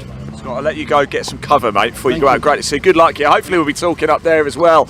I do just come with me a second a little bit, because I just want to have a quick chat over here. He's a very busy man. He's been down here with us in assembly all day long. We've got Peter up here. He's a marshal. Peter, I know you're busy, so I'll follow you around, but what a job you guys do, by the way. Thank you very much. Come wind, rain or sunshine, no matter what. How long have you been marshalling for? 4 years, I believe. Have you? Why did you decide you wanted to be a marshal? I started when... Don't let me stop you doing Yeah, it's fine. There's loads of other people. They know where they're going. Yeah, hopefully. I started with sim racing Project Cars 2, and then my dad got back into marshalling, so I've done a taste of that Croft circuit, and I've just never done it since. Been in the same place. Why is it so good then? Why do you love doing it? You're close to the action. You get to speak to the drivers, put them in positions. It's not something that you get to do as a spectator or such, and it's quite a privileged place. So. Peter, thank you so much for everything you do. No problem. Really appreciate it. Keep doing the amazing job, and the rest of the team that you always do. It might be a busy one this afternoon because the rain is still coming down here, but for one final time, the MG owner is going to take to the track here at Cadwell Park. Dave Goddard, over to you.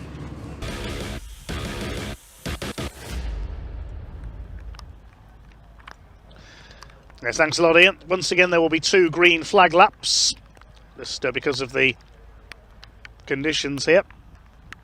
We're ready for the off on those green flag laps, and the grid reads as follows. Once again, it's Cal Moore on pole position in the 43. This grid based on the second fastest time for each driver in qualifying. Rob Addison will start alongside him. Scott Bugner, who we just heard from, and Lee Pearce, our race 1 winner, on the second row. Matt Harvey and Jack Woodcock will start on row 3. Then Josh Addison and Jake McDermott on the 4th row. Completing the top 10, James Wade alongside Simon Byrne. On the 6th row, we will have Simon Kendrick in the MGF. It was going to be his son James, but so we're told it is Simon in the car for this race as well. He'll start alongside Josh Byrne in the number 117 ZR. Row 7, 94 Alex Forster, the first of the Class A Classic runners, alongside Aaron Chappell in his ZR, number 49. Then on row 8, Will Sharp, number 39 in the midgets, alongside 28 John Copeland. And then we have 26 Malk Best in his MGB, alongside Ashley Barnes, 59 in his midgets. 14 David Amflet should have been next. He's withdrawn, had problems in qualifying with his MGB, so he's a non-starter. Simon Jackson will be there in the number 7 MGB, and the Treadell family ZR has changed driver, so that's had to move to the back of the grid. Lance Treadell now on board in the 64. We see that at the back of the field. So away they go for the first of 2 green flag laps.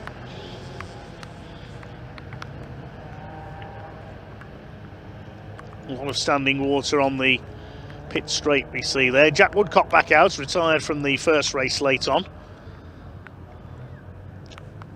And again, Jake McDermott back on the 4th row of the grid, so he's going to have to try and fight his way through.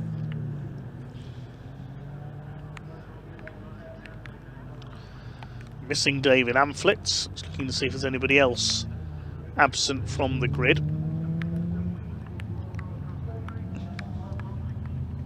I didn't see the MGF out there, so there's initial debate over who was driving it, which member of the Kendrick family. It might not be there at all, actually.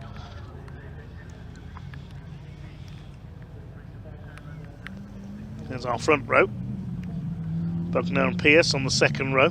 Harvey, Woodcock, Josh Addison, McDermott, James Wade, Simon Byrne. The MGF is there. There's Simon Kendrick. Josh Byrne, Forster, Chappell, Will Sharp, John Copeland, who's taped his roof down, Malk Best, it's Barnes, Jackson and Treadle. So everybody there who should be. As we said, David Amflett withdrew after qualifying with problems with his car.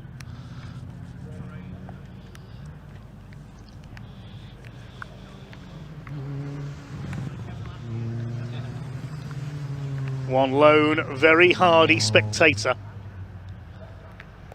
over on the banking there. It's more like he's ready to go fishing, doesn't he?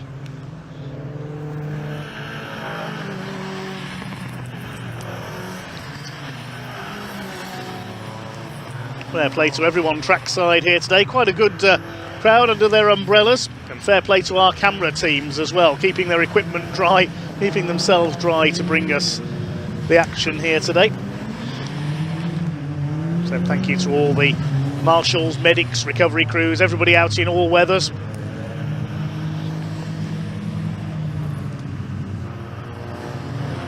So Cal Moore leads them round, newcomer to the championship.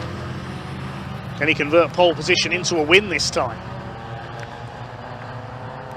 Lee Pearce with his first outright win in the championship earlier on, having forced his way past Rob Addison with a couple of laps to go. They go on to their second green flag lap.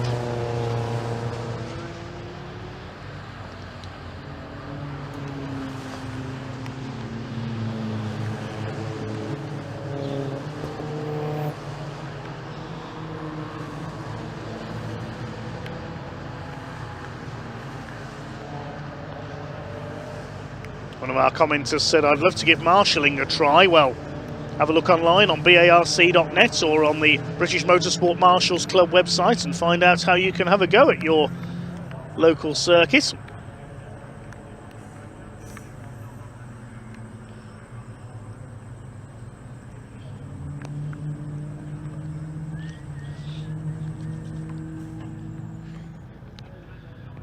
the pack heads round its second green flag lap. The rule is if conditions are substantially different to qualifying or previous races, then an extra green flag lap for familiarisation added in.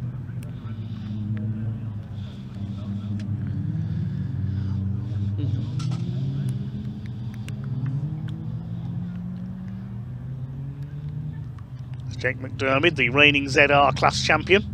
His father Steve busy in the pits looking after several of the ZRs.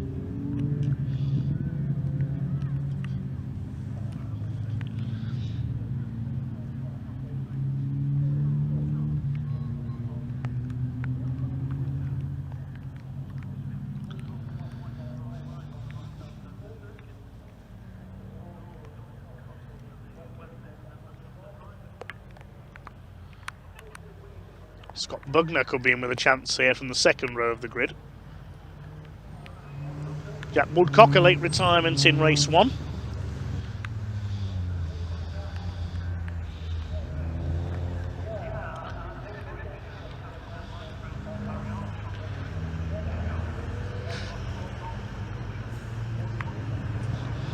Big thanks to everybody for tuning in today as well. Don't forget to subscribe to our YouTube channel at BARC. Follow our social media platforms as well. Back in action in a couple of weeks' time on April the 25th, the one-day event at Alton Park. Brick Car Endurance, the headline act on that occasion. And then after that we move on to Croft, May the 2nd and 3rd. Caterham's in action there. TCR UK as well. Unpredictable opening round for them at Brands Hatch last weekend. A great weekend up in the northeast coming up for them.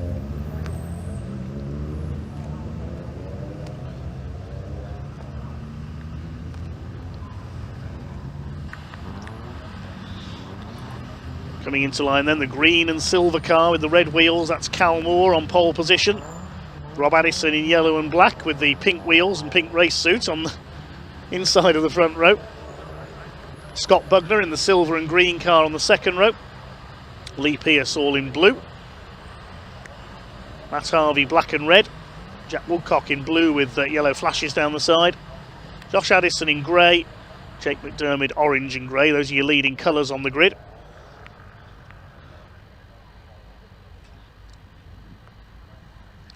Start to settle into line then. For this 20-minute race, is this going to be as slip and slide as the BMW Minis were?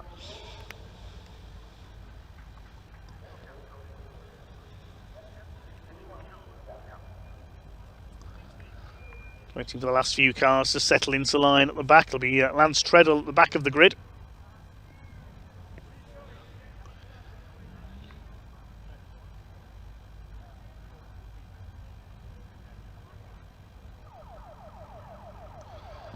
Here we go then, the revs beginning to rise. Watch for the lights. Lights are on, and off they go. Great start by Rob Addison in the yellow car. Decent start by Matt Harvey as well. Better start for Jake McDermott than in race one. Into the puddles they go. Great wall of spray as they head towards Coppice for the first time. I think it's Rob Addison who's got the lead. Yes, it is. Matt Harvey well up there in the number 20 as well, side by side with poleman Cal Moore. I think they're all away okay. Side by side for second, but it's Addison with the lead. Moore holds the inside line, Harvey, then it's Pearce in behind them. Out onto Park Straight they go for the first time. 3 wide briefly there for second place. Look at Lee Pearce up the inside in the blue, number 2, 3, 4. Somebody else coming through behind him on the inside line. It's Jack Woodcock in the 24. It's Addison who leads. Pearce gets through into second place. Cal Moore's caught on the outside line. It's going to allow Jack Woodcock to go through into third position, and he's done it. Harvey is next, then Bugner, Simon Byrne. Classic Classes led off by Will Sharp in the midgets. Here come your leaders, and Lee Pearce has taken the lead. Lee Pearce has taken Rob Addison. That's a good move around the outside on the exit of Chris Curve.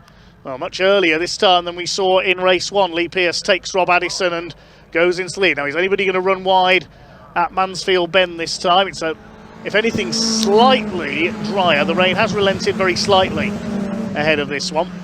There's Simon Kendrick, the lone MGF. Lee Pearce already clearing off in front ahead of Rob Addison. Look at the lead he's got already. Jack Woodcock, he's not going to try for second place there, surely up the inside into Hall Bend. Yes, he is, and he's got through. Excellent move by the 24 of Jack Woodcock. Cal Moore is down to 4th, then Bugner 5th, Harvey 6th, Byrne 7th. But Lee Pearce is driving away from the whole field here. Here's McDermott up the inside in the 77, but he can't get past Simon Byrne at Barn. Behind them is Josh Addison, then James Wade in the 22. Across the line they go, completing lap number 1 of this Adrian Flux MG Owners Club Championship race. Already at the end of lap 1, Lee Pearce's lead is over 3 seconds. He's driving off into the distance. Woodcock second, Rob Addison in third. There's Will Sharp leading the Classics.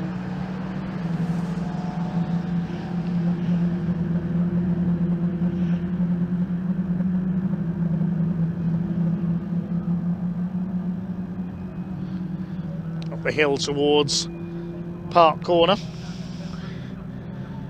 2 blue cars in the clear.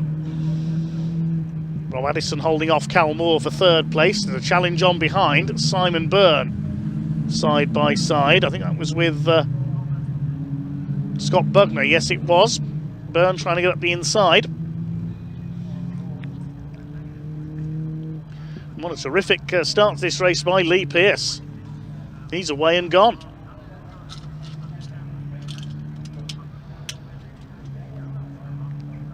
McDermott getting a place from Bugner there. He's done some big battles over the last couple of years, the McDermotts and Scott Bugner. 2025, and Bugner onto the grass there. We said they'd had a bit of a rivalry, those two. Took a break last year and Bugner took a year out of racing. Jake McDermott staying ahead of Scott Bugner. Remember a great battle those two had around Thruxton, I think it was, a few years ago. Scott Bugner ready to fight back. Behind him, Josh Addison, then James Wade. There's Kendrick leading the MGF category in the Tiger liveried car. Hoping to avoid any spins this time.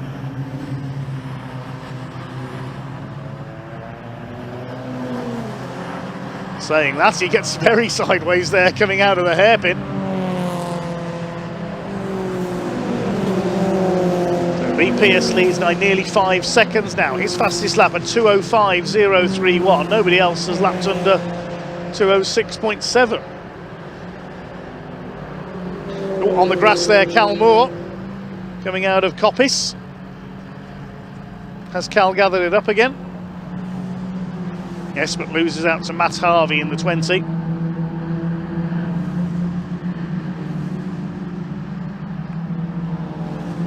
Now going for the inside is Simon Byrne, the number 4. His wing mirror's hanging off. He's got Jake McDermott up alongside. McDermott pulls around the outside line.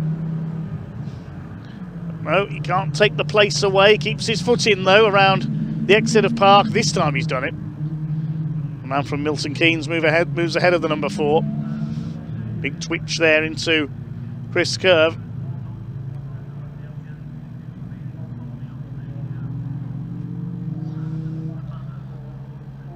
Matt Harvey's gained another place past Cal Moore. Jake McDermott is next.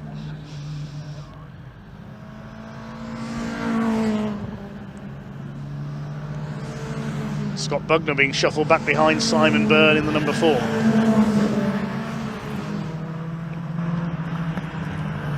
Still your leader is Lee Pearce out in front ahead of Jack Woodcock. Rob Addison in 3rd. A more clear-cut top 3 this time. The main battle is for 4th and 5th.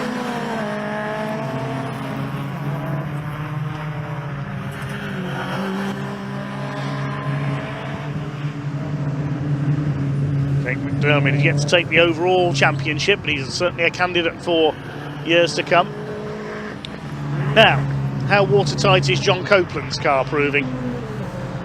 Saw plenty of tape on that car in the assembly area, keeping his hardtop in place. He's behind Alex Forster. They're battling for 2nd place in Class A, ahead of Malc Best and Ashley Barnes, with Simon Jackson behind them in the number 7.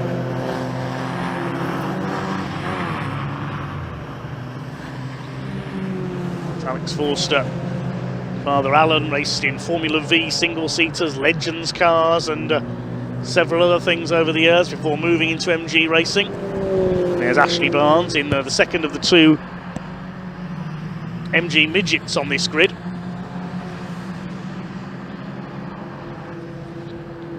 Lead gap is up to 6 seconds now. Pearce has done a 2:03.099.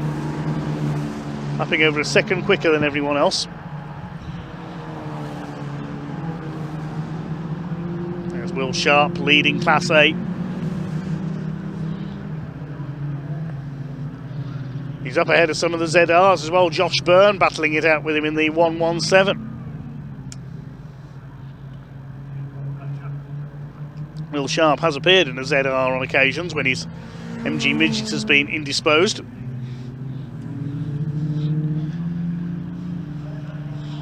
Wayside Adhesive sponsored car goes out a little wide there. Scott Bugner running wide again as he tries to attack Jake McDermott. Behind them is Simon Byrne.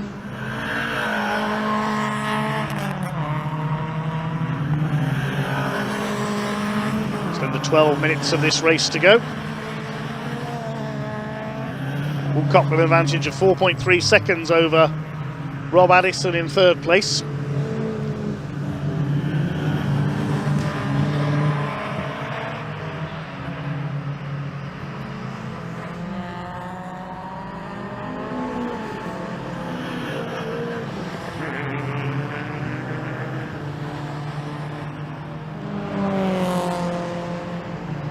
going through to complete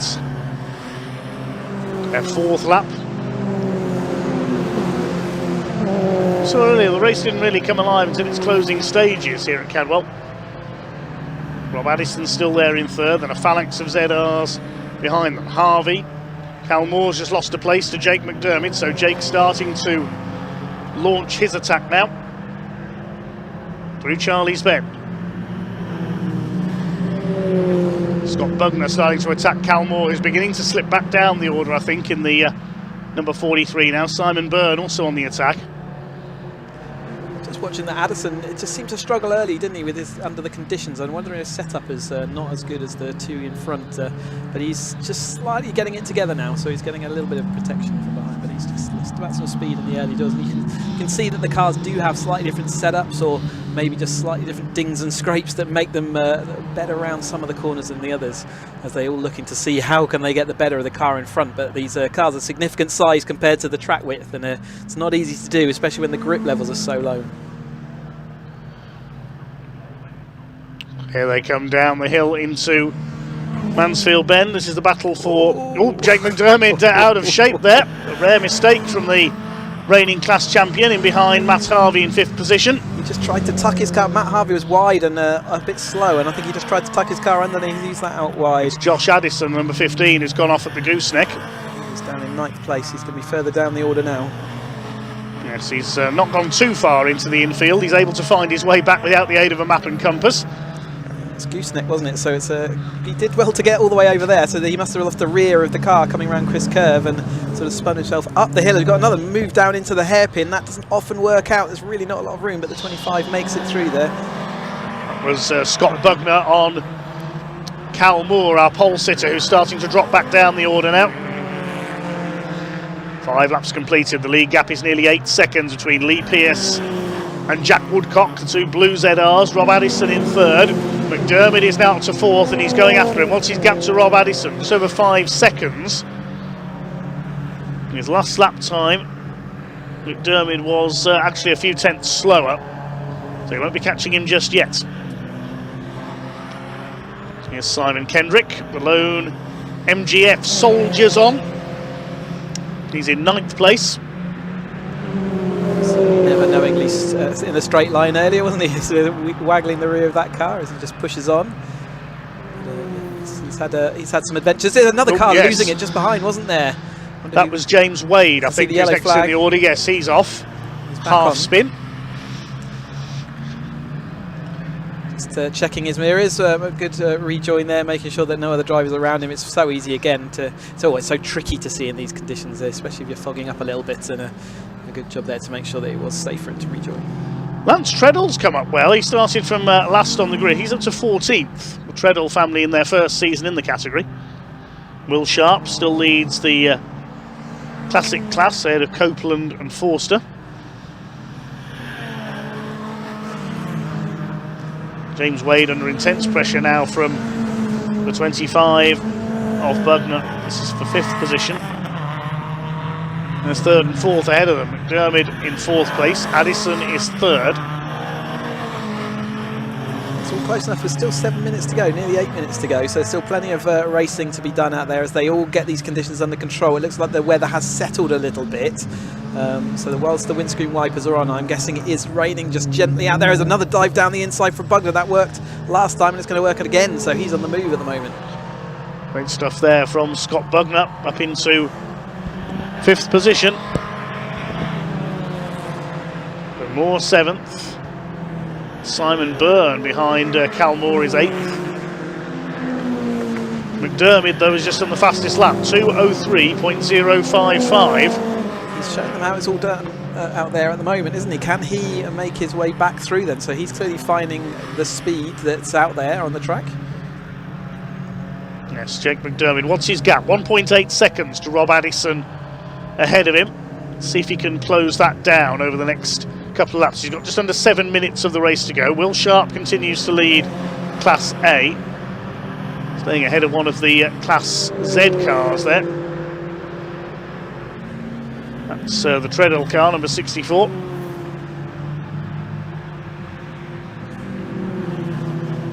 So McDermott now getting into his stride, and he's on the attack. Fastest lap. Look at that drift. Last time around, four-wheel drifting it through Chris Curve.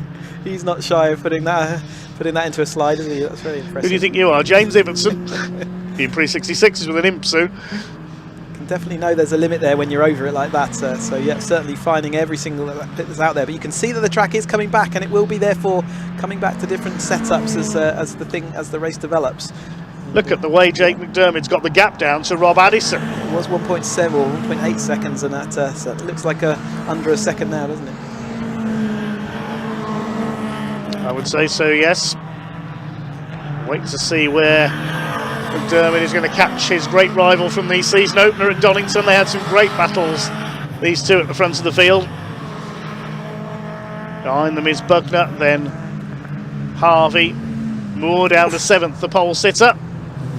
Cal Moore sideways. A couple of them really sideways around that corner. Again, we saw that earlier in the Caterhams as well. It just seems like some people can drag water onto the track there, or there is just gets slippy, and if you, yeah, there's nothing you can do about it.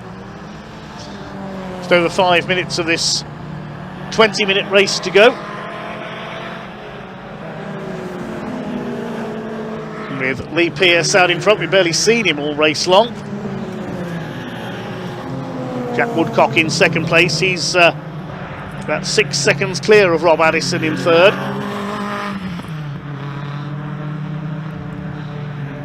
McDermott with another fastest lap of the race, 2 minutes 2.5 seconds.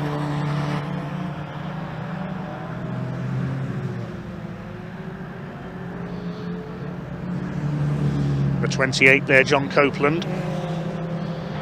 He's on to finish second in the classic class behind Will Sharp, because Alex Forster's dropped behind him.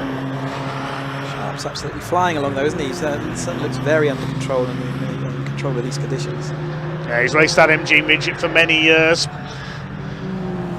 He and his brother have also bought a historic A35 that their father raced many years ago, and are restoring that at the moment, so we'll see that back out hopefully later this year. There is Alex Forster, back in third in class.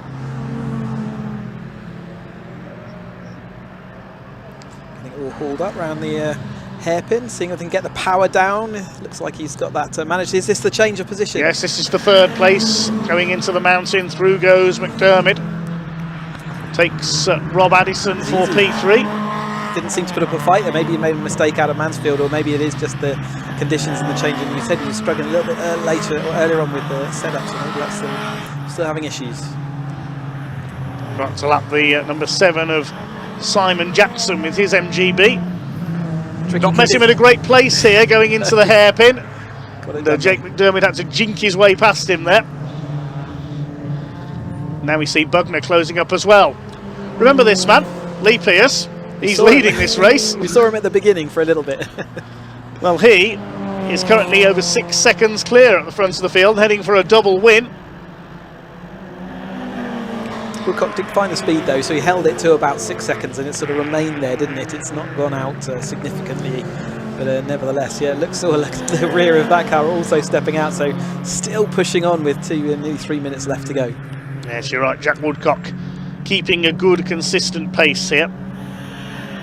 You see Pearce driving offline there onto the wetter part of the circuit, so presumably being on rain tyres, he's trying to avoid any drier patches that are appearing. I think it's looking pretty wet out there still. I think it might be overkill, but who knows? I'm sat in the commentary box. He is definitely looking, maybe searching for something. And it's still rain coming down. It's a little bit brighter in the sky than it was. Just wanted to put some spray up. But he's resplendent going down into Mansfield once more. Get those anchors hauled on as he dispatches with another back marker.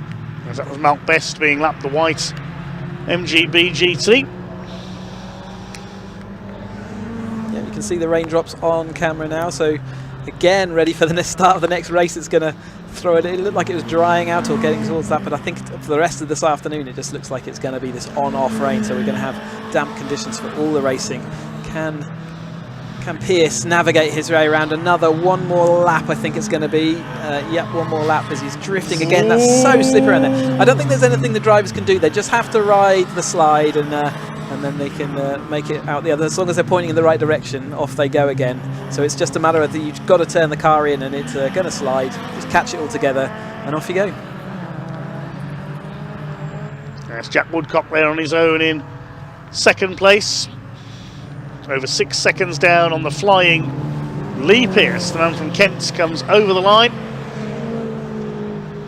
Another driver looking maybe onto the wet patch, but equally looking coming up behind a slower car, so he needs to make sure. Yeah, it's just, I mean, he's maybe searching out those puddles, like you say, but I think it's overkill.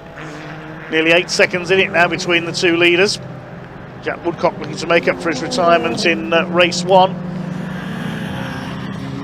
Who's going to be third? I can tell you Bugner's got past Rob Addison up into P4. Get the timing tower.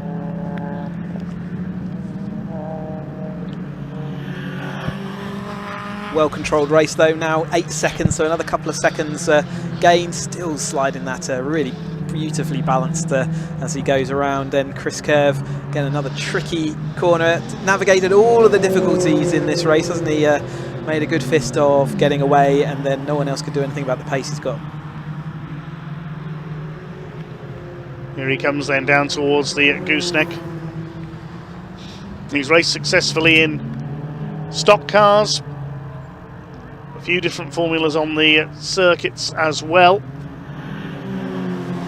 Raced successfully in Honda Civics, Lee Pearce. And now with the clock down to 0, he is coming in to win for the second time today in the MGZR.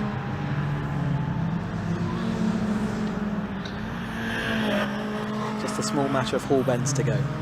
Here he comes in, just got to keep a cool head through here. We know how slippery it is. Right, left, right. Definitely took it a little more chilled that side, didn't he? He was a little bit more under control as he heads through. With that much time to spare, he's got all the time in the world to get through that. Yep, eases it through Barn Corner for the final time. Here he comes in for a double. Number 234, Lee Pearce. Along the pit straight for the last time, comes in to take the checkered flag. 2 out of 2 for Lee Pearce in the Adrian Flux MG Owners Club Championship today. Second is going to go to Woodcock, and McDermott takes third, just ahead of Scott Bugner, who was closing fast. Looks like Scott Bugner got the fastest lap as well. Rob Addison has to be content with 5th. Matt Harvey 6th. Cal Moore, the pole sitter, will be 7th ahead of Simon Byrne.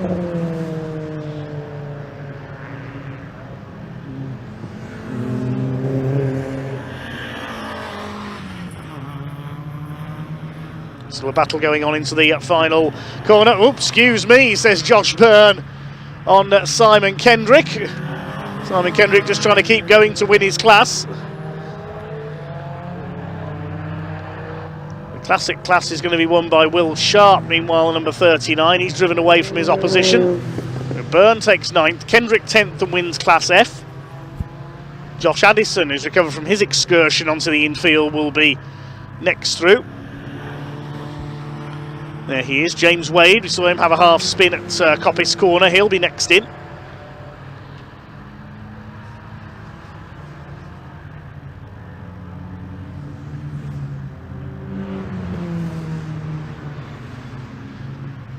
James Wade across the line, just waiting for our classic pace setters then. We lost a couple of cars late on there. We've lost Lance Treadle and Ashley Barnes pulled off as well. Here comes Will Sharp. Out of Barn Corner, up the straight and across the line.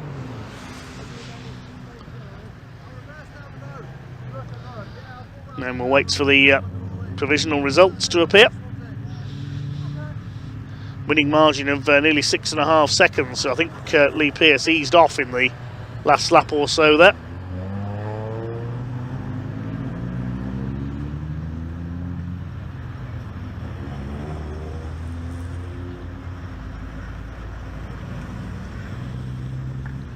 So provisional result then. Lee Pearce takes the win by just under 6.5 seconds ahead of Jack Woodcock, with Jake McDermott coming through for 3rd, improving his weekend. Scott Bugner in 4th ahead of Rob Addison, falling back to 5th. Matt Harvey, Cal Moore the pole sitter, and the Burns 8th and 9th. Simon Kendrick in 10th wins Class F. Will Sharp in 13th wins Class A behind Josh Addison and James Wade, recovering from their spins. Aaron Chappell in 14th. Then it was John Copeland in 15th place, ahead of Forster, Best and Jackson. We lost Lance Treadle and Ashley Barnes. Let's head down to Parc Fermé with it.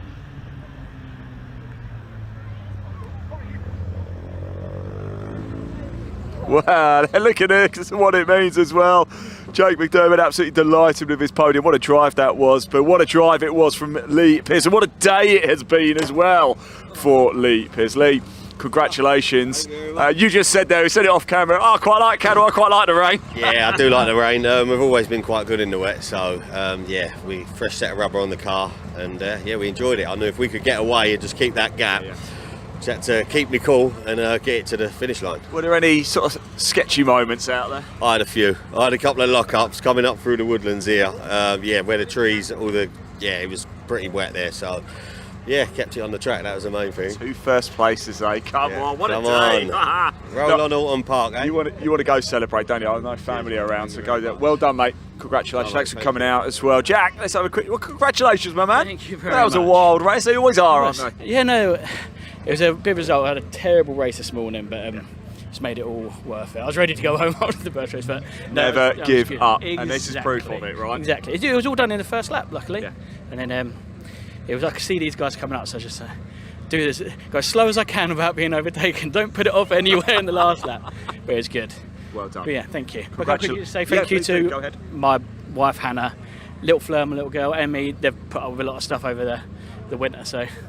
Thank you very much. Yeah, he's coming home with a nice pot. Nice one. Good stuff. Well done, mate. Great to see you, yeah? Take care. Jake, I'm a bit disappointed. I wasn't the first to get a hug. Well done, mate. That makes it a little bit better, right? Yeah, well, I mean, when it's wet, you're all on the same playing field. So it was just a matter of time before I found my feet. And then I just started to push. It's a shame these two got away quite quick, because in the end I was behind them. I was behind Jack anyway, and then a few little issues from my end the last couple laps. It sort of just let Scott back in, but I knew all I had to do was just defend it and ride it out. And then I think Jack made a mistake one of the last corners, and then I thought, no, I can be on for second here. But cars aren't that much different, not really different at all. So. Yeah, a really good day. One thing I've learned about you over the last few years is never count you out, no matter where you start. Well done, mate. Good day in the end. Top man. Have a safe journey home. Big thank you here to the MG owners. They head off home from Cadwell Park, where they have provided us with plenty of entertainment. More entertainment coming up right now on track as well, because the Caterham 270Rs have headed out. And not too long ago, Sam Parker caught up with some of the drivers. Let's hear it from them now.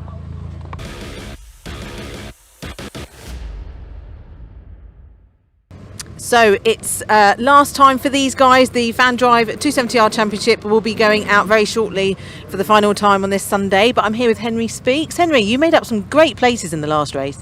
Yes, I felt a bit more, racy in the last one, especially compared to race one. Just felt like I had a bit better pace, felt a bit more aggressive, and felt I could sort of push the car a bit more, really. Do you feel like having this winter break, it takes a while to get back into the flow of it again? Oh, definitely. There's a fair few cobwebs on me at the moment. Gradually getting blown off, but I think I'm still warming up, I reckon. Yeah. By Croft, you'll be ready to go a bit more, especially after this last race. Oh, fingers crossed. Yeah, this last race will be a real test of survival, I think, in these conditions. I mean, heard you did particularly well in yours. Yeah, I actually really enjoyed it. So yeah, it was good. I suppose your drifting practice probably helped a bit with that. I think it did. Yeah. Well, nicely done. Thank you. Fingers crossed I have just as much fun. Yes. Well, good luck. Enjoy it. Thank you. Thanks. I'm just going to move around and speak to Scott, who is next to us here in P5.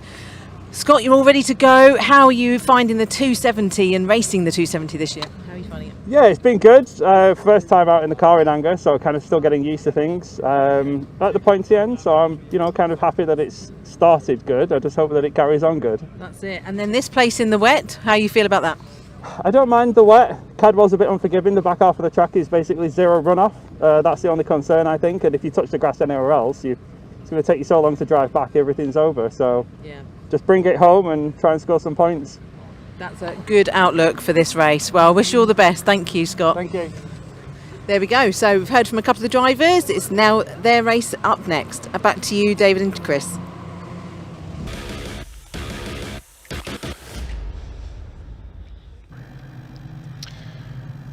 So cars on their green flag lap then. Here's the grid for the FanDrive Caterham 7 270R Championship based on the results of the race we saw earlier on. So Brian Thornton on a hat-trick going into this one, starts on pole with Paul Oglesby alongside him. Oliver White and Sebastian Thulle on row 2 with Scott Helm and Henry Speaks on row 3. Alistair Morton and Andrew Davison make up the 4th row. It's Bruno van Dijk and Craig Evans completing the top 10. And then into 11th place we've got Aaron Oliver starting up that row. Jasmine Shaw finding up alongside. She had a great race last time out. Can she do some more? Luciana Caruso, Gary Cross, Andy Bailey, Eduardo Pontes, Shane Forster lines up alongside Ryan Thulle, Jimmy Way and Christian Bond round out the row 10. On row 11 we have the 74, that's Charles Chapman alongside Steve Lorriman in the 20, had a spin in the race earlier on. Chris Morling and Andrew Palmer next, and completing the grid, James Platt and the man behind the FanDrive app, as we heard earlier, Sean Murphy, completes the 26 car grid.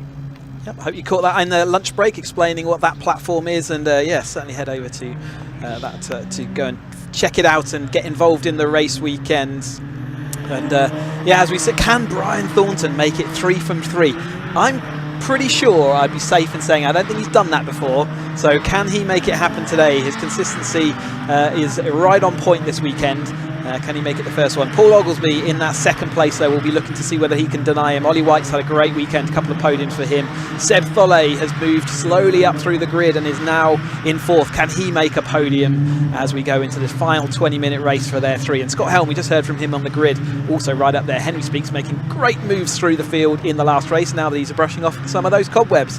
Quite a lot of storyline in this 270R race, a massive grid, and looking forward to seeing how they're going to get on. Well, Brian Thornton certainly won't have had a hat-trick before, because previously he was in Roadsport. They only have 2 races in a weekend. Oh, that's technicality. Okay, a double-header, shall we say. Let's even give him that.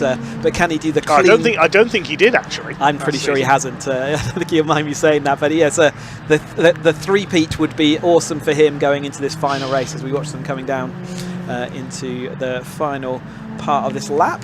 Swinging around, though, this bend. And you can see that we've dried up again. You can see there's no spray underneath the tyres for the start of this race, but that's not to say they're not going to have spray by the time they get to the end of the race. The only decision in a Caterham is whether you really have sort of tyres that you've worn down to be quite low tread, where you tend to get a bit more grip in the dry, compared to whether they're brand new out of the moulds tyres, which you tend to use in the wet, just to give you that little bit of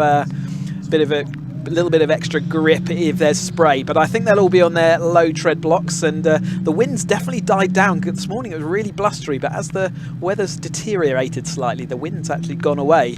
That'll make some interesting lines up here. We've seen the outside line around this corner we're watching now be the quickest way through, which changes the dynamics of the race. We saw a lot of protection going on in the racing, sort of defending down to the inside and to the outside, and they'll just have to adjust to that as we progress through this final 270R race for the race weekend.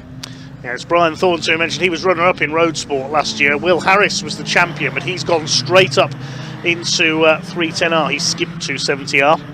So Brian Thornton's in this race. Scott Helm, Craig Evans is in 270R now.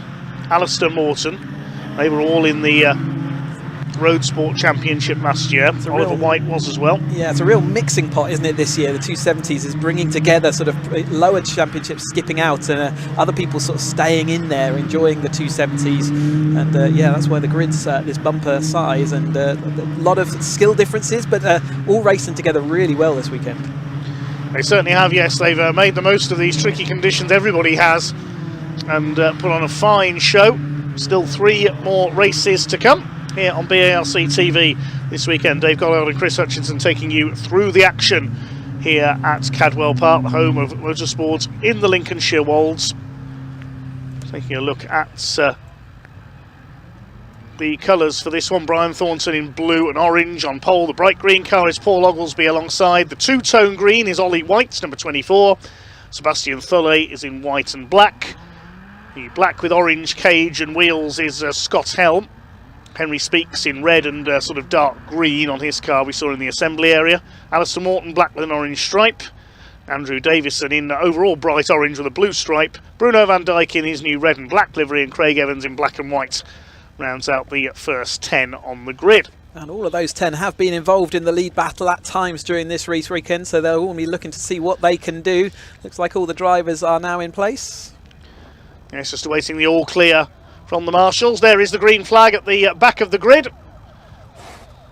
Waiting for the red lights to come on then, and when the red lights go out, our penultimate Caterham race of the day, the FanDrive Caterham 270R Championship, will be underway. Here we go, super start by Paul Oglesby, good getaway from Oliver White as well. Jasmine Shaw getting up the outside of that maroon number 21 car. Look at the spray, they've all got their rain lights on. It's Oglesby who's got the lead, I think, as they head into Charlie's for the first time. It's Brian Thornton in second place. He's sideways though on the entry to the right-hander at Charlie's. Now, has he survived that? We shall see. Did he run out onto the grass there, Brian Thornton? He was full opposite lock and the tyre was going towards the edge of the track, but no, he has managed to hold on. I did think he did lose a bit of momentum though, didn't he? No, he has lost a lot of positions. Yeah, he's a long way so down. Yes, he did touch that grass then. He's got an awful lot of work to do. In fact, he's alongside Caruso, isn't he, who's deep in the field after what he described as a few incidents with other drivers in the last race where he felt a bit mistreated.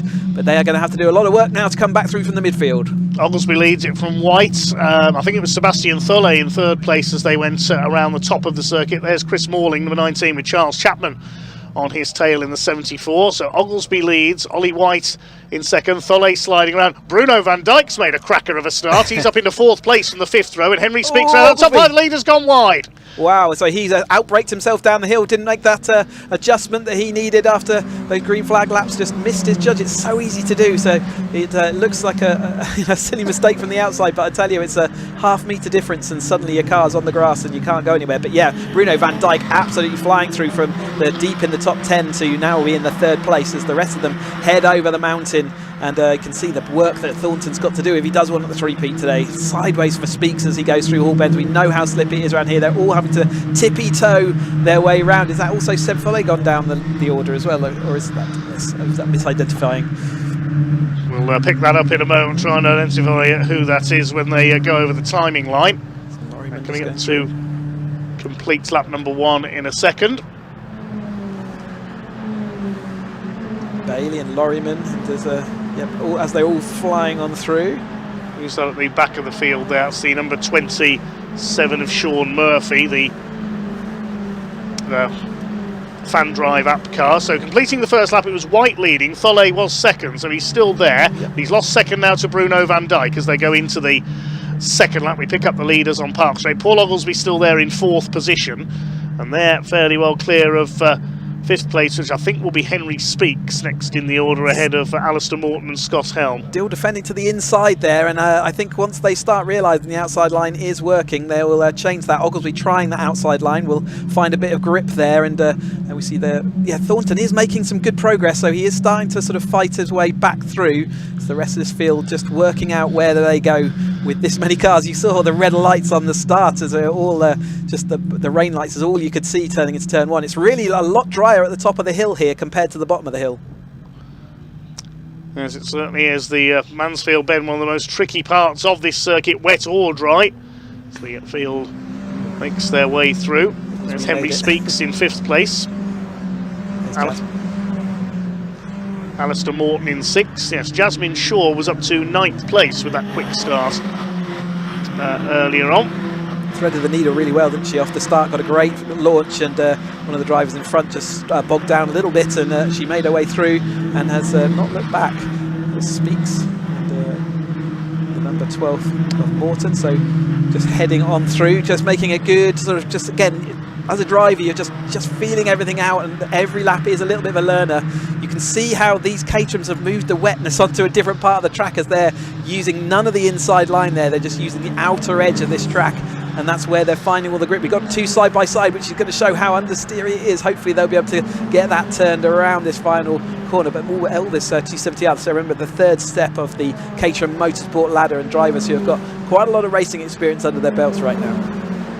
We saw Ryan Thulle get a big moment coming out of the hairpin. He got very sideways indeed. Now here's the lead battle. Ollie White under fire from Bruno van Dijk. Is he going to make a move here on the run up towards Park Corner? He's going to get round the outside and surely take the lead. There he goes. Into the lead goes the number 3.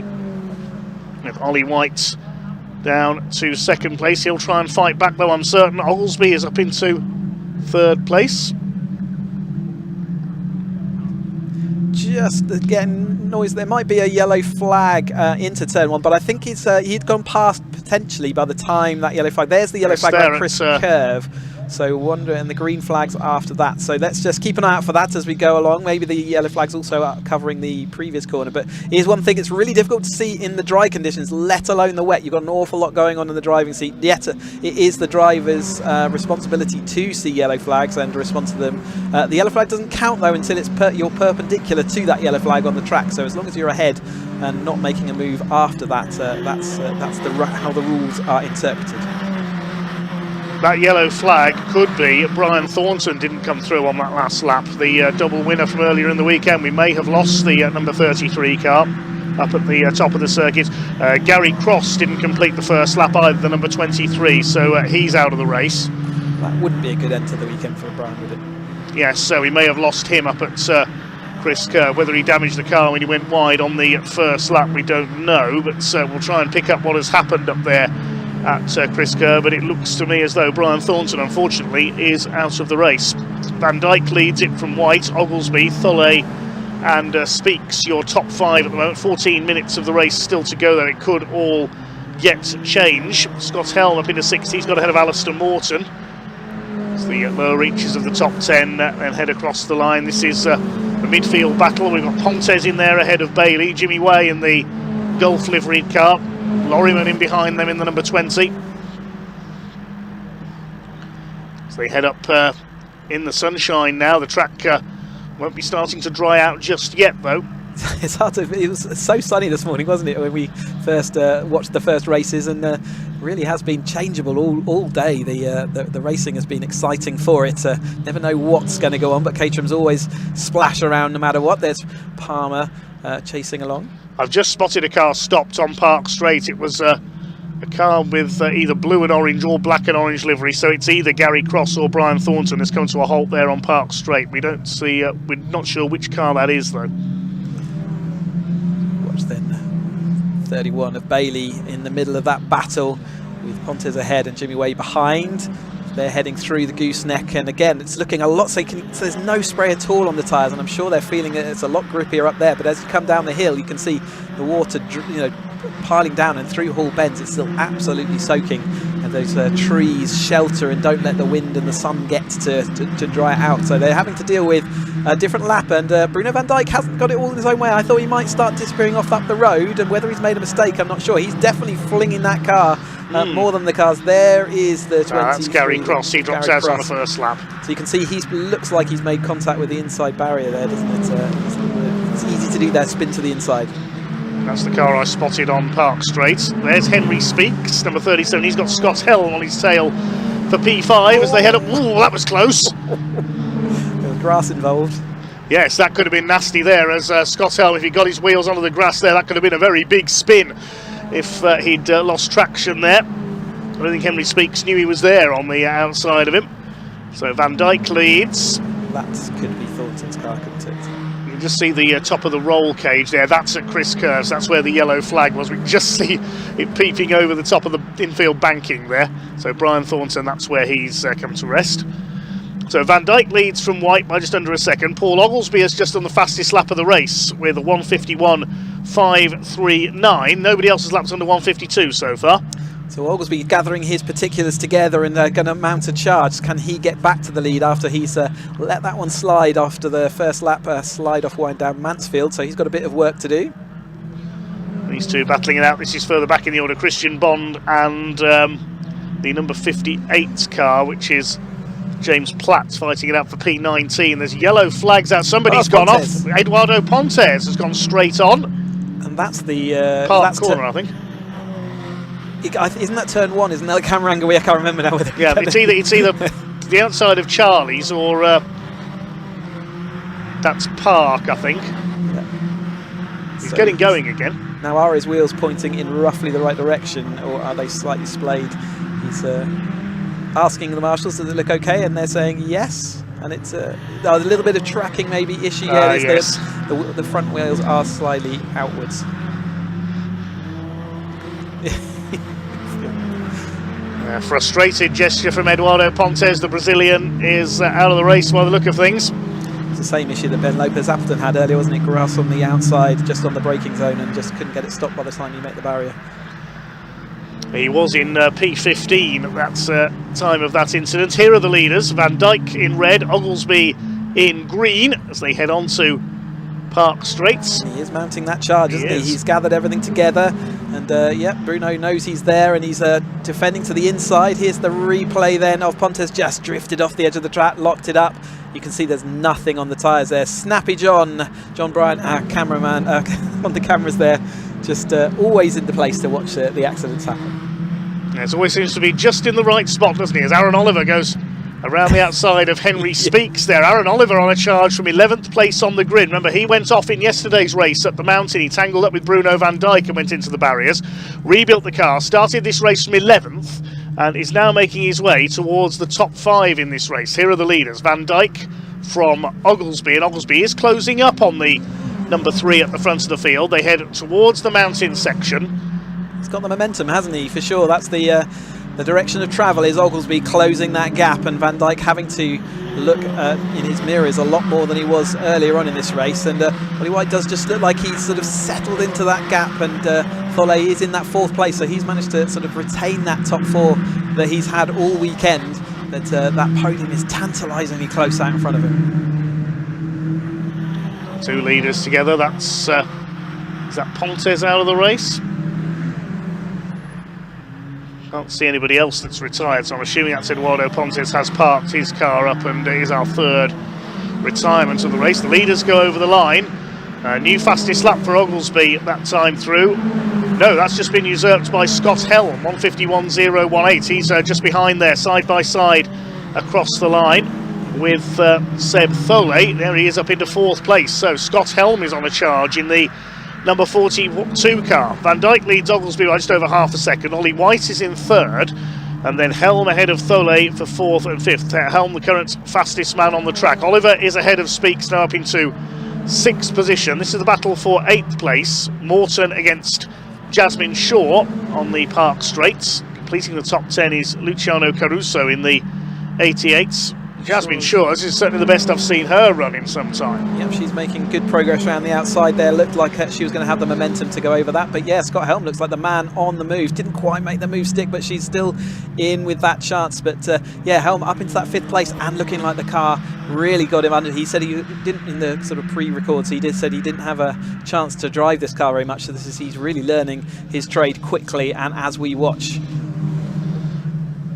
So this is Morton and Shaw together. Shaw has a look at inside at Mansfield. Doesn't quite manage to get alongside the number 12, the black and orange machine. I think by the time we get to the back straight, though, I think so. Once onto the main straight again, she will have the best opportunity. But it's still as close as you like out front now. Then, and they've both got little strengths of in different parts of the track. Oglesby taking that narrow line, and that's really worked for him. I think that narrow line is offering up some grip, and then they both take the very wide line round Barn. And to tell you what, there's not much space between you and the barrier, just a little bit of grass, and you know that's like ice. So it's you really got to trust your driver and your front tyres to grip up these Nova tyres that they're all getting used to this year, brand new to sort of reverting back to sort of the days of old. So tyres that will be familiar to some, but for others they will be brand new, and feeling the differences that they offer compared to last year's. Bruno Van Dijk led by just over half a second at the line. Another fastest lap though for Scott Helm, 1:49.917. That's the first lap we've had, I think, under 1 minute 50 seconds in this race, and he's close to within a second, I think, now of Ollie White. Yeah, he's he's the quickest man on the track by a long way, isn't he? Has he got enough time left with only 6 minutes to get back to White first and then come across the 3-second gap? I would say probably not, but you wouldn't count it out at this point. Let's see what Scott Helm can do then in the number 42 car. The man from Clitheroe in Lancashire. He's up to P4 ahead of Seb Thole. The lead is still with Bruno Van Dijk, the Londoner. Here's a battle between Caruso and Craig Evans. They're fighting it out for 10th position. Caruso, that's the Rothmans lookalike car. Craig Evans in the Blood Records car. And now Scott Helm has caught on the back. Ollie White for 3rd place. Here we go. into the mountain. And if those two leaders start battling, that'll be him across that gap if he can just dispatch with Ollie White, and that's what he'll be planning to do. I'm pretty sure Ollie White will have other opinions on that. Let's see if he can get past the Caterham dealership owner from Surrey in the 24 car. Into the hairpin they go. Car looks really, I said that just as it really steps out. Every time they try and get any more little power out of the hairpin, it's just onto the absolute slippy ice and it just steps out. So you really do have to just remain patient. It's going to cost you more time than it gains you. But I think he's going to be in the right position now for a straight, a move up towards Park Corner again. And he's been dispatching with the other drivers. And is Oliver next onto that list? I would imagine so, as they make their way, the leaders out of Charlie's. Van Dijk and Oglesby still separated by just over half a second. Here's Scott Helm going for P3. He's in the slipstream of Ollie White. He could get him around the outside here. Ollie White's having none of it. He moves across as Helm tries to take the line, so he moves back to the outside line again. It's going to be a question of last of the late breakers here into Park Corner. Has he got him? No, he's going to tuck to the inside though. He's having to do the reverse switch back, and that's not going to give him the grip down the inside, or is it? He's going to make it work. Yes, it Round is. Gooseneck, it's going to be exciting. I think he has made that move stick though. He's got enough speed in the car. He could do it either side, so he did the switch back, and off he goes then in that third place. Can he get across the 3-second gap with only 4 minutes of this race to go? This is going to be very interesting. Also closing up on them is Aaron Oliver, and we have a change for the lead. Paul Oglesby has taken over. What's happened there? We were watching the battle for third place, but in the meantime, Paul Oglesby has taken the lead from Bruno Van Dijk. Is that a back marker in between? Maybe that came into effect up at the top of Park. Yes, it's possibly the 27 car of Sean Murphy they were lapping, so we'll have to see what happened there if we can. Oglesby back in the lead then in the 18 car. Bruno Van Dijk in second place. They come down towards Barn. I think it was at the exit of Chris Curve, just where they go through the blind spot at the top of the gooseneck, where Oglesby took the lead. Bruno Van Dijk now is getting ready to fight back again. They go over the line. Oglesby does the fastest lap of the race, 1:49.711, but Bruno Van Dijk is not letting him pull away. These two nearly 5 seconds clear of Scott Helm now in third. Of course, the harder they push each other, they'll try to pull away from Scott Helm in third place, who's no longer the fastest man on track. Ollie White fourth, and Aaron Oliver rounds out the top five. And it looked like Ollie White is definitely not taking that sitting down. He's grabbed onto the back of Scott Helm's rear panel, and there's a big gap now between. I think Van Dijk was just pushing too hard, and he's now left a big gap back up to Oglesby. So just pushing a little bit too much in these changeable conditions, and Oglesby's now got a comfortable gap with 2.5 minutes to go. But there's Ollie White now. He's looking to see whether he can do anything. In fact, Scott Helm's now drifted further away from him, and he's having to defend from behind to Oliver. It's Oliver and Oliver. So coming towards the end of this race now, just over 2 minutes to go as Aaron Oliver tries to make a move on Ollie White for fourth place. There is Scott Helm in third. We're almost side by side for fourth position. Is Aaron Oliver going to have a look down the inside into... No, he's not at Mansfield. Behind them it is Sebastian Thulle in sixth position, the South African. So Oglesby leads from Van Dijk. Is it going to be a first 270R win for Paul Oglesby? It's looking good at the moment. Here comes Scott Helm. They'll be heading into their final lap this time. So will Scott Helm be able to catch and overhaul Bruno Van Dijk? It looks unlikely in my opinion at the moment. It could be close by the time I get to the back straight. Depends whether Van Dijk has any more problems getting power down out of the hairpin corner. Henry Speaks having a bit of a quiet middle to end of this race. Van Dijk shoves the car in. Is that the quickest way of doing it? Ollie White still having to defend from Oliver behind him as the rest of them flow on through. So the final lap then, on the final racing lap for the 270s this weekend, third race of 3. And who is going to put this one out? So Oglesby leads it by 1.7 seconds now. Helm's just done another fastest lap of the race, 1:49.048 for the number 42. He's 1.6 seconds down on second place, so I don't think it will make any difference to the result. It's going to be close. Helm has been absolutely flying in the second half of this race in the 42 car. Yeah, he's going to be pleased with his progress, I'm sure, and he can take that momentum through to the next round when we next see them at Croft. And enjoying that 270 now. He's had a bit of chance to get out in it and see what it's all about. Through the top of the circuit comes Scott Helm. Is it going to be the green of Oglesby or the red of Van Dijk who takes the win, though? It's looking good for Oglesby at the moment. Van Dijk is starting to close back up again, so it's going to be an interesting finish into Mansfield for the final time. Only 10 seconds left on the clock. Now, of course, if these two should tangle at Hall Bends, Scott Helm is just waiting in the wings, waiting to pounce and possibly snatch the win. The clock is at 0 as they come up towards the mountain. Oglesby in the green machine from Bruno Van Dijk. Oglesby comes from Kim Bolton in Cambridgeshire. Bruno Van Dijk is from London. He's getting close. You'd normally say it's enough for Oglesby, and he's in the right position. It's hard to overtake from here on out, but Van Dijk is willing to shove that car wherever, and he's just slides it through. He does, as they come down to the final bend then. Here he comes then, Paul Oglesby, all set for his first 270R win. Brian Thornton dropping out, unable to make it a hat-trick. Bruno Van Dijk closing up. He's on the tail of the green machine, but it's too late. Paul Oglesby takes the win. Second for Bruno Van Dijk. Scott Helm, a great charge to third. Aaron Oliver gets fourth ahead of Ollie White. And Foley is sixth. Waiting for the rest of the top 10 to come home. Henry Speaks in 7th place, then Alistair Morton will be 8th. 9th goes to Jasmine Shaw in the 21, and Luciano Caruso will complete the top 10. So I think that was Aaron Oliver taking over on the last lap, wasn't it, over the top of Ollie White. So well done to him to get that 4th place. Craig Evans is next home in the number 86 in 11th. The rest of them will come through. We'll confirm the full results as soon as we have it. Great stuff then from the 270s, and like I say, we will see them next up at Croft on the 2nd and 3rd of May. Looking forward to seeing how they get on up north. Yes, so am I. Yeah, absolutely. Great circuit is Croft. Yeah, it's Caterham's again have it's a character, of course, with two characters, isn't it? It's fast and flowing, and then the tight and twisties at the end. You have to master both of them to be able to win now.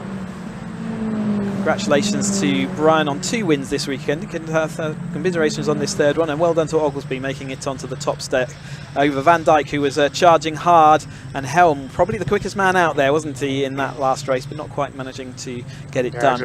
And a great weekend from Sebastian Thulet to just be right up there with that tough field. So great to see that, and looking forward to seeing how the rest of his season goes.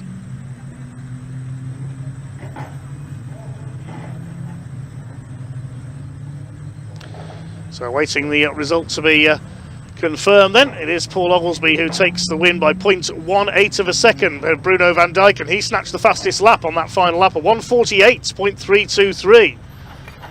3rd going to Scott Helm ahead of Aaron Oliver, turning his weekend around in style. Ollie White in 5th ahead of Seb Thulet. Henry Speaks in 7th, then Morton, Shaw and Caruso rounding out the top 10. Craig Evans 11th ahead of Andrew Davidson, Ryan Thulet and Shane Forster rounding out the top 14 finishers. 23 of the 26 who started went the distance there. We lost Eduardo Pontes into the tyre wall. Brian Thornton was an early retirement, as was Gary Cross. Let's head down to Parc Fermé with Ian.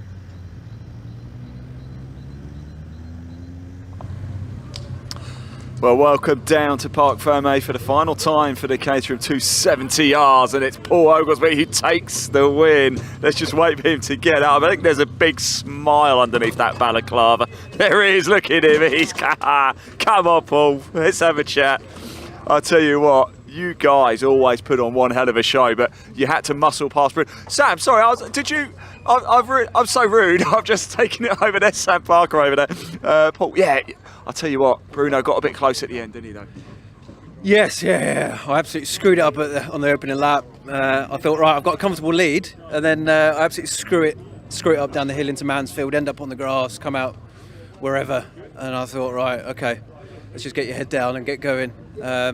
One point I thought Bruno was pulling away, but luckily he slowly came back to me, and I just had to time it right on the overtake on the back straight. But yeah, really pleased. I saw him go flying off, and then all of a sudden he was back behind me. So I don't know what he did, but yeah, great, loved it, absolutely loved it. Great race start of the year. Well done, mate. Congratulations. Really happy for you. Really, really am. Bruno, let's have a quick chat with you as well. You went for it right at the end, didn't you? As well. Went for it, yeah. Just a bit too much, too late. Yeah. Made a little mistake, went on the grass, dropped back a bit, and then had to fight to come back. But Yeah. What have you made of your weekend now? I've seen your name up at the top quite a lot. The second race wasn't so good, but we're getting there. I'd like to say thank you to all the sponsors and everyone. FanDrive, our title sponsor. Yeah. You scan that QR code, you can learn a bit more about me. Yeah. And I've been under strict instructions not to be rude or sound like a knob in these interviews. Hang on, what time is it? No, it's not 9 o'clock yet. You've got to be good. Well done, Bruno. It's great to see you, mate. Cheers. Good stuff indeed. Scott. Where's Scott? Oh, he's there. Scott, there you are. How's it going, mate? Yeah, I'm very well. How are you, more importantly? You're right. It's good to see you. Wow, that was a bit of fun.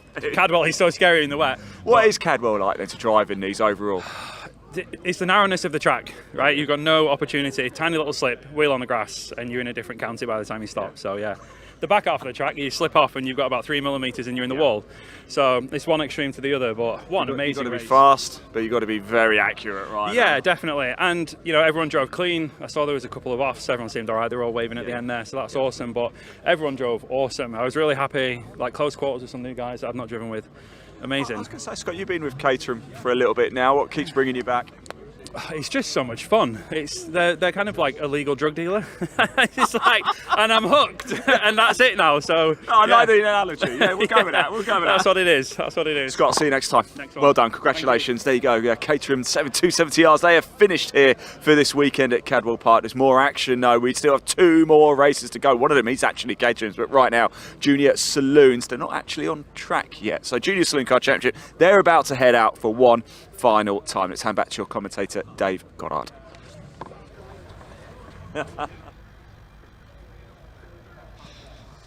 Thanks so much, Ian. Just preparing my paperwork up here in the box for our final Junior Saloon Car race of the weekend. And this is going to be an interesting one because Ollie Smith, going for 6 wins out of 6, is further back on the grid this time. We await the grid to be confirmed, though, and we'll have the cars out on track as soon as we're able. But let's see who Ian caught up with earlier on.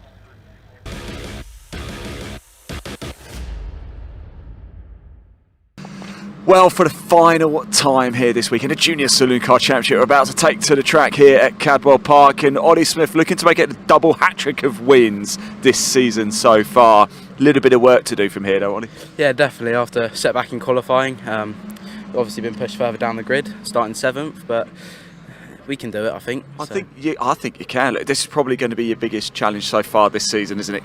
Just because of the tight nature of Cadwell. Yeah, definitely. It's a very technical circuit, but I like it on the sim. I like it in the dry, so hopefully we like it in the wet. You are certainly one to watch this season. Ollie, best of luck. Good luck indeed. I do want to go chat to. Look who we've got, everybody. Vicky, Liz is running away, so we'll have a chat with Vicky instead. Vicky, this has been a great weekend, isn't it? It has. You know, Cadwell is always the unknown. We never really know what's going to happen here, but once again, the kids have pulled it out of the bag. It's a seriously talented crop of drivers for 2026, isn't it? It is. You know, we say it every year. It gets better and better each year. You know, we expected it from Ollie. Ollie's just like his brother, an exceptional driver, come on so much in the little time. But you look around here and I wouldn't want to pinpoint anybody. They're just all amazing. Jake and Max are not going to let him just have this, are they? No, they're not. I think, you know, they want it. And I said earlier in our trophy presentation that it didn't just mean it to Jake, it meant it to the whole family, having tears, and I sort of look back and go, this is why we do what we We've do. seen those moments a few times. In fact, I remember a big one here actually with JSCC a few years ago, big tears. It's always special, isn't it? It is, and you know, we focus on the kids, and it's not just about the kids. The parents give up so much to let their kids go racing, and to us as a championship, they bring it in, clean racing, driving standards, spot on, and we're so proud, and you know, we should be, and they should be proud of themselves. Vicky, thank you so much. You should be proud indeed. It's a time to go racing one final time here today for the Junior Saloon Car Championship at Cadwell Park. Dave Goddard, over to you.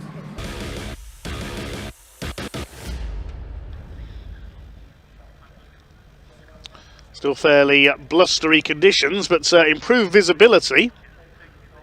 Looking over towards the Lincolnshire coast from up on high here at Cadwell, we can see a ship in the distance there, look.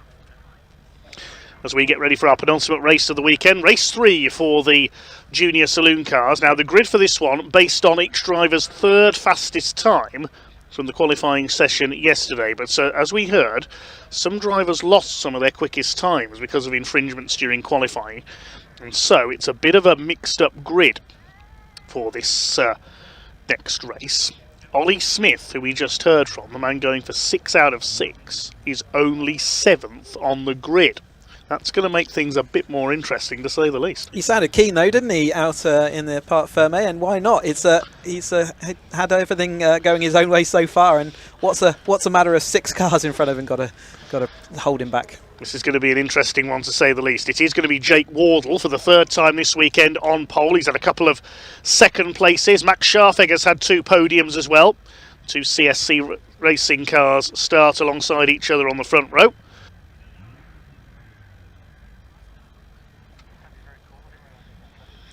Second row of the grid will be Martin Wright. That's his best ever start, the scholarship winner, and Matthew Swatton will be alongside him. Row 3, it's Lachlan Homer. Now, he dropped out of the race earlier today on the first lap. He starts alongside Zane Quecker in the number 44. Ollie Smith is there on row 4 with Ralphie Branscombe alongside him, his best ever grid position. Tim Leonard and Ben Ward complete the top 10. Then on row 6, we've got Will Omar in the red Saxo, and Leon Holly alongside him. Watch for him coming through. He's a quick driver, a bit out of position. And George Allen starts at the back of the field in the number 17 car. Notice in our comment thread somebody was talking about the classic Triumph that I mentioned parked at the side of the track earlier on. It's not a Triumph Stag Estates because they never made a Stag Estate. It's a 2000 Estates that's parked next to the drop down from the gooseneck. We've got one car being recovered there. That's Gary Cross's Caterham, the number 23.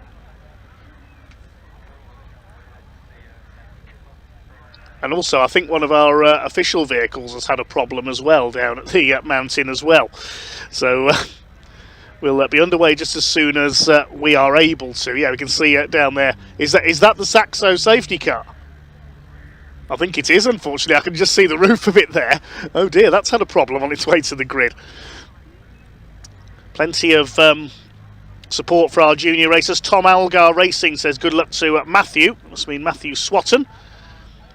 FV Mary Joyce says, come on Zane. The whole pub behind you. They're watching our stream in the pub, are they? Shout out to all the other juniors. Interesting, if he has a local pub already, he's not old enough to drink. Josh Salvadori is watching, the runner-up in the championship from last season. Hello, Josh. Started his season in the Mini Challenge recently. And Wilf Butler's watching as well. Race winner in the Civic Cup on his graduation at Brands Hatch recently. So great to see 2 of last year's top 3 watching on. Lando for Life is watching as well. Lando for Life is trackside at Cadwell today as well. Well done for braving the weather. Well done, yes, indeed, well done for braving the weather.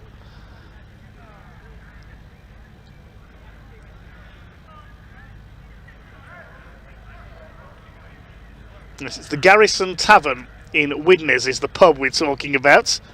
Also to O'Grady Electrical and MJP of Widnes for supporting Zane Quecker's career, if been asked to mention. So thanks to his sponsors. Looks like finally everything's shuffling itself at the bottom of the mountain there. We can get this race meeting back up and running.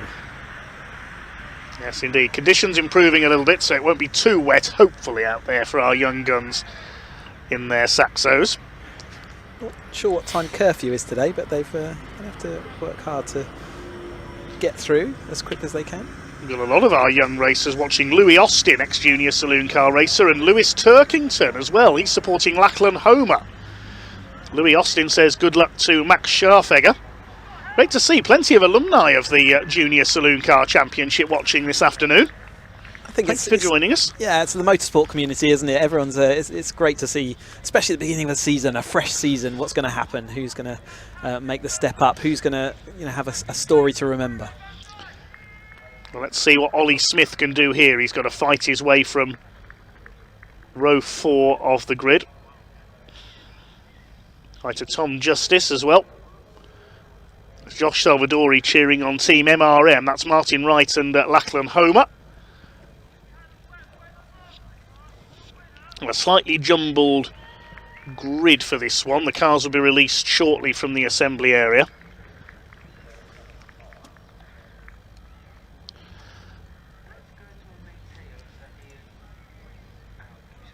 confirmation there will be 2 green flag laps for the junior saloon cars, as it is wetter than it has been earlier in the weekend, as we've seen with our other categories this afternoon. I imagine both of those green flag laps will be different conditions as well. It could well be, yes, straight it's drying. It's been changing so rapidly. Mechanics placing the pit boards ready.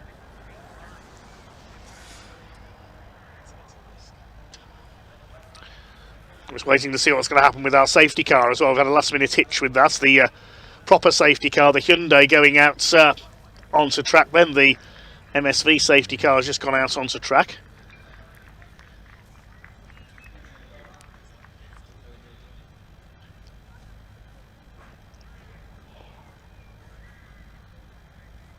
After this, we'll have one more race, which is the Vertex Caterham Seven 310R Championship.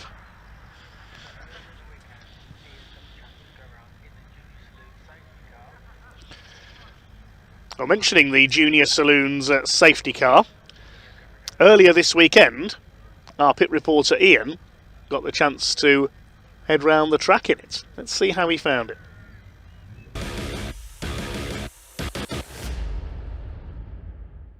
Right, everybody, new for 2026 for the Junior Saloon Car Championship is the safety car is actually a Saxo. How cool is that? And as you can see here at Cadwell Park, I've never actually been around Cadwell Park. Dave Beecroft has very kindly decided that he's going to take us out for a little bit of a spin, and we're going to chat everything JSCC and track action. Come on, let's go for a lap around Cadwell Park. Well, here we are, we're underway inside the Junior Saloon Car Championship safety car, and Dave Beecroft, we're in a Saxo. That's a very appropriate choice. Well, it's the right safety car to have, isn't it, really? How did it come about then? Because I understand that this is yours, is that right? Well, it belongs to the JSCC. This came about with a conversation with Simon Lambert from the BARC, wanting something a little bit more different than this sort of bog standard safety car. So we said, okay, let's build a Saxo for it. So this is what we've got. Give us some of your background in the Junior Saloon Car Championship. How long you've been involved with it from the start? Is that right? Yeah, we took it over 12 years ago now, and we've had our ups and downs like every championship, but yeah, we've established a really good proving ground for young drivers at an affordable price. Motorsport is expensive wherever you go, but JSCC is the how can I put it? It's not the cheapest, but it's the most competitively priced.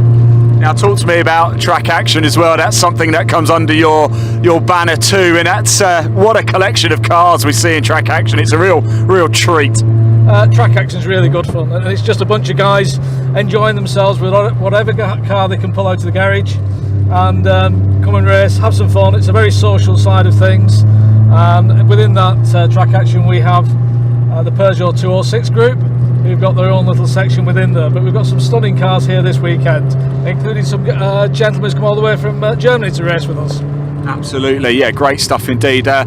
You've also been part of the BARC for a while now too. Why is the relationship between JSCC and the BARC so strong? It's so strong. Just throws around there, Dave. sorry about that. It's so strong because they've been so supportive to us. The BARC have been fantastic with us. Like every sort of business relationship, again, you have your ups and downs, but they do everything they say they're going to do, and they really do look after us. Right, we're coming up now to a very famous part of Cadwell Park, the mountain, and we wanted to do this as well just so we can actually see how steep it is. My first time around Cadwell Park, and I think it's very difficult to gauge sometimes just how steep this is now, and we suddenly go up and my stomach has just literally gone down into my lower region, shall we say that. What a circuit Cadwell Park is, Dave. It's a fantastic little circuit. Primarily it's used for bikes, but the cars come here. It's incredibly tricky, as we're finding out, and unfortunately I've got to tell you, this is the first time I've been around it as well. Well, I'd say it doesn't show, Dave. It certainly doesn't show. We are, of course, taking it very nice and easy round here. Big thank you to everybody at the circuit as well. Great way to look at this absolutely beautiful, beautiful race track. Coming down onto the start finish track, quite unique as well actually, because once the on-track action starts, you can't access the central pit lane because there's no tunnel or bridge or anything here to access it, so you have to make sure you're over before the track goes live, as you are stuck at the top or in the middle of the circuit. Plenty of action coming up here at Cadwell Park. Let's just enjoy this final lap around before we head back in to the outer paddock.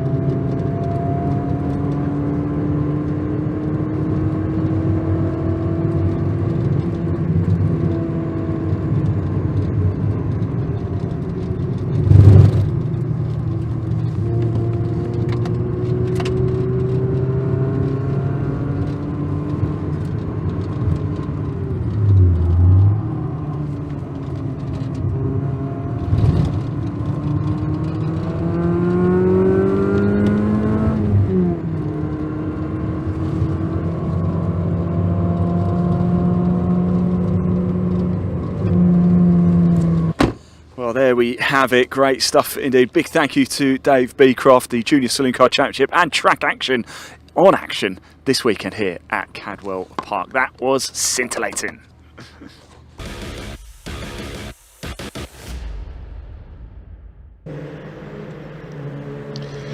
Great to take a couple of laps of Cadwell in the safety car there. Not on track for this race, unfortunately. We've got the MSVR Hyundai safety car out for this one, leading the cars round on their green flag laps. There you can see Ollie Smith midway down the grid for this one. We've got a group of JSCC legends in the chat and watching on. Great to hear from you all. Box in this lap says we need the British Truck Racing Championship here at Cadwell. I don't think they'd find overtaking very easy on such a narrow circuit. They'd struggle with the inclines as well, I think. No, the infrastructure at Cadwell sadly doesn't allow for the trucks and their transporters, unfortunately. Biggest event held here of your British Superbikes. But plenty of other events. There's a rally here in a couple of weekends as well, the Alan Healy Memorial Rally, and the circuit is converted into a series of rally stages. Have a look on the Cadwell Park website for the full fixtures. Full fixtures for BARC this year, barc.net.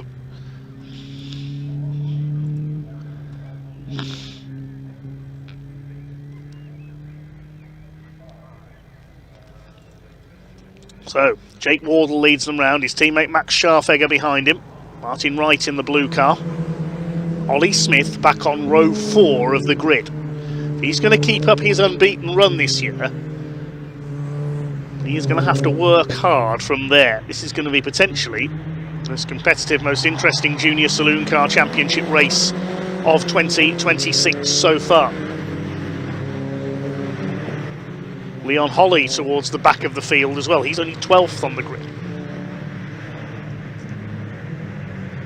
See, a dry line is emerging at Hall Bends. George Allen at the back of the field playing catch-up a bit on these green flag laps.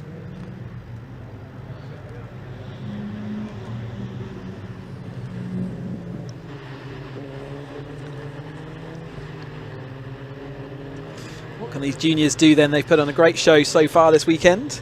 I'm looking forward to this next final race for them this weekend.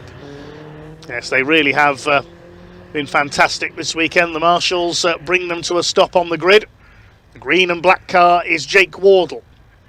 The yellow and grey car, his teammate Max Scharfegger. Martin Wright in blue. The red, white and blue is Matthew Swatton. Lachlan Homer in white and black. The black car with the orange flashes, that's Zane Quecker. Ollie Smith in green, white and blue. Behind then in the bright green and black car, that's Ralphie Branscombe, the scholarship winner. Tim Leonard in white and orange. Then the second of the Kersley Motorsport cars is Ben Ward. The green flag has been waved at the back of the grid. Red lights will be on and we're underway.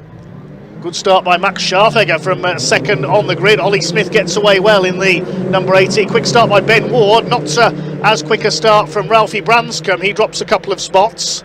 And it's going to be Max Scharfegger, by the look of things, in the grey and yellow car, who leads as they head up towards Charlie's for the first time. Jake Wardle in second place. Matthew Swatton gets ahead of Martin Wright into third place.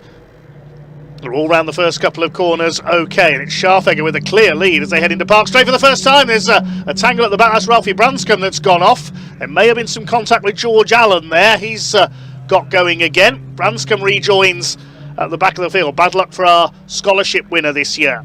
Up to the top of Park Straight and into Park Corner. Max Scharfegger leads from Jake Wardle in second place. Matthew Swatton up there in third. Then Martin Wright. Now where is Ollie Smith? He's made up one place. He's in sixth position behind Lachlan Homer. Zane Quecker behind him. And making up a couple of places, Leon Holly in the number 87 as well, as they head briefly out of our sight through the exit of Chris Curve down the gooseneck. It is Scharfegger who leads the way. Waiting for those couple of cars to catch up from the back as well. It's the CSC Racing team running 1 and 2. Vipers going on a couple of these cars, so maybe the rain is starting to come down again. The conditions just can't make up their mind here this afternoon. I imagine there's a bit of spray as well being kicked up in a couple of places off of some of the curbs, maybe little puddled water that just they're just trying to clear their windscreen. The man out front's got a clean windscreen. Doesn't have to worry about that. Into Hall Bends for the first time. Scharfegger continues to lead. Leon Smith in traffic behind Lachlan Homer in the 94. Is he going to send a move up the inside here into the hairpin? He certainly is. There he goes. Quecker tries to follow him through, but Ollie Smith always run wide. He overcooked it there on the exit. He's side by side with the 94 of Lachlan Homer as they came out of Barn Corner. Now, have they all made it round? They certainly have. They've held it together nicely, and he's managed to make it stick ahead of Lachlan Homer there as well on the outside line. He's got the length of his car down, hasn't he? Absolutely millimetre between them as they went down the straight that time. Yes, well judged there by Ollie Smith. I thought he was going to run wide onto the grass and drop back down again, but he managed to keep his foot in, stay on the outside of Lachlan Homer and held the place. His next target is Martin Wright in the number 14, and Scharfegger leads the way, half a second up on his teammates Jake Wardle in second. Zane Quecker chasing Lachlan Homer. This is the battle for fourth place. Wright, Smith, Homer and Quecker. Matthew Swatton up there in third place, the Kersley Motorsport car, as Ollie Smith tries to go around the outside on Park Corner. We've seen the Caterhams do this. They lean on each other slightly there, but Smith gets the move done. I thought he was going to be spun out there, but again, he holds it together up into P4. There's a transition up there as well because there is a drying line, so where the outside line is working at the moment, you can see the tarmac is definitely showing dry in the top half of this circuit, so that will change again as this race goes on, but he's done a couple of great moves so far and just about held on around the outside of there, having to work for it. Somebody running wide, that's Leon Holly going rallying. Oh, he's gone right off. He's going to go round the wrong side of the building up there as well. Well, we saw the Scottish Minis do that in the heavy rain earlier on, but he's really gone on grass tracking, hasn't he, Leon Holly? You wouldn't have seen that crater that was behind the car at the house either. That's an unusual place for a car to be, but he's got back to the track, no harm, no foul. That's a building used by the motorcycle officials when they used the smaller circuit there. The sea had to cut round the back of there as Quecker sends a move up the inside into the hairpin on Lachlan Homer. They nearly lose it. Tim Leonard sliding onto the grass behind them, and Will Omar as well in the 41. Dear oh dear. It's definitely greasier this side of the track. Yes, it certainly is under the trees there. We said it'd take longer to dry in the tree line section in the little valley we've got here. So Scharfegger still leads from Wardle. Ollie Smith is there though, lurking in fourth place behind Matthew Swatton. He's ready to launch his attack. He's got the headlights on. As has Martin Wright in fifth. Then it's Homer sixth, Quecker seventh. Two CSC racing cars lead the Kersley Motorsport machine. Then it's the Musketeer Motorsports car of Ollie Smith in fourth place. His teammate Leon Holly. And that grass tracking moment, he's managed to rejoin though at the back of the field. He's down to 11th place now. He stayed ahead of Allen and Branscombe, who tangled on the first corner. Matthew Swatton under fire from the championship leader, Ollie Smith, looking to make it 6 wins out of 6 this year. He can make it through. This will be his hardest won victory of the season yet, from 7th on the grid. They disappear briefly behind the infield banking. Out of Chris Curve into the gooseneck. Sensible choices being made as well, not dive bombing everywhere, just being careful and considered with the moves. That's a good sign of a good racing brain as well. Yes, and that's all about, that's what this championship's all about, learning to race, knowing your limits, exploring those limits, as you fight for victories. Max Scharfegger into the mountain, up and over the top they come. Smith still chasing in 4th place. Zane Quecker trying to make a move on Lachlan Homer. These two nearly clashed at the hairpin last time through as well. Into Hall Bends, and Zane Quecker gets ahead of the 94 up into P6. He's running well here. It's the best weekend he's had in the championship so far. Zane Quecker in the number 44, the man from near Liverpool. Stays ahead of Lachlan Homer. Here are the 4 leaders coming through to complete lap number 3. Smith, not surprisingly, did the fastest lap last time through, and he's done another one, 1:52.025 by Ollie Smith in that 4th place, just over 70 miles an hour average despite these damp conditions. Martin Wright further back in 5th position. The only change on that lap was Quaker up into 6th. There he is with the wipers going. His teammates from the Oryx competition team, Tim Leonard in 8th place. Omar and Ward round out the top 10 as Matthew Swatton runs a little bit wide. This is Ollie Smith's opportunity to take P3. Kersley Motorsport man holds the inside line. We saw Harvey Kersley driving for them last year. He's now in the Hyundai Coupe Cup, among other things.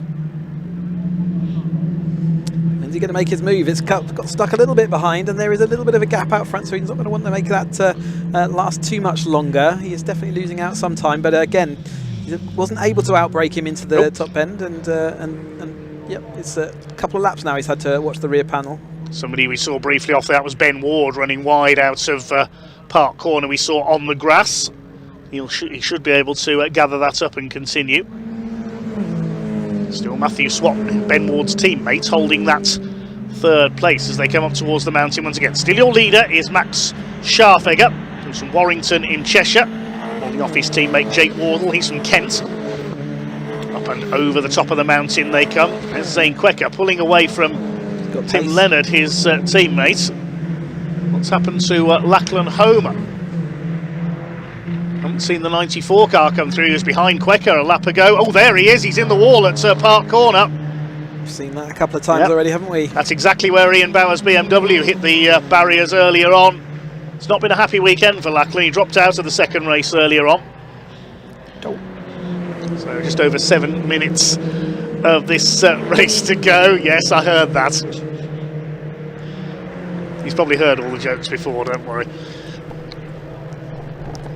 Zane Quecker has just done the fastest lap of the race, 1:50.942. He's having a cracking run in P6. Ollie Smith getting possibly a bit frustrated here as he's trying to get past Matthew Swatton. They are closing in, I think, on the 2 ahead of them. Swatton's gap to Wardle is about 0.7 of a second now to 2nd place. So they make their way up into Park Corner. There'll be yellow flags out there because Lachlan Homer's car is in the barriers. It's a testament to the trust that the stewards have in these young racers, that they haven't put that into the safety car immediately, because the car's not in a safe place really, and so it's a good level of trust that they're putting in the drivers to make sure they don't outdo it into that yellow flag. So the 4 of them still almost line astern now for the lead of this race. Martin Wright is trying to close up as well, the blue number 14 car, a new livery for him this year. Into the mountain they come for the 5th time. 6 minutes of the race to go. Ollie Smith, has he plateaued here? Can he make any further progress up the order? well, one of the best overtaking opportunities currently on the yellow flag. So I think he's going to have to do it somewhere else. So he'll be calculating those odds, but also calculating the fact that he's got such a dominant position at the moment. That does he need to push it too hard? All that'll cost is in the checkbook department, won't it, if it all goes wrong in these tricky conditions. Wardle was a little sideways there, coming off Barn Corner, but he's gathered it together again, still chasing his teammate Max Scharfegger. Remember that other than Ollie Smith, none of these drivers have ever taken a victory in this championship. They came in with all the winners from last year having moved on up into other categories of racing. Still with the fastest lap of the race is Zane Quecker. There he is, chasing Martin Wright. Lead gap was just under half a second that time through between the two teammates. 3/4 of a second, and we've got a red flag. The red flag is coming out with just over 5 minutes on the clock. I wonder whether that's a decision from the stewards to say, yeah, we can run this race for the final 5 minutes and leave, and therefore don't have to declare it finished yet.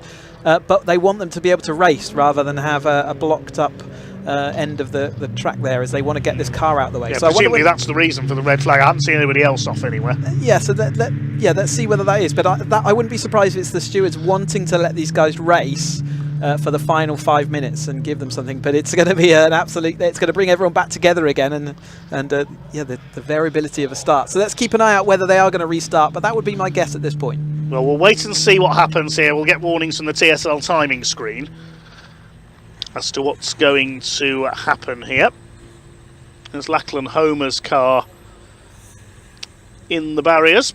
He'll have just done what we saw a couple of drivers do early on, just get out wide onto the grass and slide straight on into the wall. He's okay, but the car will need recovery. As soon as you touch the grass, it's the end. There's nothing to stop you then until the barrier. We've seen it, say, three or four times already today, and unfortunately he's just the next one on the list, which he will learn from, I'm sure, and take that lesson going forward.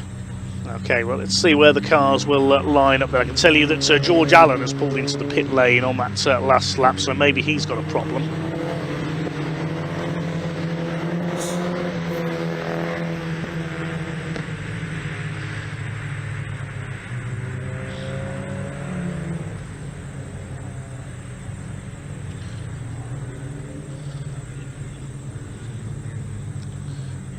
So, no declaration as yet as to what's going to happen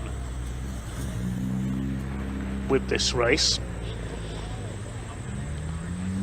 We will bring you news as soon as we have it from the officials, what is going to occur with our final junior saloon car race. Yeah, another thing they will be keeping in mind, if there's a curfew of the track, and therefore what they're going to cover off here. So the track will make sure that the various championships have their opportunity. They are bringing them all into the pit lane, which does suggest that could be, they're asking them to line up. So we'll just wait and see. Like you say, we'll wait to see what the messaging is through. But curfew does become important, especially until we get through into the summer months. So all your comments coming in.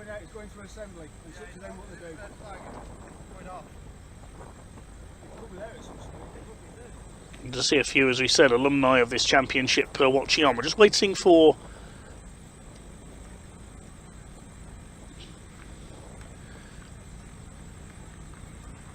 an official update on what is going to happen here. See that Lachlan Homer is able to walk away. He's going to be taken to the medical centre just for a quick checkup. They always, particularly with junior drivers, it's mandatory they will take them to the medical centre. Protocol, they will be checked over.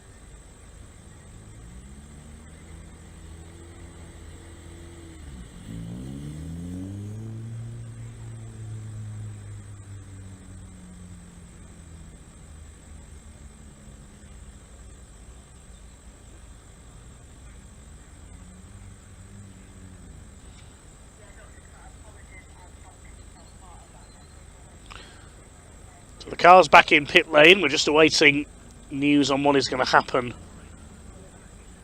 with our final junior saloon car race of the weekend. Red flag coming out after Lachlan Homer went into the tyre wall up at Park Corner. There is his car. That will need to be recovered. The barriers will need to be checked. Max Scharfegger was leading at the time of the stoppage, ahead of Jake Wardle and Matthew Swatton.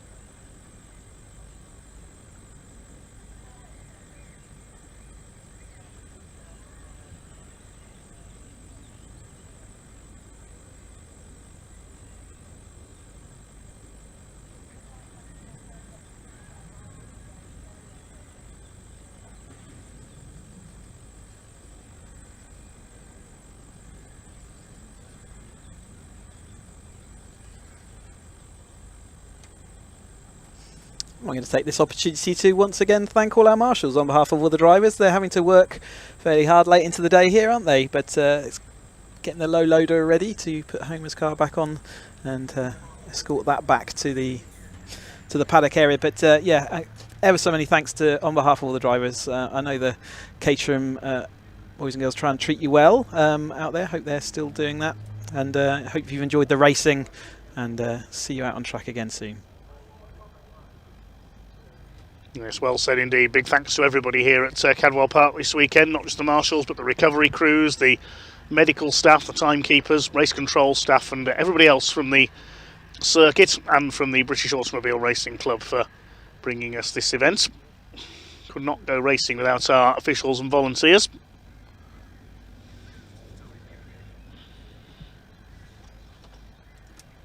Still no news on our screens as to what's going to happen with this race. We do have one more race to fit in, which is the Vertex Watches Caterham 7 310Rs. Let's have a look back at some highlights of that race so far. A tangle between Ralphie Branscombe and George Allen at the start sent Branscombe spinning at Charlie's Bend. Ollie Smith only 7th on the grid, soon making moves into the hairpin down the inside on Lachlan Homer. They briefly ran wide on the exit, but Smith was able to keep his foot in and get round the outside of Homer on the next corner at Barn. Leon Holly then went flying off the course well and truly, and only just missed that dip in the grass behind the building there as he made his way back on. Smith made his way up into 4th place as Zane Quecker and Lachlan Homer went sliding about behind them. Another tangle between George Allen and Ralphie Branscombe further back. Ben Ward went sliding off wide. Kept his foot in and kept it out of the grass though, the Kersley Motorsport man, but then the red flag came out with Lachlan Homer in the barriers.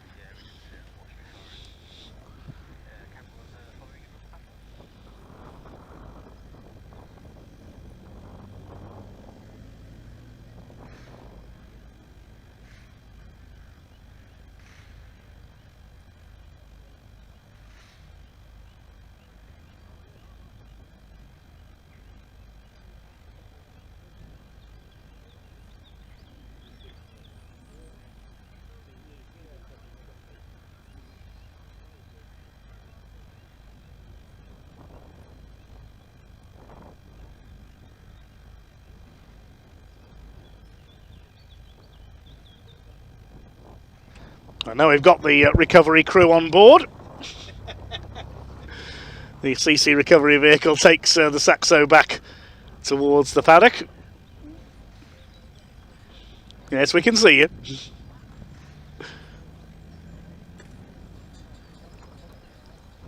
Now waiting to see what is going to happen. Looks like still a lot of discussion going on there, isn't there? You can see how much there is quite significant damage to the front of that car. It's one very second-hand Saxo, unfortunately. Unfortunately, yes. That's another hard lesson in motorsport, isn't it? But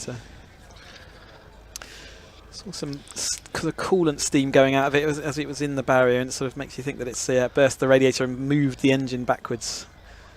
But yeah, they're still discussing what's going on, just letting the drivers all know to see whether that is the race completion. or whether they will get 5 minutes. But like I say, we're working towards that curfew. You've still got the Caterham 310R, the Vertex Caterham 310R Championship to get done as well. The safety car's going to lead them out. So let's still doors open. See whether they lead them back to the paddock or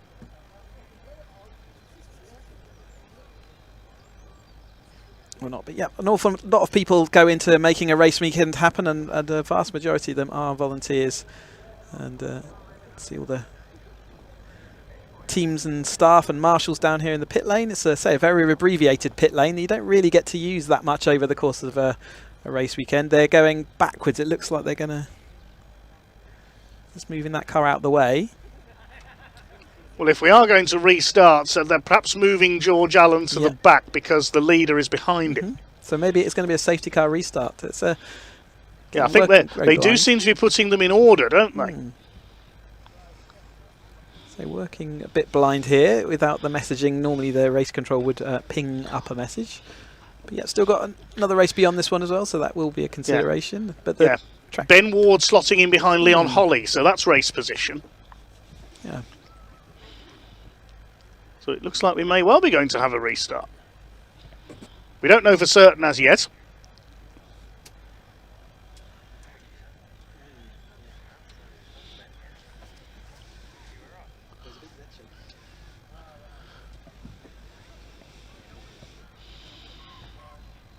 Yes, we are. It has now reset the timing screen to a 5-minute restart. So you were correct, Chris. Might still see that drop down, but I can't believe they give them much less than 5 minutes. Otherwise, it's just a single lapper, isn't it? So it does seem the minimum. So that's I'm guessing the curfew's not quite as hard cut at this time of year. There's various circuits hit various noise limits at various times of year, and sometimes it's just based on lights. And given that we've got nice sunny weather, it could be that we're gonna be able to do the last 5 minutes of this one and still get in the 310 race afterwards.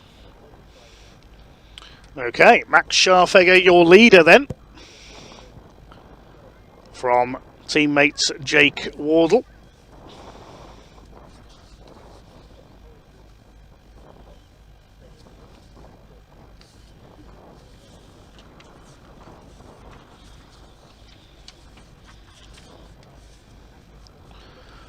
Third place for Matthew Swatton and Ollie Smith.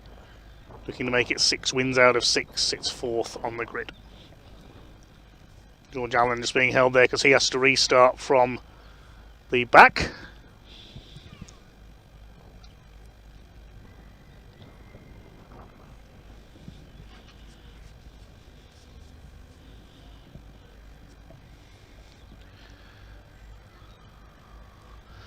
Marshall getting the 30-second board ready. Lights come on atop the safety car.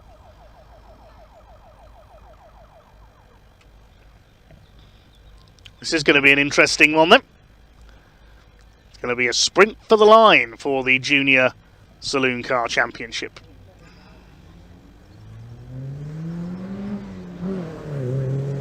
Here they go, out from the pit lane.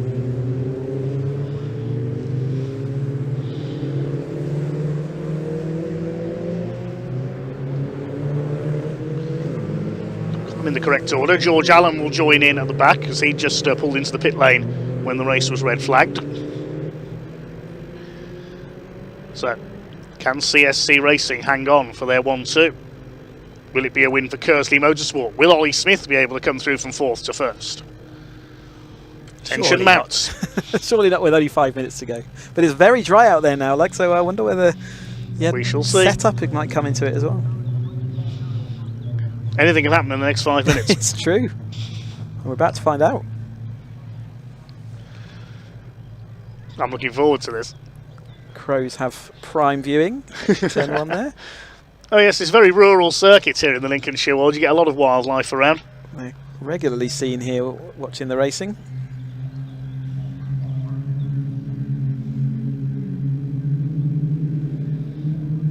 Down to a dozen cars then.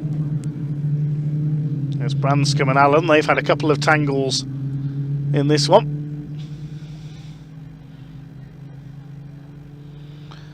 The ORA Motorsports car of George Allen. I did like the suggestion in the comments earlier that as the car's got Aura written on it, she should be nicknamed Rita.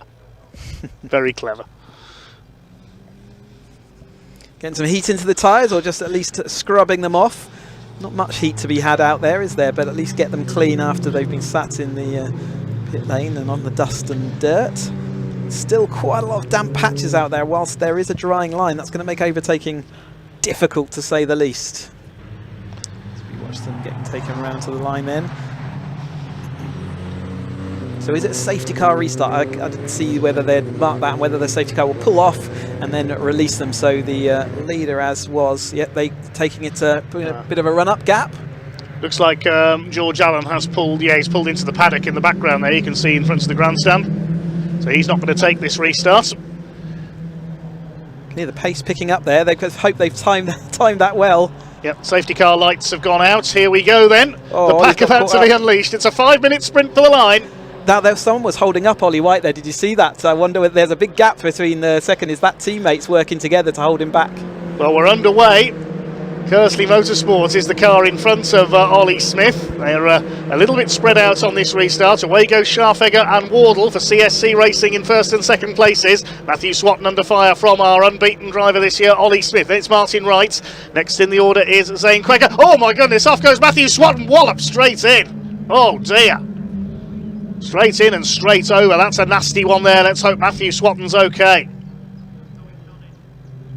That will surely be another stoppage. We'll await to see the race. Still green at the moment, with Scharfegger ahead of Wardle. Smith in third place. Yeah, red flag is out again. Yep, the marshals will go and attend to that, but yeah, that will be the end of this race. Yeah, I don't think we'll see another restart there because damage to the tyre wall as well. There he is. And there's good to see. Matthew Swatton's out of the car. He's okay.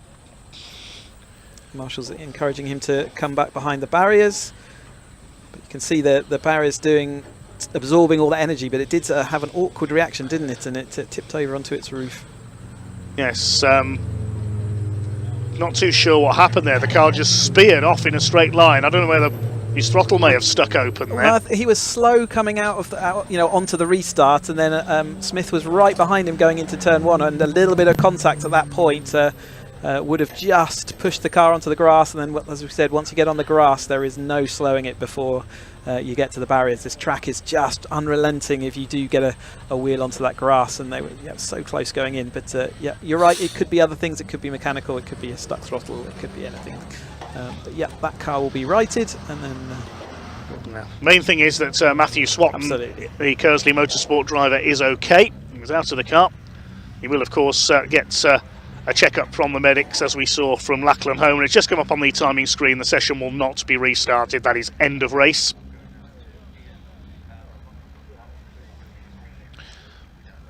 And we'll confirm as and when we find out if the result is going to be declared. But we can go down to Ian shortly in Parc Fermé.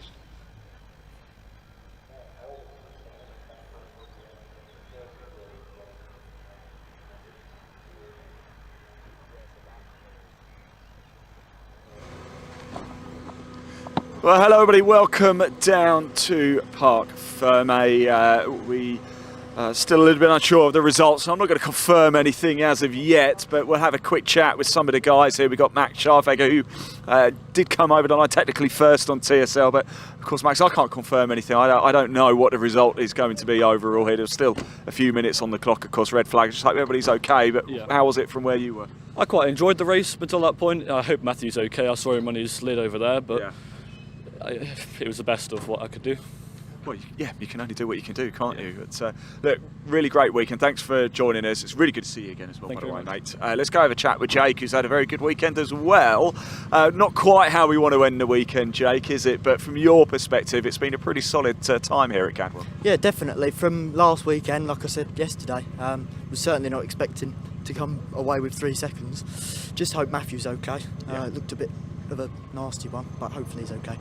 Excellent, well said indeed. We'll see you next time, Jack. Really good to see you again, by the way, mate. So thanks for talking to us. And I'm hearing the driver is out of the car, so that's really good news. Let's just move around, have a quick chat a little bit more. Ollie Smith here as well. Ollie, not really much you can do there really with the interruptions. No, definitely not. It was a good race. Came through the pack from 7th to 4th. Unfortunately, that was quite a big shunt from Matthew. I have just heard he's got out the car, so fingers that's really crossed good. he's all right. Yeah. Other than that, we had a really good race. It's been a pretty special start to the season for you. 5 wins out of 6 so far. A great run in the last race, which might have been more. There was still 4 or 5 minutes on the clock. There was still a few laps in there. I reckon there was more. We had the pace. I think we were pushing forward, but yeah, unfortunately, red flag. But yeah, glad Matthew's okay. And you're going for the title this year. This couldn't really have got off to a better start overall, could it? No, definitely not. Hoping to carry it forward really now, yeah. Unfortunately though, Ollie, you've got this massive target on your back now for the rest of the Yeah, season. Tom, how good to see you, mate, indeed. Right, let's just keep moving on a little bit, shall we? We may as well. We've got George here as well, actually. I really love George's livery on the car. George, can I grab you for a chat? Is that all right? You came up early into Park Fair, mate. There's a bit of damage on the door. What happened out there? I mean, it was a battle at the start. Well, it wasn't really, but I just got punted off at the side. Bit of a waste of a race, really. It's not really the way we want to end the weekend, is it? But look, overall, Cadwell Park, how's it been? Yeah, fun. Forget this last race. Yeah, forget this last race. It's been a bit crap. Yeah. Anyway, look, it's great to see you again, mate. We'll see you next time out, yeah? Yeah, thanks. Top man, good stuff indeed. So let's go. Oh, Tim, let's have a quick chat, shall we? It's a bit of a wild one, that, wasn't it? Yes, You all right? yeah, it's okay. It's just a lot, you know. I've not raced in the wet yet at all. Yeah. So to do it at Cadwell Park, race Probably 3 the hardest on of the hard Sunday, tracks as well. 5:45. It's just, you know, it's really a big accident looking for somewhere to happen. And I mean, unfortunately, it did. Thank goodness, you know, Matthew Swanton's out of the car. Yeah. That's really good. I really hope he's all right, because that was a big one. But no, honestly, it was even on the way up to the grid, out of the assembly area, we were slipping and sliding around. It was about, because it's the first sector through the first corner and all the way up to Mansfield's completely dry. So Right, okay. it's bone dry, and you get under the trees, and it's just treacherous. But it's you know, we made it to the end. It's really good. It shows the car control, and it shows the safety of these cars as well. It does, If yeah. you think about, you know, we're doing up to 105 mile an hour. The safety of these cars, the fact that, I don't know if you've seen it on the stream, but Matthew Swanton had quite a big crash. To be able to walk out of that shows, it is a testament to everything this championship's done. So I'm really happy in that sense. But it's it always shakes you up a little bit when you see something like that. Well, very well said. And like I said, yeah, we are hearing Matthew's out of the car. There might be a little bit of consolation for him, because I think if the classification stands, he'll be in third. So Oh, right, okay.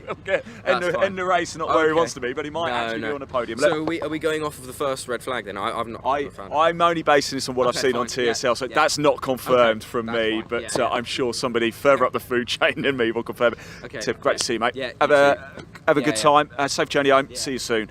Right, there we go. Junior Saloon Car Championship comes to a close here at Cadwell Park. Not quite how they want to end, but it is motorsport. It has been a really good weekend though for the JSCC, and certainly Ollie Smith, who's picked up a pair of wins so far over the course of the weekend. 5 wins in total out of 6 for him. He is taking a lead at the top of the championship standings. All right, we've got some highlights from that race now, so we'll have a quick look at them before we get back to more Caterham action. Oh, thanks, Ian. Yes, certainly a lively third race there for the Junior Saloon Cars. A tangle between George Allen and Ralphie Branscombe on the first corner. Ollie Smith coming up from 7th on the grid. Good move at the hairpin up the inside on Lachlan Homer. They just ran out a little bit wide on the exit.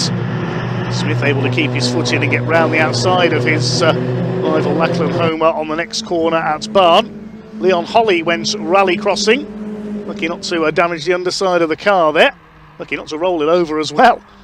He was well and truly off. And further round on the same lap.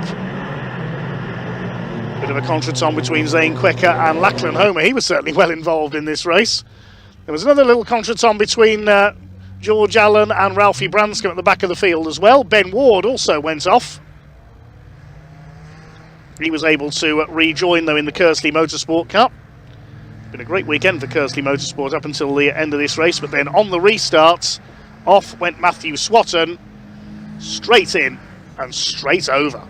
Big accident for Matthew. Thankfully, we saw him out of the car and he appears not to be seriously injured. Nasty accident there for the number 27. Meanwhile, our final race of the day is coming to the grid then, which will be the Vertex Watches Caterham 7 310R Championship. Based on the results of the earlier race this grid, so Will Harris lines up on pole. The result was taken from the end of lap 7, so Will Harris and Alex Vincent on the front row. We caught up with some of the drivers a little earlier.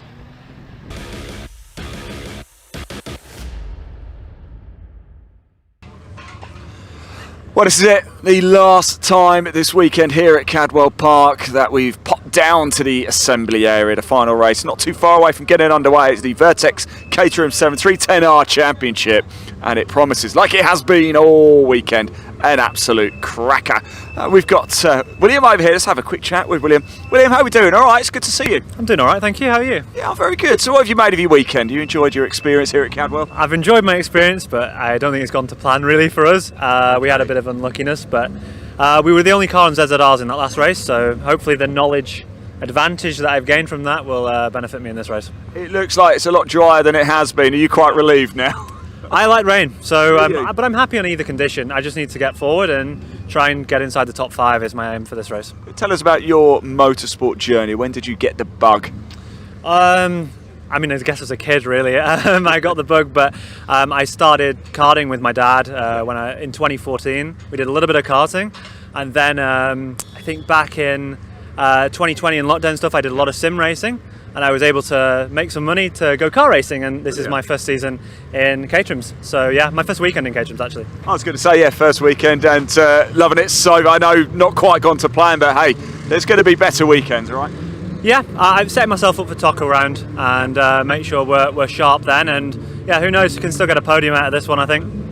Oh, that's what I like, William. Best of luck, mate. Thank you. Bring it home for us, yeah. That's going to be super stuff. Yeah, the cars are coming in, as we can see. There's Paul Goldstein, Gold Sender written on the car. What can he do? I wonder if he can see us to give us... Oh, no, he's parking up. We'll give him away. There you go. We get a little way from him. So here we go. Time to go racing.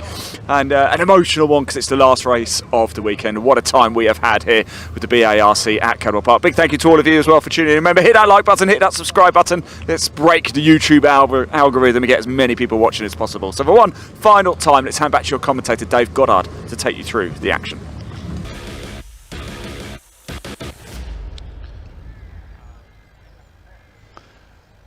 Well, first of all, fair play to our marshalling team.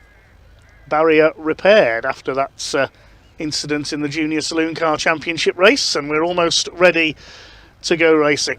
The grid for our Vertex Watches Caterham 7 310R Championship sees Will Harris on the pole with Alex Vincent alongside. From the back to the front over 2 races this weekend. Charles Harris, brother of William, on the second row alongside Paul Goldstein.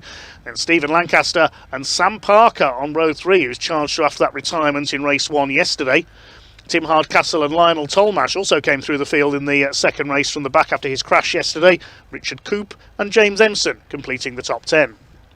And we just spoke to him. William Chadwick lines up in 11th place. He lines up alongside Peter Mott. Not had the weekend that he would wished for, but he could still got time to do. Stephen Harris hanging alongside Eschweiler, Robert Lowe, Andrew Johnson, Ben Lopez Appleton on that low 9 alongside Ryan Wilby. 2 quick guys looking to come through with Chris Buck at the rear there taking on. So we'll see whether they do start all from the rear of the pack. But the Vertex Caterham 7 310R Championship then, the final, the third of their 3 20-minute races. They give us some great action, and I was lucky enough to catch up with the Vertex Watch True crew at British Watchmakers Day not too long ago, and they've just released the M33 Desert Edition. So if you're into your watches, go and check that out. It's a fantastic piece, and yeah, looking forward to seeing how these guys can get on there. The next time we're going to see them after this weekend is at the TOCA Touring Car round on the 9th and 10th of May. So if you're going to watch them put on a show in front of the bigger crowds out at Brands Hatch Indy. But looking forward as well to seeing how they get on this final 20 minutes. Can Harris take the clean sweep? He's taken 2 wins already after the readjusted sort of order from the last race. So can he take 3 from 3? He's on for the 3-peat. Well, I say we've got about half a dozen potential winners on this grid. This is yeah. going to be a very close one to close out the weekend. James Emson, I think, is worth watching from the 5th row. Peter Motts, we've not really seen his potential this weekend. He didn't really get going in race 1 yesterday and had to race his way up to 12th place in He had the such second a race. strong end to last year as well, so he was really looking forward to that momentum. So I think he'll tick Cadwell off and just say looking forward to getting back to Brands Hatch Indy. Paul Goldstein is in with a very good chance in the number 12, the all-gold machine. Absolutely, a erstwhile performer on Caterhams of all sorts, and hopefully will be settled into the Street and I'll really concentrate on it this year because the grid deserves to see him and do what he can do, and he's been there or thereabouts, hasn't he, all weekend now. He's been putting sort of full effort into the Caterham Championship. 4th place at the moment as he starts this grid, and he's got a lot of cars around him all jostling, but just behind there Sam Parker as well, so she made all that positions up through the damp racing, but the track is quickly drying out, so can she hold on to that 6th place? Certainly going to be ahead of a lot of other cars interested. Tim Hardcastle there just going to start just behind, but and Lancaster just in front, so the front 5 have been breaking away gently across the course of the 20 minutes. Can they do that again, or can Parker cling on? Remember, the toe in these cars is so important. It really does give you an extra boost of speed, so as soon as you lose that toe you do lose out to your rivals as they're going to come round through these Hall bends, which do look a lot drier, but we still know that if you get offline anywhere and actually out of the hairpin there, it's still looking like there's a bit of spray being kicked up, so that is still going to be the most tricky part of this whole track. Is in the slowest point of this track is going to be out that hairpin, and are they going to be able to get that power down? The limited slip differential, we're going to see some cars slipping around, slip sliding, but 155 horsepower under their right foot, 1.6 Sigma engine, and the top flight of Caterhams that we got here this weekend. But we will see the 7 Championship UK at Croft on the 2nd, 3rd of May, and they are our British Championship level of Caterham, so that's going to be spectacular. So do join us to watch all the action as we see these drivers then in the masters of racing. By the time they get to the 3-10R Championship, they're going to put on a masterful performance, no doubt. So a quick run through the colours then. The black car with the red cage, Will Harris on pole position. Alex Vincent in grey with the blue stripe. Charles Harris in the green and yellow Team Lotus colours. Paul Goldstein in gold. Stephen Lancaster the turquoise and whites. That's the Dutch Barn vodka colours. Sam Parker in blue, white and pink alongside on row 3. Tim Hardcastle in sky blue and red. And Lionel Tolmash in black and gold. Those are your leading runners on this grid. We're about to get underway. Here we go.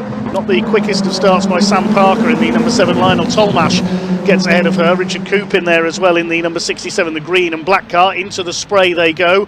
Who's going to get the lead? It looks like it's Vincent in the number 17 who has got the lead. Indeed it is. And off goes Charles Harris in the number 4. He got spun aside. Somebody else off to the left-hand side there as well. That was Eschweiler in number 25, the German, over the grass there. Rest of the pack continues on then. Everybody else seems to have escaped without damage. So one Harris brother down, unfortunately. Will Harris will be upholding on at the front of the field. He leads ahead of Vincent Goldstein. Then a gap back to Lancaster up the inside into 4th place ahead of Hardcastle.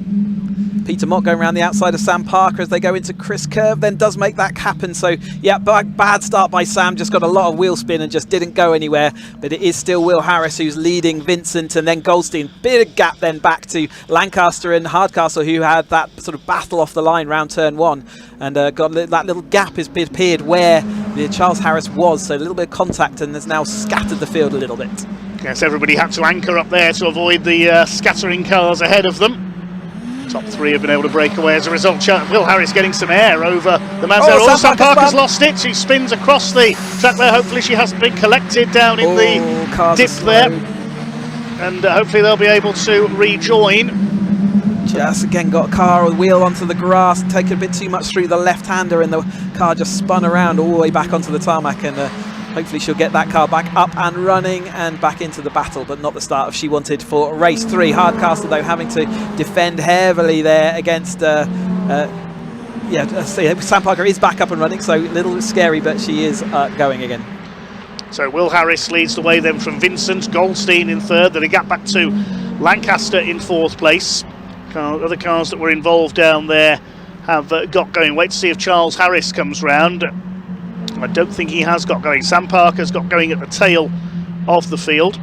She was lucky not to be T-boned there as she spun across the road at the bottom of the mountain, just down in the dip there. Here are the leaders. Will Harris goes a little bit wide under pressure from Alex Vincent. There's Lancaster in 4th place. Hardcastle under fire from Richard Coop. He's running well in the number 67 up into 6th position. Peter Mott is in 7th place, or he was. He's been taken by Chadwick in the number 8 car into P7. Now Emson and Tolmash round out the top 10. So it's a rather jumbled field because of those early shenanigans around the first lap. I can tell you Charles Harris has got going again at the back of the field, but he's quite a long way behind. That might be the highest position I've seen Coop in for certainly for a while. So yeah, doing well. And Chadwick was saying he was going to go for podium, wasn't he? So he's doing all right, pushing on forward. But as they jump up and out, it's still Harris going for that 3. Vincent seeing whether there's anything he can do about it, and then also Goldstein in that 3rd place. These guys are looking relatively clear at the moment until they get battling. If they get battling, I think that's going to give Lancaster's best chance of getting back into this. Yes, he's got to hope they fight each other, lose time, and he can close back up, but he might be closed down by the pack behind him as well, with Lancaster rather in no man's land in that 4th place as Paul Goldstein goes for 2nd place on the run into Coppice. He goes off the dry line, doesn't bother him though, he's through into P2 ahead of Alex Vincent. Lancaster in 4th position in the Dutch Barn Vodka car, then Tim Hardcastle in 5th position. There's a bit of debris there on the outside of Charlie's Bend, I noticed, but the drivers will not pay that a second thought as they charge on by. Will Harris leading by 1.3 seconds near enough now as they go up towards Park Corner. Just catch a glimpse of the black and red car there as it flew through on the exits. There's Lancaster in 4th position. Next group headed up by the number 8 of Will Chadwick. He's got through into P5. He's running well. Yeah, that's another few places coming up then for him. So well done as he's making good early progress. I think this would have been declared a wet race, so they're probably all on the Nova ZZS tyres rather than the R variant that they have for the dry running. Emson fighting away with Peter Mott. So he said Peter Mott hadn't had such a good first couple of races, but he's got the bit between his teeth, and now he's up into 8th place last time across the line. We watch the rest of this field coming through. Goldstein does make that 2nd place stick then, so Vincent losing out a little bit. Lancaster seeing whether he can get across the gap.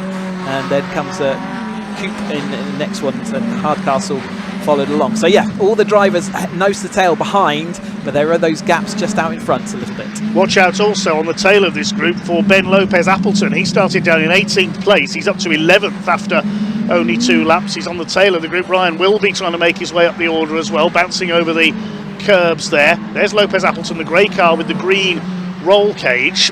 He's in P11. Steve Harris is in his highest position of the weekend, P12 in behind them as well.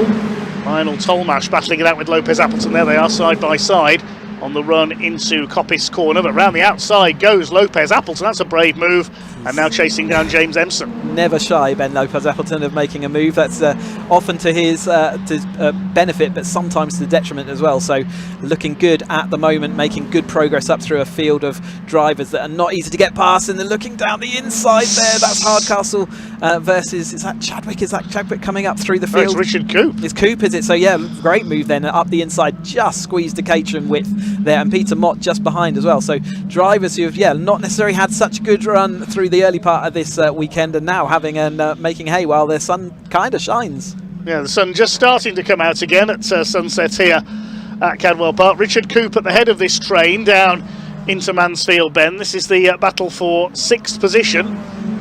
Swing their way through. Hardcastle in behind. Then we've got Peter Mott, Emson, Lopez Appleton and Tolmash on the back of this group. Things were shaken up, of course, by the first lap problems, as Chadwick has now caught Lancaster for P4. Will Chadwick, number 8, is absolutely flying along. He's done the fastest lap of the race, 1:35.306. Richard Coop having a great race as well in the green number 67. There's Lopez Appleton, the number 5, ahead of Tolmash at the back of the train. Closing up on them is Ryan Wilby, who's also coming through from towards the back of the grid in this race. You can see that there are different classes in this. We've got Pro-Am and Am. The differentiator between those is anyone who finished in the top 40% of the field or had 3 podiums is considered to be a Pro-Am. Anyone else is Am. At the moment, the Ams are doing a fantastic job in the middle of the pack. Tolmash and Wilby just a little bit further back in their battle for the Pro-Am podium.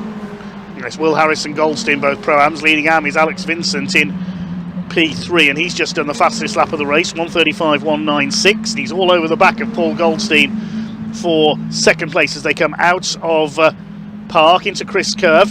Then we drop down the gooseneck once again for the 5th time. Couple of seconds in it between first and second place. Will Harris, there he is, just disappearing out of picture, continues to lead, heading for a hat-trick. Vincent all over the back of Goldstein. Then the fight for 4th is between Lancaster and Chadwick. Then a gap back to the battle for 6th, headed up by Richard Coop, who just got ahead of Hardcastle in the number 16 car. Lopez Appleton up to 10th, Tolmarsh 11th, Wilby 12th. Those are the 3 coming through from towards the tail of the field. Lancaster lost out that time, didn't he? So he's behind, is it Chadwick now? It's Chadwick. Yeah, so what happened there? Because he was in the gap between, so Chadwick is flying forward, absolutely rapid. There's this battle pack behind, comes through, headed by Coop, I think, and off they go around through Hall Bends, which are looking a lot grippier in as this track dries out. Yes, Lionel Tolmarsh under fire there from Ryan Wilby. What's happened in the battle for 4th place is that Will Chadwick is going like an express train in this race. He's flown through into 4th place, trying to close down Alex Vincent now for 3rd position. What's the gap between those two? It's about 4.8 seconds at the moment, so he's got quite a bit of a gap to cover. Here's a replay from up at the top of the circuits. This is further back in the order. Rob Lowe at the back of this pack, and that's the 25 car of Henning Eschweiler. Charging into the back of, I think that was Chris Buck in the 36. That's what you call understeer, terminal understeer on that grass. Yeah, just a misjudgment there, clipped the rear of the panel and just got sent onto the grass as we watch this 2nd and 3rd. It looked like Goldstein had the battle won, but actually now Vincent's coming right back at him, right onto his rear panel. So Goldstein doesn't have quite the pace to hold on to Harris. Harris is just veering off down the road, doing a fantastic effort. But Goldstein now having to firmly look in his mirrors. You can see him there glancing back and wondering how he's going to get rid of, shake the attentions of Vincent. Alex Vincent currently has the fastest lap of the race, 1:35.196. He's half a second behind Paul Goldstein. There's Chadwick trying to catch them up in 4th position. It'll be interesting to see what the gap is. It's 4.8 seconds last time by at the timing line. Here's the fight for 6, and Hardcastle's got back ahead of Coop in there. Peter Mott, black and yellow car, is next in the order. Then Lopez Appleton. I think Tolmarsh was wide again, just losing speed out of the mountain that time. He was, yes. So we see him drop at the drop away from the back of this train. Richard Empson and Ryan Wilby now ahead of him. Over the mountain comes some of the runners towards the tail of the field. There's Charles Harris recovering after his off on the first corner. Rob Lowe being closed down by the number 70, that's Andrew Johnson in the Moobob car.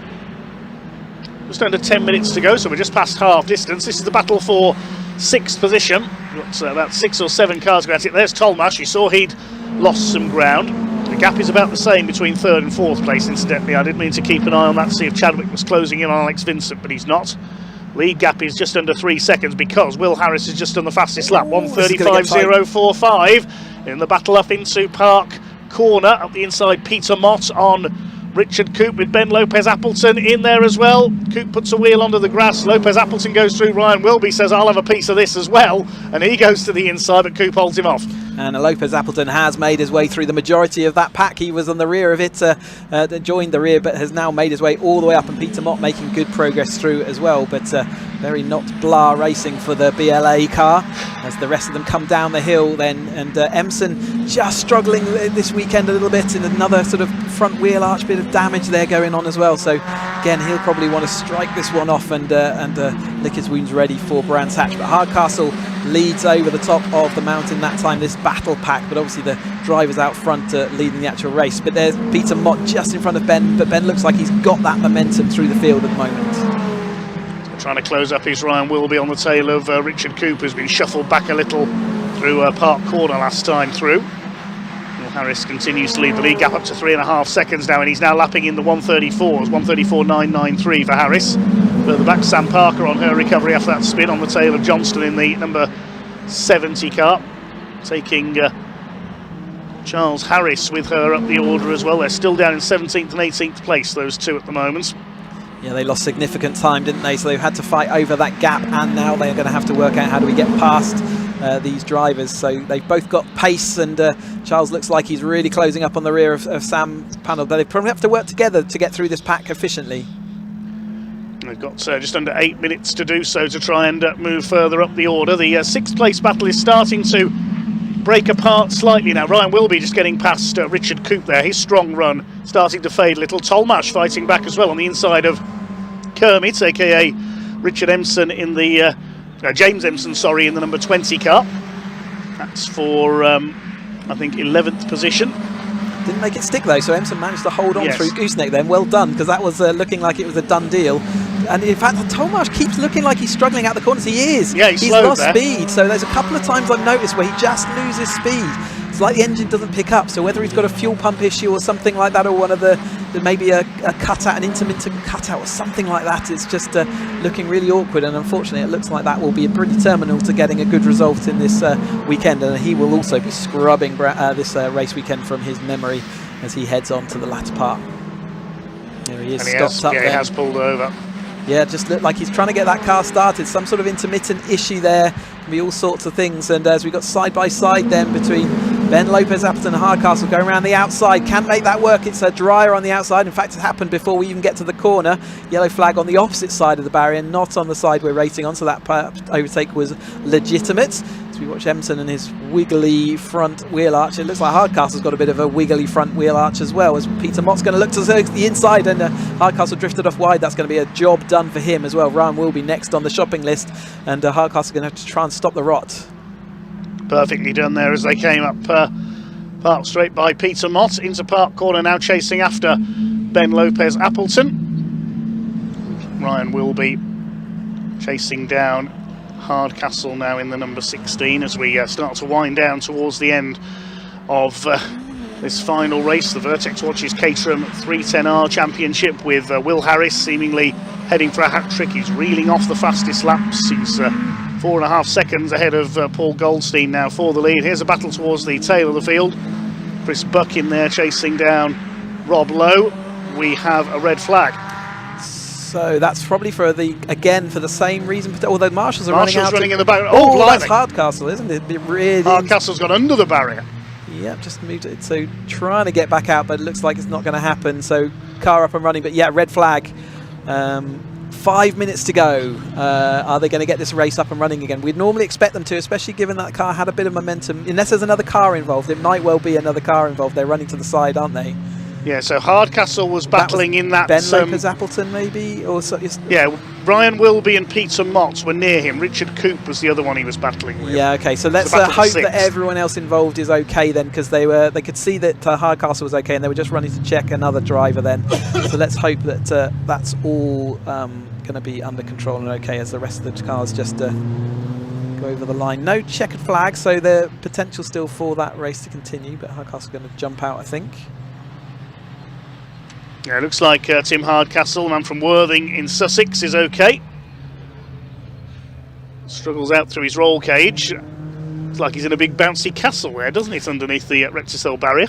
It's it's a very common place to go off in a Caterham down there. You just get wheels onto the grass, and then it's just easy to spin off backwards. And yeah, that barrier there, it's done its job.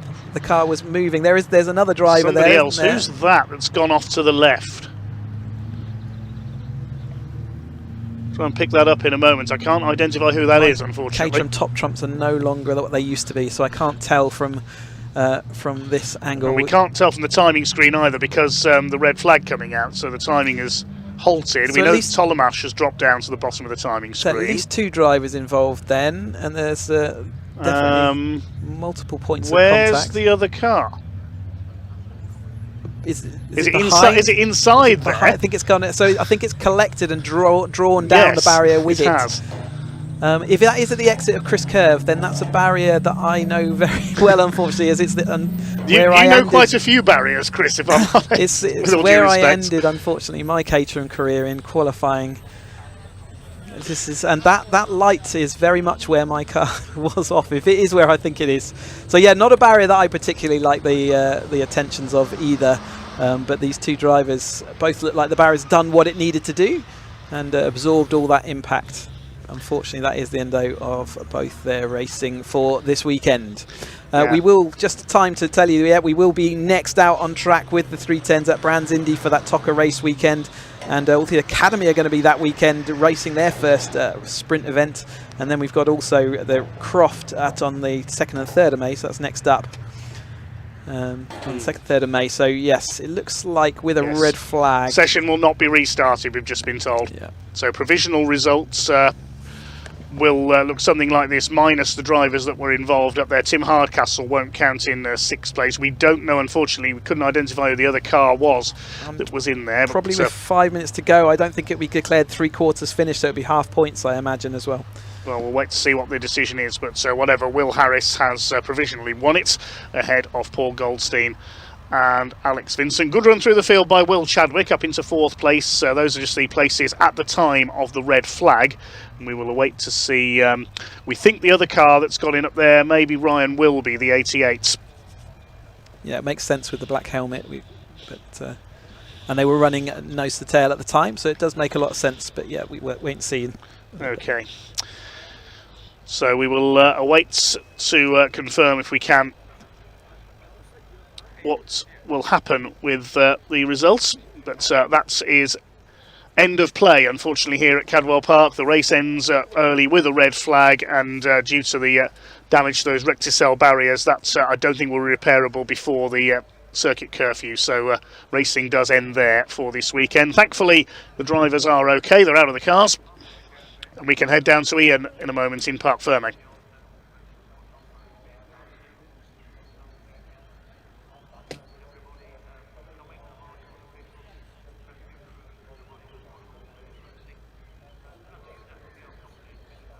Wow, that was a hairy race. It was a very tricky one at the start because it was greasy, but then it dried out because we were waiting quite a lot because of the red flag in the race before. But goodness me, yeah.